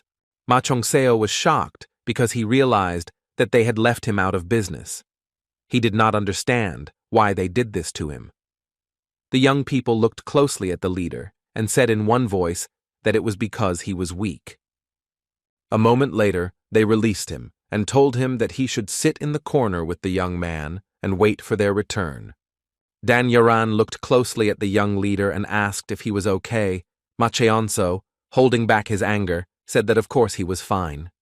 Ma Chongso said with fury that he was completely fine, even if he was ready to kill everyone here out of shame. Dan Yaran looked closely at the young leader and asked if he belonged to a group and should he follow their rules. Ma Cheonso asked the boy if he was teasing him now.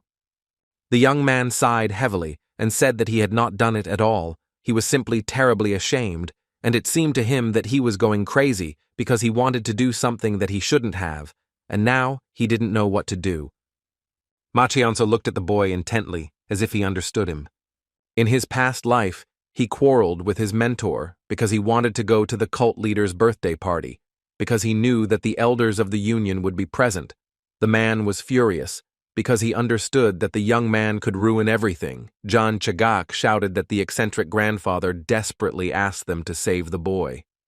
He was furious and shouted that they were going to sacrifice the life of a 16-year-old young man today. The man sighed heavily and said that he had seen everything, but it was not time yet. The man shouted angrily at the young man to stop. Jan Chagak, in turn, was not going to stop because he knew that he had to save the guy. He shouted furiously at his mentor that if he wanted to stop him, he had to catch up with him first. He was burning with anger because he knew that he would kill everyone in his path. Ma Chong-seo sighed heavily, as he knew that there were several times when things had gotten very bad when he tried to imprison the Tai King clan leader in the Storm prison, and if he thought about it, he was very bad at following orders even before he became the leader of the Dragon Storm squad. He looked closely at the young man, as he understood that perhaps he wanted to know the reason why his older comrades hated him so much, and he wanted to see everything with his own eyes. Ma Chong-seo sighed heavily and told the young man that he might die, and even if he managed to return safely, he would be punished for his disobedience. The young man shouted that he would accept the punishment. Ma Cheon-seo knew that if he wanted to save those who had gone into the darkness, he would still have to go there, because he too needed to know what was going on. A moment later, he told the young man to get ready. A moment later, the young people came to the abandoned settlement. Dan Ekman looked around heavily, sighed, and asked if they had really come to an abandoned village. The young people looked around in surprise and wondered if people really lived at the peak of beauty. Dan Thien thought for a moment and asked if it could be that all the members of the squad who had been missing all this time lived here.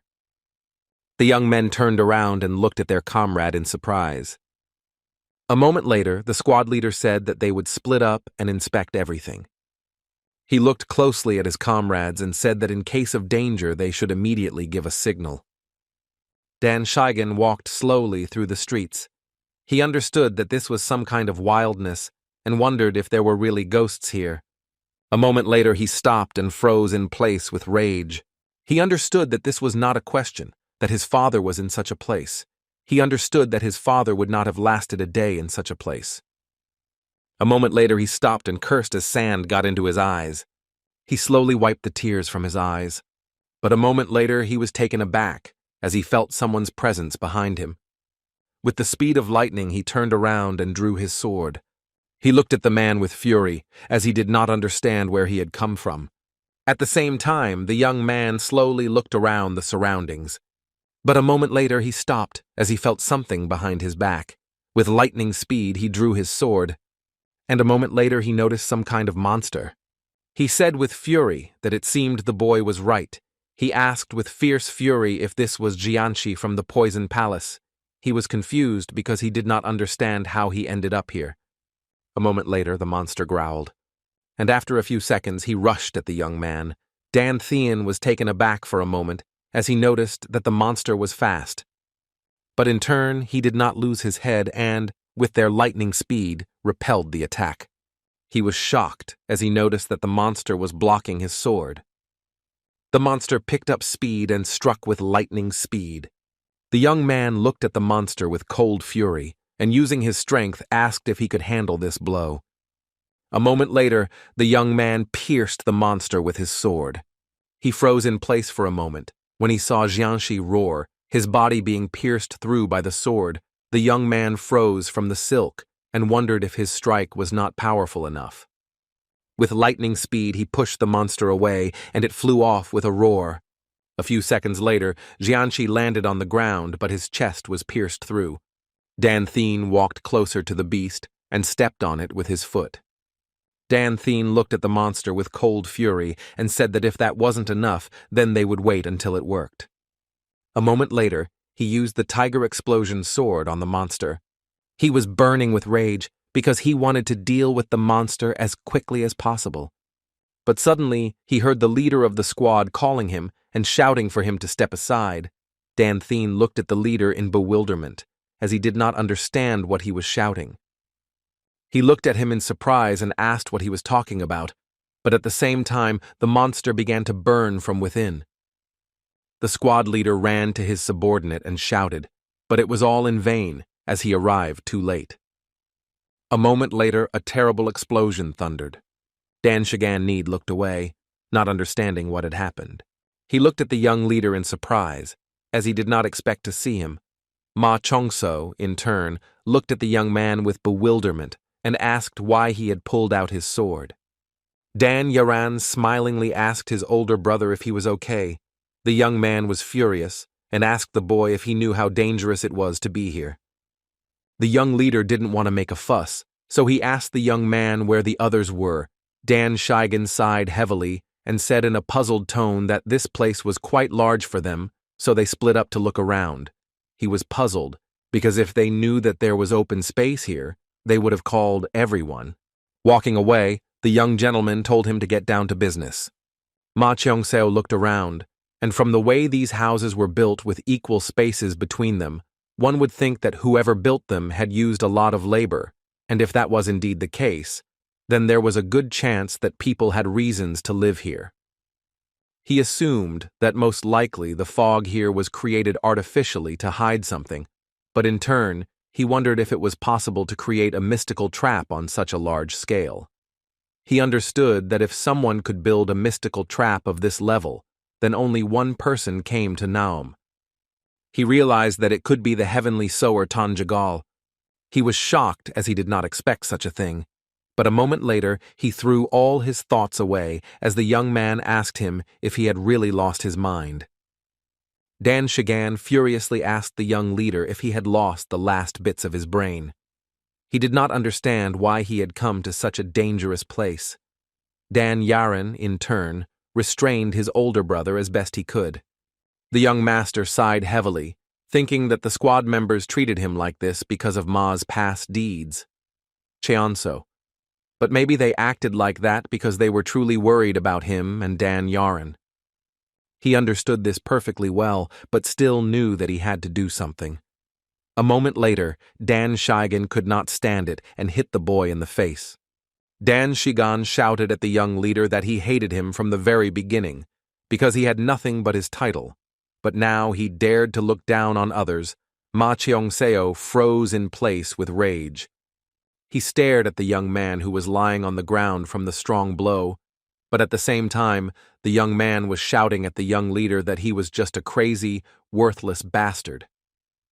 Ma Chong-so looked at the young man with cold fury and said that he was crossing the border. Dan Shigan looked at the leader with anger and surprise and asked what he was talking about. A moment later, the young leader looked at the young man with cold fury and struck him. He used a series of 10 martial imperial strikes, 6 explosive strikes, and a burst strike on the young man. With lightning speed, the young man rose up and walked towards the young leader, holding his sword at the ready and screaming in rage. But in turn, Ma Cheong-seo did not flinch and stood still as the young man came towards him with his sword at the ready. Ma Cheong-seo sighed heavily and told the young man that he knew very well that he did not like him. Dan Shigan was taken aback for a moment, as he knew that this was simply impossible. He was shocked as he saw the young leader stop his sword, which was charged with energy, with his bare hands. Ma Chong-seo easily stopped the sword that was aimed at him, and with cold fury told the young man that he should not have treated his younger comrade like that. A moment later, the sword flew to the side, and the young leader easily struck his opponent.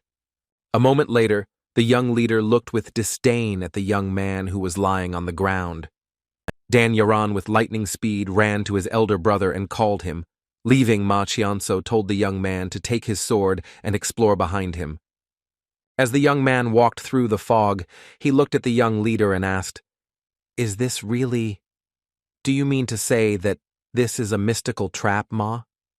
Chongso said that he was right, but partly the young man was shocked because I understood how this was possible. He said that this simply couldn't happen, that the people who lived here were capable of such a thing. Ma Chongseo looked askance at the young man and asked who he thought lived here. Dan Shigen hesitated and said that he assumed that the missing members of the Battle Sword Squad lived here. Ma Chongseo asked in surprise if the entire Combat Sword Squad had disappeared. The young man said that this was not entirely true, since it was known that about 10 years ago, a large-scale search for the missing was organized. Ma Qiongzhou looked at the young man closely and asked if he could recognize them if he saw them. A moment later, the young man apologized and said that it was just his feeling, but it seemed to him that there was something in the northern part of this abandoned village. Dan Shigen asked the boy angrily how he knew such a thing. The boy backed away and said that he just knew. He sighed in confusion and said that he felt like that was where he lived. At the same time, the monsters were attacking the rest of the squad. Dan Ekman looked intently at the monsters, drawing his sword. He sighed heavily, shaking, and wondered if today was the day he would die. A moment later, he grinned and said that he thought he might be able to outpace his older brothers. A moment later, he rushed to attack. As the monster was advancing on him with lightning speed, Dan Ekman was burning with rage, as he knew that he had to kill at least one. At the same time, Dan Shigen cursed and struck the monster. Dan Ekman was taken aback by surprise, as he did not expect to see his older brother, Dan Shigen, shouted to his comrade to cut off their heads. A moment later, the young man rushed towards the other monster, preparing to strike him. Unfortunately, he did not strike him with a crushing blow, and he only growled in response. The young man was puzzled, because he understood that it was very difficult, and wondered if they were Jianshi killers. They were in shock, because they did not understand how everything could turn out like this. Dan Shigan, in turn, was puzzled and worried, because he did not understand how everything turned out this way, but he knew that they first had to get rid of the monsters. Dan Ekman saw that they were facing very aggressive opponents who were strong. He asked his brother if he could handle them. Dan Shigen told his comrade to just step aside. At the same time, strange monsters were attacking them. A moment later, the young man struck the monster with fury and shouted to his comrade to leave immediately. As he ran away, Dan Ekman asked his brother to hold on for a little while. He shouted that he would immediately call the others. At the same time, Ma Chongso looked closely at the monsters, as he realized that the boy was right. He knew that Jianshi and ghosts were similar to each other. The young man was taken aback, as he did not expect to see the young leader. He looked at the young people in surprise, as he did not understand why they were in such a dangerous place. He shouted that they needed to leave immediately. He shouted that their comrade would not last long. At the same time, the young man repelled all blows with fury, and in turn, he dealt new blows to his opponent. But unfortunately, they were faster and stronger, and a moment later, the monster struck with a furious blow. The young man screamed as the monster touched him. Dan Ekman shouted to the young leader that they had very little time, and that he had to run away immediately, and he also had to bring the rest of the squad to them. The young leader, in turn, looked intently at the young man and called him. A moment later, he calmly asked if he needed help. At the same time, Dan Shigen shouted and asked the young man if he was just going to stand there and watch everything. Dan Ekman, while fending off his opponent's blows, asked his brother what kind of nonsense he was talking about. Dan Ekman froze in place as he saw the young leader disappear. He froze in surprise when he saw the young leader floating in the air. At the same time, Dan Jiho was dealing with the monsters. He looked closely at his comrade and asked if he was okay. The young man sighed heavily and said that he was fine and that thanks to the squad leader he had survived. He thought for a moment and remembered the moment when the squad leader called him. He remembered how the monster lit up beneath him. And a moment later there was a loud explosion. Dan Jihuo wondered if they would explode if you hit them on the head. He sighed heavily and said that it was very difficult to imagine that these were explosive jianshi and that there were more than one of them. Dan Teen Elsa looked at the commander and said that he wondered if the palace master knew about them too. Dan Jiho sighed heavily and said that he didn't know. He was puzzled and knew they had to hope these weren't the missing members of the squad. Dan Thien said furiously that he was sure it wasn't them, because that was simply impossible. A moment later, the leader of the squad said that the rest were in danger because they were separated from each other. He was swimming with rage because he did not think that such creatures would be waiting for them here, and clearly understood that it was his mistake. Dan Thien, looking at the commander, said that they should not have gone far, and if they went to search now, they would make it in time. But a moment later they froze in place as they heard some noise. With lightning speed they looked closely, but a moment later they were rushing in a hurry to where the sound came from. Dan Ekman, in turn, sighed heavily. He was shocked because he saw that the young leader easily dealt with all his opponents. A moment later Ma Chongso froze in shock as he saw the creature begin to glow. He realized that it was about to explode. But more than that, he understood that the explosion should not affect everyone else. The young people were taken aback when a loud explosion thundered, and they called out to the young leader in one voice.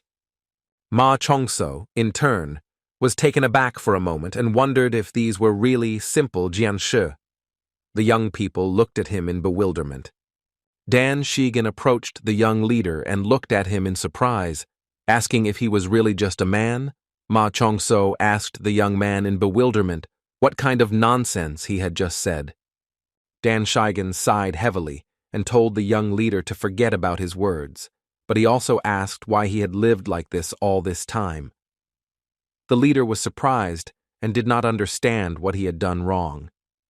The young man said that if he showed others what he was capable of, then he would not be despised. The young man said that if the palace master knew that he had such powers, then everything would be different. Ma Chongso did not let the young man finish speaking and said that he would most likely kill him.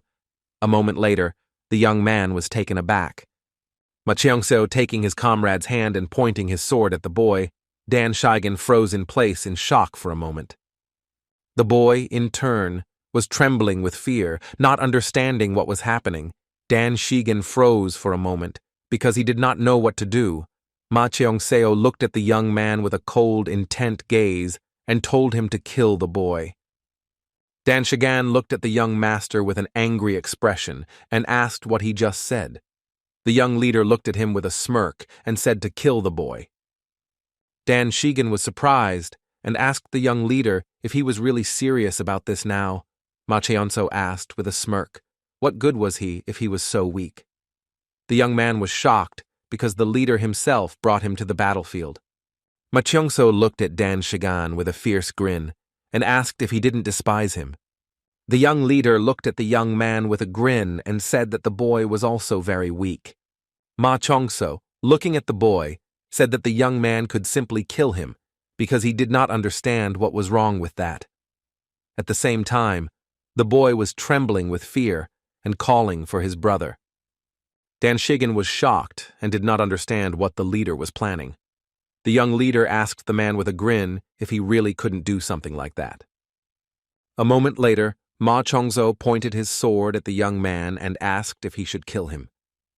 Ma Chongseo looked at the young man with cold fury and told him to stop talking such nonsense about the weak being despised and the strong being respected.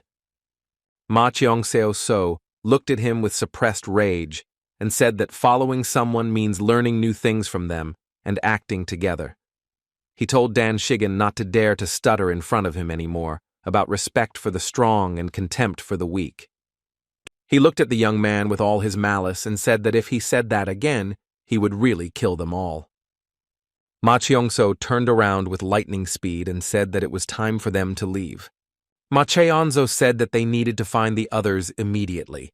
The young people, in turn, froze in place from shock, as they did not expect this. Dan Shigan stood still for a moment, as he considered the young leader's words about them learning from each other and working together. But he was furious, as he didn't understand why the young leader was trying to be cool. Sometime later, the young people ran to the place. Dan Jiho looked into the distance in confusion, as he definitely heard the sound of an explosion from this place. But now he was a little puzzled, as he saw a large door in front of him. He wondered if the fog was trying to confuse them. A moment later, the young woman told the leader that this place looked like a fortress, and judging by how the fog was hiding it, it was quite a large fortress. Dan Jiho was puzzled by everything, as there was a fortress on their way, as well as terrible creatures. They knew there was a possibility that others had already gone inside, so they wanted to check everything thoroughly. They looked around the area in surprise, as they couldn't believe that there were flowers on the walls in such a gloomy place. It seemed to them that the people who lived in such a place wanted to at least see flowers. A moment later, they entered a large, spacious hall. There was a tomb. Dan Jiho looked at the small tomb in surprise and asked if it was built by the people from the western region. The young man sighed heavily and said that it seemed to be so. They didn't know who was buried in the ancient tomb, but they didn't realize that it was someone extremely unusual. Dan Jiho stared at his comrade and said that they should try to open it. Unfortunately, his whole being was against it, but he knew that if there was a tomb, and for quite some time, then perhaps it held clues about the missing members of the squad. A moment later, the young man said he understood and began to open the tomb. He used all his strength, but unfortunately nothing happened. A moment later, he managed to move the lid a little, but the squad leader told him to stop. The young man looked at him in confusion, as he did not understand why he had to stop. Dan Jiho was taken aback and said that it seemed like they had disturbed something that they shouldn't have. A moment later, they looked back and noticed the creatures advancing on them. The young men, in turn, prepared for a fight. They were puzzled, as the creatures were attacking from different sides. Dan Thien used a powerful tiger strike and rushed to attack. Dan Jiho pulled his comrade away from the monsters with lightning speed, and he was taken aback. The young man looked at the commander in surprise and asked what they should do now. Dan Jiho shouted at the young man to hold on with all his might, because if they cut their heads off, they would fly into the air. He was puzzled because something irreparable would happen if they did this, since the space was very small. The young man was taken aback for a moment. He understood that everything here would go up in smoke. Dan Jiho looked at his comrade and told him to pull himself together, because they needed to focus on strength, not speed, and rush at them, because if they completely cut off their heads, they would not explode. A moment later, the young man said that he understood everything, and at the same time he dealt crushing blows to his opponents. They fought for some time despite the enemy's quick attacks, but they were puzzled, because they understood that there were many monsters. Dan Jiho gritted his teeth and repelled the enemy's attacks. A moment later, Dan Jiho shouted at the young man that he would hold them back, otherwise he had to get out immediately. He told him to find the other members of the squad and run away with them away from this cliff. Dan Jiho said that as they went down, the fog would recede. He shouted to the young man that they should all go to the palace then.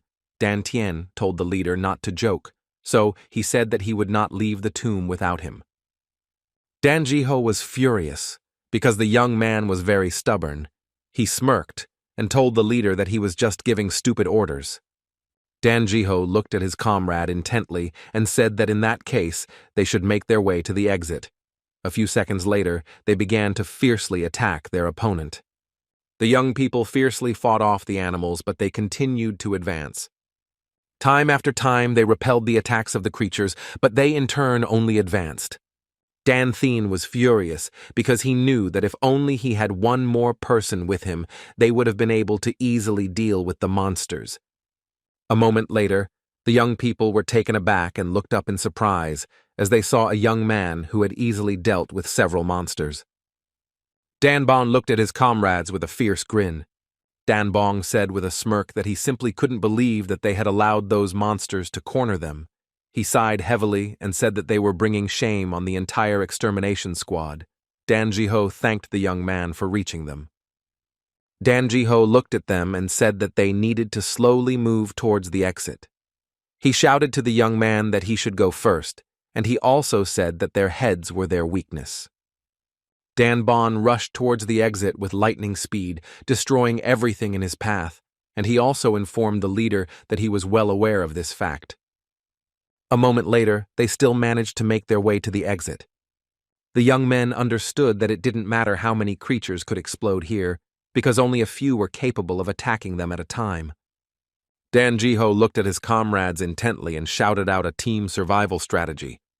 He said that they were holding back their forces, so they should try to deal with the enemy slowly. A moment later, the young men rushed into battle and dealt with him without sparing anyone. The squad leader shouted to his comrades and gave instructions. Sometime later, after a long battle, they still managed to kill everyone. They sighed heavily and looked closely at all the corpses, as they understood that they could well have been former military personnel of the detachment.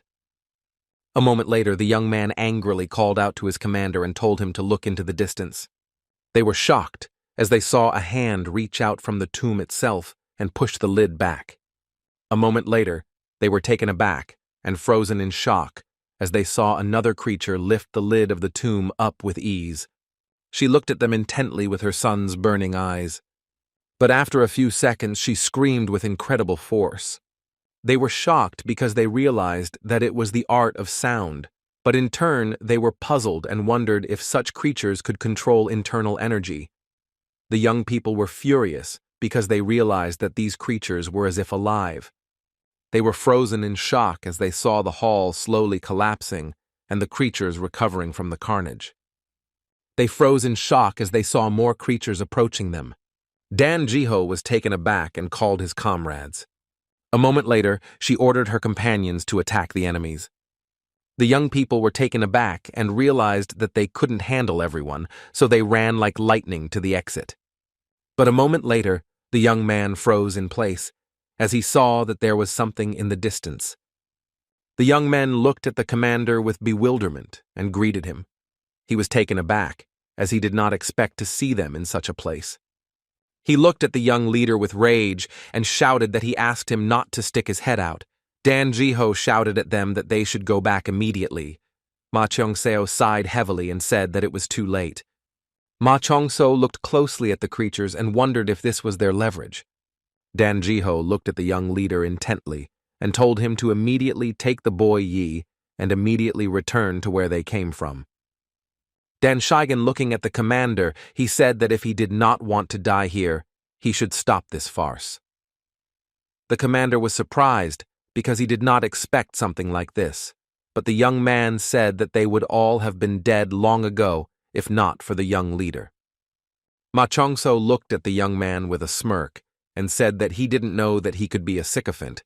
Dan Shigen was shocked. From such a statement, he shouted that he was not a sycophant at all and asked the young leader to save them all. A moment later, the young leader said that he really appreciated his honesty as he looked closely at all the creatures that were advancing towards them. A moment later, he told his comrades to make way for him. Danjiho froze in surprise as he did not understand what the young leader was doing. Enveloping himself in strength, the young leader prepared to strike. He was furious, for he intended to make the heavens fall and destroy the earth. A moment later, he unleashed a series of 10 imperial strikes, final smash. He intended to destroy the world.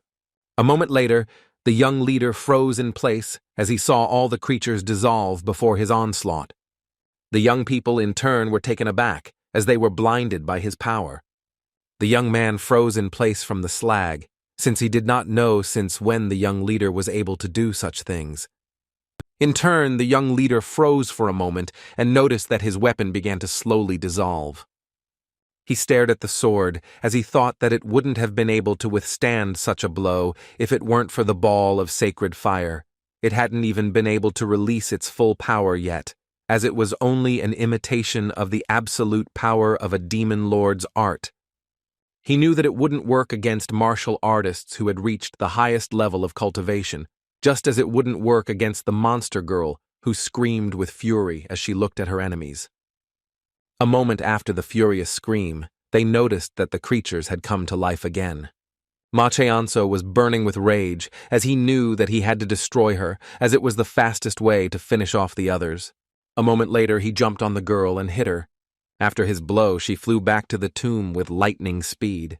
His crushing blow sent her flying, and she flew for a while until she reached the wall.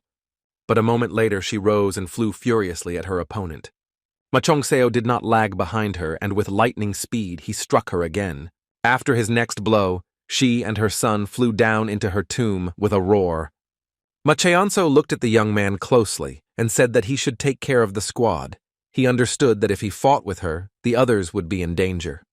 Dan Jiho was shocked and shouted at the young leader to wait, because he knew it was too dangerous to deal with this alone. Dan Jiho shouted to the young leader, but it was all in vain. As he ducked into the tomb with lightning speed, Ma Cheongso was puzzled, because he unfortunately could not see anything, but in turn he felt an unpleasant stench that hung in the air. Since he was fighting an unknown evil in an unknown place, he needed to be completely unarmed, so he decisively used the Demon Lord's art. A moment later he landed on the ruins, and looking around, he realized where the stench was coming from. He clearly saw that it was a grave. He was shocked because he saw a hollow grave with a whole mountain of bones. A moment later he heard her roar, which came from the corner of the tomb. He looked at her in surprise and wondered if this was how she was reacting to the Demon Lord. He looked at her closely as he came closer and said that he wanted to ask her something. He was furious and asked who she was. He didn't understand who had done such terrible things, but in response, she only growled angrily. He looked at her intently, as if he had noticed that she could not speak. A moment later, she growled angrily back at him again. But in turn, she did not growl for long, as a few minutes later she headed towards the young leader in order to strike him. With the speed of lightning she struck him, but the young master easily dodged her blow. Turning away from her blow, he focused all his energy on her in order to strike. A moment later her son flew into the wall with a crash, after which there was a loud explosion, but after a few seconds she stood up and directed her energy at him in the form of a loud sound. A few seconds later, terrible creatures began to crawl out from under the ground. He was shocked as the explosive Jianshi were heading towards him. He wondered if she was creating them with her scream. But a moment later he was taken aback as he saw them explode. Ma Cheonso looked around in surprise as he realized that this was just some kind of madness. He was taken aback and wondered if she had really given them an order. But a moment later he was stunned as he saw that they were exploding very quickly. Ma Cheonso looked at her intently and said with cold fury that she was a monster that must be destroyed. A few seconds later he gathered his strength and released the Demon Lord's ultimate art. She was taken aback for a moment, but after a few seconds she rushed at him and used her voice. But the young leader did not lose his head, and with the speed of lightning covered her mouth with his hand while he looked at her with cold fury and told her to close her mouth. But the wild beast did not stop and continued to scream. A moment later, the young leader slammed her into the wall with lightning speed. There was a wild roar, and the walls shook, but he continued to hold her. He looked at her with a furious grin and shouted that she had to disappear. A moment later, he slammed her against the wall again with cold fury. A few seconds later, she fell to the ground. He stared at her and saw the tomb collapsing. He sighed heavily and looked at her intently. A few seconds later he began to leave the tomb, but was taken aback and turned around. He looked intently at the wall and at the creature that was next to it. He was shocked as he noticed the writing on the wall, as the man wrote that he would not forgive them all even after death, and would continue to tear them apart until he consumed every single one, until the last of them would dissolve inside him. He froze in shock when he saw the signature at the bottom of the text in the name of Ma Cheongseo. Meanwhile, in the Peak Earth Demon cult, in the Support Sword Palace, a man ordered his subordinates to search thoroughly. He told the soldiers that they must find them alive or dead. He was shocked because he couldn't believe that the young master and young leader had disappeared. He knew that this situation could lead to chaos in the entire Ming cult, because if rumors began to spread, the entire support sword palace would be in danger. He understood that they could be accused of killing the young leader. A moment later, the young man shouted that they had found them. A moment later, the leader of the squad clearly saw a group of young people. He breathed a sigh of relief, as he was already preparing to leave the squad and take full responsibility upon himself. But a moment later, the young men came closer to him and, bowing, said that unit extermination had returned in full force. The man looked at Dan Jiho closely and said that he was the unit leader, but since the squad was behind schedule, he should have reported this, but he didn't. The man told the young man that he was sure he knew what this meant. He looked at the young man intently and asked if he had anything to say about this. Dan Jiho bowed and sighed heavily and said that he could not say. He was taking responsibility for not fulfilling his duties. The young people were shocked because they did not expect anything like this. The man looked at the young men intently and said that from now on, Dan Jiho would lose his title as the leader of the extermination unit, and the extermination unit would be subordinate to the 100 Warriors unit until a new leader emerged. A moment later, Ma Cheonso said with a grin, maintaining discipline was not bad, but he still had to explain what they did wrong. He looked at the man intently and said with a smirk that their crime was insubordination and they dared to leave him. Ma Cheonso said that he thought they were joking, not wanting to step into the territory just because of some fog, but they dared to hold him back when he tried to go further. He asked in confusion how they dared to stop him. The man was furious and asked the young leader if he hadn't already said that he tried to enter the territory of the fog. He was screaming that it was too dangerous. He was asking how the young leader ended up getting there when they were trying to stop him. The young leader looked at the man intently and asked if he really wanted to know how he got there. Ma Cheonso said that he left when everyone was asleep, but he didn't find anything interesting there, and when he tried to go back, he briefly thought that he was lost, because he had never been there before, and the guys made too much of it and followed him. They acted like idiots and couldn't get him out, and they had to wander around for a while. He looked at everyone present and said that they could add one more crime to the list, the crime of total helplessness. Dan Shigan, in turn, shouted at the young master to calm down, since they did not understand what he was talking about, but his colleague quickly shut his mouth, not allowing him to utter another word. Dan Thien was shocked because he saw that the young leader was thinking about them, shifting all the blame onto himself. The man looked at Dan Jiho intently and asked if this was all true. Dan Jiho was taken aback for a moment and looked at the young leader intently. Dan Jiho looked at his comrade with a grin and asked what he was worth. He told the young man that he had to clearly report his misdeeds. The man looked at the young leader intently, as he thought that he was simply arrogant and that he really didn't have a single chance to start over from scratch. A moment later, the man sighed heavily and told the young man that the palace master was looking for him and that he must go to the palace immediately. He looked at everyone present and said that they should await further instructions. The young people looked at Ma in surprise. Cheongseo, they remembered what had happened between them and the young leader.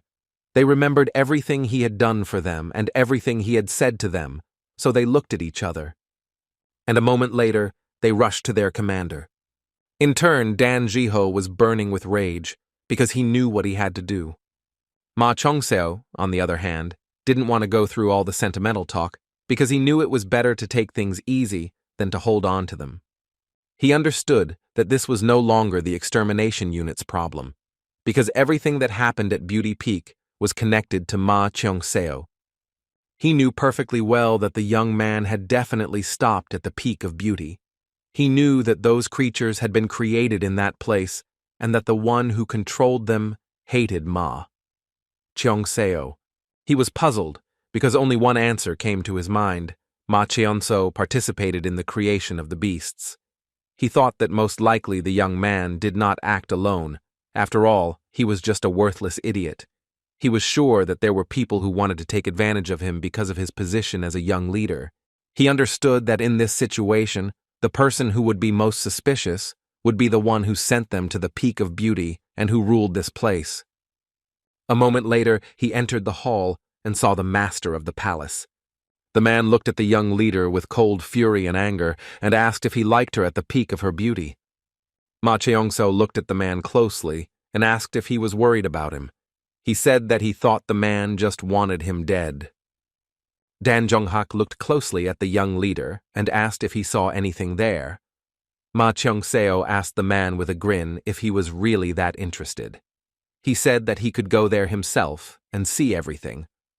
A moment later, the young leader asked if there was something there that he wasn't supposed to see.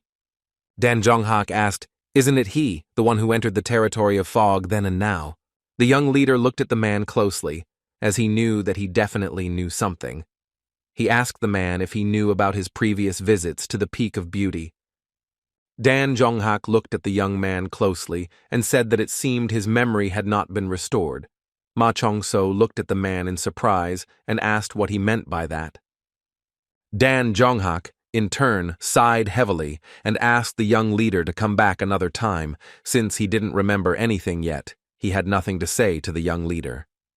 Ma Cheong-seo looked at the man with cold fury and said that his patience lasted only as long as he sat there and did not open his eyes. He said with fury that he must hear the answer now. The man looked at the young leader with fury and said that when a warrior wants an answer, he must show his opponent what he deserves to know. Ma Cheong-seo looked at the man with his fury, as he knew that if he was behind what happened at the peak of beauty, then he was no longer the father of his bride. He was a demon who brought great chaos to all the central plains. Ma Cheong-seo looked at the man with anger and asked if he really asked him if he deserved to know. Ma Cheong-seo asked the man with fierce rage if he knew what he really was. The man, in turn, froze for a moment in shock, as he did not expect to see such strength from the young leader. Ma Cheong-seo looked at the man intently and said with a wicked grin that he was the supreme demon lord. A moment later, the young leader rushed towards his opponent with lightning speed.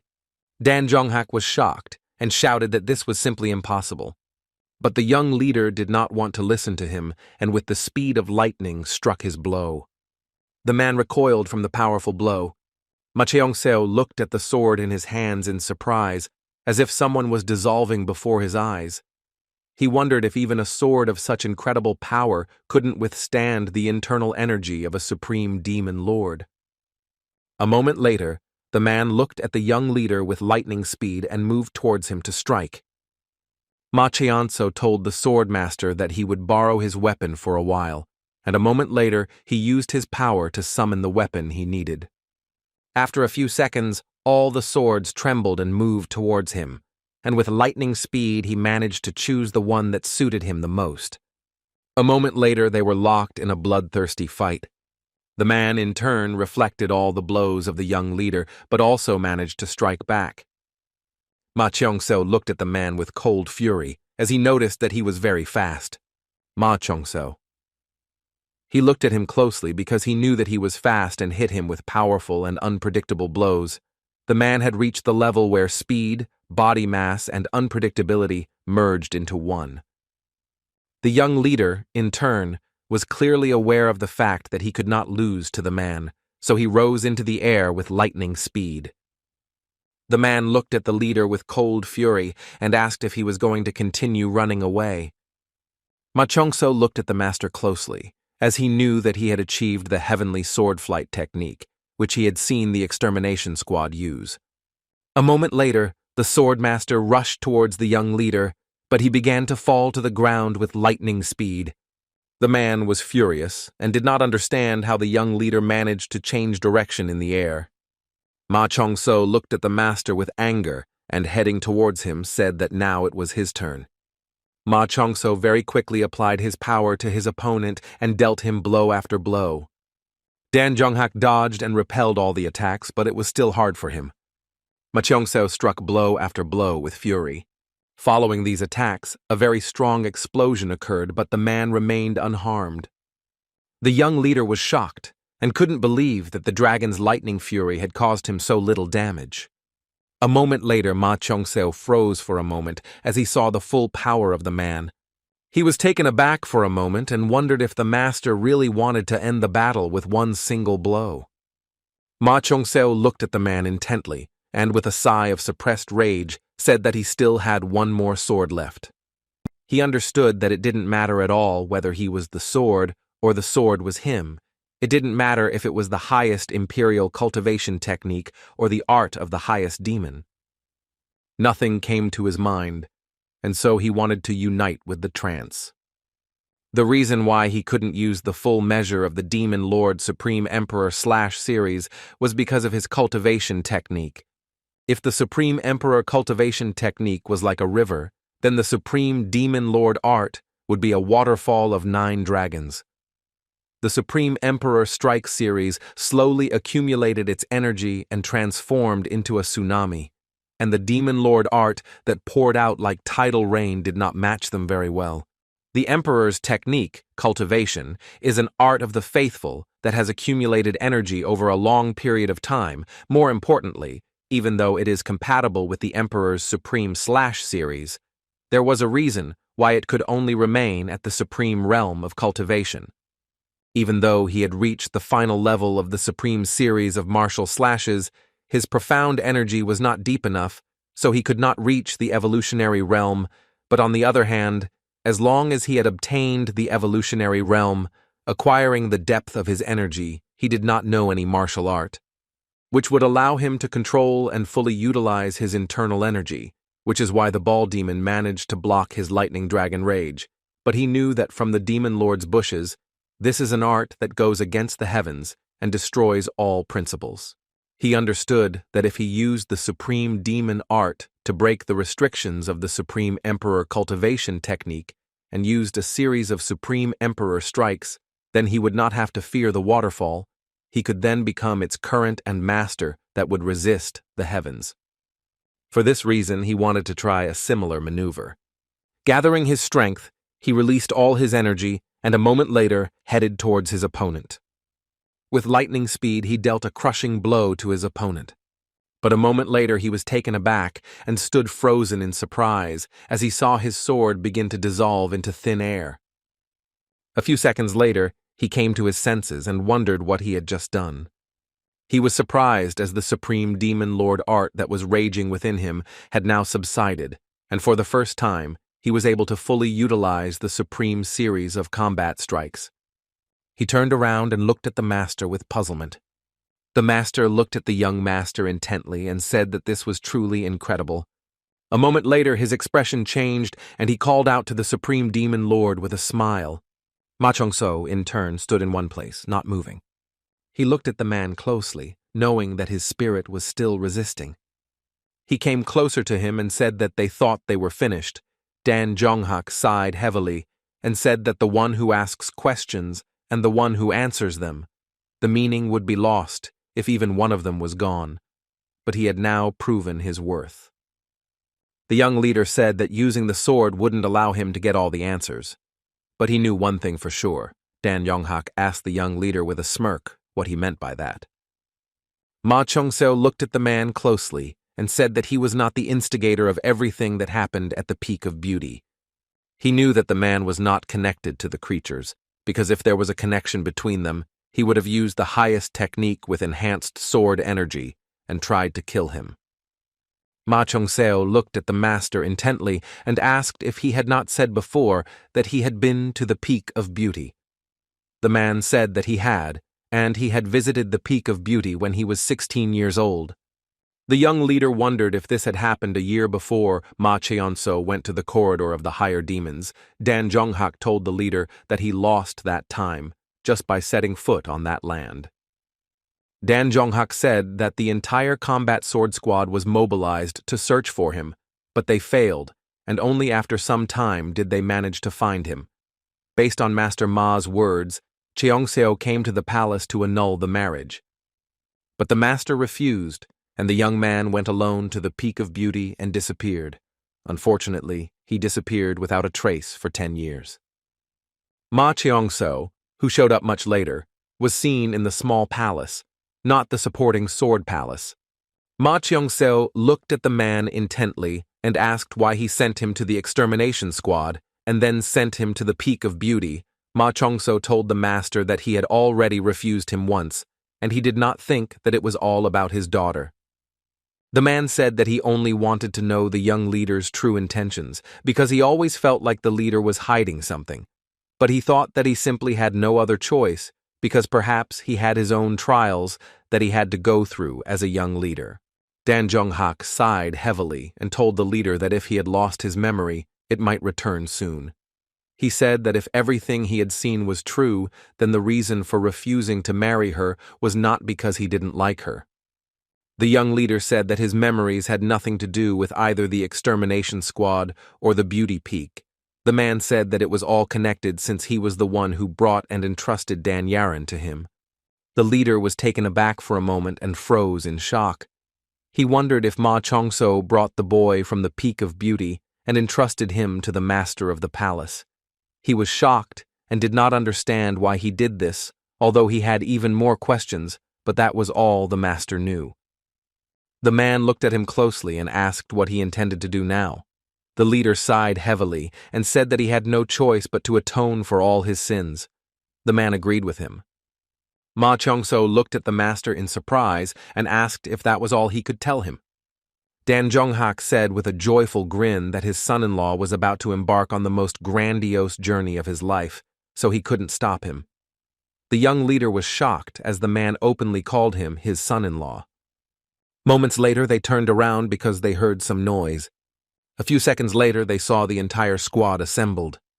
Dan Ji-ho looked at his father intently and said that this was the first time in his life that he had asked him for a favor. He asked his father not to speak out against the young leader.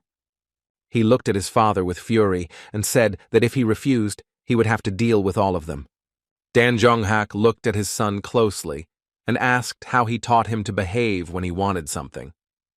A moment later, the young man shouted destruction at the young woman so that they could get their weapons ready. Ma Chong-so froze in place in shock, as he did not expect this at all. Dan Jung-hak looked at everyone closely and asked what their hatred towards the young leader was like. Dan Ji-ho shouted that the young leader was part of the extermination unit, and the extermination unit would not grovel before the one in power, even if they were facing certain death. Everyone shouted to the young leader that from now on they served him, but in turn, the young leader was puzzled and did not want them to do such a thing, but wanted them to just leave. A moment later, Dan Jung-hak, with a smile on his face and tears in his eyes, said that his eyes had not deceived him. Ma Chong-so looked at the old man because he knew that he was wrong, and his eyes had long since gone to hell. Because it was the man who chose dumb Ma Chong-seo to his son-in-law, the man looked closely at the extermination unit and said that from today on, they are prohibited from using internal energy. They will block access themselves and train for a month without internal energy. He said that whoever could not stand it would be thrown out of the palace. The young man was taken aback and asked if this meant that he would no longer oppose the young leader. Dan Jung-hak looked at everyone present and said that the young leader is the only authority in the demonic abode, and from this day on, the support ball palace will follow the will of the small Min palace. Ma Chong-so, in turn, looked closely at everyone present as he liked the interesting development of events. A moment later, he looked away and stared at the warriors as they rejoiced with tears in their eyes. Ma Chong-seo looked at them intently and asked if he should be moved by this. The young people surrounded the young leader with happy smiles and told him not to be shy. They looked at the young leader closely and said that although their lady was lacking in many things, she was still a good girl in the end, so they asked the young leader to take good care of their lady. They said that the young leader was definitely trustworthy, and they also happily invited him to come to the Sword Support Palace more often. Ma Chong-so, in turn, froze in surprise as he did not expect this. But a moment later, he looked at them with a gentle smile. At the same time, Dan Jung-hak looked at them with a smile and tears in his eyes, as he was glad that everything ended on a good note. But a moment later, he could not bear it, and with their roar, he fell to the ground. All those present were taken aback and rushed to the master. Some time later, the young leader left all his companions in the palace and slowly walked out into the street. He sighed heavily, and looking into the distance, wondered if the slaughterhouse was waiting for him further on. But at the same time, at the peak of beauty, there was silence and calm, but unfortunately, this did not last long, as with the speed of lightning the monster crawled out. At the same time, life was in full swing in Xinjiang in Bohu County. The elder of the Du clan was furious and did not understand what kind of village this was. After all, he had not seen a single representative of the cult. He did not understand how they dared to send him to such a wilderness after he had thrown away so much money. He wondered if they really wanted to know where the Dragon Storm Squad had gone. He knew that he would definitely complete this task and show the main group what he was capable of. A moment later, he entered the sea slaughter pavilion where everyone was gathered. Gu Yanren ran up to the man with lightning speed. Gu Yanren looked at the man with a smirk and asked how he dared to speak to him informally. He looked at the young man with fury and asked if they were closed. He was shocked because they were treating him like an idiot. The man shouted at the owner and asked who all these people were if not his clients. Gu Yanren looked at the man with cold fury and said that they were closed. The man was shocked because he did not understand why the boy had such eyes. He sighed heavily and told the young man to forget about it. A moment later, he showed the young man a small portrait and asked if he had ever met him. Gu Yanren stared at the image. But a moment later he asked the man with a smile if he was from the Murim Union. He asked if all those people on the street were also from the Union. The man was in shock, because he knew that all those people on the street were from the Clown Du, and they moved unnoticed. He did not understand how the young man could notice them. He understood that it was really impossible. A moment later he smiled and asked the young man if he had seen him. Gu Yanren, in turn, firmly replied that he had seen him. The man smiled and said that this was very good, and so he asked the young man to take him to him, and for this he intended to reward him very generously. Gu Yanren looked at the man with a sly smile but did not say anything, but a moment later he told the man that he was late. The man was taken aback for a moment and turned around with lightning speed. He was puzzled because he no longer felt any presence. But when he turned around, he noticed a man. He was shocked because he didn't know who was in front of him, but a moment later he was taken aback and trembled with fear because he saw Yulchin. Yulchin slowly walked to the table and said that they should begin the meeting. The man was shocked because he saw the master of the bloody palace with his own eyes. The young man looked at the man and said that he should go to the palace first for the fight. Gu Yanren said with a fierce grin that Mo Yunhui would like it, and then he would make up for lost time. A moment later, the young man ordered his subordinate to get rid of the man. The right hand of the slaughter palace stared at the man and grabbed him by the hair with lightning speed. The man was in shock as he was being dragged out into the street. While the young man watched everything with a fierce grin, he screamed at the man to let him go as he did not understand what they were doing. The man was in shock and kept screaming all the time, but it was all in vain as he was dragged down the street. He noticed that all the clan warriors who were disguised were dead. With tears in his eyes, he screamed and cursed the demonic cult with rage. But unfortunately, it was all in vain as he was dragged to his death. Yulchin looked at everyone closely and reported that Grandmaster Jason had become the Khan of the Northern Yuan. He looked at everyone intently and said that the trust they had built with him over a long period of time had collapsed in an instant and their cooperation was over. Now they had enemies on both the Ming and Yuan sides. Yulchin, looking at everyone present, said that the situation is currently unstable. He asked me if they should indicate the presence of the demonic cult as soon as possible. Yulchin said with rage and malice that for this reason, next month the Ming cult will hold a heavenly festival. Hansoso was shocked.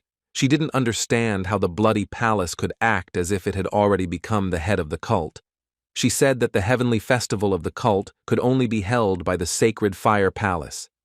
He looked at her intently and said that the Ming palace and the sacred fire palace had already given their consent. She was shocked because she did not expect this.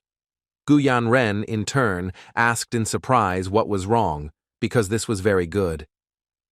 Gu Yanren said with a fierce grin that this was a very good idea, and he liked it very much. Yulchin. Looking at everyone, he said that he did not intend to solve any more problems before the festival began. However, in order to reconcile with the Grand Master, each palace would send them 1,000 kilograms of food. Poison Palace Master Dongban Yul asked, puzzled, if it was too early for such a gesture, since it didn't look like the Northern Yuan was preparing to take any action. Yulchin said that in such troubled times it was not worth making new enemies, because the troops of the Murim and part of the Yuan alliance were already on their heels, and they needed to make their presence known, and then it would not be too late for them to take back what they had managed to give away. Donban Yul asked the man if he really was suggesting that they first choose a leader and then take care of the Murim Union. He asked the man if he was sure that they would be able to return what they had given. The man shouted that he was sure that he would be able to keep his word if he became the leader of the cult. He said that they just needed to punish the culprit who had brought them to this state. The head of the trading palace looked at the man in surprise and asked why he was looking at him like that. The young lady looked at the man intently and asked if he shouldn't be held accountable for this. She said she knew that the Oirots were in cahoots with the Bloody Palace. Zhong Semin. With a joyful smile, he calmly shouted at the girl that she had surpassed her teacher, Gu Yanren. With a grin, said that if it was about the Bloody Palace, then they were talking about the captain of the Iron Cavalry Squad. He asked if he should kill him. The man looked at everyone closely and said that everything was so and this was the responsibility of the Bloody Palace. But he heard that there were some interesting rumors among the cult members because someone named the Black Sun defeated the Khan and saved the warriors of the abdicated emperor. Dan Zhonghak said that there was no point in discussing such groundless rumors now. The man sighed heavily and said that he agreed because it was complete nonsense. But a moment later he said he had the feeling that someone had deliberately invented and spread these rumors. Yulchin said that the abdicated emperor had indeed been released, and the warriors had returned to the Palace of Trade, and if this was the will of the Grand Master, then he did not regard them as his enemies. Dongban Yul asked the man if someone else had freed the prisoners but made everyone think that the Black Sun had done it. Yulchin said that he thought this was a more pleasant explanation for everything. The man was shocked, as he did not understand who could do such a thing. Yulchin looked at everyone present and asked, wouldn't it make more sense if there was some palace behind this? Zhong Semin was taken aback and asked, were they trying to put all the blame on him? Yulchin asked with cold fury if that was not so. In turn, he wanted to know what the warriors of the Palace of Trade said about the events of that day. The man was taken aback for a moment, because he knew that all the people were saying that the Black Sun had saved them all. He was furious because he didn't know how to tell him about it, because he would immediately be made an accomplice to the nonsense that Yulchin was saying. Yulchin looked at the man and said that he couldn't even answer because it was he who made his warriors say that the Black Sun did it. Zhong Semin shouted with rage that this was complete nonsense. But for a moment the man was taken aback, as all eyes were on him alone. He wondered with cold fury if they all really suspected him. Yulchin looked at the master of the Palace of Trade with anger and asked why he did it like that. He said that the man who is responsible for finances in the cult promised that he would continue to do this. Yulchin looked at the man intently and said that he should just admit it. In turn, the master of trade froze in place with rage and anger. But a moment later, a young man entered the hall. Everyone looked at him in surprise. A moment later, he knelt down and introduced himself. So Wongi, deputy captain of the Iron Cavalry Squad, also known as the Spirit Commander, paid them respects. Yulchin looked at the man with a fierce grin and said that even if he committed a serious crime against them, they should give him a chance to live. He said that Zhong Biran would not be able to stand against Hido, so he said that he could fight Wongi. The master of the trading palace was shocked because he understood that his subordinate was right, because earlier Zhong Biran asked his master to allow another person to enter in his place. The master of the trade palace was furious as he understood that Ya Yulchin was trying to get rid of Chongbiran. However, the master of the palace was no longer so greedy for such obvious traps. He understood that the man could enjoy the moment while he was going to ruin his life. Zhong Sai-min looked at the man intently and said that since he had sent his brother as a replacement, he had also sent someone else. He could promise everyone that the man would definitely be able to stand up for himself. Gu Yanren looked at everyone present with a fierce grin and said that if they got really bored, he could just finish off Chongbiran. Han Soso said with a grin that she wouldn't mind even. She would be interested to see who would replace the young man. She smiled and asked if this was really a ploy to distract them from the current situation. The man looked at everyone present with cold fury, because he knew that this was very stupid, but he still allowed another person to enter. Yul entered the hall, Teschik hiding his face with a large hat. Yulchin, in turn, was taken aback when I clearly saw the man's face. He was shocked as the bloody master appeared before him in all his glory. Everyone froze in surprise for a moment. But a moment later, Gu Yanren wildly laughed and with a sly smile said that this situation was very interesting. Well, the inspector looked askance at the young man and asked if this little fellow was really his opponent. The young man, in turn, froze in place with rage. He looked at the man intently, as he knew that he was simply arrogant. He did not understand how he dared to call him a small fry. He looked at him with fury, as he intended to tear him to pieces and destroy him. The man looked at everyone present and said that he didn't think there was any point in putting it off any longer. He asked why they didn't start right away. Yulchin looked at the man with cold fury because I was confused and couldn't understand what was going on at all, because he couldn't find out his level. He was taken aback for a moment, as he saw the looks of his comrades. They were looking at him predatorily, as they were interested in watching this spectacle. A moment later, the man ordered his subordinate to begin the punishment. The young man said with a fierce grin that he would begin immediately. Donban Yul looked at the young man intently and said that now they would see how good the spirit commander was. The young lady, in turn, looked at them intently. Kan Soso said to her companion that perhaps the Bloody Palace would insist that the Trade Palace hired the Black Sun to fight the Khan. But Yulchin, sooner or later, one would disagree with this. Jaggleton said that perhaps this is true, because the Khan cannot be defeated with money. She looked at her companions with a grin and asked if maybe it was time to tell them everything. Jagalton asked if they would tell that the master of the trading palace had hired a man capable of defeating Jason. At the same time, old Teschik stood calmly in place while the young man circled around him. So Wangi looked at the man with a fierce grin and pulled back the bowstring, which was loaded with many arrows. After a few seconds, he fired all his arrows at his opponent, but he stood motionless. Donban Yul was shocked because he didn't expect this. Everyone froze for a moment in anticipation. Yulchin was furious because now he realized who was really standing in front of him. A moment later, all the arrows dispersed, and the man stared at everyone present. At the same time, he came to the floor of the young man who had previously hit him. Jagalton, looking at everyone present, said that to begin with, they would help the master of the trading palace, who needed urgent help. Jagalton told the bloody master that he needed him to go with Chongbiran to the Palace of Commerce. The young lady said that perhaps the bloody palace would insist that the trading palace hired the Black Sun to fight the Khan. She was sure that Yulchin would most likely disagree with this. The elder said that perhaps this was so. After all, Hannah would not win with money. She asked with a grin if they should tell everyone already. They wanted to confuse the enemy about what was actually true and what was false. They wanted to show them that the master of the trading palace had hired a man who was capable of defeating the Khan. Yulchin was shocked, because I saw with my own eyes the heavenly blood art. He froze for a moment as he saw the man and realized who he really was. He was shocked because he did not understand why he had not recognized the man before.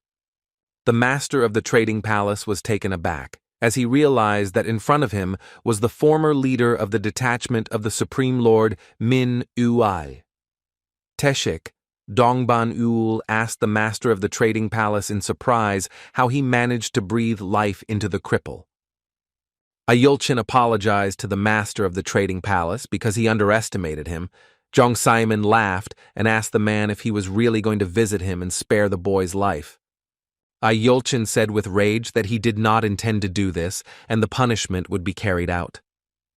A moment later, the man used his power. He directed all his strength at the young man. Everyone was taken aback and froze for a moment.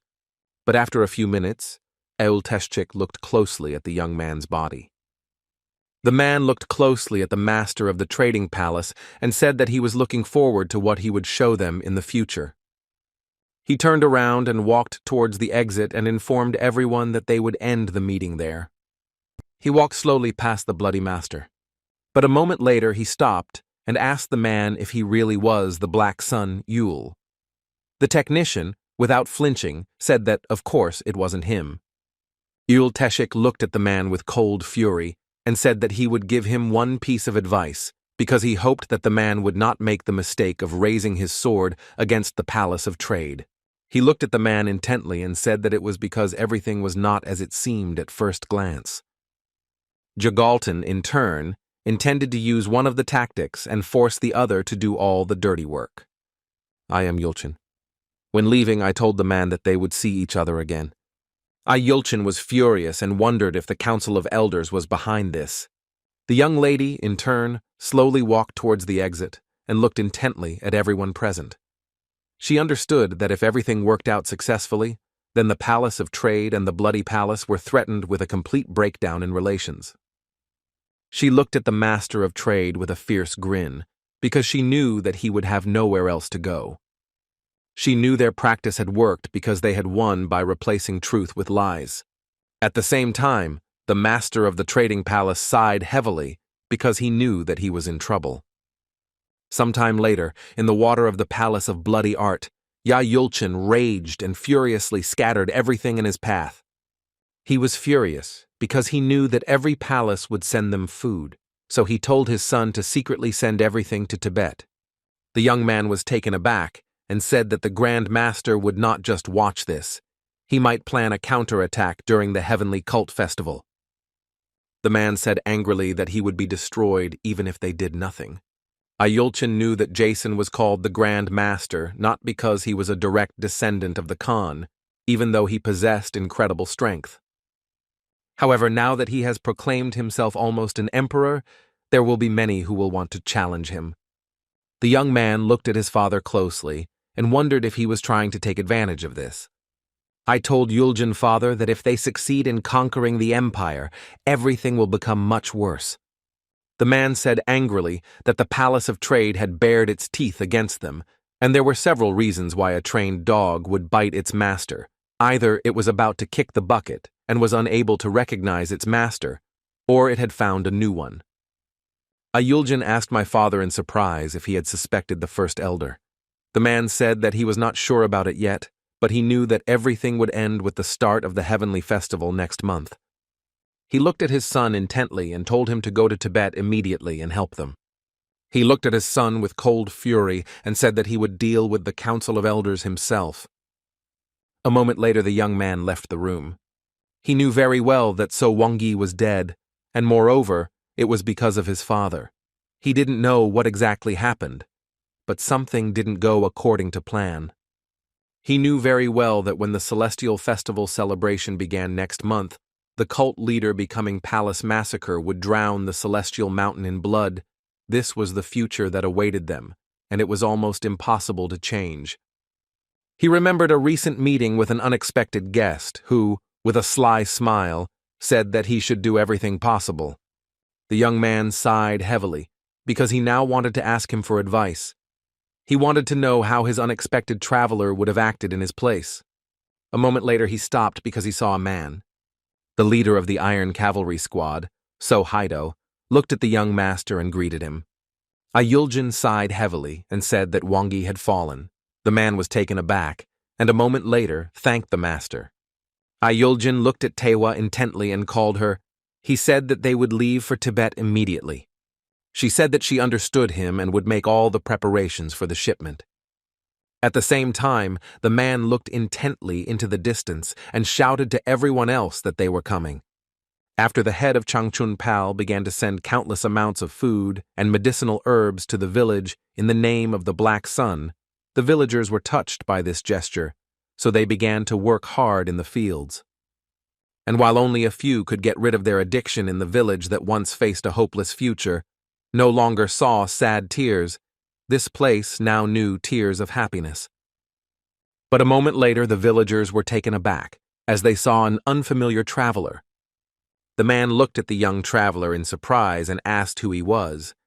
The traveler looked at them intently and asked where the head of the village was.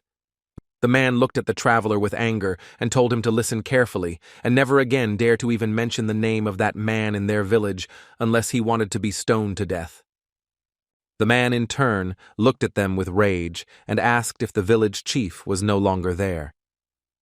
The man shouted angrily and told the traveler that he had just spoken to him kindly, but before he could finish speaking, he was dealt a crushing and powerful blow. A moment later, the man fell to the ground with a thud. Everyone present was taken aback by this, as they did not expect anything like this. The traveler looked at them intently and asked in anger where all the drugs were. The man shouted that everything had been destroyed by fire, but the traveler was furious and with the speed of lightning dealt a crushing blow to the man. Trembling with fear, they begged for mercy. The man looked at them with fury and asked where Yul was now. Teschik and his daughter. The woman burst into tears and said that they left together with the young leader. A moment later the man destroyed the woman with ease and bloodthirstiness. Everyone froze in shock, as they did not expect to see anything like this. But a moment later the man dealt with all the inhabitants, sparing no one. He dealt with them all with their cold fury. After some time, he slowly left the village, but in doing so he burned it to the ground. He sighed heavily and took off his mask, looking into the distance. It was the current leader of the Supreme Lord's squad, Min B. Sake. A moment later, the man stopped and looked at the girl in surprise. He looked at the princess in bewilderment, as he did not expect to see her in such a place. They looked at each other in bewilderment for a while. Min B. Sake asked the princess with a smile what she was doing so far from home. She looked at him puzzled and said that they hadn't seen each other for a long time, but she also said that she was looking for someone here.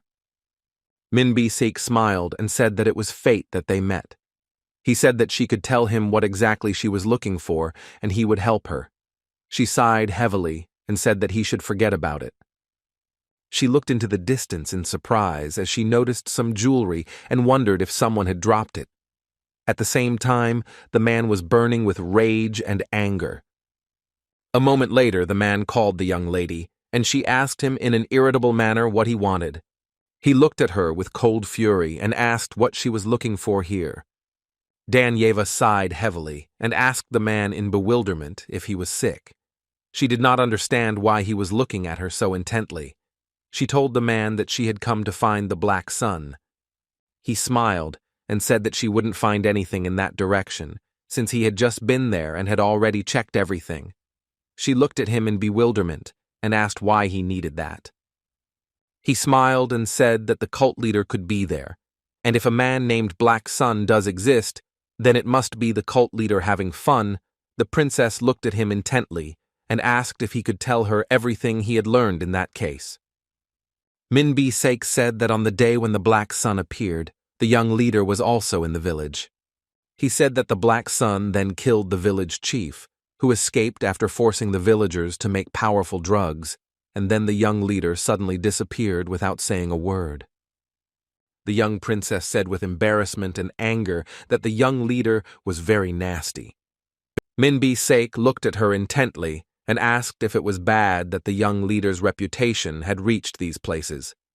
She said that the man should not make her laugh, since his character was still a gift. He said that, however, there was no one more impressive in the cult than the young leader. The princess shouted to the man that if he liked him so much, then he could take him for himself, because she didn't need him. He smiled and asked what she intended to do now. She was on a mission. She had a lot more questions now. She understood that if the young leader had seen the Black Sun, he might know who he was and where he had gone. But she was puzzled. She didn't understand why the young leader wasn't doing anything to help this place. She sighed heavily, as she knew that she would have to go to his small palace to find out the answers to all her questions. Minbi Sake looked at the princess intently and said that he understood her. She looked at him in surprise and said that he should not follow her because people might find it strange. He smiled at her intently, looked at the princess, but said nothing. The man, in turn, looked intently after the young princess. But a moment later he was flushed with rage, as she refused to go with him when she herself came looking for another man. At the same time, the young leader was in the Ming cult's wooden peak. He wondered if the sacred fire mask had changed shape because he had reached a higher level of the demon lord's art. He remembered his comrade telling him to throw the plate on the ground when he was in the wooden pike. Now the young leader was sure that he was not talking about the Ming plate, and perhaps his comrade meant the Hao clan plate. He sighed heavily as he realized that after he threw the plate, no one had shown up. But a moment later he was taken aback and looked intently into the distance. He was surprised because he saw a young lady wearing a mask. He looked at her in bewilderment, as she was behaving unusually. A moment later, the young lady ran up to the young leader, and with a happy smile said that it seemed like he had dropped a small plate. A moment later, the young lady approached the young gentleman with the playfulness of a cat. He looked at her in confusion and asked what she was doing. She said that since she could smell a sweet aroma coming from him, she was sure that the plate belonged to him, but she had no idea who he was. She wondered if there was someone she didn't know on his cult. He ran around and looked at her closely. Since he was now wearing the mask of the sacred fire, he himself was unable to identify himself, so it was not surprising to him that she did not recognize him. He wondered if the plate smelled of something. The young leader looked at her intently and asked who she was. She smiled and said that her name was Hyang Mu. Her name could literally be translated as scent cat. She smiled and said that she was from the Hao clan, but now she would serve him. She was a special rank messenger who carried the message from the Hao clone to important people. Ma Cheonso looked at her intently and said that she should tell him everything she knew. He wanted to know why he was called here. A moment later she showed the young master the way. She told him how many steps he should take, after which he should enter the bamboo forest, and there he would see the slaughter palace. She said that the slaughterhouse was located in the water village, at the very end of the bamboo forest. There were not many buildings there, so there was nothing remarkable there. However, she informed him that as soon as he entered these lands, he would immediately become the target of murderous demons. The young leader, in turn, wanted to know if there was a way to get around them. She categorically said that there was no such way. Hyang Mu said that one time an elder went in there without any preparation and was killed, and all they managed to find was a finger, his legs. She said that those guys even kill their own allies. He looked at her intently and asked how long their people would last. She said that for this purpose they kidnapped children, and who, to his knowledge, Gu Yan Ren was number one. She said that the guys from the Murim Union had recently visited the slaughterhouse, so everyone was on alert. A moment later, the young leader noticed a scrap of cloth on the ground. He was furious because he noticed that there was a storm symbol depicted there. He wondered if the people from the Dragon Storm Squad were in the slaughter palace now. A moment later he heard a crash. Looking around, he noticed a mass of traps, and with cold fury, he stared into the distance. A moment later he came closer to the palace. But after a few seconds, the traps began to move. In turn, the young leader stood motionless in place, while the chains enveloped him. The young assassins were advancing on him. As he dodged all the traps, he wondered if there were no more messages for him. He looked at everyone with fury because he knew that they said that you can't catch a tiger without going into his den. He knew that he would have to go into the tiger's den to catch him. He sighed heavily as he was prepared for this. At the same time, the young man continued to hang upside down. A moment later, Mo Yonhui made a long sound. The young man sighed heavily and asked him if he had woken up. Opening his eyes, he saw number 3 in front of him. The young man sighed heavily and asked the man's name, but a moment later he said that it was useless for him to resist because he would die anyway, and even if he didn't, it couldn't be called life either. Mo Yonhui looked at the young man intently and said that he intended to survive anyway. Number 3 asked in surprise how he was going to do that. He said that he would die even if he just left him here alone. Mo Yonhui sighed heavily and said that even if he died, they would pay for it. He understood that he had to get out of this place immediately before he returned. Mo Yonhui looked at the young man intently and asked if he had made a caterpillar. He also asked if the young man wanted to escape, but a moment later he sighed heavily as he knew that they were not the only prisoners here. Number 3 angrily told him to shut his mouth. Mo Yeonhui looked closely at the young man and asked if he was betrayed by a demonic cult, since he lives without a name, or if he was born in the slaughterhouse. The man said that the Ming cult did not abandon children in places like this. Mo Yeonhui laughed and said that this place seemed inferior to him, and he thought that there were still sane people left in the demon cult. Number 3 glared at the leader of the Dragonstorm squad and said menacingly that he had not received orders to leave him alive, so he told the young man not to cry his own grave. Mo Yeonhui looked at his interlocutor intently and asked who left him here. Number 3 said that they had left him. The young man was taken aback, because he did not understand what he was talking about. Number 3 said that even wild animals do not disgrace their own children, but they are dirty. The faithful are still those hypocrites, because they behaved pompously in public, and behind closed doors they did their nasty deeds. He looked at the young man intently and said that if anyone identifies them, they will be thrown out in an instant. Mo Yeonhui was furious and did not understand what the young man was saying. He asked if the faithful had abandoned him, and he, in turn, claimed that this was simply impossible. The young man sighed heavily and said that caterpillars need to emerge from their cocoons to become what they are destined to be. He asked Mo Yeonhui what he thought he had become after they abandoned him and handed him over to be raised in the slaughterhouse. Mo Yeonhui was furious and shouted at the young man that there was simply a dog of the demonic cult. Number 3 stood up, sighed heavily, and said that everything was correct, and that was why he had better shut his mouth and not twitch. He looked at the young man intently and said that if he didn't want to die from a dog bite, it would be better for him to chat. A moment later, the young man hit Mo Yeonhui, who in turn was taken aback and screamed. As he was leaving, the man told the young man that he would not be able to get out of this place. Number 3 told the young man that he had better hope that he died before the palace master returned to them. Update later, the young man was left alone, surrounded by his comrades. He mentally asked his comrade for forgiveness, because he knew that if he were in his place, he would definitely find a way out. Yang Chagak told his friend to try to stop him. The young man was puzzled and asked his friend who would disturb a sleeping man. He asked him what happened. Yang Chagak said with fury that he would kill Chunge. Mo Yeonhui looked at his friend with bewilderment, as he did not understand what was being discussed.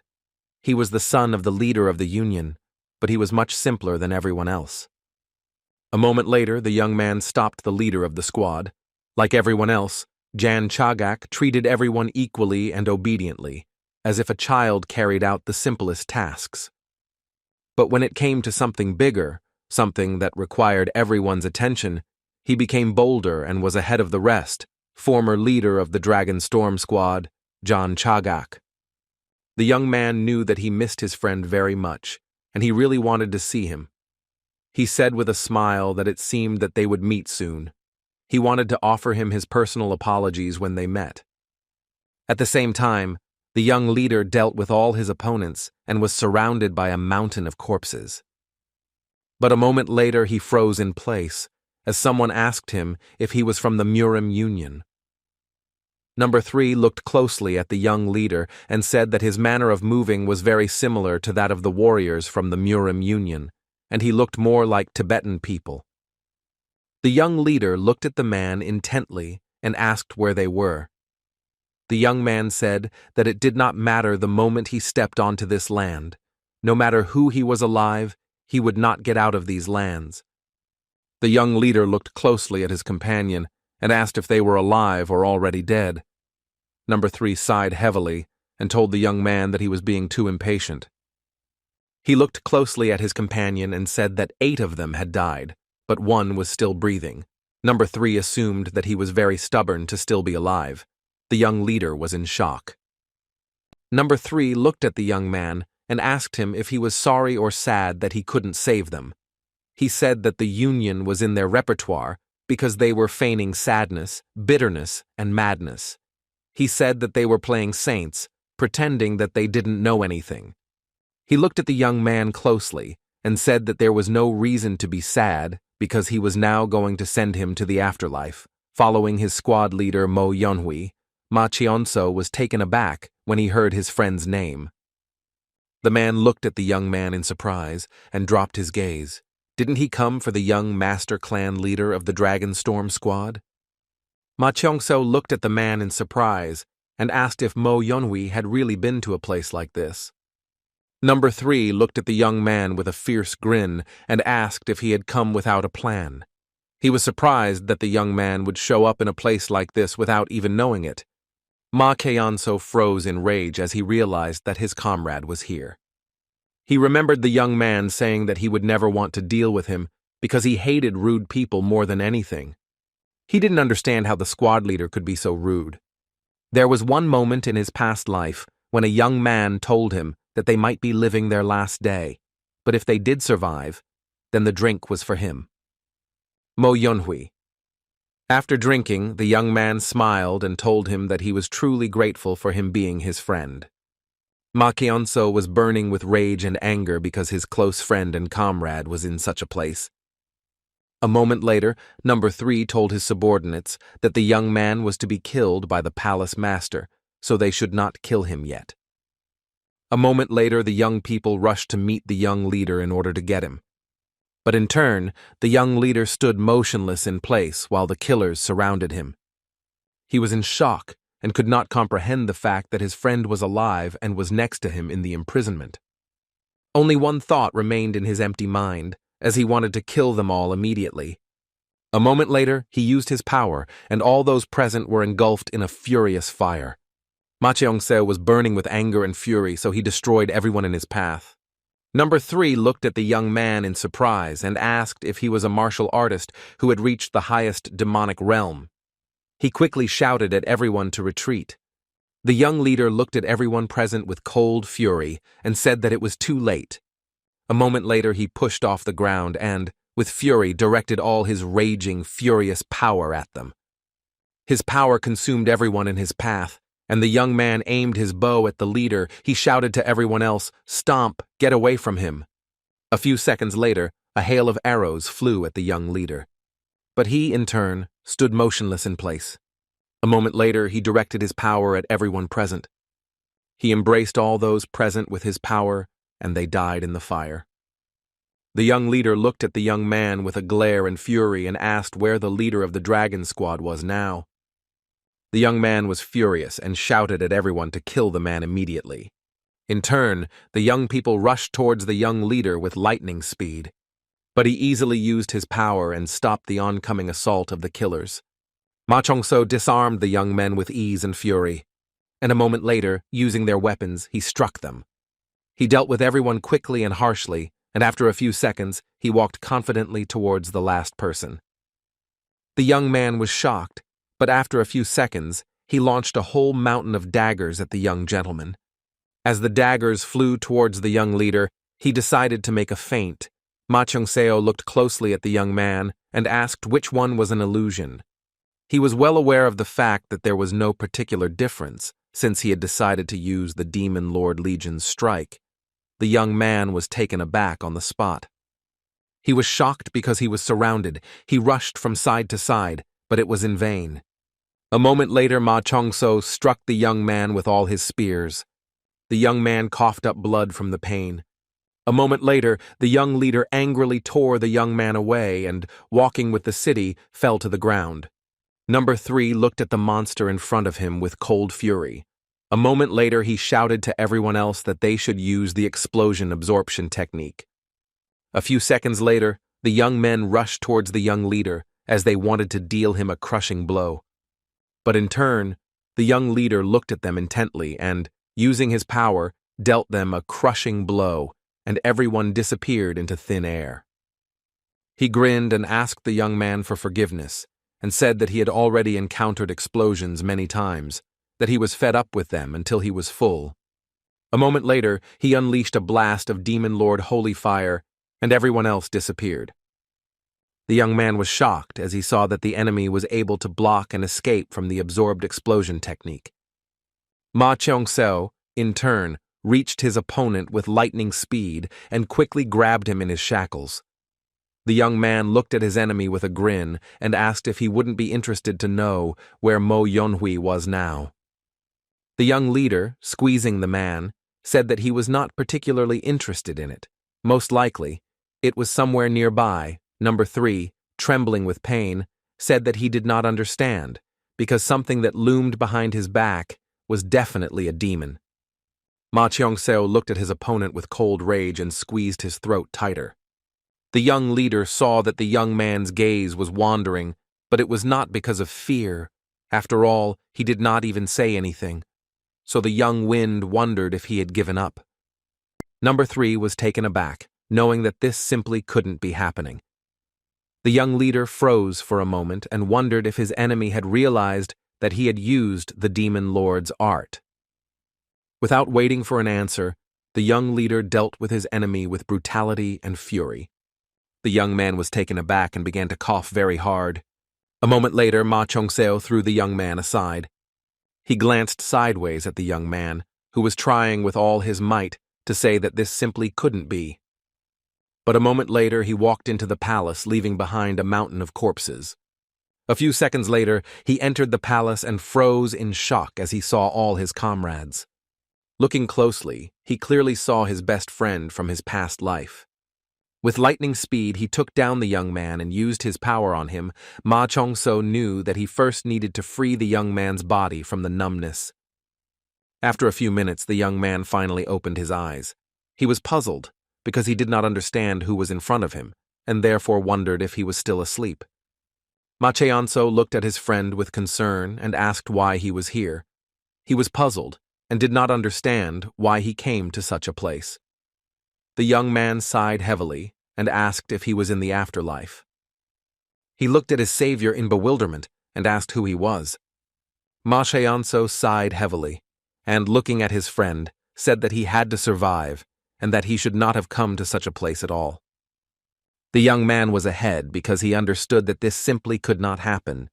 He looked at the silhouette of the young man in surprise and asked if it was really him. He called his old friend by name and asked if it was really him, Chag. Angrily asked his friend why he had come since he was supposed to sit quietly in the union. He did not understand how he could act like this here, because he knew what it meant to fight demons. The young man sighed heavily and told his friend that he was very sorry, because he could not protect them. He regretted that they were all killed in front of his eyes. Looking away from his friend, he said that it was all his fault. Chag looked intently at the young man and asked if he hadn't told him not to leave. He sighed heavily and said that now he also wanted to leave, as he missed his old friend. Chag looked at all the corpses that were in the room with rage, as he knew that they were all members of the Dragon Storm Squad. He unfortunately witnessed their last moments. Chag quickly raised his old friend and said that he must survive no matter what. He said that he too should grit his teeth, fight for his life. Mo Yonhui smiled with all his might and told his friend that this behavior is in his style. The young leader knew that they had to quickly go to the Poison Palace. If they did so in time, then perhaps he would have a chance to save his friend. He understood that as a leader, he could not allow his old friend to leave early. With lightning speed, he rushed into the palace. In a hurry, the young leader ran to the palace, but at the same time he told his friend various stories from their past. As they ran, they laughed, reminiscing about the past. Ma Cheong-seo smiled and told his friend that if he tried some delicious food and drank some wine, he would feel better. A moment later, the young leader stopped as he sensed something was wrong. After a few seconds, he stared up at the palace that towered above him. He told his friend with a joyful smile that they were already there and everything would be fine now, since there was still a little left. He looked at his friend in bewilderment, as he did not hear an answer. He was taken aback for a moment and froze in place, but after a few seconds, he called his friend. Jan Chagak was puzzled because he had recently felt his quiet breathing and weak pulse. Jan Chagak quickly put his comrade on the ground and asked him to wake up and not to joke like that. In a panic, he told his friend that this was not like him at all. Jan Chagak looked at his friend intently and said that he had a lot to learn and a lot to tell him. Bursting into tears, he asked his friend to wake up and hear him. Jan Chagak looked at his friend closely and said that he missed him too. Now that he thought about it, he realized that he really did miss him. At the same time, Guyan Ren returned to the palace and saw the devastation. He looked with rage at the fire that was still burning. He remembered the words that the black sun would save everyone with its black flame, but he thought that this was just someone's delirious invention. He looked into the distance with a grin, as he understood that this was very interesting. A moment later, a man appeared in front of him and said that, unfortunately, they couldn't find number 5, Mo Yeonhui and Do Cheong-seo, and all the others were dead. He asked the master what the next instructions would be. Guyan Ren said that they should return to the palace. A few seconds later, the young man told his subordinate to take care of the missing and those who contributed to the disappearance. A moment later, he used all his power and destroyed the palace. He looked at everyone present with cold fury and said that they must be destroyed. Some time later, the young leader entered the poison palace with his comrade on his back. Dongban Yul ran up to the young leader and shouted that he had heard that he had finished his training, but he was still acting very strangely. He was shocked and did not understand what kind of corpse the young leader had brought with him. The man shouted to everyone present that they were sweating and quickly closed the main gate, and he also said that they should keep their mouths shut. A moment later, the young leader said that the man was not a corpse. Dongban Yul was in shock and did not understand why the young man was in such a state. Donban Ol looked at the young leader intently and told him to follow him immediately. Donban Yul looked at the leader in anger and asked why he was slowing down. The man told the young man that he had to put his comrade somewhere. With lightning speed, the young leader carried out all his commands. Dongban Ul was furious and did not understand how the leader could defile a sacred place with a dead body. He asked the young leader with cold fury how he dared to desecrate the afterlife, which had the power to even raise the dead. Ma Cheong-seo was taken aback and asked the man what he was talking about. Ma Cheong-seo rushed to the old man with lightning speed. He asked if he could seriously save the young man. The man screamed in rage that he could not save the dead man, and this was the form of speech. He screamed at the young leader that if he wanted to save him, he should first go and rescue him from hell. The old man told the leader that he should calm down and let him go. He saw that the young man's hands were badly injured, but in turn, he did not understand why it was necessary to make so much noise over some guy. Holding back his emotion, the young leader said that it was his friend. The old man looked intently at the leader but said nothing. A moment later, the old man approached the young man and asked if it was really Yultak. He knew that it was not so, because even if someone had managed to beat him so badly, he did not have such a high bridge of the nose. He realized that it was the work of the creator of the slaughter. Ma Cheong-seo sighed heavily and said that the young man was straightforward and honest and a loyal friend. The man sighed heavily and said that his words sounded as if he was actually a complete loser.